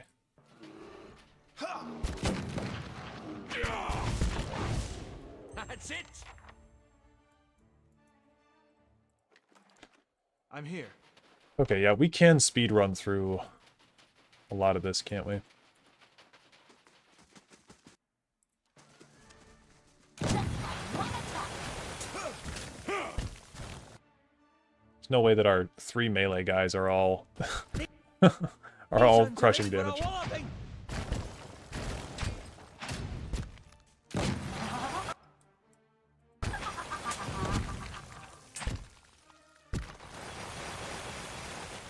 I'm here. Oh, it's one of Zawa's conversation topics. Okay, yeah, I guess we haven't really talked with him yet, have What we? do you need of Zawa? I want to know more about your beliefs. The ways of the Nalpazga can make little sense to an outsider. Who are the Nalpazga? We are the warriors of the Takan. Nobles, peasants, it does not matter. We are souls caged in flesh, nothing more. He knocks on his sternum. But it is one thing to say it, another to know it. So we train until we know it, or until we meet our ends. I give this answer because it is what you wanted, but the Nalpazga would say different. They would say that we are nothing at all. What do the Nalpazga seek? Zalba studies the horizon. He smiles as if at a pleasant thought, and does not look at you as he speaks. Perfection. He lets the word hang in the air for a moment, as though it were an invocation. Look around you. The world is perfect. Every being, every moment, every death. Rarely do we see this. We stumble through life, lost in distractions. Every practice of the Nalpazga is a reminder to stop stumbling, to know the perfection. How can you say the world is perfect? You think the world imperfect? Most would agree. Most would say the world is imperfect because we suffer. They imagine a world without suffering and dream of living there, and suffer all the more for it. Beneath Zalba's calm expression, a deep fervor begins to glow like fanned embers. This is their mistake. The world is perfect. It was created by a boundless wisdom. It is for us to learn why a perfect world requires that we suffer. When we met, you said you were freeing yourself from vanity. Vanity is a snare that roots us to the ground. The way we see ourselves, the way others see us, these things are not real. They cannot be touched. The Nalpazga teachings reveal many such snares. Fear, pleasure, doubt, hatred. They hold us back if we let ourselves be caught. And what happens if you can avoid being caught? Then you see only what is truly there, and you suffer no longer. You become as a god, seeing things as they do. Zalba speaks as one recalling a fantastic dream. If you can loose yourself from the snares, then you are free. Tell me about your scars. I meet people on the road, and they pity me. I have come to find it endearing. They see so many scars, and they wonder, how can the man beneath not be broken? He runs his fingers over the puckered remnants of a gash on his left forearm. A scar is a wound that heals, a living reminder of our power over suffering. They cause no pain, only the echo of pain, which cannot hurt you. Show me a scarred man, and I will show you a man who can overcome. Why had you eaten Snowcap when we met? The Malkachoa? At any time, it is rare that I have not eaten some. When you first try it, it seems a beautiful fantasy. You see colors you have never seen, meet creatures that are not there. With practice, you see that all it does is show you reality, the essence of all things, how they are alike and connected. I have watched trees grow and wilt before me. I have tasted meat and known the animal's life as if it were mine. He leans in conspiratorially. But the Malkachoa often causes the stomach to empty with great violence, so it is not for everyone. Tell me again why it is you think we should suffer? If I did not suffer, I would not aspire to free myself from it. I would wander from one unfulfilling goal to the next. More wealth, a better station. My soul would wither. But to search for a place beyond suffering's reach is to nurture the soul, to harden it against the elements. Suffering is the greatest gift the gods have given us, their most beautiful, perfect creation. It is the hand that turns the wheel. His eyes gleam as though looking upon an old and beloved friend. I would gladly cast light upon them. You would ask much of one who knows little. What were you doing before you came here? I hope to share knowledge with the monks of the Thousand Dreams. Their monastery lies east of here. They are said to be seekers of greater truth, like the Nalpazga. But if they still exist, I did not find them there. Ishamital is vast. Outsiders think of it as one land and its people as one people. But if you walk across it, you see that there are many Ishamitals. The Ishamital that the Khan know is rich in soil and water. The crops seem to grow in front of you. We build our homes along the Akia River, and it is good to us. Though every so often it floods, so that the Khan do not forget their suffering. It would not be the rainy season without my neighbor Esley swimming after his escaped goats and nearly drowning. But home is an idea, no more real than justice or honor. My home is here now, wherever I stand. Where did you learn how to fight? Most Takan have two choices. They can grow crops, or they can become Nalpazga warriors. I was the youngest of 5, a dreamer. The Nalpazga were always in my thoughts. They did not feel the same about me. 3 times I tried to join their ranks. 3 times I was refused. Why were you refused? All that time spent dreaming, and I had not thought to prepare. I was lazy, uncoordinated, overweight. If they had not refused me, what shame I might have brought to them. But they accepted you eventually. They had no choice. Our high priestess had a vision. Let me guess. Malkachoa. Malkachoa, plus some other shit, knowing her. No one put on a better ceremony than she did. That's so funny. What did she see? She saw me as chieftain, leading a host of Nalpazga warriors to victory over our enemies, the Kechmatl. The last word twists his mouth as though he'd eaten something spoiled. Our last chieftain had died over the winter. A new one had not yet arisen from the Nalpazga. So the timing was right. The next day they brought me before Ishipilo, the great master of the Nalpazga, and I became his pupil. And this Ishipilo taught you everything you know now? I still trained with the other instructors, sparred and meditated with my Nalpazga brothers and sisters. I learned from all of them. But learning from Ishipilo was a chieftain's privilege. He knew the secrets that could grant mastery over reality, invincibility in combat.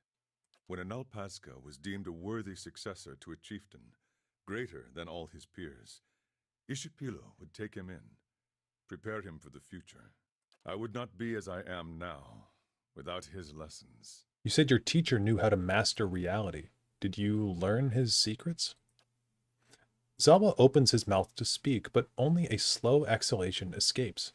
He looks at you, frowning, and tries again. Not all of them. What was it your master never taught you? When I was brought to him, I knew how unworthy I was. But if he disapproved, he never showed it. In my shame, I gave him everything I had. He tutored me for 7 years, and in that time I became greater than the rest.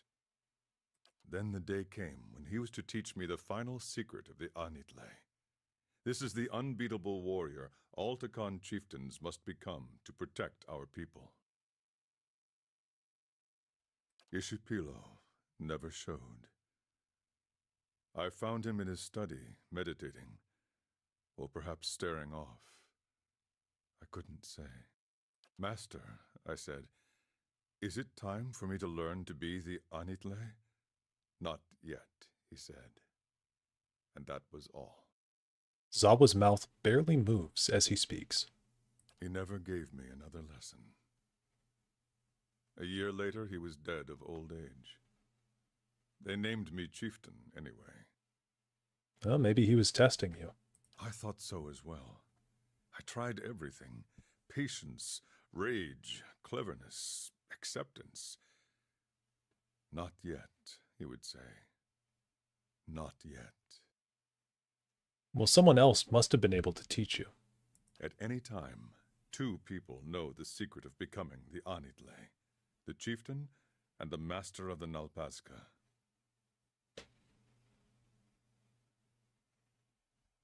When Ishipilo died, the knowledge was lost to us forever.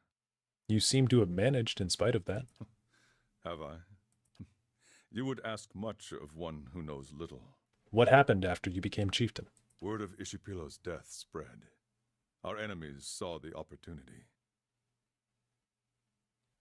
The Ketchmodel chieftain came with gifts to honor my rule, but his real purpose was to look me in the eye, to know if Zawa might be beaten. I looked at him, and I imagined that I was the Anitle, free of all the worldly snares, that my master had taught me everything. When he turned to leave, I saw he wore a secret smile, and I knew I had failed.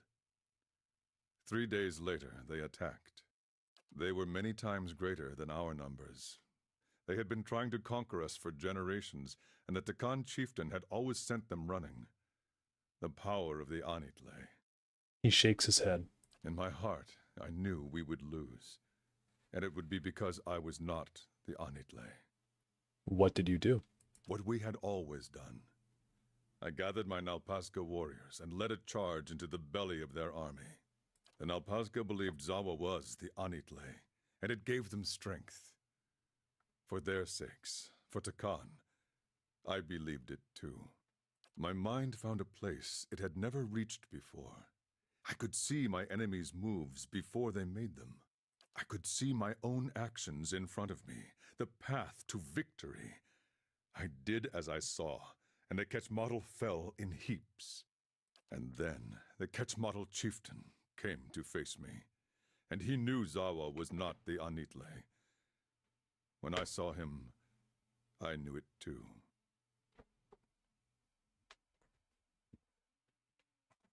I hesitated. My enemies fell upon me. One by one, the Nalpazka were defeated, and Takan was conquered. What became of your people? Zawa takes a slow breath. Of the men, they made slaves. Of the women, they made wives. Their way is to absorb the conquered, make them forget themselves. If Ketchmodel defeated you, how did you survive? They take you alive if you are a chieftain. They break your body and your spirit. Then they show you to their people and to yours, broken. After that, they cut off your head so that they may drink your soul from it. He flicks his fingertips casually across his throat. But you got out of it. Oh no, they did all of those things to me. Jawa laughs. They flayed me until my screams became whispers, until I no longer knew who I was, and my only hope was to die soon. But they didn't stop, and that was their mistake. In my lowest moment, I released my grip on many worldly things I had come to embrace since my master's death.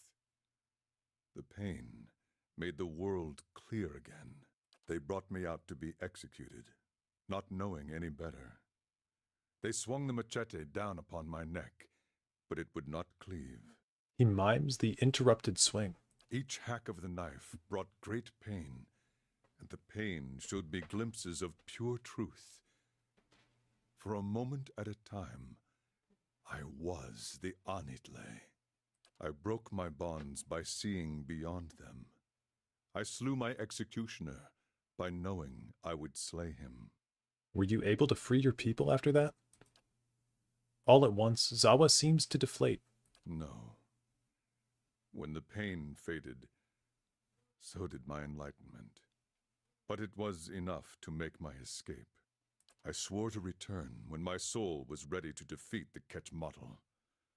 When I had rediscovered my master's lost secrets. You said you swore to return to liberate your people. Did you ever free them? No. I searched my empty homeland for any trace of Ishipilo's knowledge, but I knew he had left none. It would have been too dangerous. When that failed, I began searching the land to see if knowledge of the Anitle had come from abroad. I visited temples and monasteries. All the while, Zawa was trying to find the answer within himself as well, meditation, malkachoa, 1,000 practices he had learned as Nalpazga or dreamed on his own. He becomes nearer to the Anitle every day, but his soul is not free. He is not the Anitle. Why not try to free them anyway if you're close? The final step is the difference between invincibility and certain failure. Ketchmodel has only grown over time, swallowed all its rivals. It would take no less than the Anitle to free and protect the Takan now. What if you die without rediscovering your master's knowledge? Then the Takan will be no worse off than they are now. But they do deserve better. You would ask much of one who knows little. Okay, well, we still don't have a quest for him, so... Oh my god.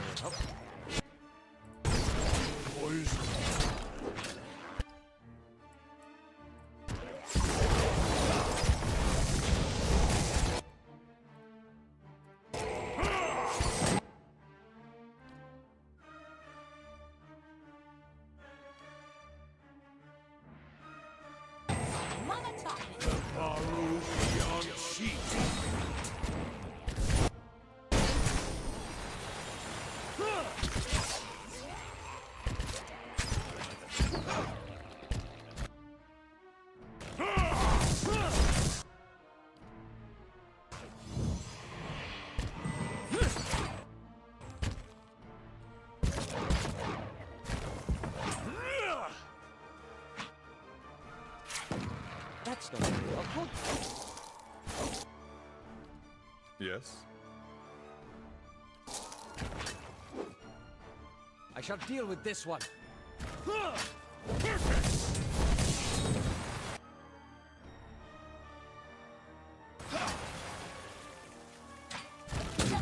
Mama taught me.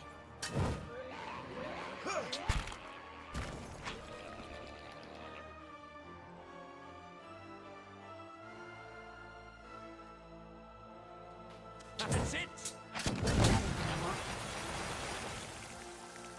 Okay. Certainly.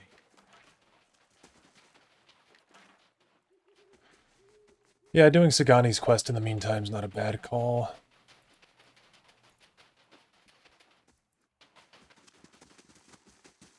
To find an exit out of here.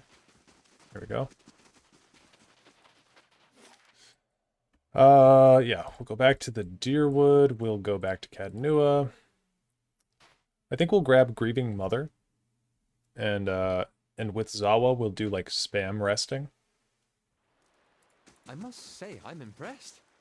Get Durance out of here. We'll get the Devil out. Bring in Sagani. And then we can just pop these out all at once. I'm here. How do you fight in this game? You basically just, like, drag and click your characters around. Do those. There's different actions you can queue up as well. So let's give her Ruffian. Different actions you can queue up. So like if I choose Grieving Mother here, and I can choose the attack action, I can point it at Itumak here, and then it'll fire. Right? Shed no blood. And then your action will reload. Then you can do it again. And you can queue up a bunch of different actions all at once. I shall end this. To go in a row, she's going to reload now. Boom. Because I spammed to hit Sagani like a ton of times. So we're going to stop. Yeah, that's basically how that works. And then every different spellcaster has a different way that they do their... I'm here. Well, not every spellcaster has a different way, but like Ciphers here, they generate focus points by dealing damage in combat. So those focus points are then used on spells. Yes. You almost killed her? Yeah, I mean, it's fine. She'll respawn. yeah, monks Zawa is ready. are really interesting in this game, so like I don't know if it would do this outside of combat, but let's say we take Grieving Mother and we shoot Zawa again. Yeah, look at that. So if you keep an eye on this wound thing here. He's going to generate a wound when he gets hit. Now it's going to go away because we're not in combat, and Grieving Mother needs to stop hitting him. But monks generate wounds, and then they use those wound points to do cool attacks. So the more they get hit, the more resources they generate. Let's see. Wizards are pretty basic. They've just got spells, and then you cast those spells. You can queue up a spell. Thank you. And then it has a certain amount of time until it goes off. You can be interrupted before it goes off, so I don't know if we could queue up. Let me have Aloth do this, and then I'm going to have Grieving Mother try to shoot Aloth. No, too quick. But you can interrupt spellcasters or different actions. Move everyone away from this. Come on! And then trying to think if there's anything else important to mention with this group specifically, but I don't really think there is. Yeah, Zawa said thank you. Yeah, I know. I heard that. I thought that was pretty funny. Okay. Man, we haven't had Sagani in our party. I doubt if people even remember this character. Sagani, we picked her up in like the second or third episode of this playthrough. And we have not seen her since. But she's a ranger.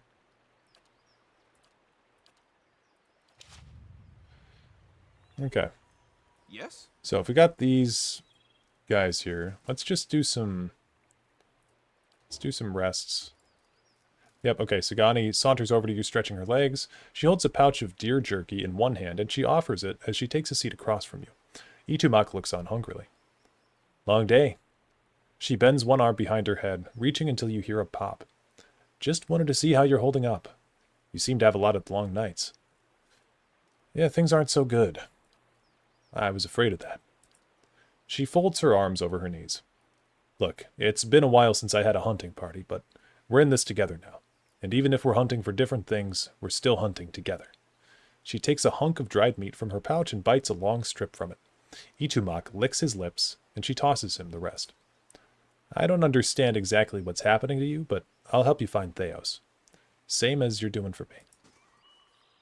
Okay, Zawa wants to talk. What do you need of Zawa? You said you swore to return to liberate your people. Did you ever free them? No. I searched my empty homeland for any trace of Ishipilo's knowledge, but I knew he had left none. It would have been too dangerous. When that failed, I began searching the land to see if knowledge of the Anitle had come from abroad. I visited temples and monasteries. All the while, Zawa was trying to find the answer within himself as well. Meditation, Malkachoa, 1,000 practices he had learned as he becomes nearer to the Anitle every day. Is there any way I can help? Perhaps there is. In my journey to Stalwart, I passed through a place that put my soul on edge. I don't know what it was about the place, but I had intended to return there after I had fulfilled my pledge to Stalwart's mayor. The answers I search for are now of the soul, and such resonances should not be ignored. I believe the locals call the place Whitestone Hollow. It lies east of Stalwart. I would return there and explore its energy, if we should pass that way. Okay, I knew it was Whitestone Hollow. Let's go.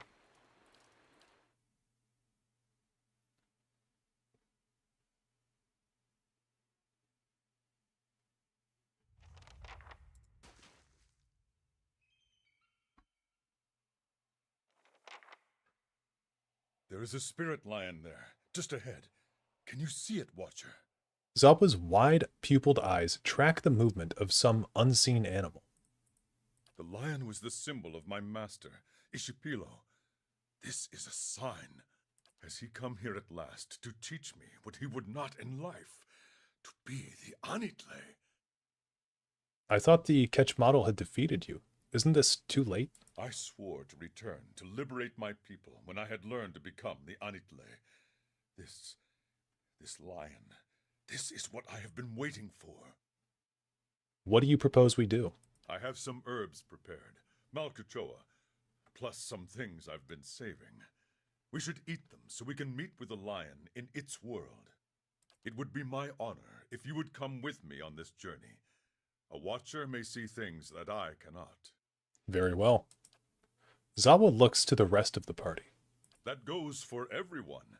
I would welcome the presence of friends. He pours a scattering of leaves and mushrooms into a cupped hand and holds them out for the others to inspect. I'll try anything once. Bunch of times if it's good. Maybe I could just inhale a few of the spores. Don't tell my kids. One must seek insight where one can. Are you ready? Hell yeah. That's so funny. Yeah, let's begin. Zawa distributes his mix of herbs, keeping a generous amount for himself. The plants give off a variety of strong conflicting odors, some sweet, some acrid, and at least one that induces immediate sneezing. Their appearances are largely unfamiliar to you. You drop a handful of the mixture into your mouth and chew. The taste is dull and earthy at first, but within moments of chewing it becomes powerfully sour, then sweet like nectar, and then it begins to take on a new character that's unlike anything you've ever eaten before. Your vision swims, and you see the world in a different, more vibrant spectrum. Zawa takes one look at your expression and laughs. You are ready.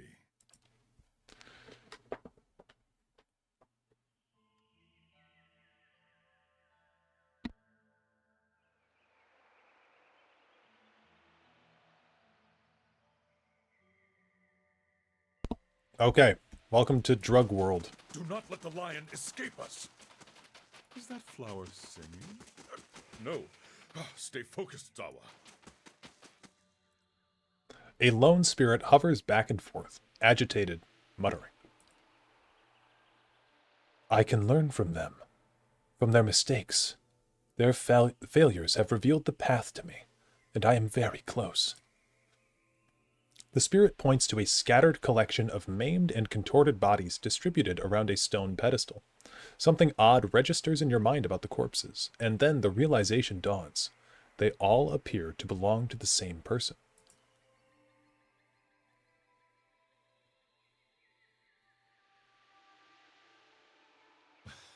I wouldn't be so sure.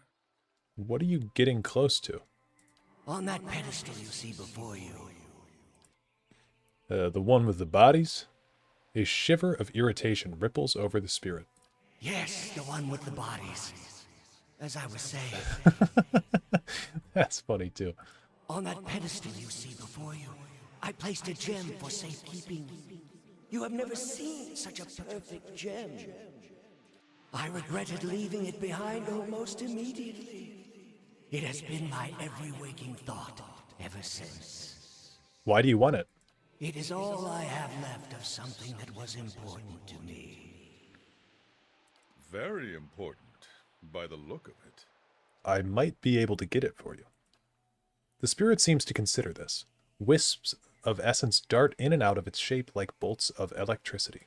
That would be most welcome. Can't we fetch it once? Or can't we watch him fetch it once? Maybe pick up some pointers? What is this that so many have died to approach it? Not to alarm you, but I'm slowly dying of poison. Well, we're just gonna run through everything, I guess. Jesus Christ.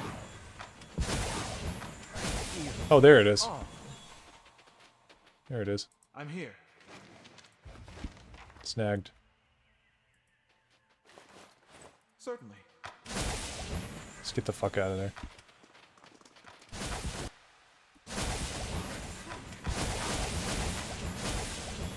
Fire fills my veins.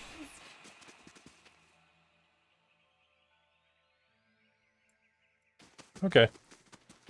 Were you able to retrieve the gem? Yep. The spirit pulses excitedly with light and warmth. This is a great relief. Give it here. The spirit extends claw-like translucent hands toward you, cupped together, and when you let the gem drop, it passes through the spirit's hands and lands on the ground. Clumsy. No need to worry, I've got it now. The spirit crouches to pick up the gem. It scoops at the gem, but cannot make contact with it. It does so over and over. This is a snare my master never told me of. How great, how subtle the hold of the past upon us. Let's keep moving. Zawa nods. An old shaman hunches over a translucent table. Paint is streaked on either side of her eyes like flames. She casts an assortment of strange objects onto the table. A finger bone, a Stelgir tooth, a turtle shell, a few stones painted with symbols. She studies them over and over with disbelieving eyes. At last, she looks up. There is no mistake. The portents do not lie. Zawa, you will be our chieftain. You will succeed Ishapilo and lead us to victory over the Kechmata. I will tell Ishapilo that he must accept you. The path must be cleared for your reign. Oh, Jesus, a giant spore.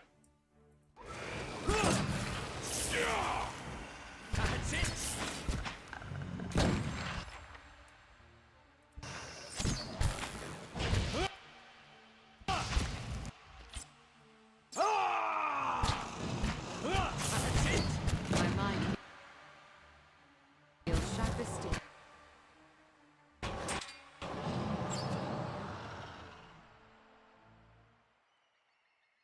Still breathing heavily, Zawa appears deep in thought. He notices your glance. The shaman's vision always stayed with me. After my master had passed, even after the Takan were conquered, I thought of what the shaman had said and held on to hope. But I wonder if it did not also make me proud and foolhardy. If I ignored my own defeat because I did not believe it possible. You may liberate your people yet. Zawa has done his people no favors as chieftain, and the Kechmata would mock your words.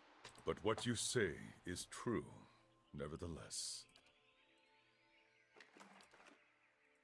Okay, we gotta find that lion.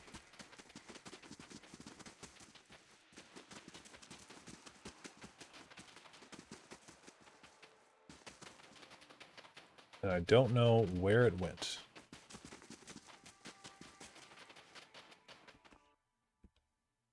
Can we go back up here? I will walk unseen.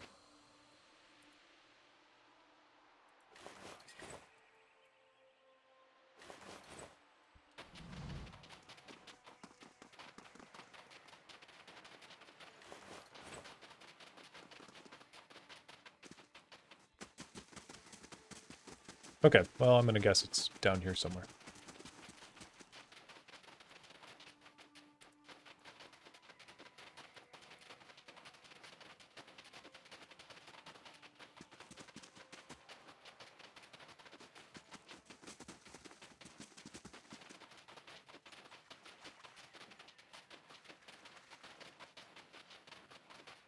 Oh, that's a piece of Ioni Brother. There, I see it. Up here? Spirit antelope. An antelope stands gingerly on the muddy grass. Its fur is matted and stained dark around a deep, oozing gash on its left haunch. Have you come here to eat me? We are not here to eat you, but you are easy prey. Is there nowhere you can hide? The beasts of this place would catch my scent. I would not get far. But there may be a way I could be protected. A great tree grows to the north, whose sap has an odor that is repellent to predators. If you could draw this sap and rub it into my coat, I would be safe. I could heal and return to my herd. To the north, beside a cave, you will not find a larger tree in the forest. Galawain speed your steps. Draw sap to help protect the antelope. Where is this tree?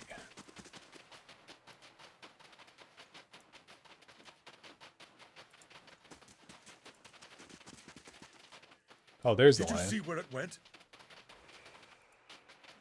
Oh, haggard man, okay. This man's face is weather-beaten and his eyes are sunken deep into his skull. His body is scarcely more than a string of bones. He speaks with great effort, his voice dry and grainy. Will you help me?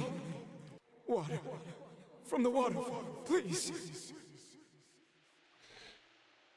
Yeah, I'll see what can be done. You will need this to collect the water. I will be forever grateful.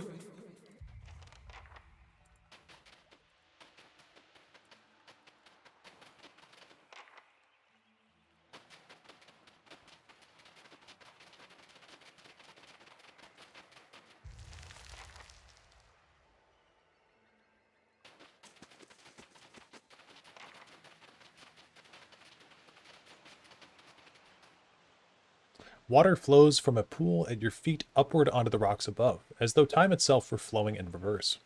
It sounds more like a stream than a waterfall. You place the skin in the water and invert it, filling it steadily. Almost immediately, the water around your hands begins to roil and hiss. You feel an excruciating, burning pain as the water begins to eat away at the skin of your fingers. I'm gonna ignore the pain. You hold the water skin in place, despite the agony in your fingers. Skin gives way to flesh and then to bones, and still you feel the water skin in your grip. It's all an illusion, you realize, and with that realization, the pain fades. From one moment to the next, the enchantment falls away, leaving an ordinary hand holding an ordinary and full water skin. When you go to replace the stomper, something strikes your hand from below, having been carried upward by the waterfall current. It drops into the pool. You reach down where it fell and withdraw a handful of jewels, pure and blue as the waterfall itself. Okay.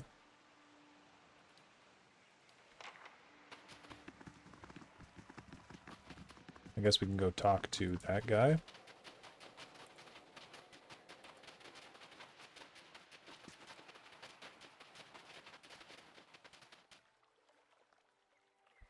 Have you had any success? Wonderful! I've waited so long.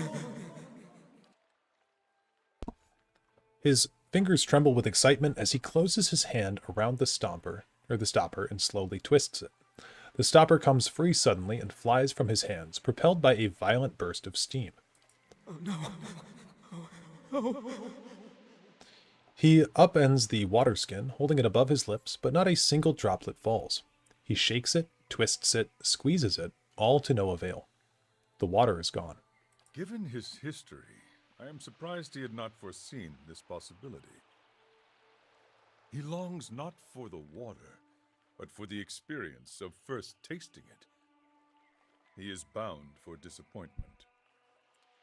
His suffering is very pretty, yet it feels empty. What value does it have if he refuses to learn from it? Can he not see that he seeks something that can never be recovered? Ishapillo starts meditating. He opens his eyes and looks at Zawa. Hello, pupil. You come to me with a question, do you not? Yes, Ishapillo. I have sought your wisdom across many lands, over many years. Are you here to grant it to me? Yes, pupil. I am here for you. Zawa nods, draws a deep breath. Our people are captives of the Ketchmotl. I need to know the secrets of the Anitle. Of course. The answer has been with you the whole time, pupil. You are blind not to...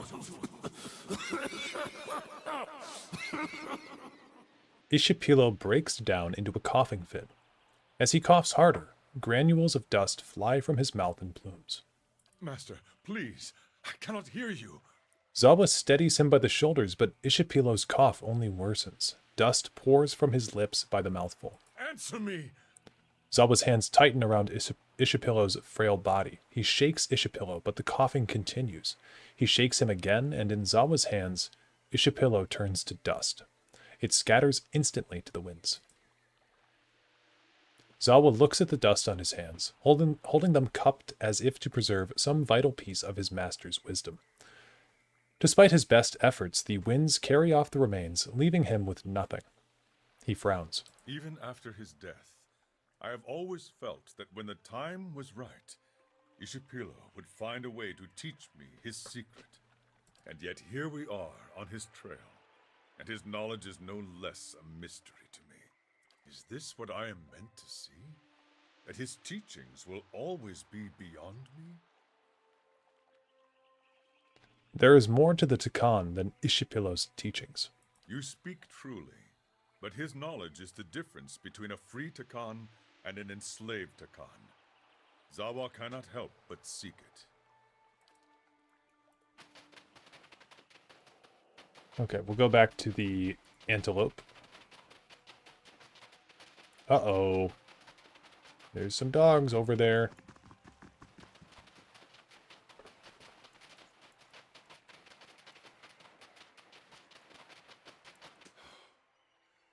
We are too late. The wolves have come. It was a mistake to leave the animal here, unprotected. We did what we thought would give it the greatest chance of survival. That is difficult to accept. In my heart, it feels as though there was more we could have done. In the end, though, the wolves would have come. They can smell weakness from great distances. We may have been bound for failure from the start. An unusually tall man with browned, leathery skin and regal carriage bows to Zawa. Chief Aurelia, why are you here?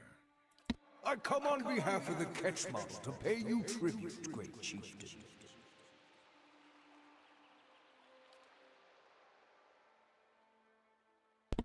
Tendons bulge at the sides of Zawa's neck, and his fists are clenched. For the first time since you met him, he appears on the brink of losing control. He speaks through gritted teeth. You have come to see if I am ready to protect my people. The Ketchmodel chieftain smiles, baring glistening teeth. Well, are you? Aye? Okay, a dare. Please do a fireball. Okay, maybe not a fireball, actually.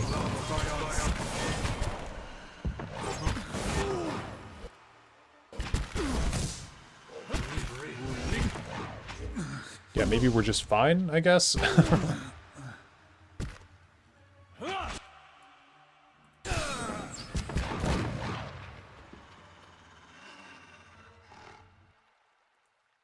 Zawa contemplates the body of his enemy. When the Ketchmodel chieftain saw me, he knew I was not prepared to resist him. If I had been more convincing, I have always believed they would not have attacked.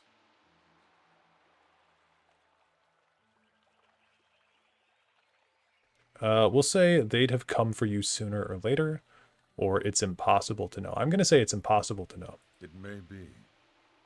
I believe I was mistaken. This was the life of the Takan. We lived knowing that one day the wolves would come. And finally, the day came when we were wounded and could not escape them. Zawa shakes his head and smiles bitterly. I have been caught in a snare, worrying over things that could not be changed. These visions shame me with their truths. Ishipilo never warned me of this, but I should have seen it sooner. I have become a slave to knowledge I will never learn. I have denied all my failures. Yet, I feel no different, no freer than I was. There is something I am missing, even now.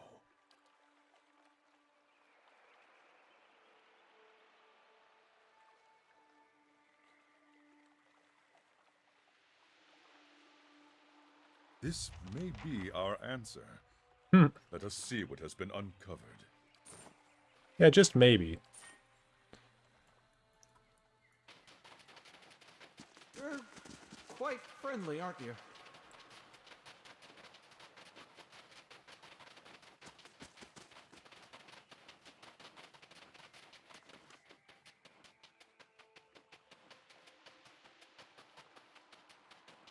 Okay. You must come with me at once. Zawa, you should not be here. If you are caught, they will execute you, and they will not fail twice. I do not care about my life, Namaltia. I come to liberate the Takan. We will unite and revolt. And who will you unite? Our men are dead or broken. Their labors were too cruel. Our women are mothers to catch model children now. The Takan live only in your mind. Zawa stands in silence, staring where the apparitions had been. Did that really happen? Some years ago, Zawa considered that he might never learn Ishipilo's secret, but he had vowed to return to his people. And so he did. He journeyed to Kachmadal, and while their warriors were off raiding, he spoke to the surviving Takan he found there. What was that about? An argument Zawa had with someone once. His jaw is clenched. Nothing came of it. Who was that woman? She was a Nalpazga warrior, eldest daughter of the shaman. She would have been, the wife of the Takan chieftain, if the Takan had not fallen. You never told me. For once, Zawa seems unable to meet your gaze. Zawa has never spoken of it to anyone. His face is tense, his skin lacking its usual smoothness. He looks old. He waited too long in returning. If there was a time to liberate his people, it passed long ago, while he searched for the secret of the Anitle. Why did you continue to search if you knew you'd failed? Zawa is quiet a moment. Ishipilo's knowledge was the one last thing of Takan that might have been recovered. But I see now that I was caught in a snare. The gem, the antelope, the waterfall. Their lessons were not about Ishipilo's secrets. They were about my vow to return to the Takan. He is quiet again. His eyes search the ground, then seem to fix on something. You look down, but see only a small worm burrowing in the earth near his feet. He stares in that direction for a time. Then, slowly, he looks up at you. The time of my people has ended. There is nothing more I can do for them. The words seem to surprise him.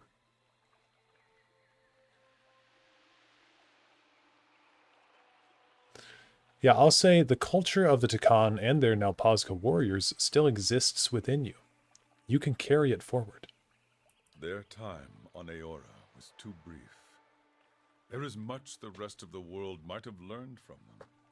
Much that I might yet share. Zawa looks around and smiles flatly. The dream fades around us. I believe it is time to return. The brilliant colors around you seem to dull, shifting objects settle into their true forms. Zawa appears the same as he always has, the same shredded skin, the same fluid posture. Only the look in his eyes has changed. Zawa was granted Anitle. Yes? What do you need of Zawa? You seem different. Oh? Have you been into my Malkachoa pouches? Zawa smiles. In some ways, I am much the same as I was. My people ended, and I could not help them. This will always color my thoughts. Yet, in all my years of searching, there was something I had not allowed myself. What's that? When a Nalpazga dies, the body is laid in a pit. All who knew him take turns dropping worms into the pit with the body. We do it to learn to embrace death, but also to speed him onto his next life. It is our way of saying farewell. Tradition says that if we do not do this, the deceased warrior's spirit remains trapped in the body. Though it is tempting to keep his spirit to ourselves, we fail him if we do not let him pass on. In the Malkachoa vision we shared, I saw that all of Takan was in that pit now, and I was the only one left who could cast the worms. They were waiting on Zawa. You say Zawa is different, and I believe I am in this one way. I am different, because I have cast the worms. It was with your guidance that I came to do this, and I will continue to walk your path until I have returned the favor. God damn it. Didn't mean to click that. But that was a good quest. So that's Zawa's Thingamadoo. I'm going to go back to Cadnua. Get Grieving Mother's quest out of the way.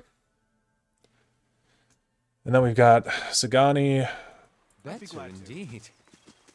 Just do this. With the Grieving Mother in our party. This should work.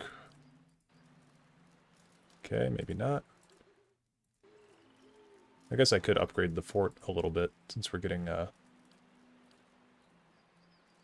attacked left and right. What do we want? The hedge maze? Sure.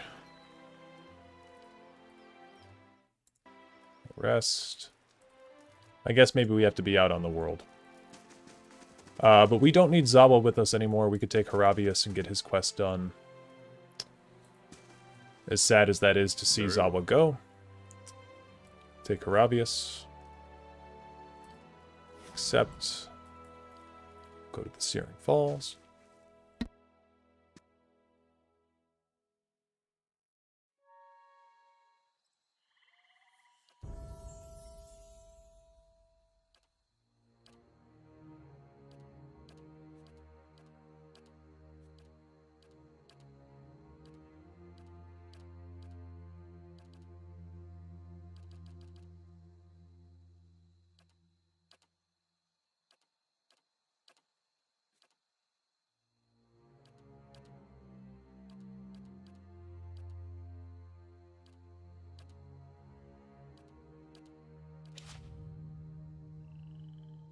I'm here.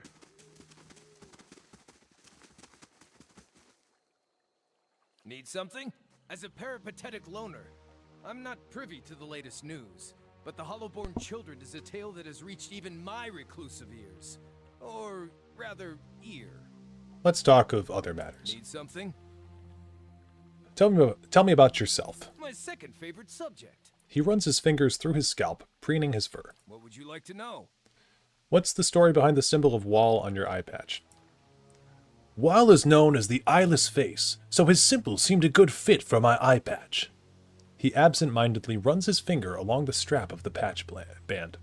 Wall iconography is rather popular in my home tribe, but it seems he is not as widely venerated here in the Deerwood. I remember thinking that if I consecrated my eye to he who obfuscates and reveals, then maybe with enough devotion, Wall would make use of old ruined things. Of old ruined thing. He pulls on the eye patch strap and lets it go with a loud snap.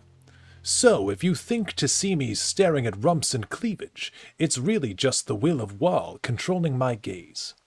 Honest. How did you come to be trained as a druid?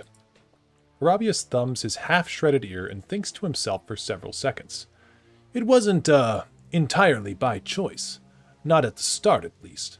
My ambition was to be a hunter. I merely arrived by a different trial. As a child, an Anamthoth came to visit. An honored guest is occasion for a grand chase, but I was left out. Instructed instead to be a cupbearer to the Old Wise One while the rest were on hunt. I'm sure you can guess what happens. Wise Anamthoth gives dumb child a shred of attention. We ended up talking until the hunters returned. He gave me... His hands dart across his body, scouring the pockets and folds of his tunic. This. He presents a rusted iron medallion fashioned in the likeness of a hound's head, a common icon amongst the frontiersmen, explorers, and other seekers faithful to Galloway. The Anamthoth insisted I be trained, and none in my village would defy him. Now, he smiles broadly, I don't need a bow to hunt. Where are you from originally? My mother's crotch. You? I mean, from what land do you hail? I grew up in Glonfoth, specifically in and around Thane Bog. My people, the Fisher Crane tribe, are migrant stewards of the land. I've walked the whole of Glonfoth many times. What's your relationship with Galloway? I was raised as a disciple of the Seeker God. He is the champion of the hunt, be it the simple struggle for sustenance or the scholarly pursuit of knowledge. In my older years, I've found... He cuts off, shakes his head, and starts again. Life has shown me I am more suited to the ways of Wall. The furious hunt for knowledge often outpaces the journey to real understanding. Druids are known for changing into animals. What sort of creatures can you become? He takes a half step backward as you ask the question. All sorts of things, he says quietly with a long, uncomfortable gaze. Haravius stares at you blankly, arms folded. Let's discuss something else. Any man with your scars has a story to tell. I'm just going to ask you later if you don't tell me now. Yes, I suppose you should know. I struggled with spirit shifting, the final rite of passage in my druidic training. I prayed to Galawain for insight and, in the style of seekers of old, went to the forest, alone, to ask for guidance. Then I got my answer, an answer at least, in the form of a vibrantly colored Stelgar that pounced from the underbrush and made a salient demonstration of its capacity to eat things 1/15 its size. As awful as that sounds, it's one amazing rite of passage. Well, Oh, you actually meant that. Thanks. My kin didn't find anything positive about this tale. He blushes and looks down at his feet with a smirk. As the beast was lopping off bits of my handsomeness, I remember trying to fight back, swinging with arms too short to reach. I felt I had the energy for one last swipe at the beast's nose, and when I lashed out with a punch, my arm felt twice as massive, and my fingers sprouted talons. In a rush of power, I shifted into a mirror of my assailant. Apparently, he couldn't pick on someone his own size. By the battle's end, his severed arm was in my maw. The beast limped away in defeat. That's quite an impressive tale. I thought learning to spirit shift would win me some respect, maybe trap myself in a Diran lass with a lust for little men. Alas, I might have been better off staying a novice. When I wandered back to my village, they saw my wounds and asked what happened. I showed them. The name they called my form was the Autumn Stelgar, and... His mouth opens, but he hesitates for a long moment before choosing his words. They were not impressed.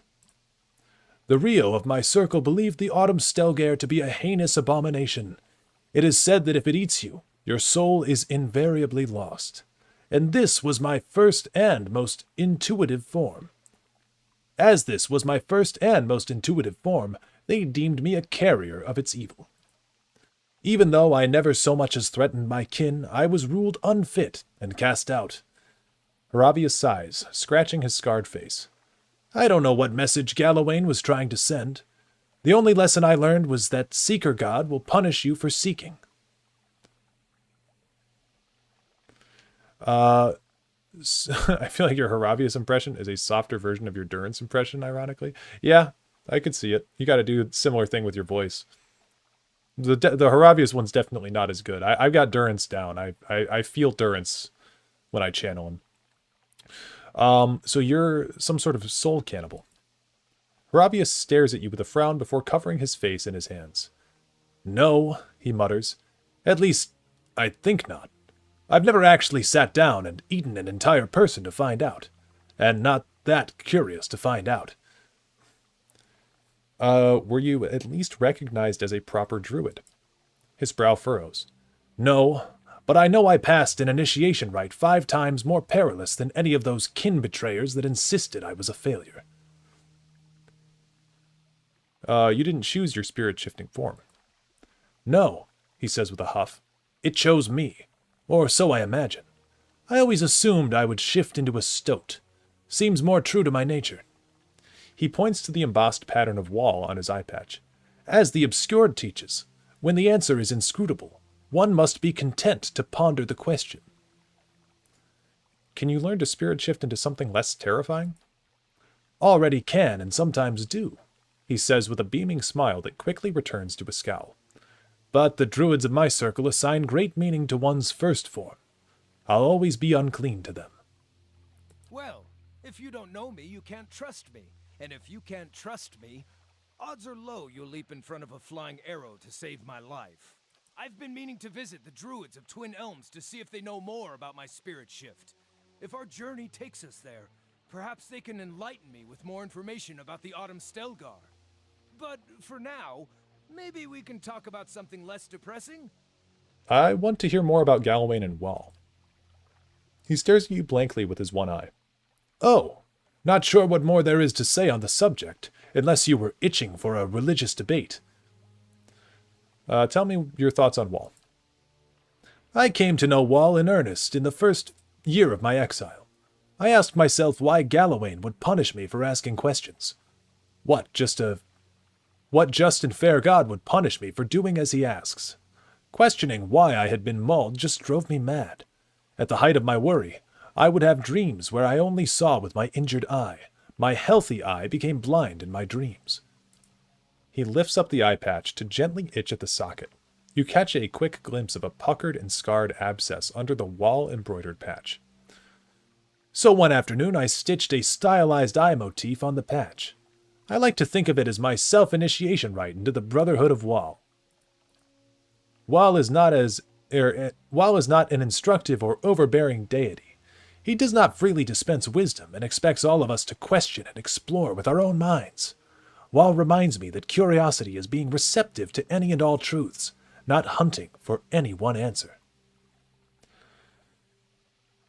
Has Wall ever actually spoken directly to you or sent a sign? No, never directly, he says with a smile, which is as it should be, given what he represents. I especially like how Wall never sends wild beasts to maul me, but maybe I have low expectations of such things. Okay. I'm here. Yeah, we'll talk to a druid about the Autumn Stelgar eventually. We do need to go this way, though. There's a drake. I can hold out. That's it! Curses! I'm blinder than a whorepox bat. Can't get a good shot with this.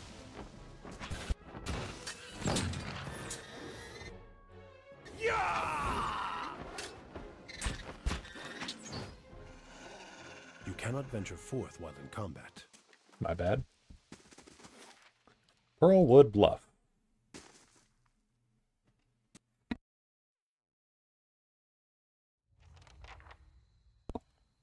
I'd be glad to. Do these look like the cliffs from your vision?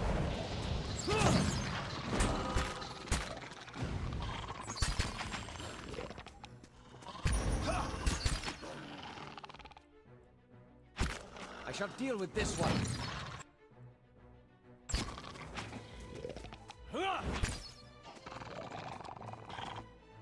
These ones are in for a walloping!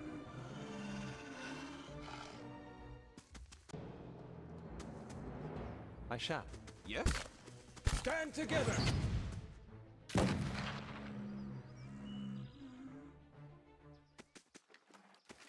Yes? Okay, I want to say that we need to go up this way.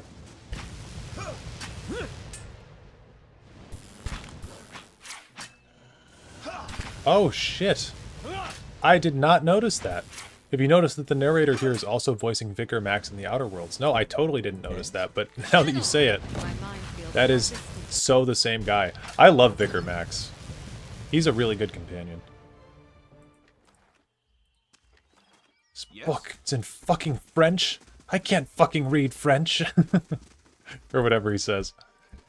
It's so good. My mind feels sharp as steel.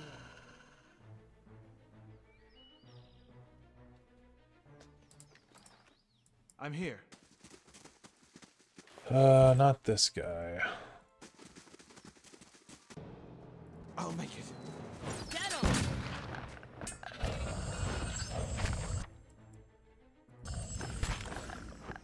That didn't work! Need to try something else! Oh! Ha!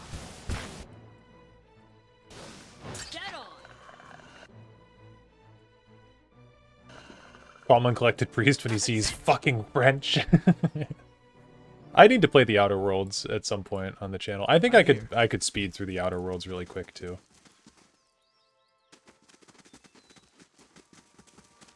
Here it is. Probably my favorite companion in that game too. Yeah, me too. I mean, Parvati's really good. I usually have Parvati and Vicar max, but the Vicar is so good. As you reach the edge of the bluff, you recognize the exact location from your vision of Persak. He was here not long ago. Sugani stands alert, the Adra statue in one hand while she scans the cliff. You close your eyes, feeling the ether for some trace of Persak's presence. The darkness behind your eyelids takes shape. You feel Persak running through the forest this time, hurtling and dashing around rocks and trees. The scenery whizzes by too fast. You can't make out the details between the blurred greenery. Something looms out of the trees ahead of you. Persak finally stops in front of an Adra arch. Inspect the arch. You remember hearing about this place. Supposedly there's a row of Adra pillars nearby. Yeah, I know where to look for next for Persak.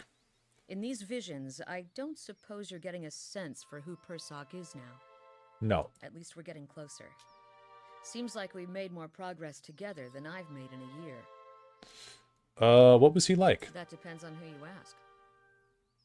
I talked to everyone in Masuk before I left. I heard he was a strong leader, a dependable builder, a caring grandfather, a wise elder, a generous neighbor, a cunning negotiator. She shrugs. Might as well be one of those impossibly perfect heroes from the Adir epics. People remember the things about him that matter the most to them. The odd thing is, many in Masuk weren't much older than me when Persak passed. And yet everyone wanted to make sure he heard about something in particular. Our trade with the Amawa, our successful hunts, peace with neighboring villages. Yeah, he was obviously important to your people. It just seems odd that so few of us remember him beyond the things he did for the village. Most of his family members, the ones who knew him, are in their twilight years now. And Persak was too busy to spend much time with his younger relatives. Seems like the legacy he left his family would be more important. Or perhaps this is less about him and more about helping your village move on. Perhaps you're right. Anyway, what about this Theos character you're searching for? Seems like he was someone important to you. What do you remember about him? I think he was an authority figure of some kind. Not a lot to go on, huh? Hopefully you can pick up a few more clues about him while we're running around. Okay, let's go. We're going to continue our search for Persak. I'm going to ignore that rock, even though it sends us down into a cave lower below. Funny how both your beloved companions go on a drug trip in the questline. I was actually thinking about that when I was doing the Zawa quest. I do love Zawa. He's probably my second favorite companion. I know it's super basic. I'm here. Adair is probably my favorite companion, though. I just really like him. But Zawa is a close number 2. Zawa or Adair, I don't know. It's hard to choose. It's tough because Zawa comes so late into the game, you know? Okay, so Pearlwood Bluff, we need to go to Elmshore next, I believe, for this Adra Arch, and then that'll lead us into Erglonfoth, which actually works nicely for... What's his name's quest? Haravius. Adra Arch, dead ahead. Yep, Adra Arch, dead ahead.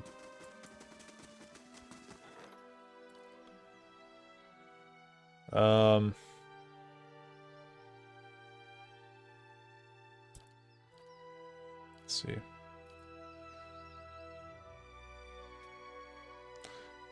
Sometimes basic is where it's at. Yeah, true.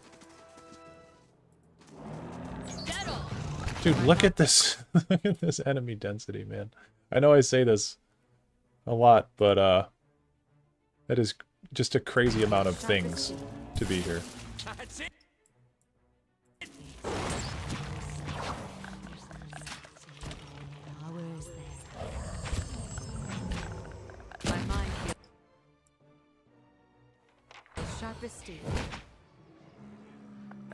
And this is on like low. I mean, this is on low difficulty, you know? Imagine that, but Lagu Faith, yeah.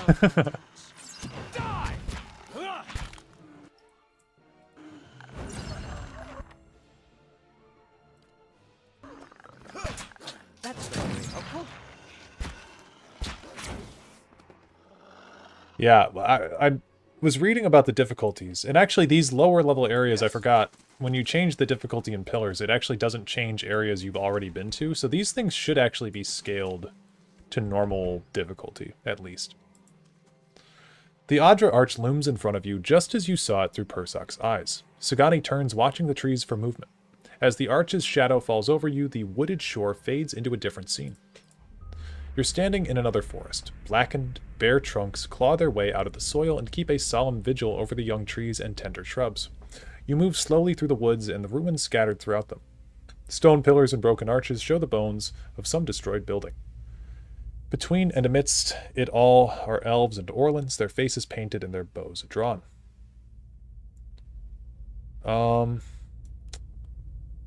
Burnt trees, crumbling ruins, where is this?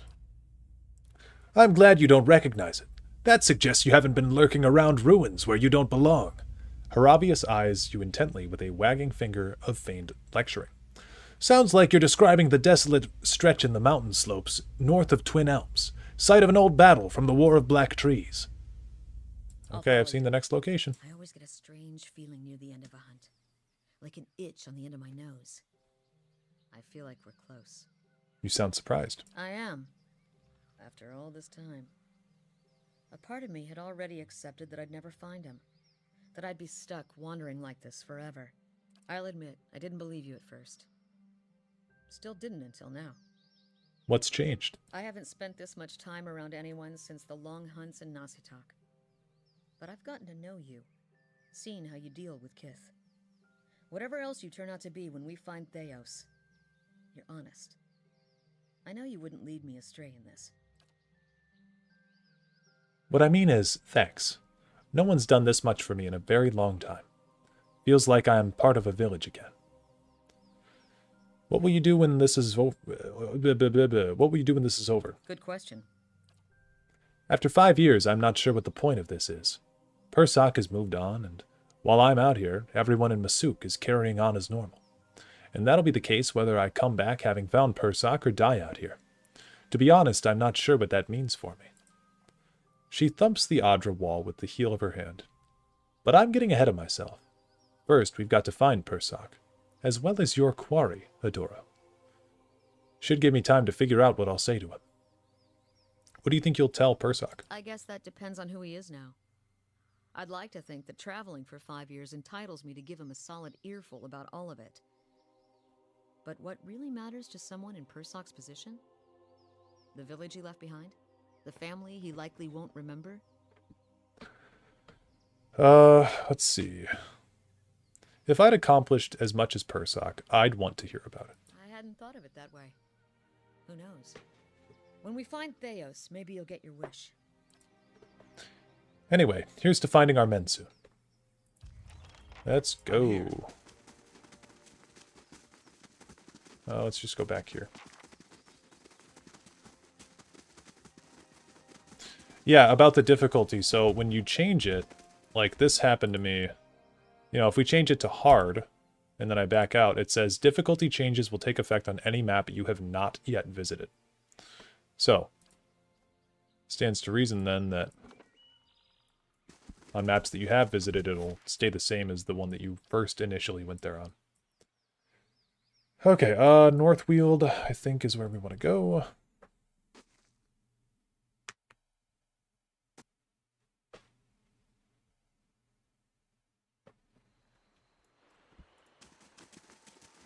And we're like right up around here somewhere, I want to say.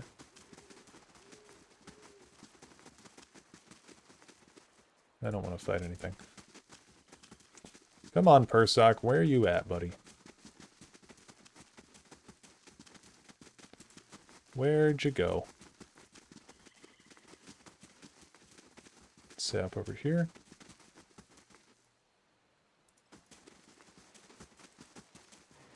It's not that one. I know that much. It's not that body. It's not over there. Oh, here we go.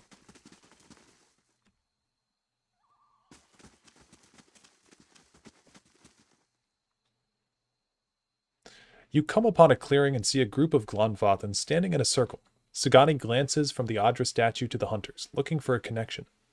Meanwhile, the hunters turn and notice you. Their bows are drawn. Take it easy. We're just looking for someone. What business does an Estremor have with the Fangs? They step aside and turn to you, and as they do, you see something on the ground behind them. Lying amidst the ferns is a white stag. Dark blood mars its brilliant coat, and its sides tremble with quick, shallow breaths. You feel a presence in the beast, something ancient and familiar. Before you can speak, something thumps to the ground. You look down and see the Adra bear, its bright glow flickering. Auric's shadow. Sagani draws up beside you, her wide eyes fixed on the dying stag. Haravius sniffs at the air, and a look of bewilderment spreads over his face. That white stag! A man's soul stirs within the poor creature. One of the hunters takes a step forward, and Sagani raises her bow, an arrow notched. Any closer and you'll bleed out next to him. Her voice is low and tremulous. I never thought I'd prepared myself to meet a stranger.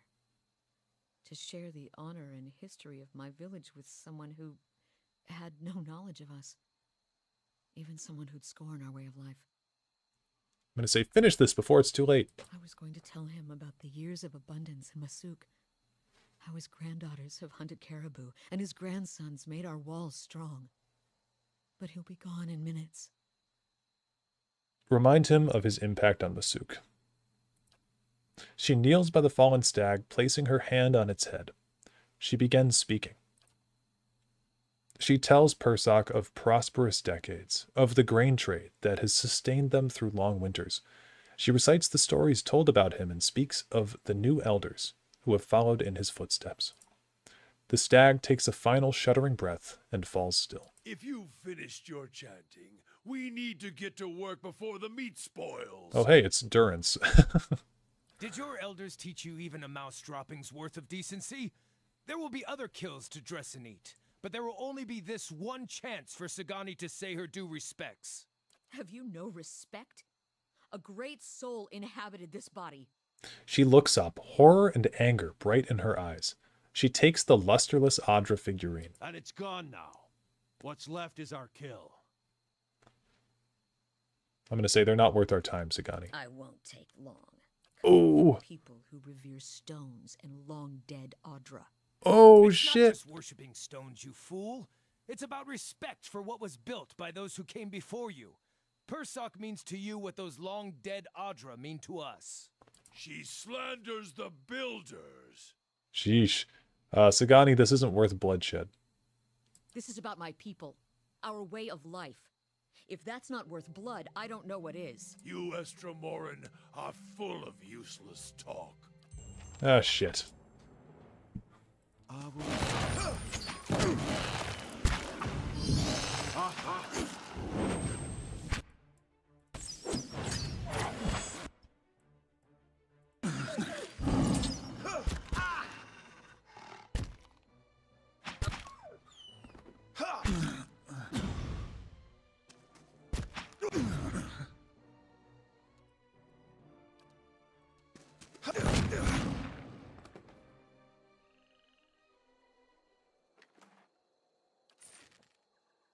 At once.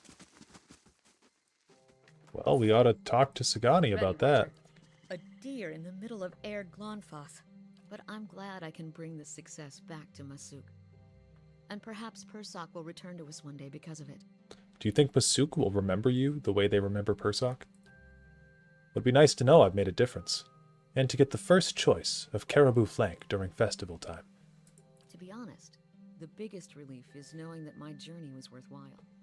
That finding Persak and carrying our village's story to him will strengthen our community and return his soul to us. I'm looking forward to being back in Masuk among my family and my people. But more than anything, I'm glad to finally understand the purpose behind these last 5 years. What do you think? Do you feel as though you understand the purpose behind your hunt for Theos? Yeah, closure with Theos will bring me peace. I truly hope it does. Anyway, Theos isn't getting any closer. I suppose we'd best keep after him. Let's go. Certainly.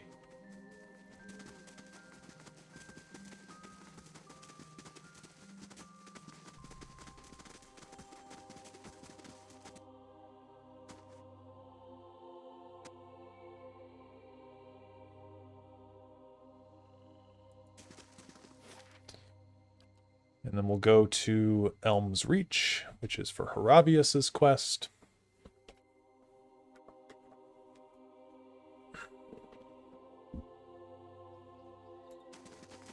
No.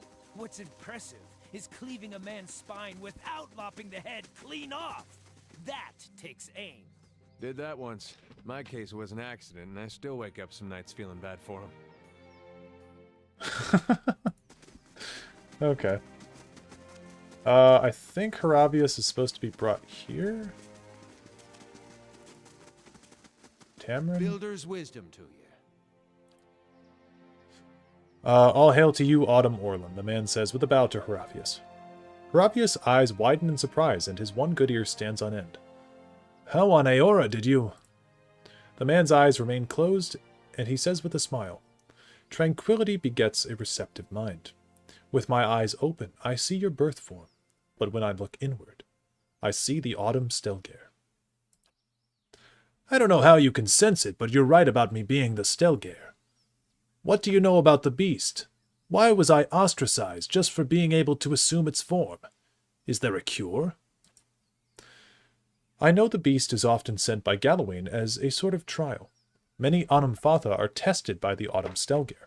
Those bested and consumed by the beast have their soul torn from their bodies and lost for all time.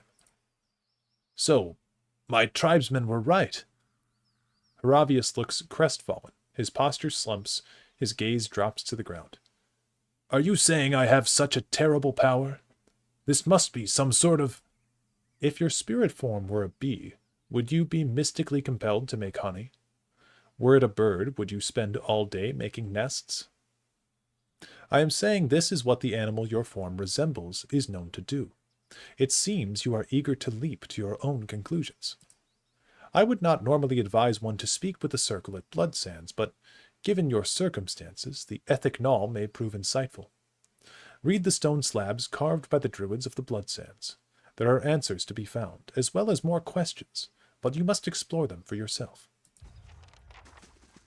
All right.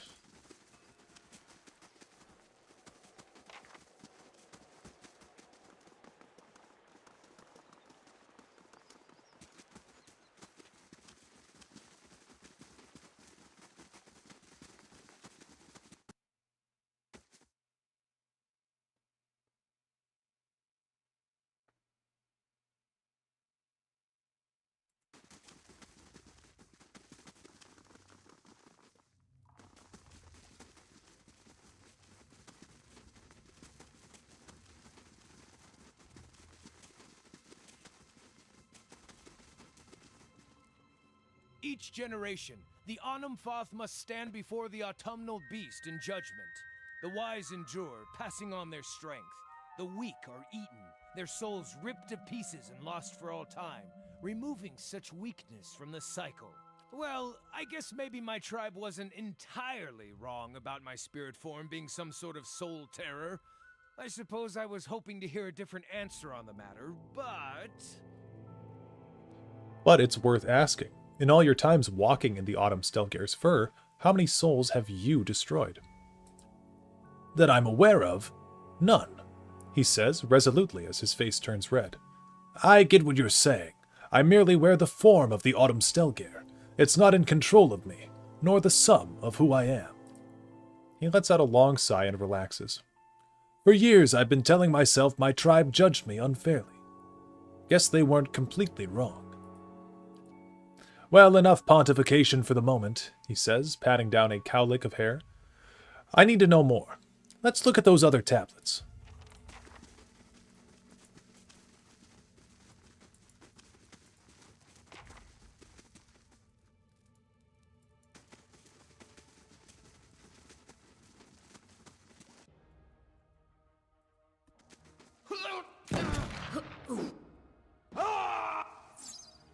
Wow.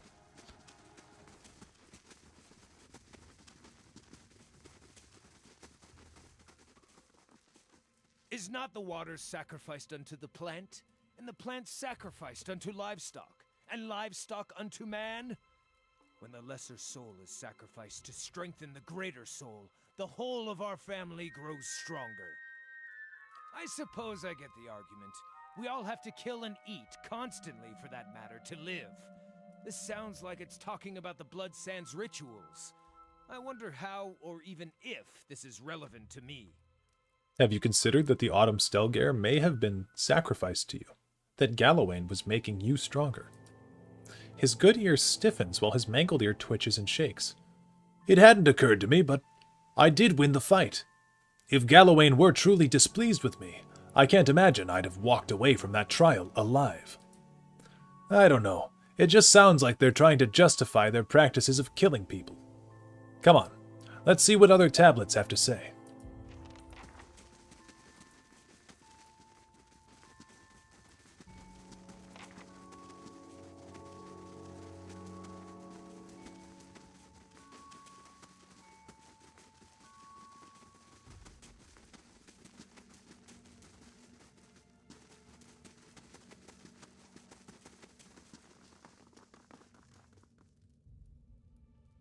Upon Burial Isle, the two men meet again for the first time, though it was the last thing they did.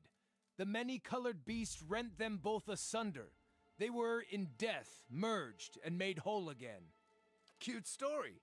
Two guys meet in the belly of a soul-eating creature. Maybe someday I'll eat two of the most insipid deer wooden lumberjacks, and they'll spend an eternity discussing beer whilst haunting my colon. Let's see. Perhaps the idea is that the Autumn Stelgare might not really destroy their souls, or why so flippant? It sounds like Galawain gave you an incredible power. You were the one to ask for his help. It's not like he came to you. We'll say that. Yes, well, he stares at you for a long moment. Haravius stares at you longer still, his chin resting in his hand. Fine, fine, you make a good point. I guess I've been mad about the details when, in fact, I was able to master the spirit shift after petitioning Galawain, just as I asked. Haravius runs his fingers along the scar that connects his missing eye to his missing ear. I wanted to be a better hunter, the greatest. There's probably some lesson here about tempering one's desires. Still, I have a hard time believing that me spirit shifting and mauling anyone is going to make anybody whole again, despite what this tablet says. I'd like to look at the other tablets and see what they have to say.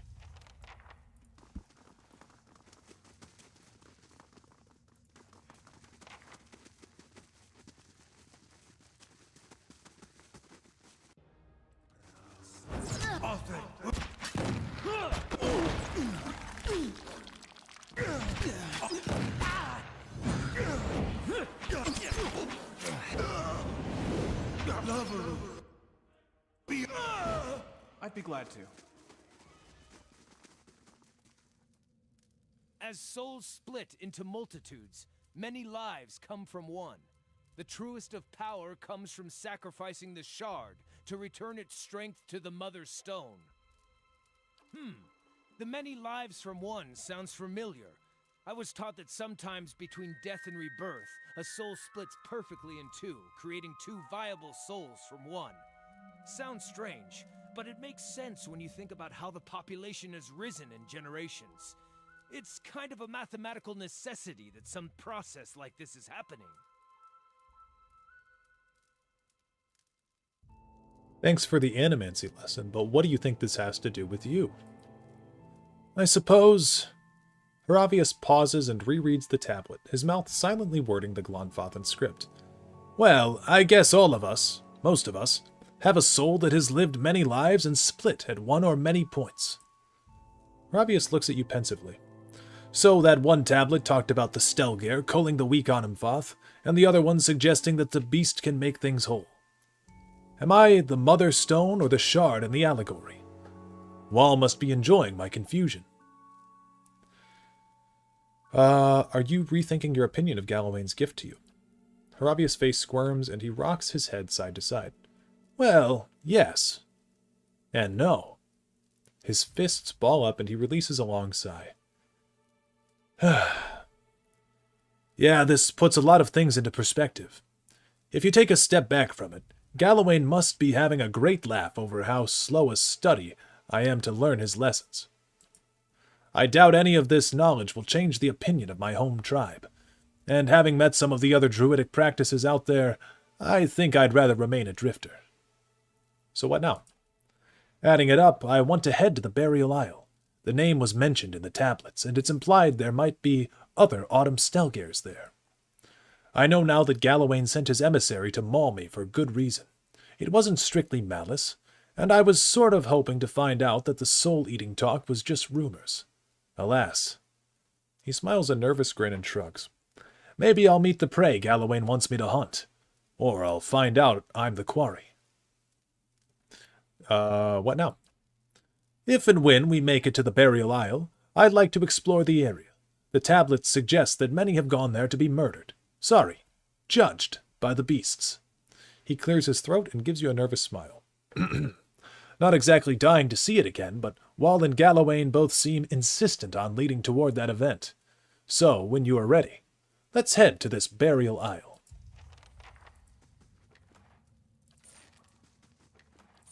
I'm here. Okay, Burial Isle is nearby, so we'll do that. Get that out of the way.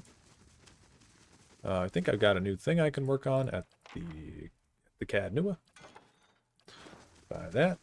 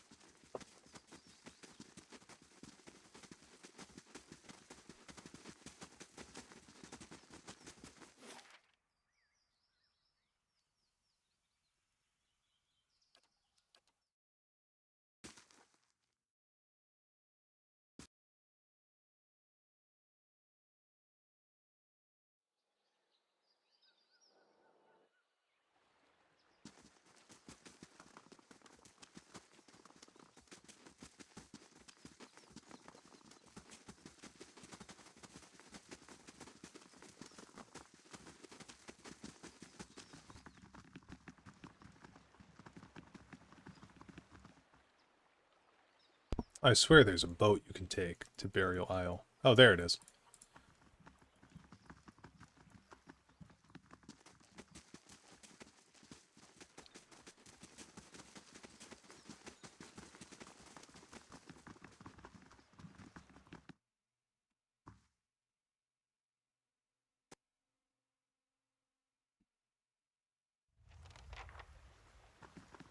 Troubled spirits surround us.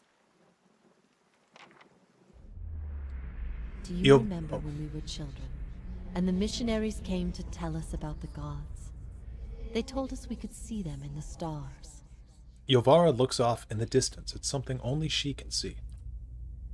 And we snuck out one night and climbed the watchtower in the old fort because we thought we could see them better from up there. That fort burned down a few years ago when we cast the missionaries out. It was the missionaries who set fire to it. They didn't want us to be able to use it. Shame. There was history in that fort. I miss those days. It was an exciting time. Everything full of promise. This is your home as much as mine. Do you worry about it? Our being here puts Kratom at risk. I wish I could say I thought otherwise, but hearing someone else say it helps settle some things in my mind. I miscalculated many things since this began. I'm relieved you weren't one of them. It's a good thing we didn't hang you. I always knew this path would have consequences, but I never wanted to see Kratom suffer on my behalf. I don't think I can stay here any longer. I am told the Inquisition is gathering an army, that they have sent messengers to bargain with rulers from distant lands. Kratom is not built to withstand a siege. If war is coming, I should be doing what Theos is doing. I will need allies. Allies on a stronghold that can resist an invading army. You feel words formed long ago rising in your throat like a toxic black bile. Have you thought about Oceanus? Oceanus. They have held off many would-be invaders, and their king has no love of the Inquisition's faith. I wonder, would he listen? Okay. That's kind of some endgame stuff. Burial Isle is, of course, an endgame thing.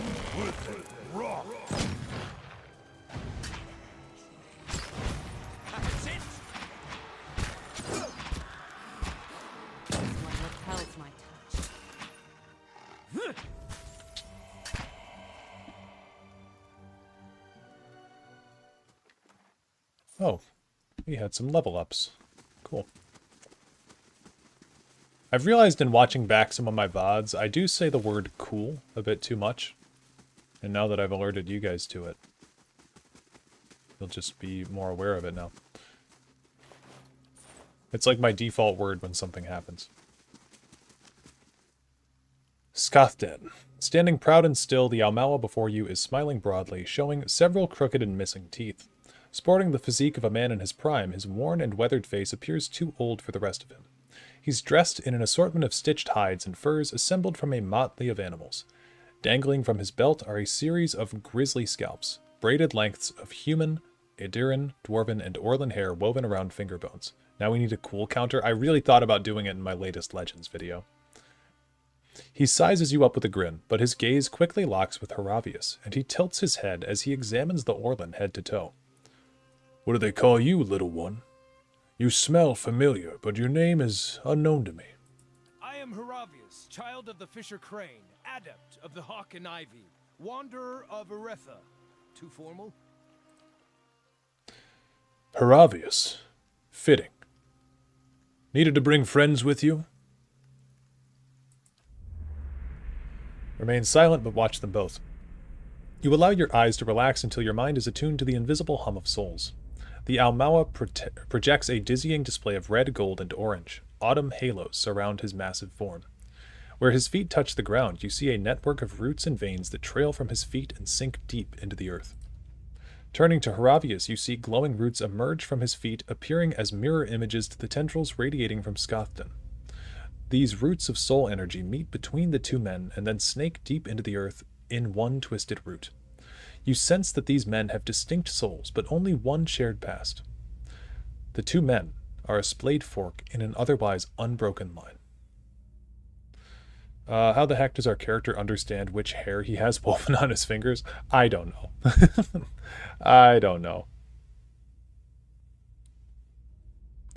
The two of you share the same past, though you carry distinct souls. A shared past. Skathden scratches a patch of fur on his cheek. An inelegant analogy. Who I was in my last life was diminished in my cycle of rebirth, squandered so that this runt could have life. Runt? Haravius' brow furrows and he clenches his fist so tightly you hear a cacophony of crackling finger joints. And it's not your soul, it's not exactly... His anger falters as he stumbles over his thoughts. Were you visited by the Autumn Stelgare? Visited. Tested. Forged. That would be the way to view it. Skathden looks at Haravius with a sneer. I previously thought it was a mark of distinction, but apparently even a half-height half-man can manage the task. Takes away some of the glory, does it not? Half-man? Haravius glares back, his good eye twitching and his fur standing on end. That's some really tough talk coming from a man about to choke on his own blood. What do you want with Haravius? Same as he wants from me, no doubt. Completion. He exhales slowly, eyeing Haravius as his nostrils flare. Galawain gifted us both with the stripes of a true predator. It is our purpose to erase the weak, ensuring only the strong proliferate. He mashes his fists together with a meaty thud. We must honor our god. He looks at Haravius' eye patch and shakes his head. My god by doing as the hound demands. Let us determine who bears the right to be Galawain's harbinger. Haravius, is this what you want? Haravius growls, his fur bristles and for a moment shines with luminescent tendrils of yellow and orange. I asked to be a hunter. A regular hunter that gets invited to chase down dinner and eat its neck. I didn't ask for this.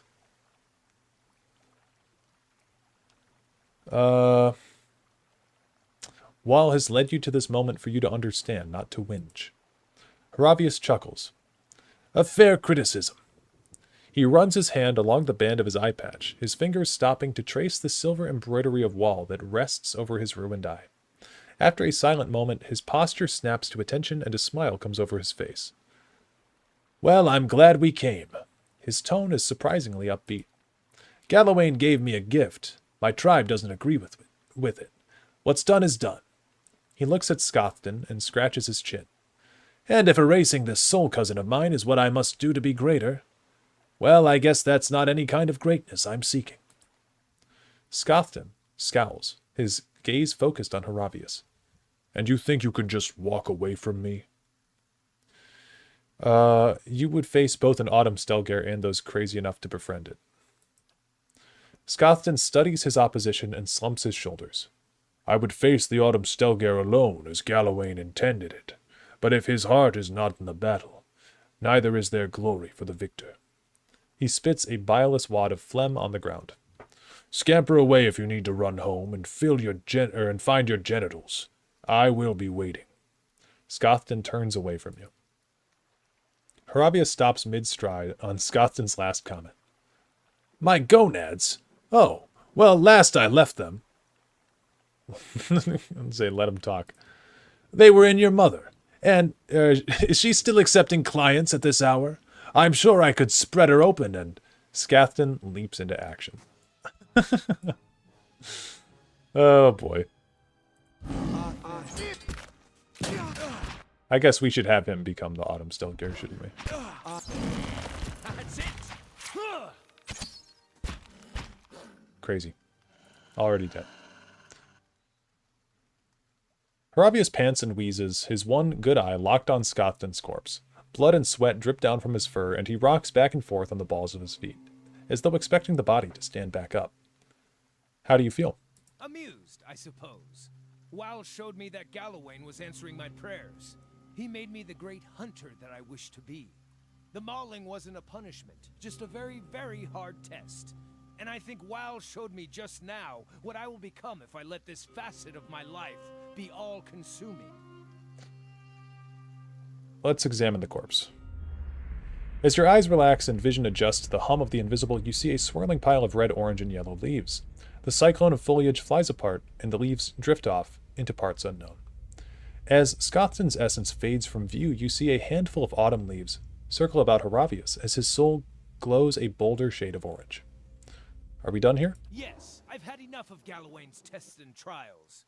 Even if I could best every other man that wears the Autumn Stelgare mantle, what's the point?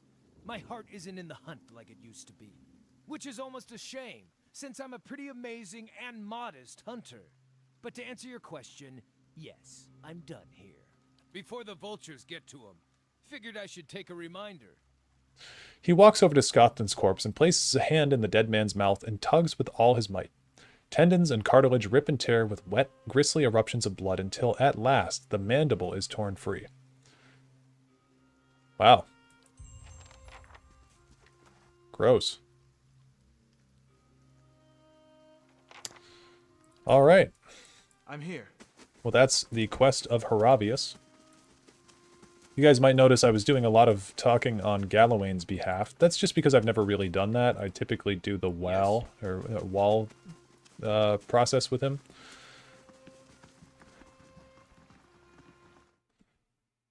So I wanted to see how he'd react to that, but it seems it's really all in that final encounter how you push Haravius to behave.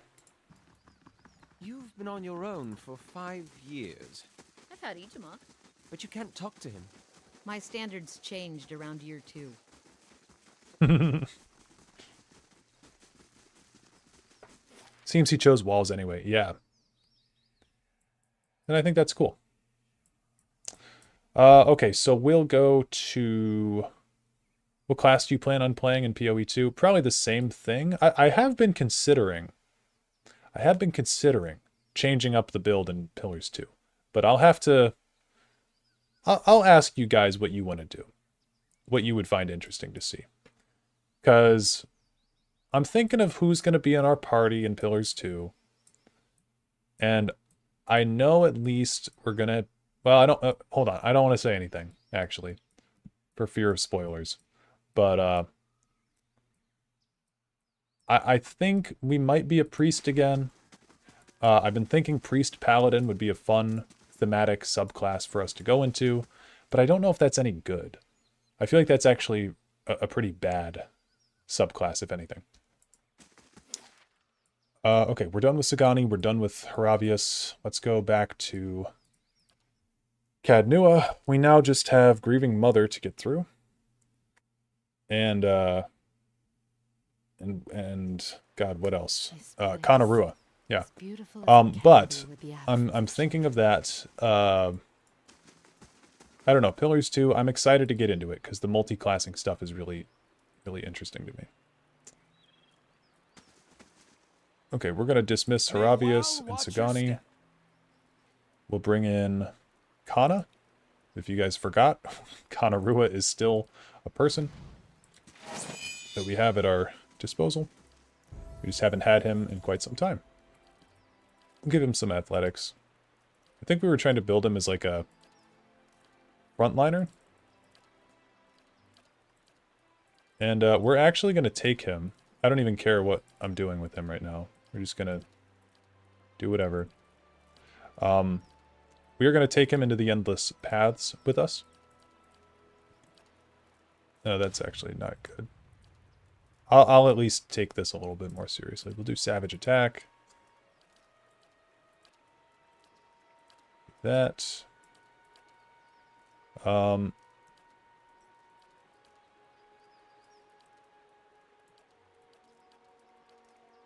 seems good.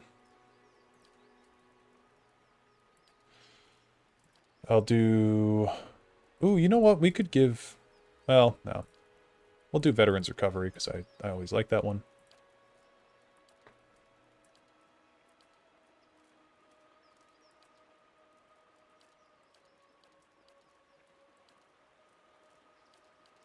That's fine. Okay, we'll go something like that, and I'm bound to have something that he can use. Yeah, this shield, that's what I was thinking.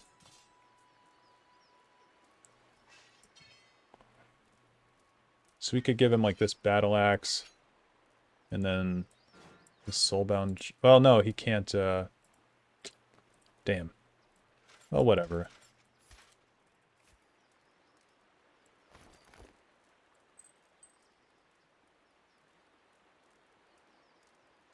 Yeah, that's alright with me. I don't really care. We're gonna be fine down there anyway.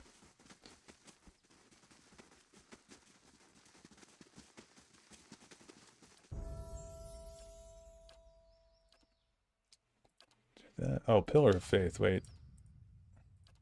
Getting a free cast of Pillar of Faith would be great. It's been ages since I played this, but my favorite companion was the Bird Lady. She is really... She's cool in this game. That's Palagina. She's really cool in this game, and then in Pillars 2... I guess that is kind of a spoiler. She's in Pillars 2. My bad. But, yeah, she falls off in Pillars 2 quite a bit, and I don't really like her as much in that game. What's the weapon specialization we can do? This is a Warhammer, so we'll do that. I'm here.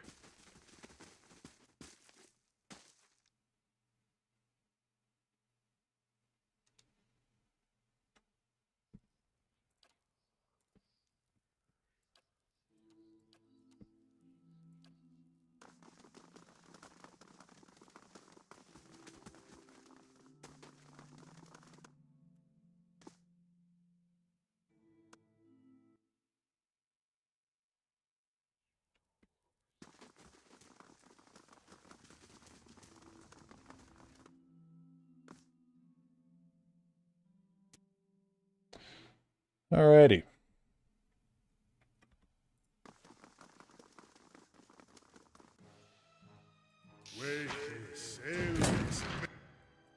How quickly, on the easiest difficulty, with level, like, 13 characters, do you think we could complete the Endless Paths of Adnua? Think we can do this relatively quickly? I shall do as you ask. I feel like we can.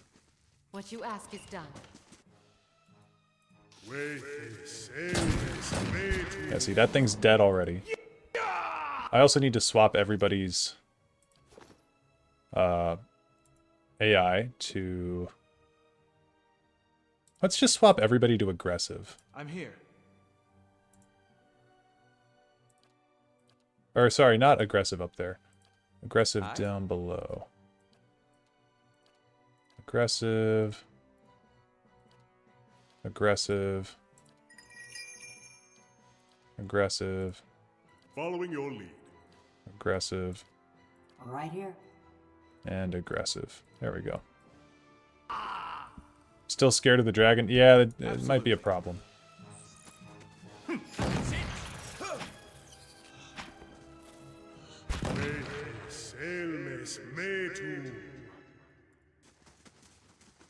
You go back up after completing Kana's quest, make sure to go to the first level. There will be an encounter. Okay. Ever play BG2? I own BG1 and 2. I've never done a full playthrough of them.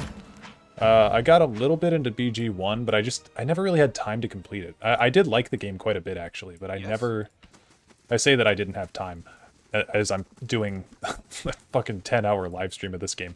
But, you know, I was doing other projects on YouTube at the time and playing other games in my free time, so I did not dedicate a lot of time to BG2. Oh, enable savage attack for Kana. You right.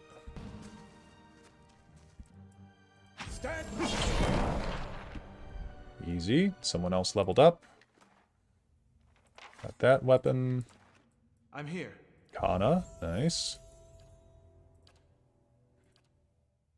Let's do the ogre summon, because that's insane. And then we'll give him... I don't know, he's using an axe now, so... Well, I don't even know. I gave him a weapon focus already, so we'll do, like... I don't know, hold the line. Whatever. BG2 is one of my faves. The graphics didn't hold up well, though. Yeah, I mean, the graphics are, like, the least important part of these old games, right? I just did a playthrough of Disco Elysium, and the graphics don't matter. You know? It's a great game, regardless of how it looks. The best thing you can do with a video game, though, is be stylized. As beautiful as it can be with the absence of children. That's genuinely the best thing you can do. If you got a consistent style. Because that then will never really truly age.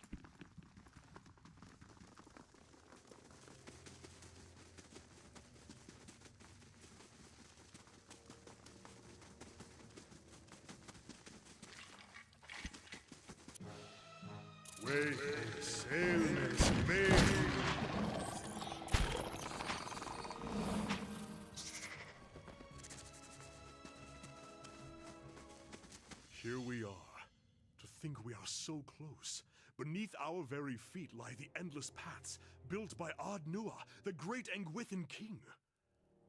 Well, up here this is all Adiran, of course.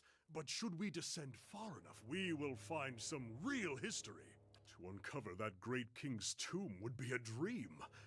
But it is one of his servants I am after. Gabranos, a powerful mage and a dedicated scholar. A keeper of lore, just as I mean to be. He was in possession of the Tanvi Orator, or whatever form of it preceded the one we know. I've seen it in ruins, alongside Gabranos' name. Scraps of the same symbols and verses we know in Rauatai. He must have held the words in high regard. Or perhaps he was even the author. You sound very impressed by this Gabranos. They say he held power over the elements. But I'm more interested in his writing. He was a prolific author. I haven't been able to translate everything, but I've seen enough to know that he traveled far and wide. If only we could have met him. What wisdom he could share. But we can follow his example and strive to learn from those around us. Improve upon it. Are you always this excitable? We're on the very verge of a great discovery. I wonder at your restraint. Yeah, let's start looking around. If my sources are correct, Gabranos will have brought the text with him. It will probably be within a library, or a tomb perhaps. It tends to be one of the two. Let's be off. I found the story way more engaging and appealing compared to BG3. That's what I've heard, actually. Quite a bit of fans of the Baldur's Gate series say about BG3. Like, a common criticism of BG3 is that the story doesn't line up as well as the other games, and that it kind of semi-shits on Saravok's legacy. Or not semi, it does shit on Saravok's legacy.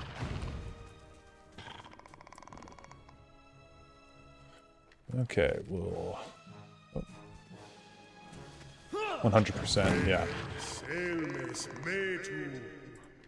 And I've watched, like, before I bought BG3, I watched a lore recap of the Baldur's Gate franchise, because I wanted to be up to date with, you know, with the game. You gotta see this. So, I do kind of know a bit about BG 2 and 3. Look at that. Look at that one shot. I'll see what I can find. You think Legends lore is going to be retconned since the shutdown of the game? No, I don't. I actually think Legends lore is going to be remembered well. I hope, by the fans, it'll be remembered well. I hope the devs can remember it well. I don't think it'll ever be retconned, but I don't know how well they'll remember it. I'm here. Bethesda does have this this weird thing that they do where they'll introduce some stuff in some of their games, and then they'll just never touch on it again. Think about Jigalag from Oblivion, you know? Just gone. Just totally, like, doesn't appear in Elder Scrolls V at all. So I'm guessing that we'll probably see that with Legends. I don't know if it'll be retconned, but it might not be addressed. This Zarup is lying in a corner of the chamber. Its ribs show starkly beneath its scaly hide, and its breathing is labored, each whistling breath causing obvious discomfort. It doesn't seem to be reacting to your presence. Cut its throat. The Zarup barely makes a sound. There is a muted, wet gurgle, and then the creature lies still, blood pooling beneath the withered body. Soon enough, its eyes are glassy, empty of life. Did what you had to. Work on a farm long enough, you come to understand it. Even if it's never easy.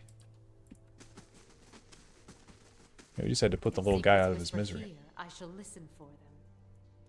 That'll do. Oh, hey, this is a unique chest piece. I usually have Kana wear that, actually, when I'm down here with him. The DR on this is 10.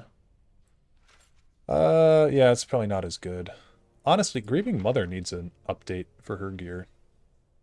She could probably get some better stuff, right? What's the DR on this? 6? This is 7. I mean, it totally doesn't fit her vibe, but hey, why not? It's kind of fun. And we could get her better rings, probably, too. We could give her +3 Constitution. It's kind of fun. What is Overseeing? 10% ability. Oh, yeah, that's good for Aloth. Let's give that to him. Aloth doesn't even have rings. What is wrong with me? Let's give him the deflection ring.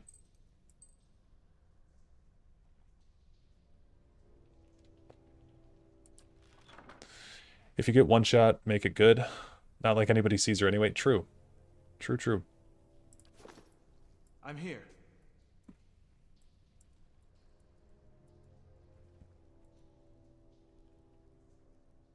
Stand together.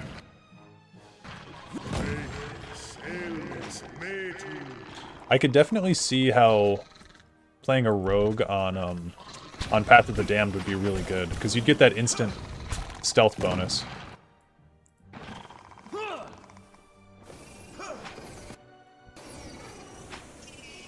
Okay.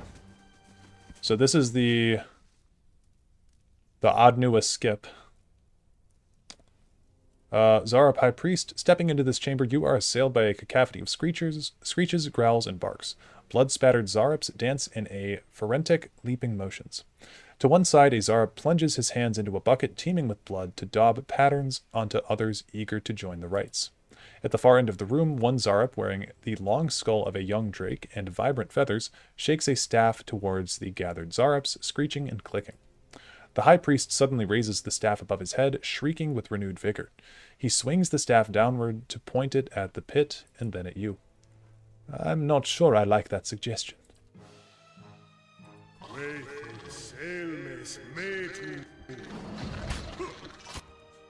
I really want to cast Chain Lightning on these guys. Oh, it didn't connect to anyone else because he died. That's sad.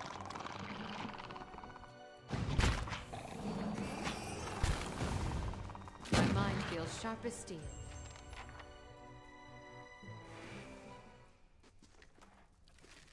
This person's saying, turn back. No. I'm here. Okay. This wide pit descends into a grim darkness. You hear the whistling howl of wind, and from time to time, hot gusts of air tug at your clothing. We are going to try to climb down the side of the pit. Crouching down, you grip the edge of the chasm and seek a foothold further down. Finding it, you begin to slowly and laboriously work your way down the side of the wall. The climb is long and arduous, and though you start at a good pace, your party begins to tire in time. Grieving Mother pauses to rest, only to be overcome by fatigue. With a startled cry, Grieving Mother falls, striking others free off the wall on the way down.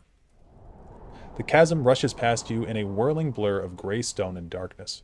As you fall, you see a faint circle of light far below, rising swiftly, and then the flat, gleaming surface of a pool so deep a red as to seem black.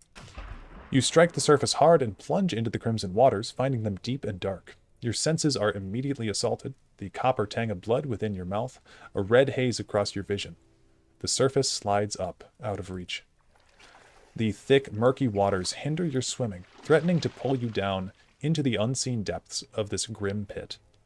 But at last, you crest the surface and pull yourself up and over the brim, to find yourself at the edge of a reeking, sludgy mixture of blood and limbs. Disgusting.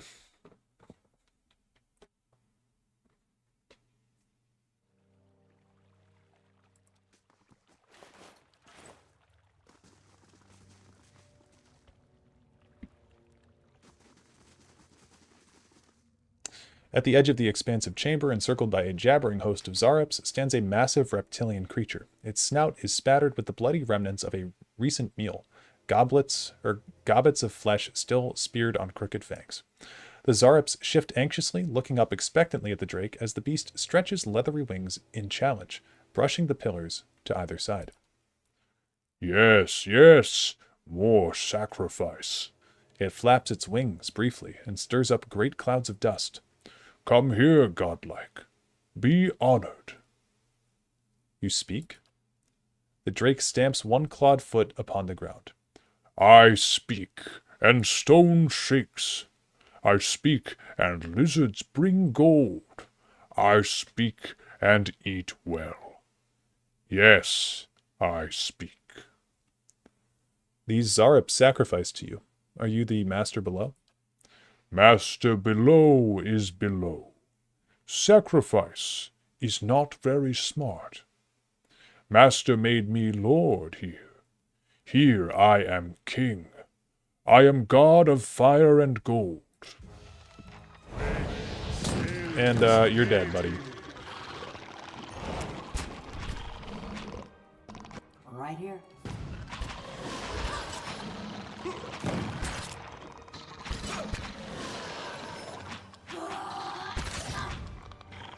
Impression reminds me of Hermaeus Mora.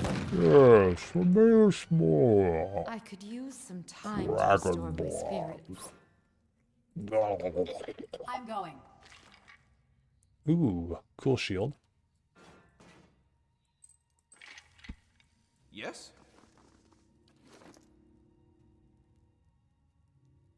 Is that better or worse than what I've got? Exceptional.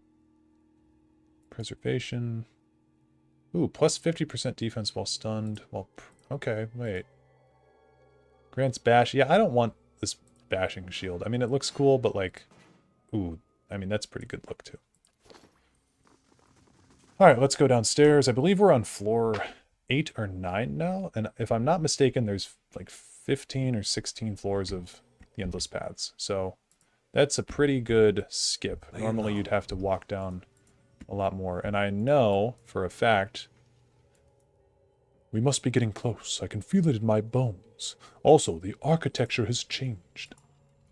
I know there's traps down here. I may not have beaten pillars a bunch, but I have played it a bunch. And typically, I don't know why I did it so differently on this playthrough, but typically I do the endless paths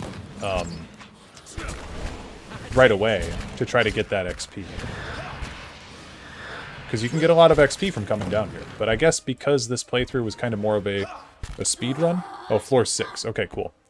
But because we're, I guess, doing more of like a speed run of this game, trying to get onto different stuff, I just skipped doing this entirely.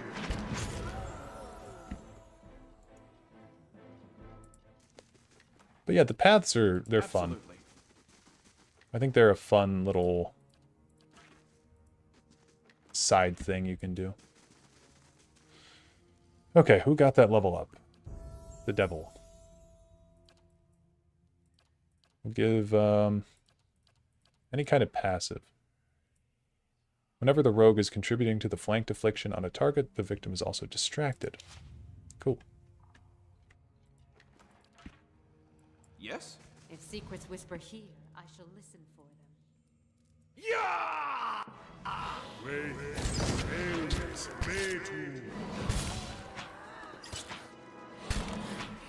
Oh my god.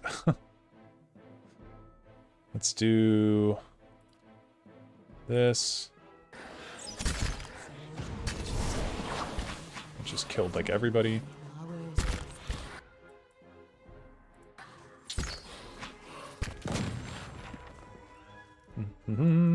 Da, da, da. Da, da, da. I'm here. Got a lost spirit. Hello? Is someone there? Oh gods, I can't see. I'm here. I cannot hear myself. How am I to tell him anything? Please, there is nothing here. Please, will I never be out of this place? You hear a gulping sound. Turn back. Come no further. The gods cannot reach us. Okay. Two large heavy doors bar passage forward. In the archway above the doors are 3 small round depressions, encircled by faded symbols. Each appears to have once contained an object, but all 3 are currently empty. Shit. Okay. What marvelous craftsmanship. I don't think anyone has opened this in quite some time. Oh, we gotta look for some stones. Tell me, do you feel any different? A little ill, perhaps? No, I feel fine. Why do you ask? I have heard it said that the Engwithan set curses upon the bones for thieves to find. It seems the tales are false. And I am glad for it, of course. Okay, so we're going to be looking around for some rocks, basically.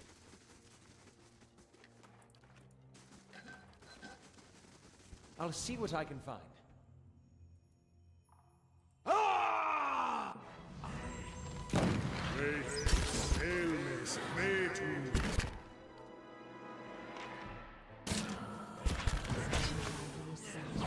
Jesus Christ. Crazy. I'm spent.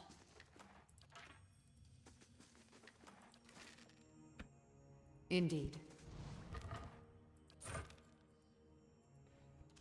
If secrets whisper here, I shall listen for them.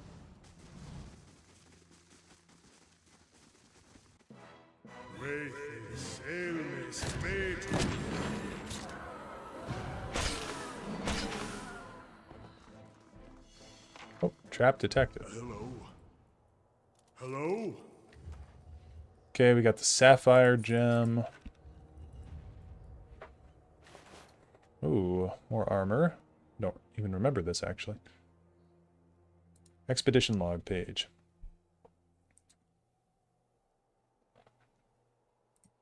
Alright, well, Maybe I'll read that one day. I'm here.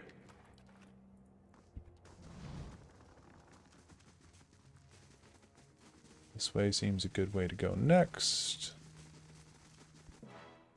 Wait.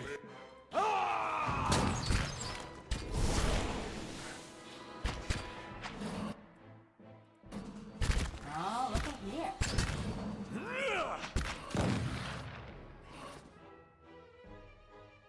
They shall see nothing while I see much. Peridot. Gem. And then we need the ruby gem, which is somewhere. Unless we already have it. I'll go check.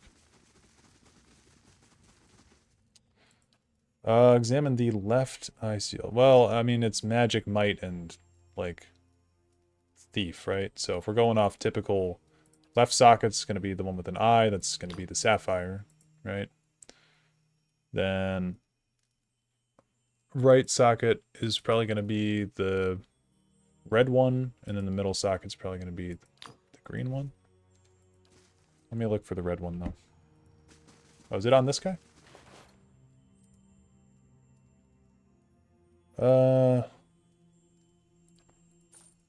Skimming that, it didn't seem to say anything important. I shall be discreet.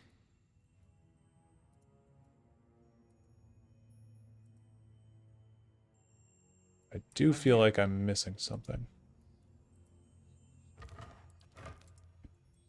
A pity. These things ought to be preserved somewhere. The library, perhaps, or... It's on the level 4? Oh, no. That's stupid. Okay, well, we'll go back up then.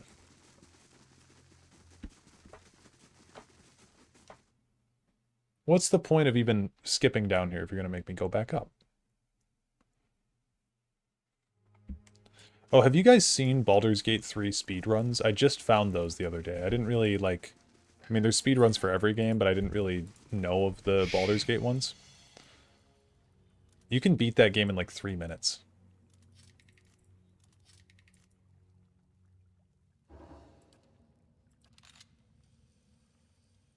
I'm here.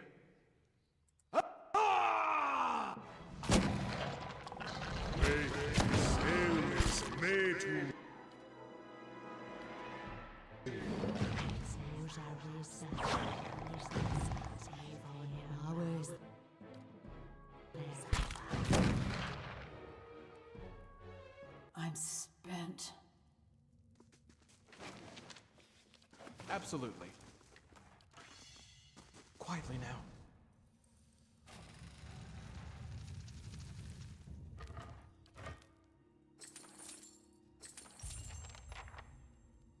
Oh, it's a piece of the sword. I guess if we want to get the Sword of Yenwood, or whatever it's called, we need, I don't know, Sword of Adnua. We do have to go explore the rest of it.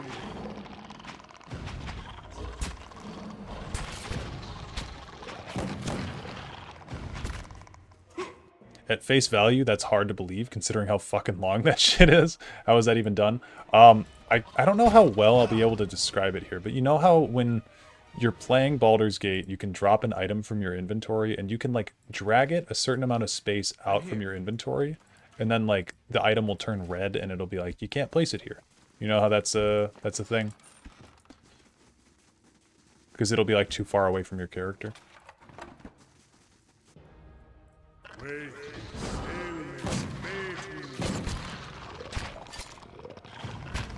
So, with that in mind, there's this insane exploit you can do where, and again, I don't really know how this part is done. I watched a video of a guy explaining it, but what you do is you get a crate and you put it in your inventory, and then you attempt to drop the crate. And for some reason, the game remembers where you tried to drop the crate, and you can, like, fling it to that spot, even if it was way, way, way out of reach. So what you do is you kill Shadowheart. You stuff her in a box. You throw that box all the way to the entrance to Act 2. Or not the entrance to Act 2, the entrance to the mountain pass in Act 1. And then you break the box using fire damage. Like you throw down, chromatic orb, fire damage at the foot of the box, you light it on fire, then you throw it. Then you hope that the damage ticks over. The box breaks, then Shadowheart falls out of it. Shadowheart is going to fall out of the box into a location that is a cutscene, but your character is nowhere to be found. So the game auto-revives Shadowheart right next to the gate to get into the mountain pass. Because I guess that's just how that works, that interaction works. If you have a downed companion and a cutscene triggers, it auto-revives your companions. So, Shadowheart gets auto-revived, you jump into the mountain pass, then you cast Fog Cloud and Enhanced Leap, and you jump. Yeah, it's really weird. Then you jump past those undead soldier guys with your Fog Cloud in place where they usually walk. So you can jump into the Fog Cloud with Enhanced Leap, and then you jump out of the Fog Cloud, completely avoiding that combat interaction with all those skeletons on the way to Act 2, on the way to the Shadow-Cursed Lands through the mountain pass. Then as soon as you're in the mountain pass, there's a skip you can use with another box with Shadowheart, where it will send you directly in to the Netherbrain arena, where you fight Ketheric. And the most important part of this whole thing is that you choose Gale as your origin character. And then while you're under there, you blow yourself up as Gale and you kill the Netherbrain and you get that ending. And it can be done in roughly like 3 to 5 minutes. It's insane. Okay, so we're on level 5. Oh, this is a quick exit. Okay.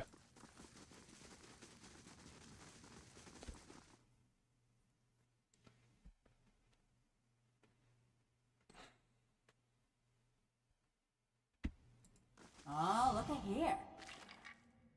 Nice.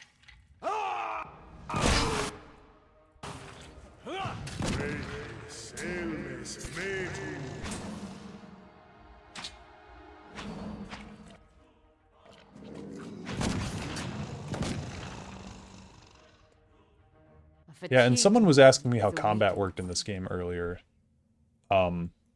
Pretty much what I'm doing, because we're just playing on easy mode, is all that I'm doing is I'm highlighting all my enemies here, and then I'm just clicking on them to just do their normal attacks on these enemies. Like, just not doing any spells or anything usually. Just shooting them and hitting them with axes. Every once in a while I cast a spell. Like here, I'm probably going to cast one with Grieving Mother. So I'm going to cast Silent Scream here, targeting, I guess, this wood beetle. Actually, we'll change, we can't change it. But there we go.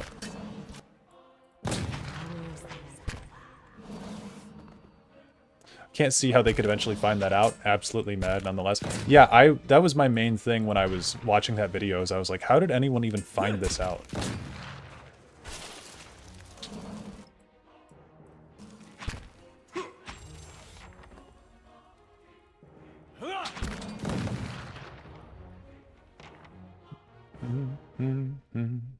I'd be glad to.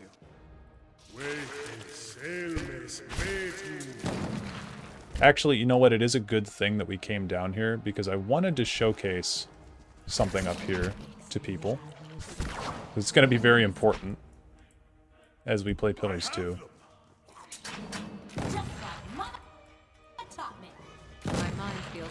And honestly, maybe we can just talk to Kana about this, because I didn't really talk to anybody about this yet. And it's it's something they kind of expect you to know in Pillars 2. But if you look right here, there's a big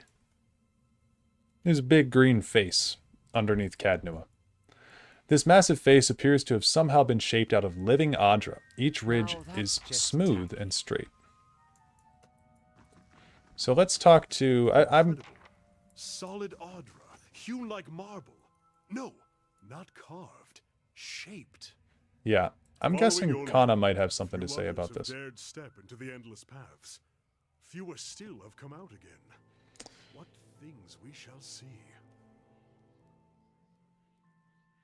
If you're going to draw every beast in this place right to us, or if you're going to draw every beast in this place right to us, wait, oh, you're going to draw every beast in this place right to us if you keep shouting. Oh, right, sorry. It's just very exciting. Yes? Alright, but Kana, we do need to talk. Looks like there's a clear sky over Heritage Hill. I hope the district can recover. There's a lot of history there. Even more so now that you've saved it. Maybe they'll give you a plaque. Actually, this really might do a little something for your reputation. It can't hurt to be known for ending a curse. Also, it's noteworthy that my character's background is from Rawatai, so I'm going to say, has Rawatai changed much since I left? The Pahari grow in influence. They'd have the Ranganui focus our efforts on expanding north, and close all the ports to foreigners from the south. Tekoa, at least, feels smaller. With the Gate of Great Teeth finished, trade has diminished. Those gleaming rooftops, the silver cliffs, the sea, those, at least, are the same. The day I boarded the ship, the sunrise was gold upon the water, and I nearly leapt overboard and swam for home.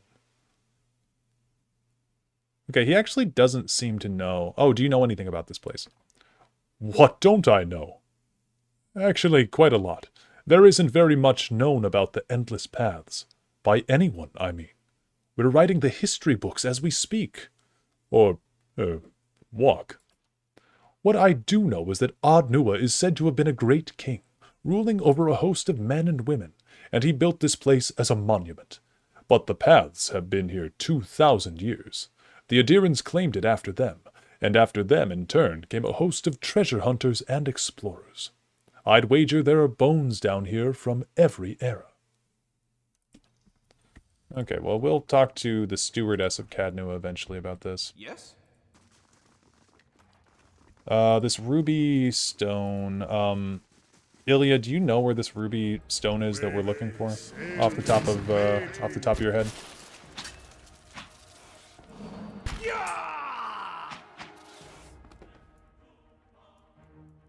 I could use some time to restore my spirits.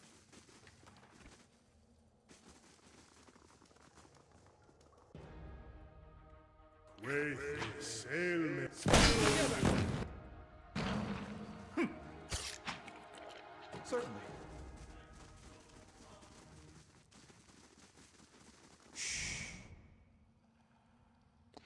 In the room south of this level, if I recall? Okay.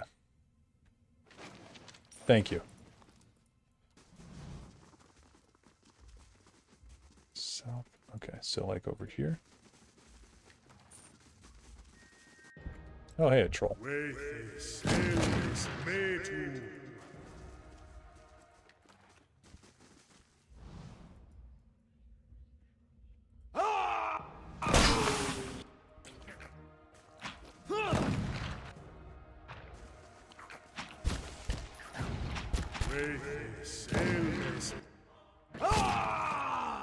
Completed it yesterday. Nice. Stand together. Just the dragon? Oh, wow.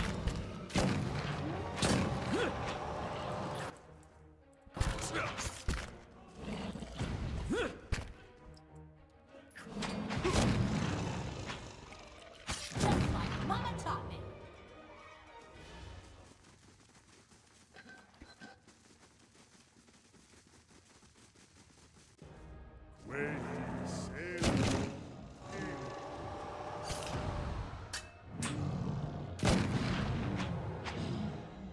I'm here.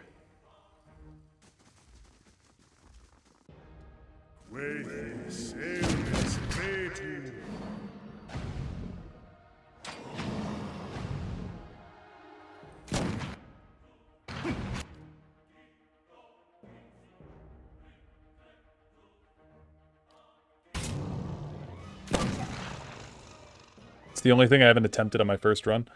I mean, that dragon is scary. I don't blame you. My thoughts will be as silent as my feet. I'm here.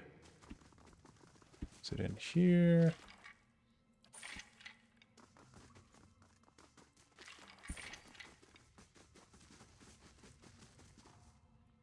It doesn't seem to be in here. Quietly now. I've got the wrong room.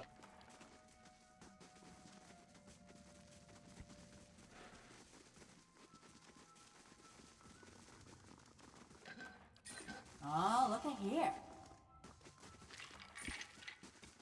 If secrets whisper here, I shall listen for them. Yeah!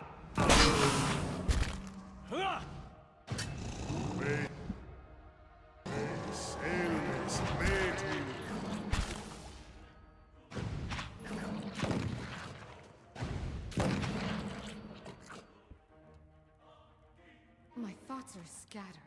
Hard to hold on to. I shall be quiet as a calm sea.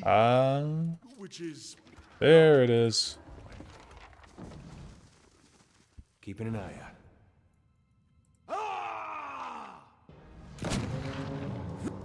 God, there's so many things.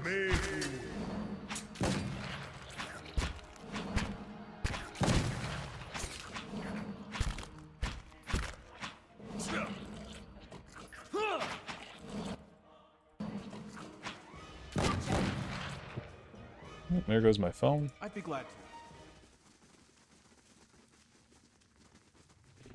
to. Okay. Oh, I really thought that,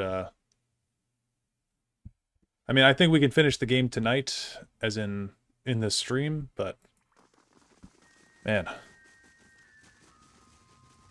Thought that we would be able to do it a little bit quicker, I guess. So much reading. I've got to do so much reading in this game. Like, if I just skipped all the dialogue, we would have been done like 4 hours ago. Or at the very least, we'd be at the bottom of the Endless Paths by now. But you got to listen and read, and... I mean, I love it. Don't get me wrong, but from a time perspective, it's, yeah, I mean, it's time-consuming. Okay, let's put the bloodstone seal there, and then try to open the door. Something must be amiss. Okay. I'm absolutely confident in that one. So, let's do middle socket, red, right socket, green. Okay, yeah. You brace yourself to heave the doors open, only to find that they open readily under your hands. With a great groan and a gust of wind, the path forward is revealed. Well done. We're farther in than anyone else has managed. Let's keep going. Look at here.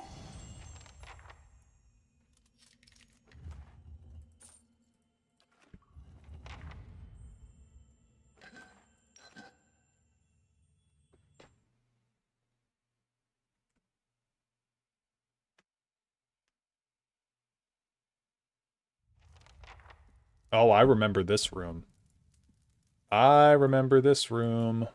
I fucking hated this room. This... You know, there are accounts of watchers in all of the regions I've visited.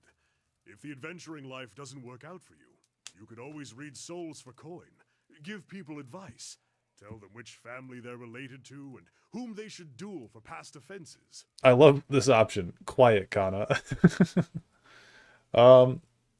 I'll keep that in mind. Probably safer than fighting off beasts. And you get just as much drama out of it. Wayfair sailors made to...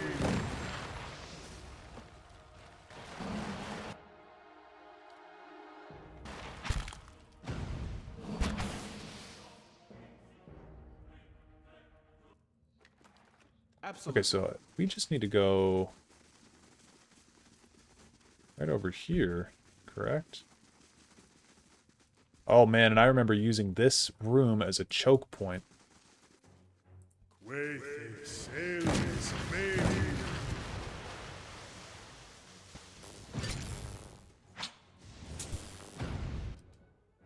Wayfair sailors made to...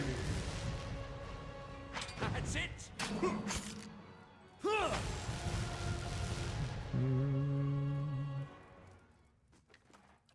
I'm here. Yeah, this door right here.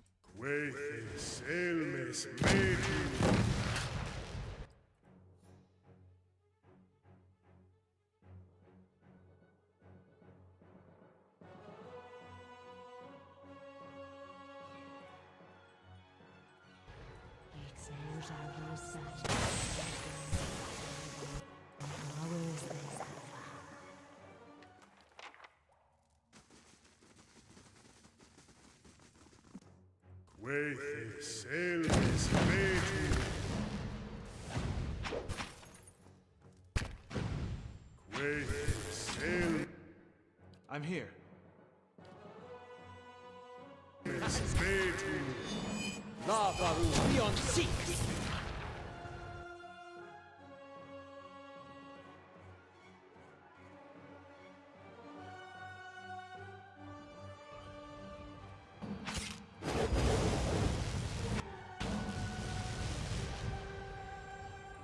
I'd be glad to.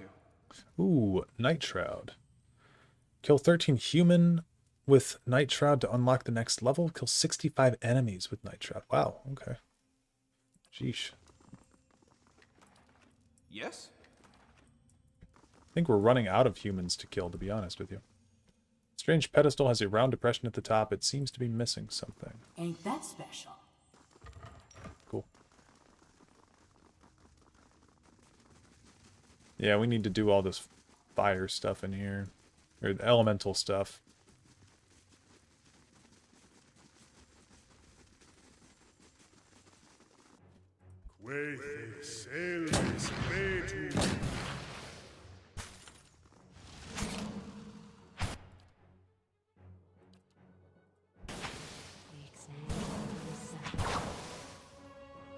We'll say, it does help a lot with these, knowing what you're supposed to do. Certainly. This may prove useful. Pedestal has a round depression. Seems to be missing something. Fair enough.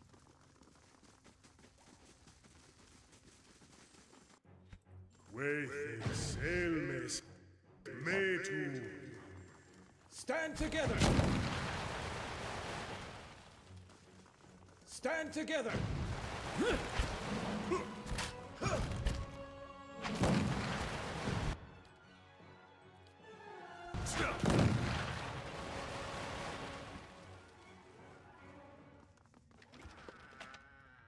Okay, Wind Prism. Your will, Watcher.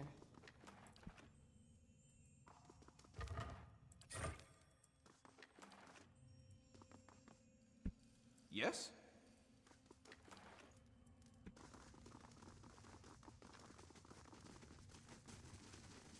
I think this is the wind one.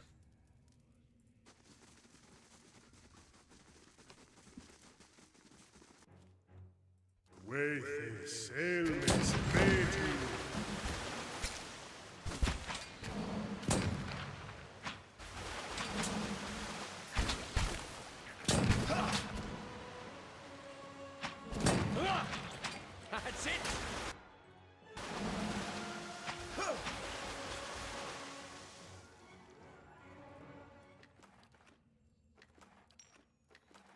I'm here. Oh, look at here.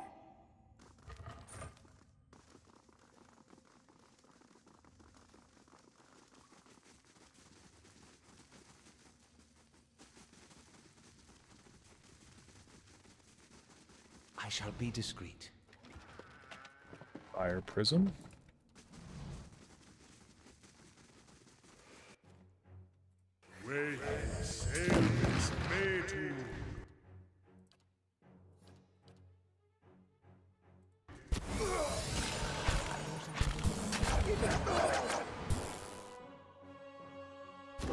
That's it!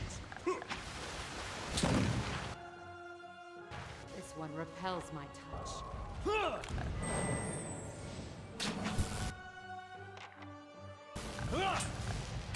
That's it! Gotcha!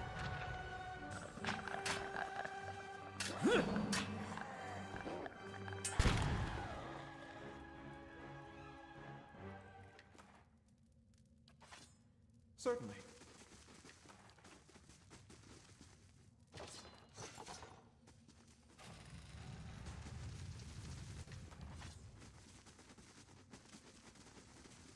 Hold on now. Got the fire prism. Oh, down here. Okay.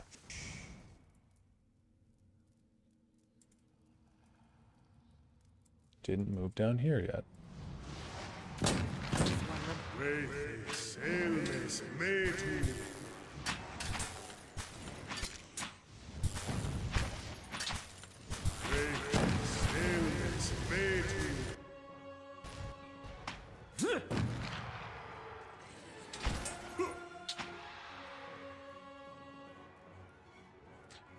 Absolutely.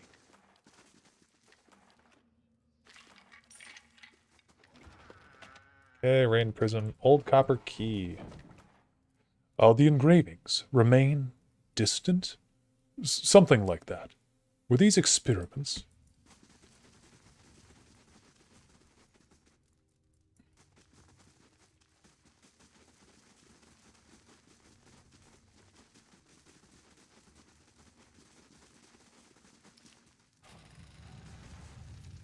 A study. Gabrano's work must be here somewhere. Oh no.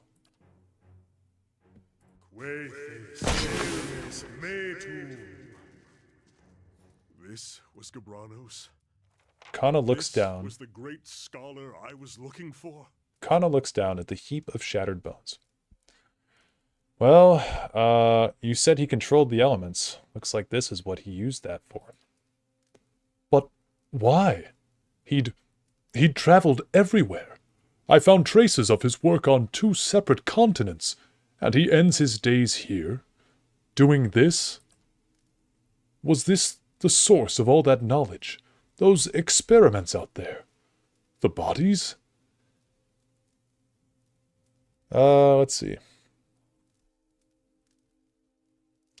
He was one man, that doesn't mean you were wrong about the rest of it. Maybe. But I was wrong about him, for certain.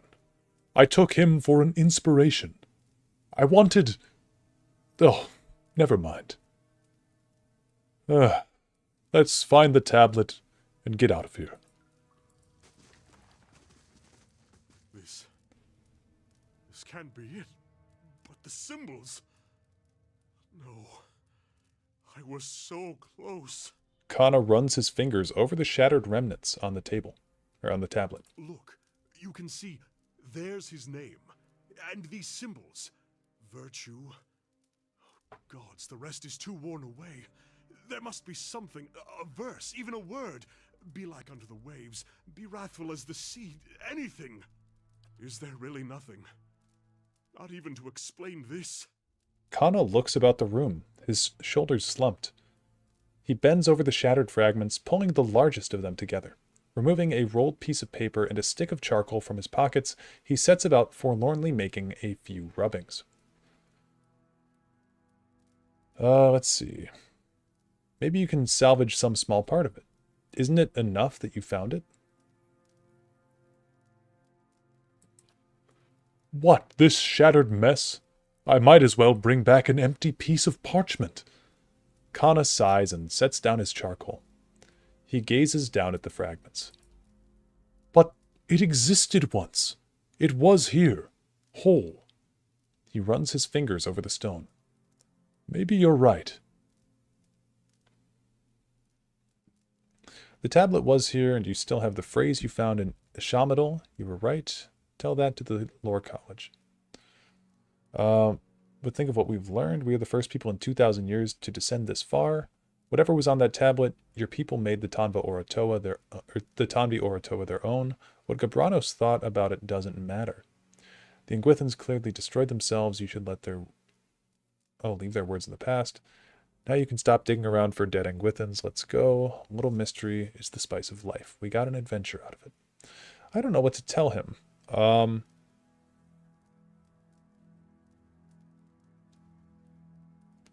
Yeah, let's just say, I mean, the truth of it is the tablet was here and you still have the phrase you found in Ishamadal.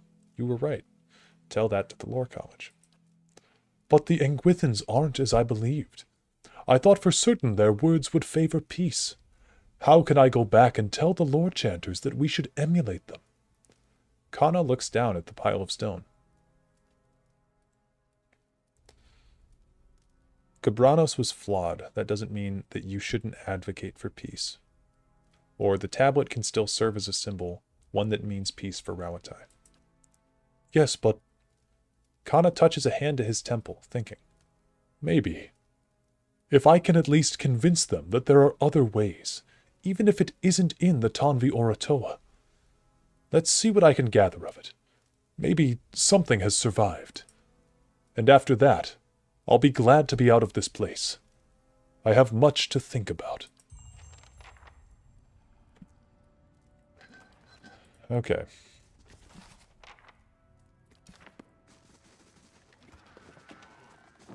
We can complete this room if we put all these prisms in the right spot.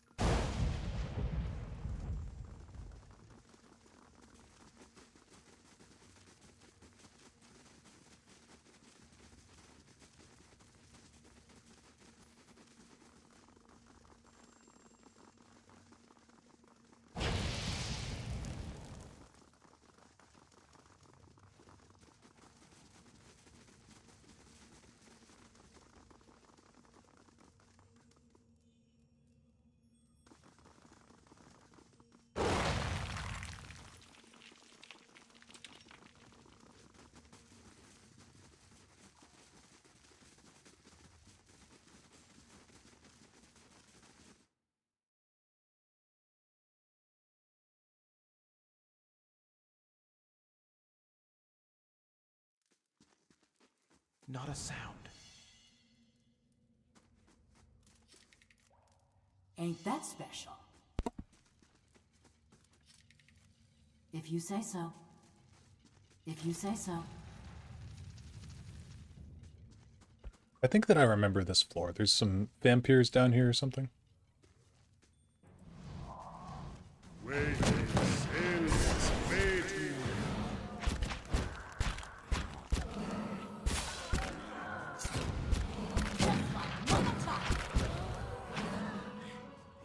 That's it!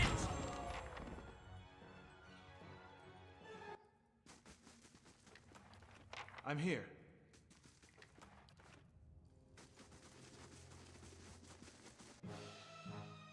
Yeah!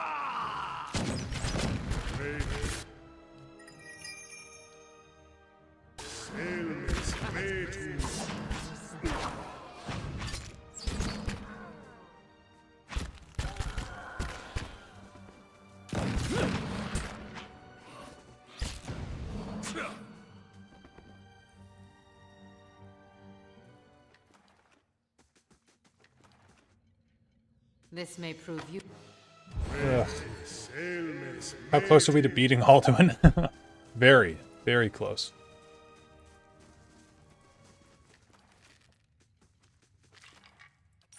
I'm here.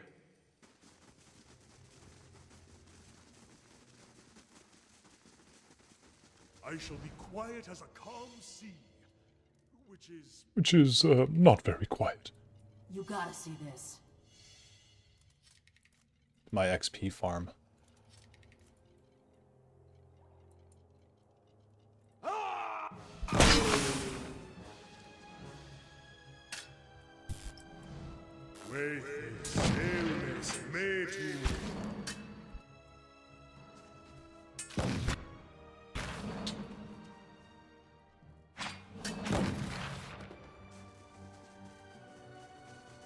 I shall be quiet as a calm sea.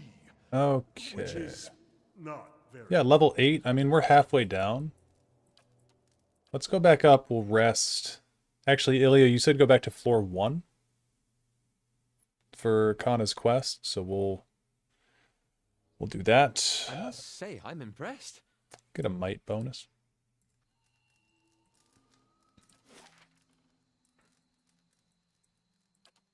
I am going to go brush my teeth. I'll be back.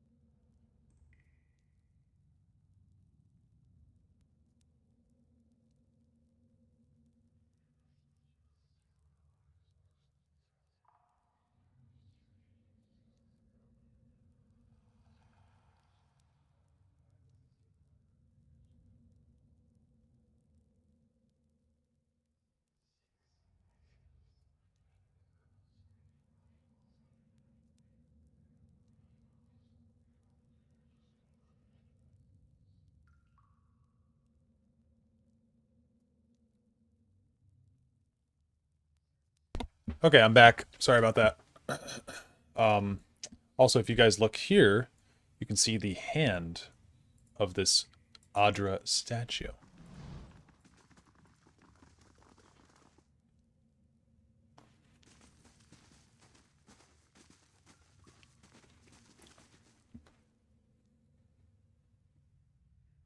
Leaden Key Assassin. Hold there. A robed man stands in the doorway, his gaze moving between you and Kanarua. Oh, not this again. Now, of all times... Kana gnashes his teeth together, his face darkening with fury. Another robed figure, a woman, looks at you. So this is the Watcher. You made this very convenient, running to ground in the same place. Aloth's eyes burn and he reaches for his wand. Careful. Our hunting parties have joined, and we have the advantage of numbers. Make this easy on yourselves and surrender. We'll end it quickly. We literally just destroyed, like, a god's army a little bit ago, so I think we're fine. You're a little late. The tablet we were looking for is rubble. That's what they wanted. They would have smashed it themselves. Kana pulls himself up to his full height. Come on, then. You failed the other 4 times. Let's make it 5. Kill them and keep the Adra close to hand. I don't want their souls drifting free of this place.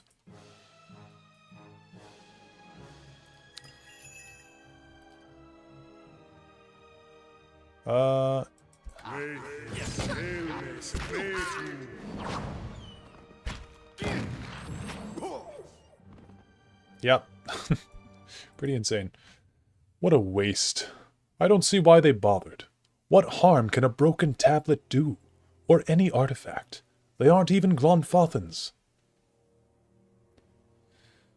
You did tell me it could stop Rawatai from trying to conquer the known world. Kana gives a startled laugh. That might be overstating it. It could have inspired peace at least. He smiles thinly. If it existed. Kana prods at a tooth with his thumb, thinking. It doesn't make sense. All they could know is that we were descending into the ruins, and that was enough to warrant their attack. Well, let's hunt them down for a change. It's only fair. It seems that the Leaden Key holds what answers are left to us. If I cannot bring Rawatai a promise of peace, at least I'll have something to show for my travels. Your will, Watcher. Okay. Yes? I do want to get some context really quick for people of what the Endless Paths of Odd Nua are, because this playthrough's been going on for so long, I can't really remember if we talked about this at all. I'm impressed. I mean, how many hours are we? 34 hours. It's a long playthrough. And, I mean, that's significantly shorter than what it could be. I think my first Pillars playthrough was like 65 hours or something. Which is still, I missed a lot of stuff on my first playthrough. I have heard terrible things. I worried you would not return. Is it true that there are riots in Defiance Bay? And that Avar Wolfgren has been slain? It's true. Okay, what's the state of the keep? Yeah. Oh, I wanted to talk to her about the Paths of Odd Nua. It seems your fame is spreading. I have heard travelers speaking of your accomplishments in Defiance Bay. Okay. Oh, we have I trust. We do have a quest we can do. Let's send somebody to do that. Let's send Sagani to do that. I trust all. Okay. Let's see. Was this your keep once? Not as a land is its lord's, more as a child is its mother's. This castle was my design, you see. The Earl appointed me to do it. I was getting on in years. I knew it would be my only chance to build something magnificent. When it was built, I couldn't bring myself to part from it, to go back to my lonely home. I begged the Earl to let me stay, to take care of it. It was all I wanted, and he granted it. Years later, when Bereth's usher finally came calling, I begged the Earl to find a way to let me remain, and so he did. So, you mentioned an Earl before. The Earl of Yenwood. The original, in fact, when Darewood was a colony. He found this site, the only ruin Ere Glanfarth refused to defend, and he believed its wealth would be great. The keep was his way of defending his family's claim, and that claim became his obsession. He had to know what lay beneath. He devoted his life to excavating the ruins below the keep. They had been sealed with rock and soil. Deliberately, it would seem. Years passed, and with them the Earl. He dug his entire life and never found what he sought. His obsession became his sons and his sons' sons. And one day, that young Earl broke through. And he found the endless paths waiting for him. Yes, an endless maze, incomprehensible in its construction. But he would never come to learn more than that. Vile things had taken residence there, vile and dangerous. They poured up through the keep and slew its residents, the Earl among them. After that, the keep remained abandoned, unused, wasted. Mayorwall's mastery of this place was the first hope I'd had in 200 years. How I've longed to see it as it once was. It seems I was mistaken, for you have been the salvation of this place, not he. I thought the curse upon this place would never fall, that I would watch the very stones wear away into dust. Imprisoned there. We know she's not. Oh, it's as being the master of Cadnua entail. Okay, state of the keep. Man, does she not have anything to say about...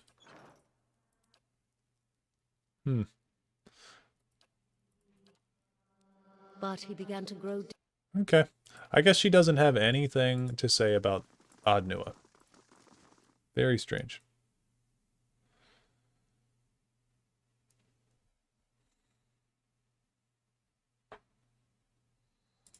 This place, as beautiful as it can be with the absence of children.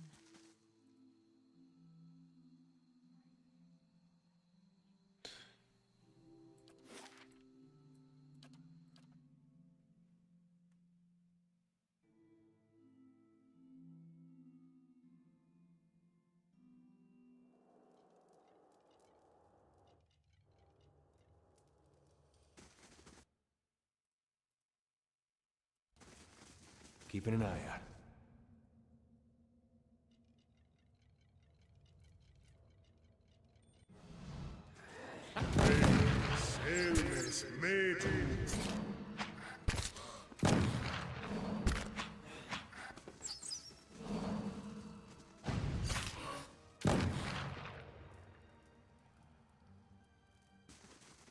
I'll see what I can find.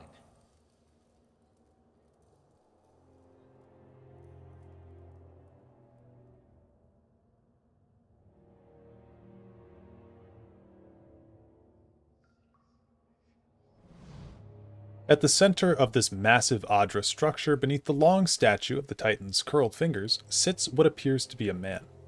Unlike the slavering animalistic creatures you have encountered on this floor, this man is regally composed, lounging upon a crooked stone throne. Yet his gaze has a piercing, feverish quality. He watches you intently as you approach. What are you then? One of theirs? Strange that you survived the planning stages. He speaks in fluid Engwithan, you note, though his voice is taut with strain. It must have been hard for them, those beggars, those cowards. But you won't go any farther. No, you can go right on back to them, your masters. Let them feast on you instead. I don't know what you're talking about. Ah, you can understand him. Ask him everything. What an opportunity. The man looks startled. He gives a short laugh. You understand. Look here, even the foreigners speak our tongue now. Truly, we are an immortal people. But that only makes it all the more clear, you see. You must be with them. How have they kept you so whole? You are remarkably well preserved. His eyes narrow. Attempt to pass, and you will go screaming back into the void, puppet. You're Engwithan. How is it you're still alive? Oh, no, no, no. We do not share information with our enemies. Go and ask the others. See if they recall. If they remember who it was that sustained us all these years. I'm searching for the master below. I see your own masters have grown superstitious. Masters below indeed. How easily they turn from old loyalties. To think Ardnua trusted their like. I won't waste another word on their messenger, even if it is quite nice to speak again. No, go away. I've had enough. This will sate me for another 100 years. Who are you? Lord and master of this place. He raps his knuckles on the throne. I should ask you the same. By all rights, you're trespassing. But then our great father is long gone. Perhaps he won't mind. Who's this they? Them, the others. He waves a hand impatiently. Filthy, greedy savages, all of them. How quickly we decay. No dignity at the end. Just the stink of rot and gaps in flesh and mind alike. Do you know, I think some of them have started eating one another. No, I won't waste the Audra on them. Not on them. It's mine. Who deserves it more? There is little enough for myself. I will not share, do you hear me? You can all rot. Take a great leap into the afterlife, 2,000 years too late. What's this about Audra? The Audra will do you no good. You can no more make use of it than they can. Only I recall the rites, the spell work. If they were only more clever, perhaps they'd have learned it themselves. Too late now. Too late by far. Better to put them down like the carrion feeders they are. I'll let you pass, then. I'll even answer your foolish little questions. Only let me be rid of these pests. Okay, no idle promises now. Do this for me, and you can go where you please. I'll have what I want. Alright, well, we're gonna go kill some people for this guy. Seems like a lovely guy.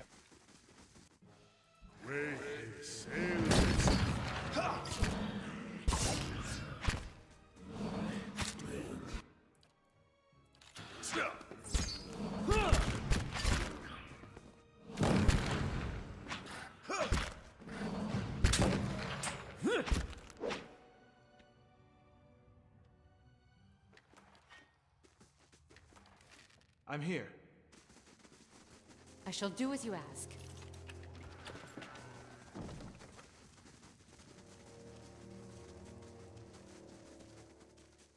Is that every vampire killed? Is that really all there was to it?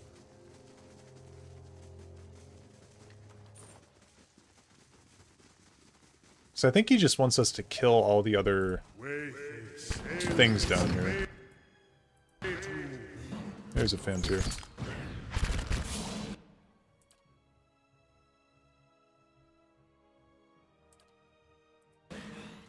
Lava will be on sea. That's it!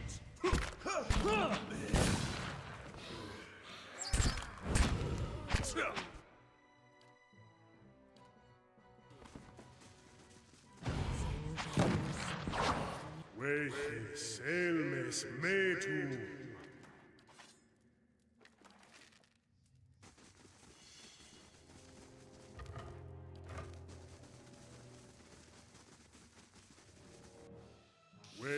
Selmes metu.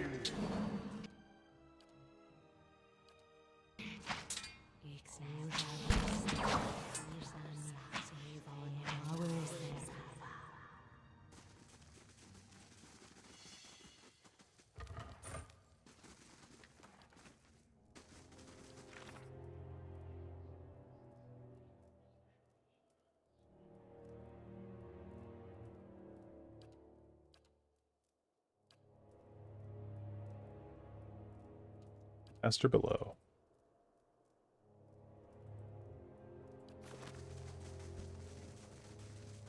I'm gonna go talk to this guy again.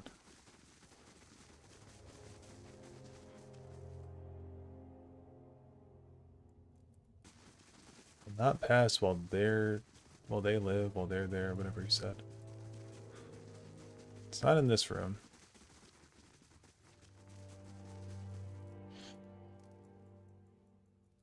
I guess over here is unexplored, so there's got to be some more enemies this way.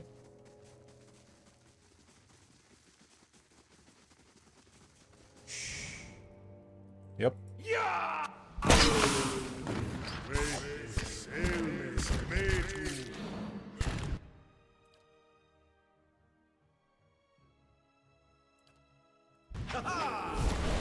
Lavaru, be on seat!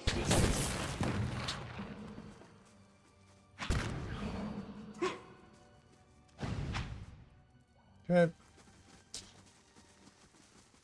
Hello. Hello. Stand together. Wait, sail. Is made.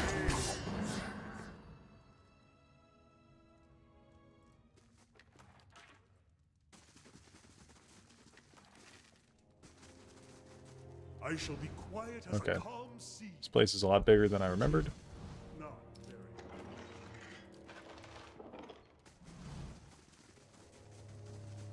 Quietly now.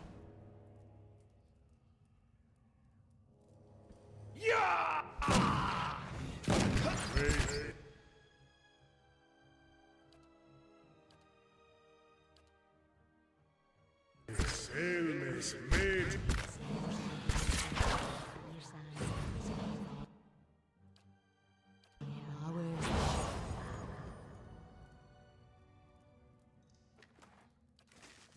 I forgot that Holy Radiance would do so much damage to these things. Okay. Let's see what lies this way. Little thing. That's gotta be it, right? If we look at the map here, I feel like that's everything. Yeah. Let's head on back to Mr. Guy over here, Mr. Angwithan.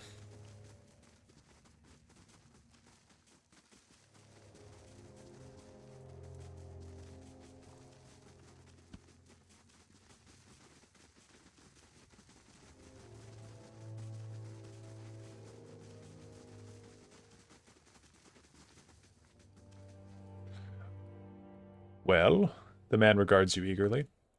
Is it done? I heard a commotion. Ha!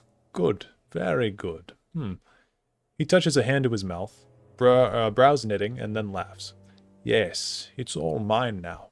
No more of their screeching, no need for any more pointless demonstrations of power. Go on, then. Go barreling down into the deep if you like, if the beetles don't make a quick end for you. I had some questions first. Yes, yes, I said you could have some answers. What is it? What was this place? Oh, many things. Our home once, and before that, a place of great deeds. Those foul chambers in there were once the site of incredible discoveries. We were given the bulk of this floor. There was construction at all hours, of course. He gestures toward the Adra arm. For all of our work was, of course, for Odd Nua's purposes.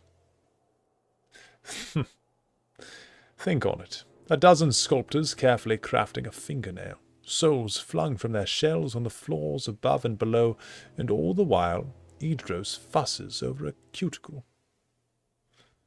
Who are you? Did you want a name? I forgot those long ago. Who's going to call me anything down here? There's me, and now there's just you. That's all that matters. I was entrusted with the tests we performed here. The foremost, he taps his temple, mind of the age. None could rival me for arcane power, save Odd Nua himself. And perhaps some of his advisors. What kind of experiments were you doing? Why, we were preoccupied with matters of the soul. All of us were, because Odd Newer was. But here we toiled to find the dividing line between life and death, and crack it wide open. We were attempting to find a means of binding souls to their mortal vessels, preventing them from crossing the shroud. I say attempting. We found it, of course. A dozen minds set to purpose. How could we not? The things we learned. What a glorious time. We could determine the precise manner in which a soul would crack and shatter, could carefully place a fragment from one into another. While our fellows wasted their efforts on phenomena like blights, we delved right into the heart of the matter. There were certain gaps in our knowledge, of course. I was perhaps enthusiastic in my pursuits. I thought that if anyone should attempt a more personal approach to the tests, it should be me. And no amount of certainty will make the imbibing of poison a pleasant experience. Death is the ultimate test, you see. If the soul has flown, then you know you've failed. Your work sounds similar to animancy. Like what? The man shrugs. Perhaps others follow in our steps. I've not had the opportunity to keep up with the state of magical study. How have you stayed alive all this time? The big question. Binding a soul to its body was not, it turned out, very difficult. We were certain we'd found a kind of immortality. The body could be destroyed beyond repair, but anything less is quite survivable. I was eager to attempt it. My leg at the time pained me terribly.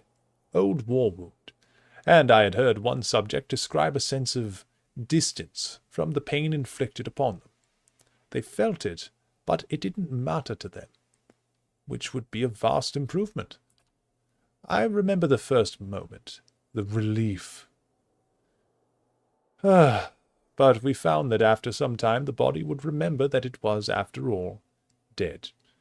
There's really no describing what it feels like. Just see your own fingers rotting away. The smell. We tried to revive the affected subjects with energy culled from their fellows, and it worked well enough. I was able to refine the spellwork, keep myself and the others who had joined me as hale as ever. Odd Newer wasn't terribly pleased with the destruction, but that turned out not to matter. The mob came and murdered him, and we were sealed in here with the rest of his tools.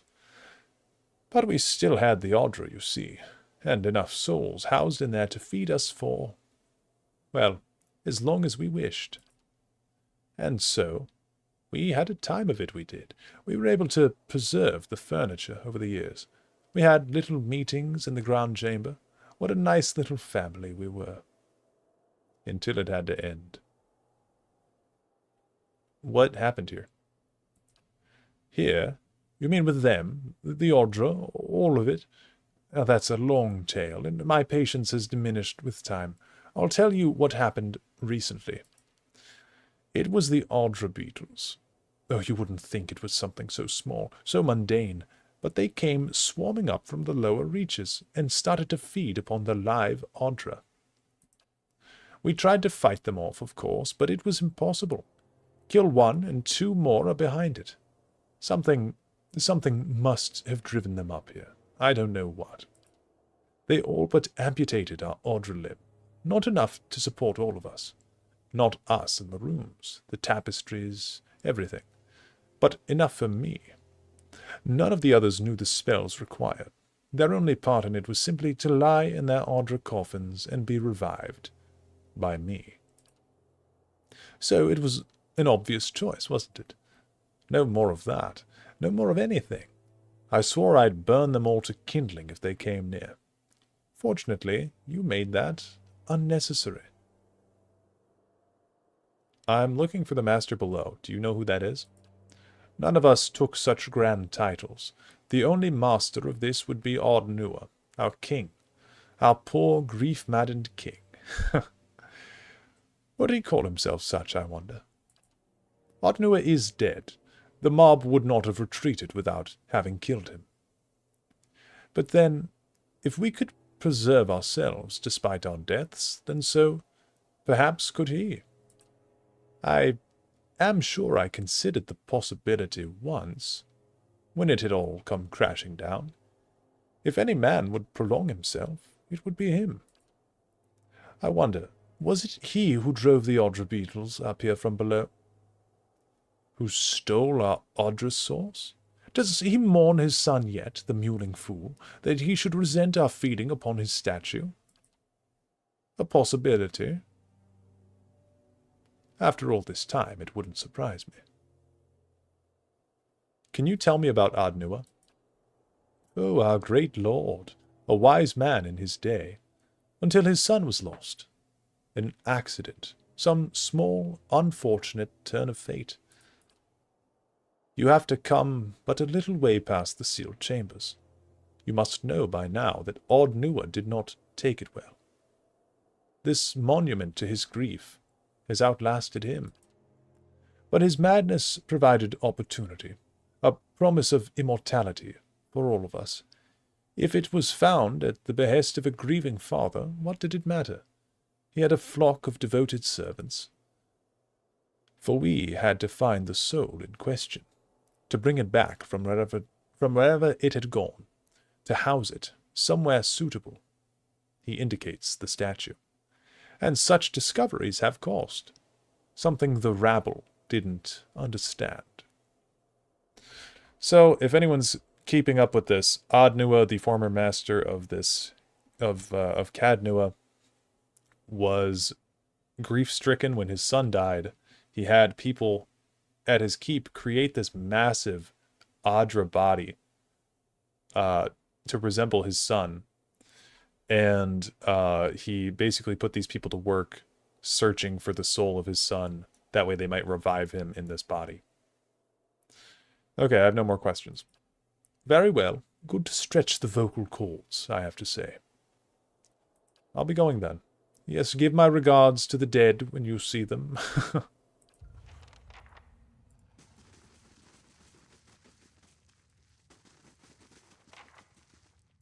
Thought it was behind him. Oh, yeah.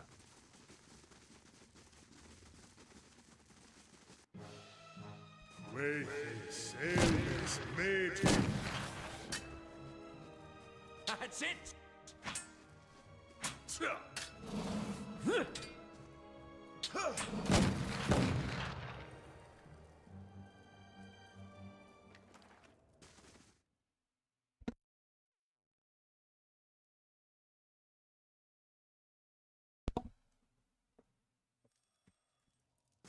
Good thing I'm freshly greased.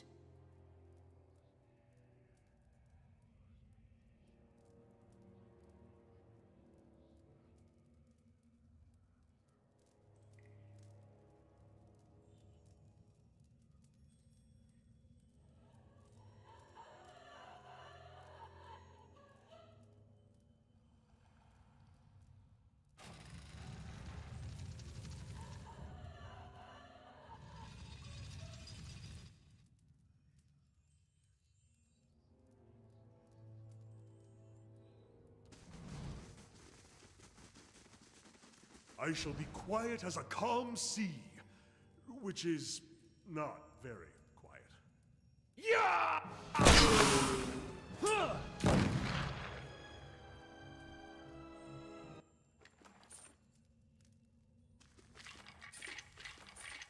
I'm here. Keeping an eye out. If you say so. Got it done.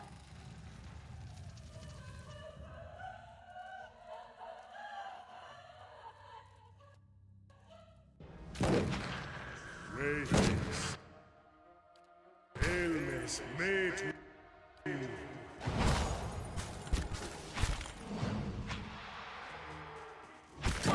This thing isn't doing the job.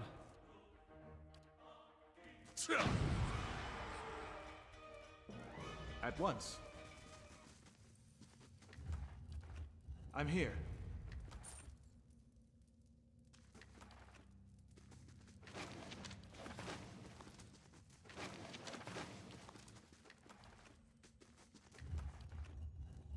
At once.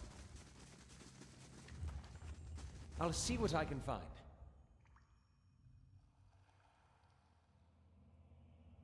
If you say so. Got it done.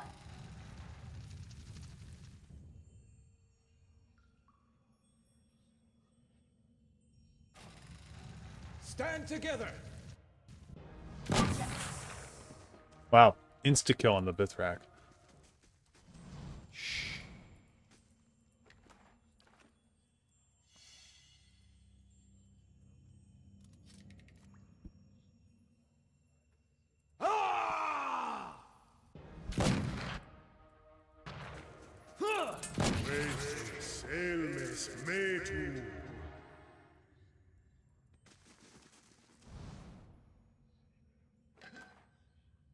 Got part of the broken blade.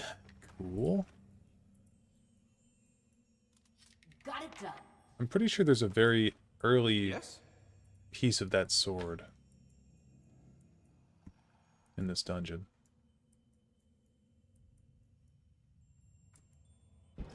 Yeah!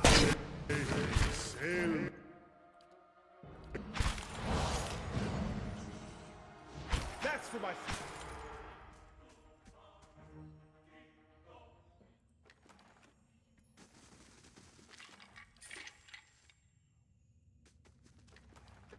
I'm here. I shall be quiet as a calm sea, which is... Stand together!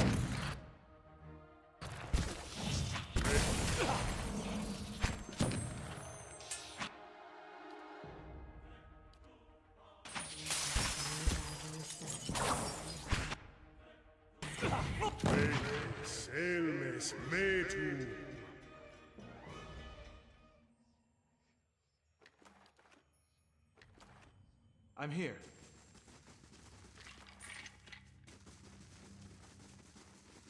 Nice and quiet.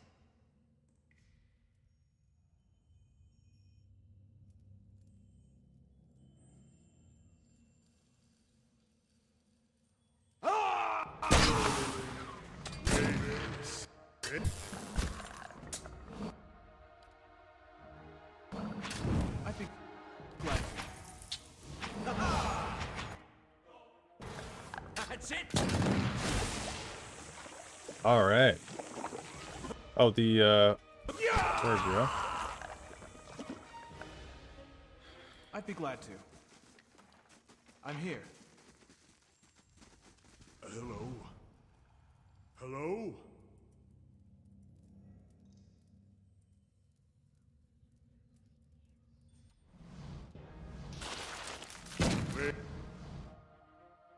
Your thoughts must flow deeply in... No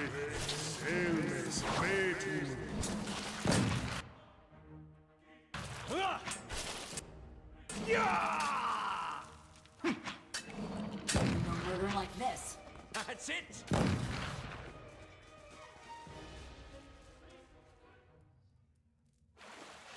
I'm here.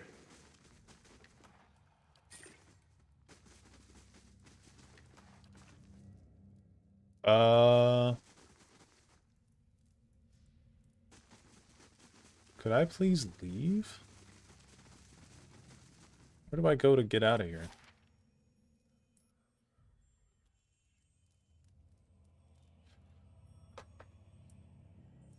Is it over here? Oh yeah, look, there's like a mechanism we can use to get down.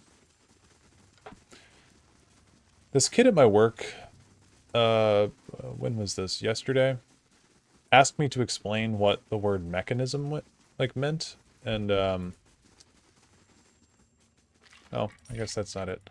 But I was having a really hard time explaining what a mechanism was to a 4th grader.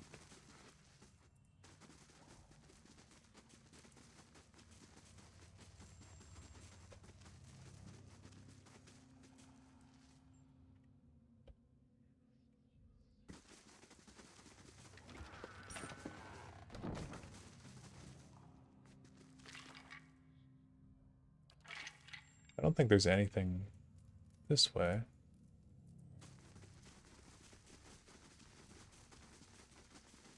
Well, I mean, whatever. I I don't really mind stepping on all these things, but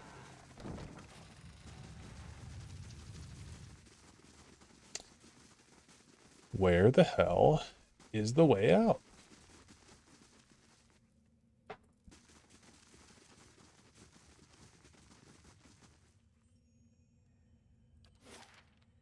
Stairs.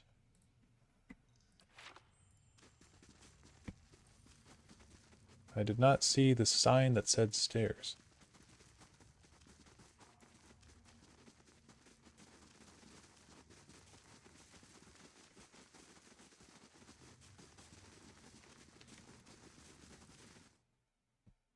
Oh, this is the room. Hold on. This is the room with the flowers. Not a sound. Oh.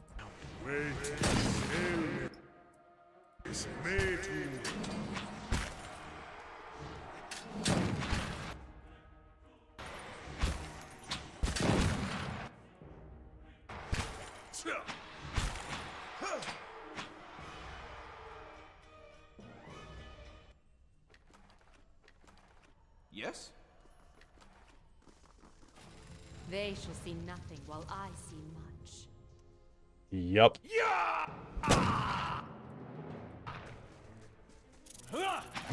Pretty sure this is the room with the flowers. Quietly now.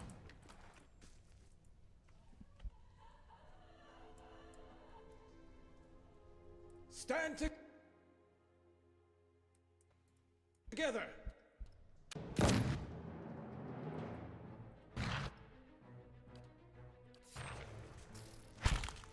My mind.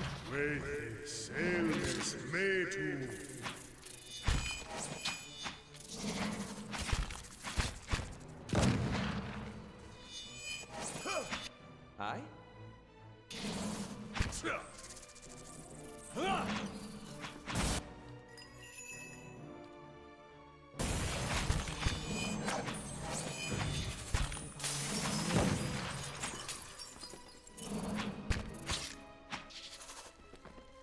Okay.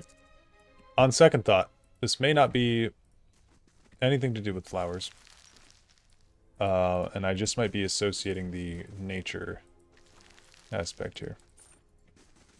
It's our Adra key. Laying low.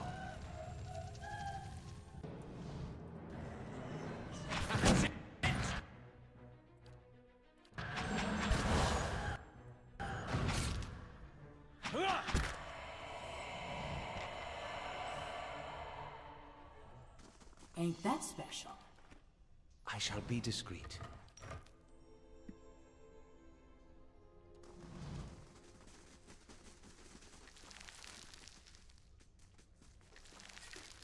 Well, this was a relatively quick level.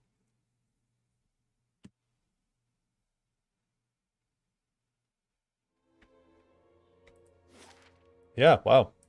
We are nearly there, I think. And I love with the endless paths. You can see just how massive this structure is. It's really cool. All right, this is the room with the flowers. Let me just do this. By flowers, I mean mushrooms.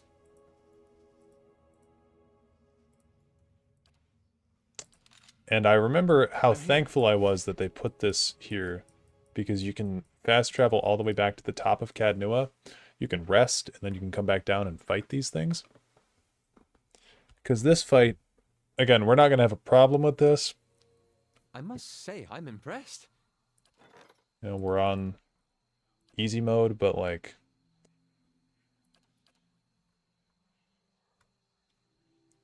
It's by the forum. But... Yes? It's tough as shit. This room is awful.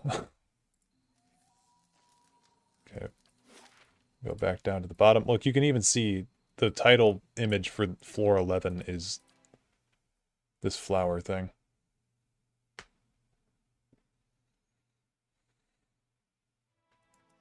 I'm here.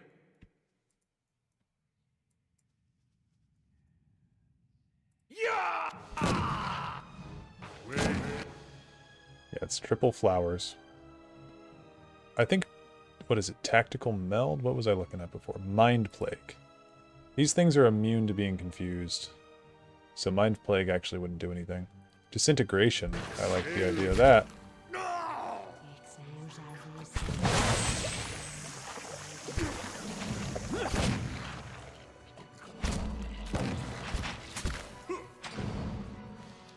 And then the swamp spore just completely vanishes from existence.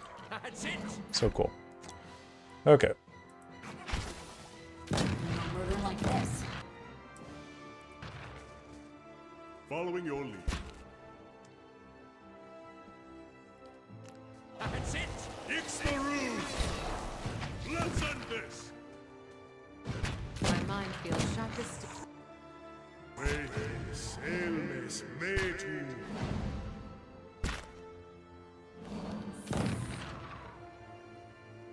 Okay, that's over.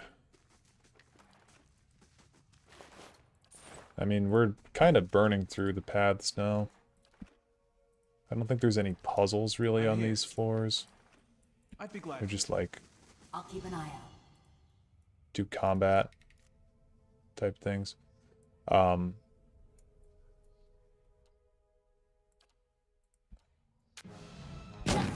Really get a good hit in on that thing. And then we can get Dareloth to do a fireball. Right there. Okay, we can get him to do 2. There we go.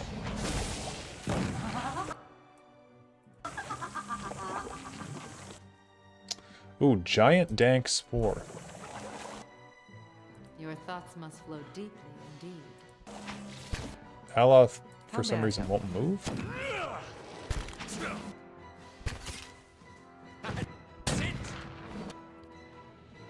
And disintegrate. We'll do on the giant dank spore. That's just cool. Like this. I said it again. Okay, my dude is stuck. I don't know why. My mind feels sharp as steel. Giant dank spore. Oh yeah, you get a ring. What was that ring? I remember using that on some character. Yeah, because it gives you +3 dex. Okay, that's crazy. I guess we'll give this to... We'll take those gloves off. We'll give this ring to the devil. And Kana can take these gloves then. Really haven't given her much. Do we have anything that she could use? For bracers, I guess. Oh, spell damage multiplier. Let's give that to Dareloth. Yeah. And then let's give this spindle fingers, spider fingers to Devil.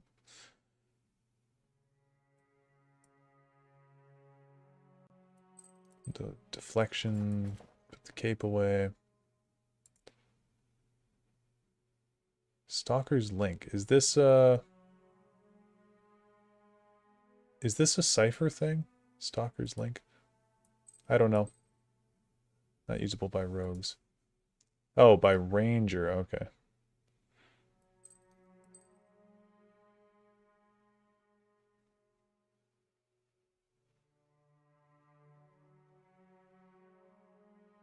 Yeah, that's fine.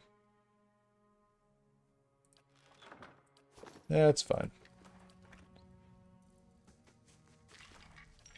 I'm here. Okay, spore level complete.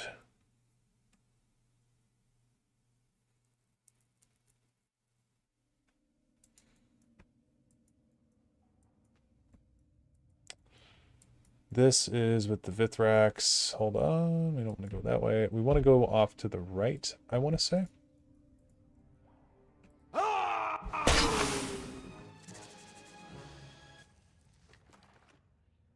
It's a peaceful one of these dudes somewhere. Maybe it's this guy. Maybe it's when we... Because he's just the sentry. Yeah. Group of robed figures blocks passage. Their heads bear a fearsome resemblance to those of the spiders that infest the caverns, their mandibles clacking in small constant movements. In the dim light of the caverns, their round black eyes gleam like gems. They look up at you as you approach. You feel a peculiar itchy sensation in your head, as if someone were running thin fingers through your thoughts. A muted sense of distress fills your mind, followed by a far louder screech of alarm from one of the robed creatures. As the creatures turn towards you and attack. Okay, well maybe it's not this. Honestly, I don't really care. My goal is to get to the bottom and find the master below. Whoever that may be. Grieving Mother. Wow. Finally gets to level up. Stasis Shell. Time Parasite. Oh, we can get both of those. What is Time Parasite? By siphoning power from enemies' souls, the Cypher is able to slow them down and increase his or her speed. Oh, cool. Yeah, we'll take both of those. Yeah, the experience difference in Grieving Mother versus everyone else is crazy. I'm here. Let's see what we got.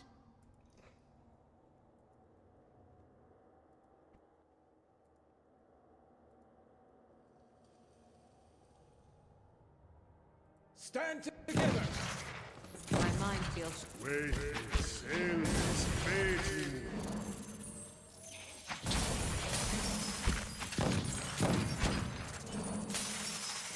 I'd be glad to. Let's see what lies this way.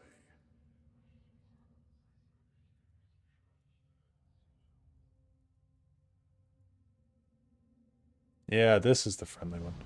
Historic. You feel a sharp and sudden pain in your head, immediately followed by a harsh and alien voice. Ajik kaletura ar nai. Godlike. Adirvasti. The creature makes a peculiar clacking sound before its voice speaks in your mind once more. I name it Trespasser, Killer, Lingerer in the bright places. Where is it going? I'm searching for the master below. It seeks servitude. The creature lets out a rattling hiss, perhaps laughing. There is no master. All is dead below. You too now. Yeah, I think I fucked up that conversation.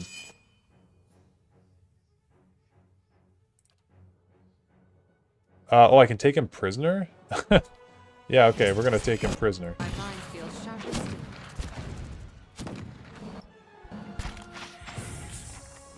Hey, Dare, get back to your hammer.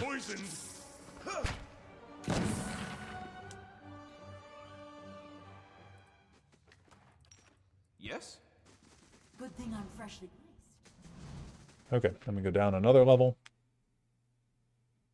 We're on a roll.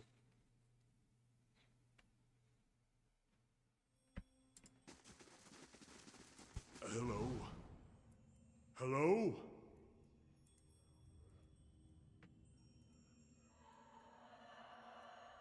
Oh, look at here.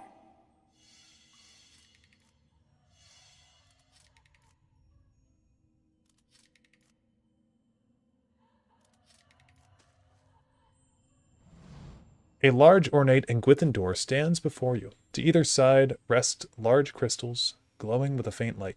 You feel a peculiar change in the air, as if some presence were nearby, yet there is nobody to be seen. You hear a whisper emerging as from thin air, from the general direction of the door. It grows in both volume and number, many voices speaking quietly. In moments, it has become a chaotic hiss of voices, each vying to be heard. But as you listen, the voices begin to settle into a cadence, and then into words, a phrase spoken by many at once. Beneath stones and weight of years rests one who would slay death. Who comes to wake him? Let's say, I am Hadoro, rightful lord of Cadnoa. The voices whisper and murmur, and then fade so swiftly and suddenly that the silence that follows is jarring. Nothing follows. It seems you have been dismissed. Okay, let's try to force open the door. Examine the door. There's no place for a key. Alright.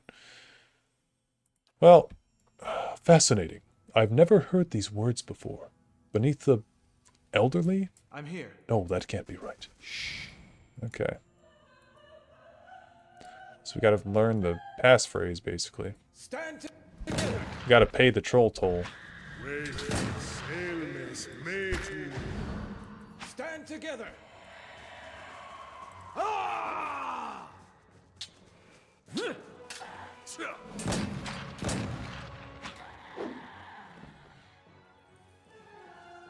Oh, there's a spirit here. Maybe they can teach us. The spirit stands stiffly at attention, her gaze focused on the end of the hallway. One arm bears up a heavy round shield, though the rippling blur of soul energy obscures what lies upon it. Hello? They pass the Blight Forges. If the Overseer lives, we may stop them yet in the chambers beneath. If Kabiros and his pack of scheming wizards haven't betrayed us. The mob may be on us soon. Better to make peace with whatever god will have you. Are you afraid? Yeah. No shame in that. You're still here. The sisters have gone below, to hide beneath Adnua's robes, or else preserve our Lord's life. Depends how you look at it. These children of the wheel, what do they care about Adnua's grief? They think he's promised them immortality, and now they've killed us in the pursuit of it. Children of the wheel.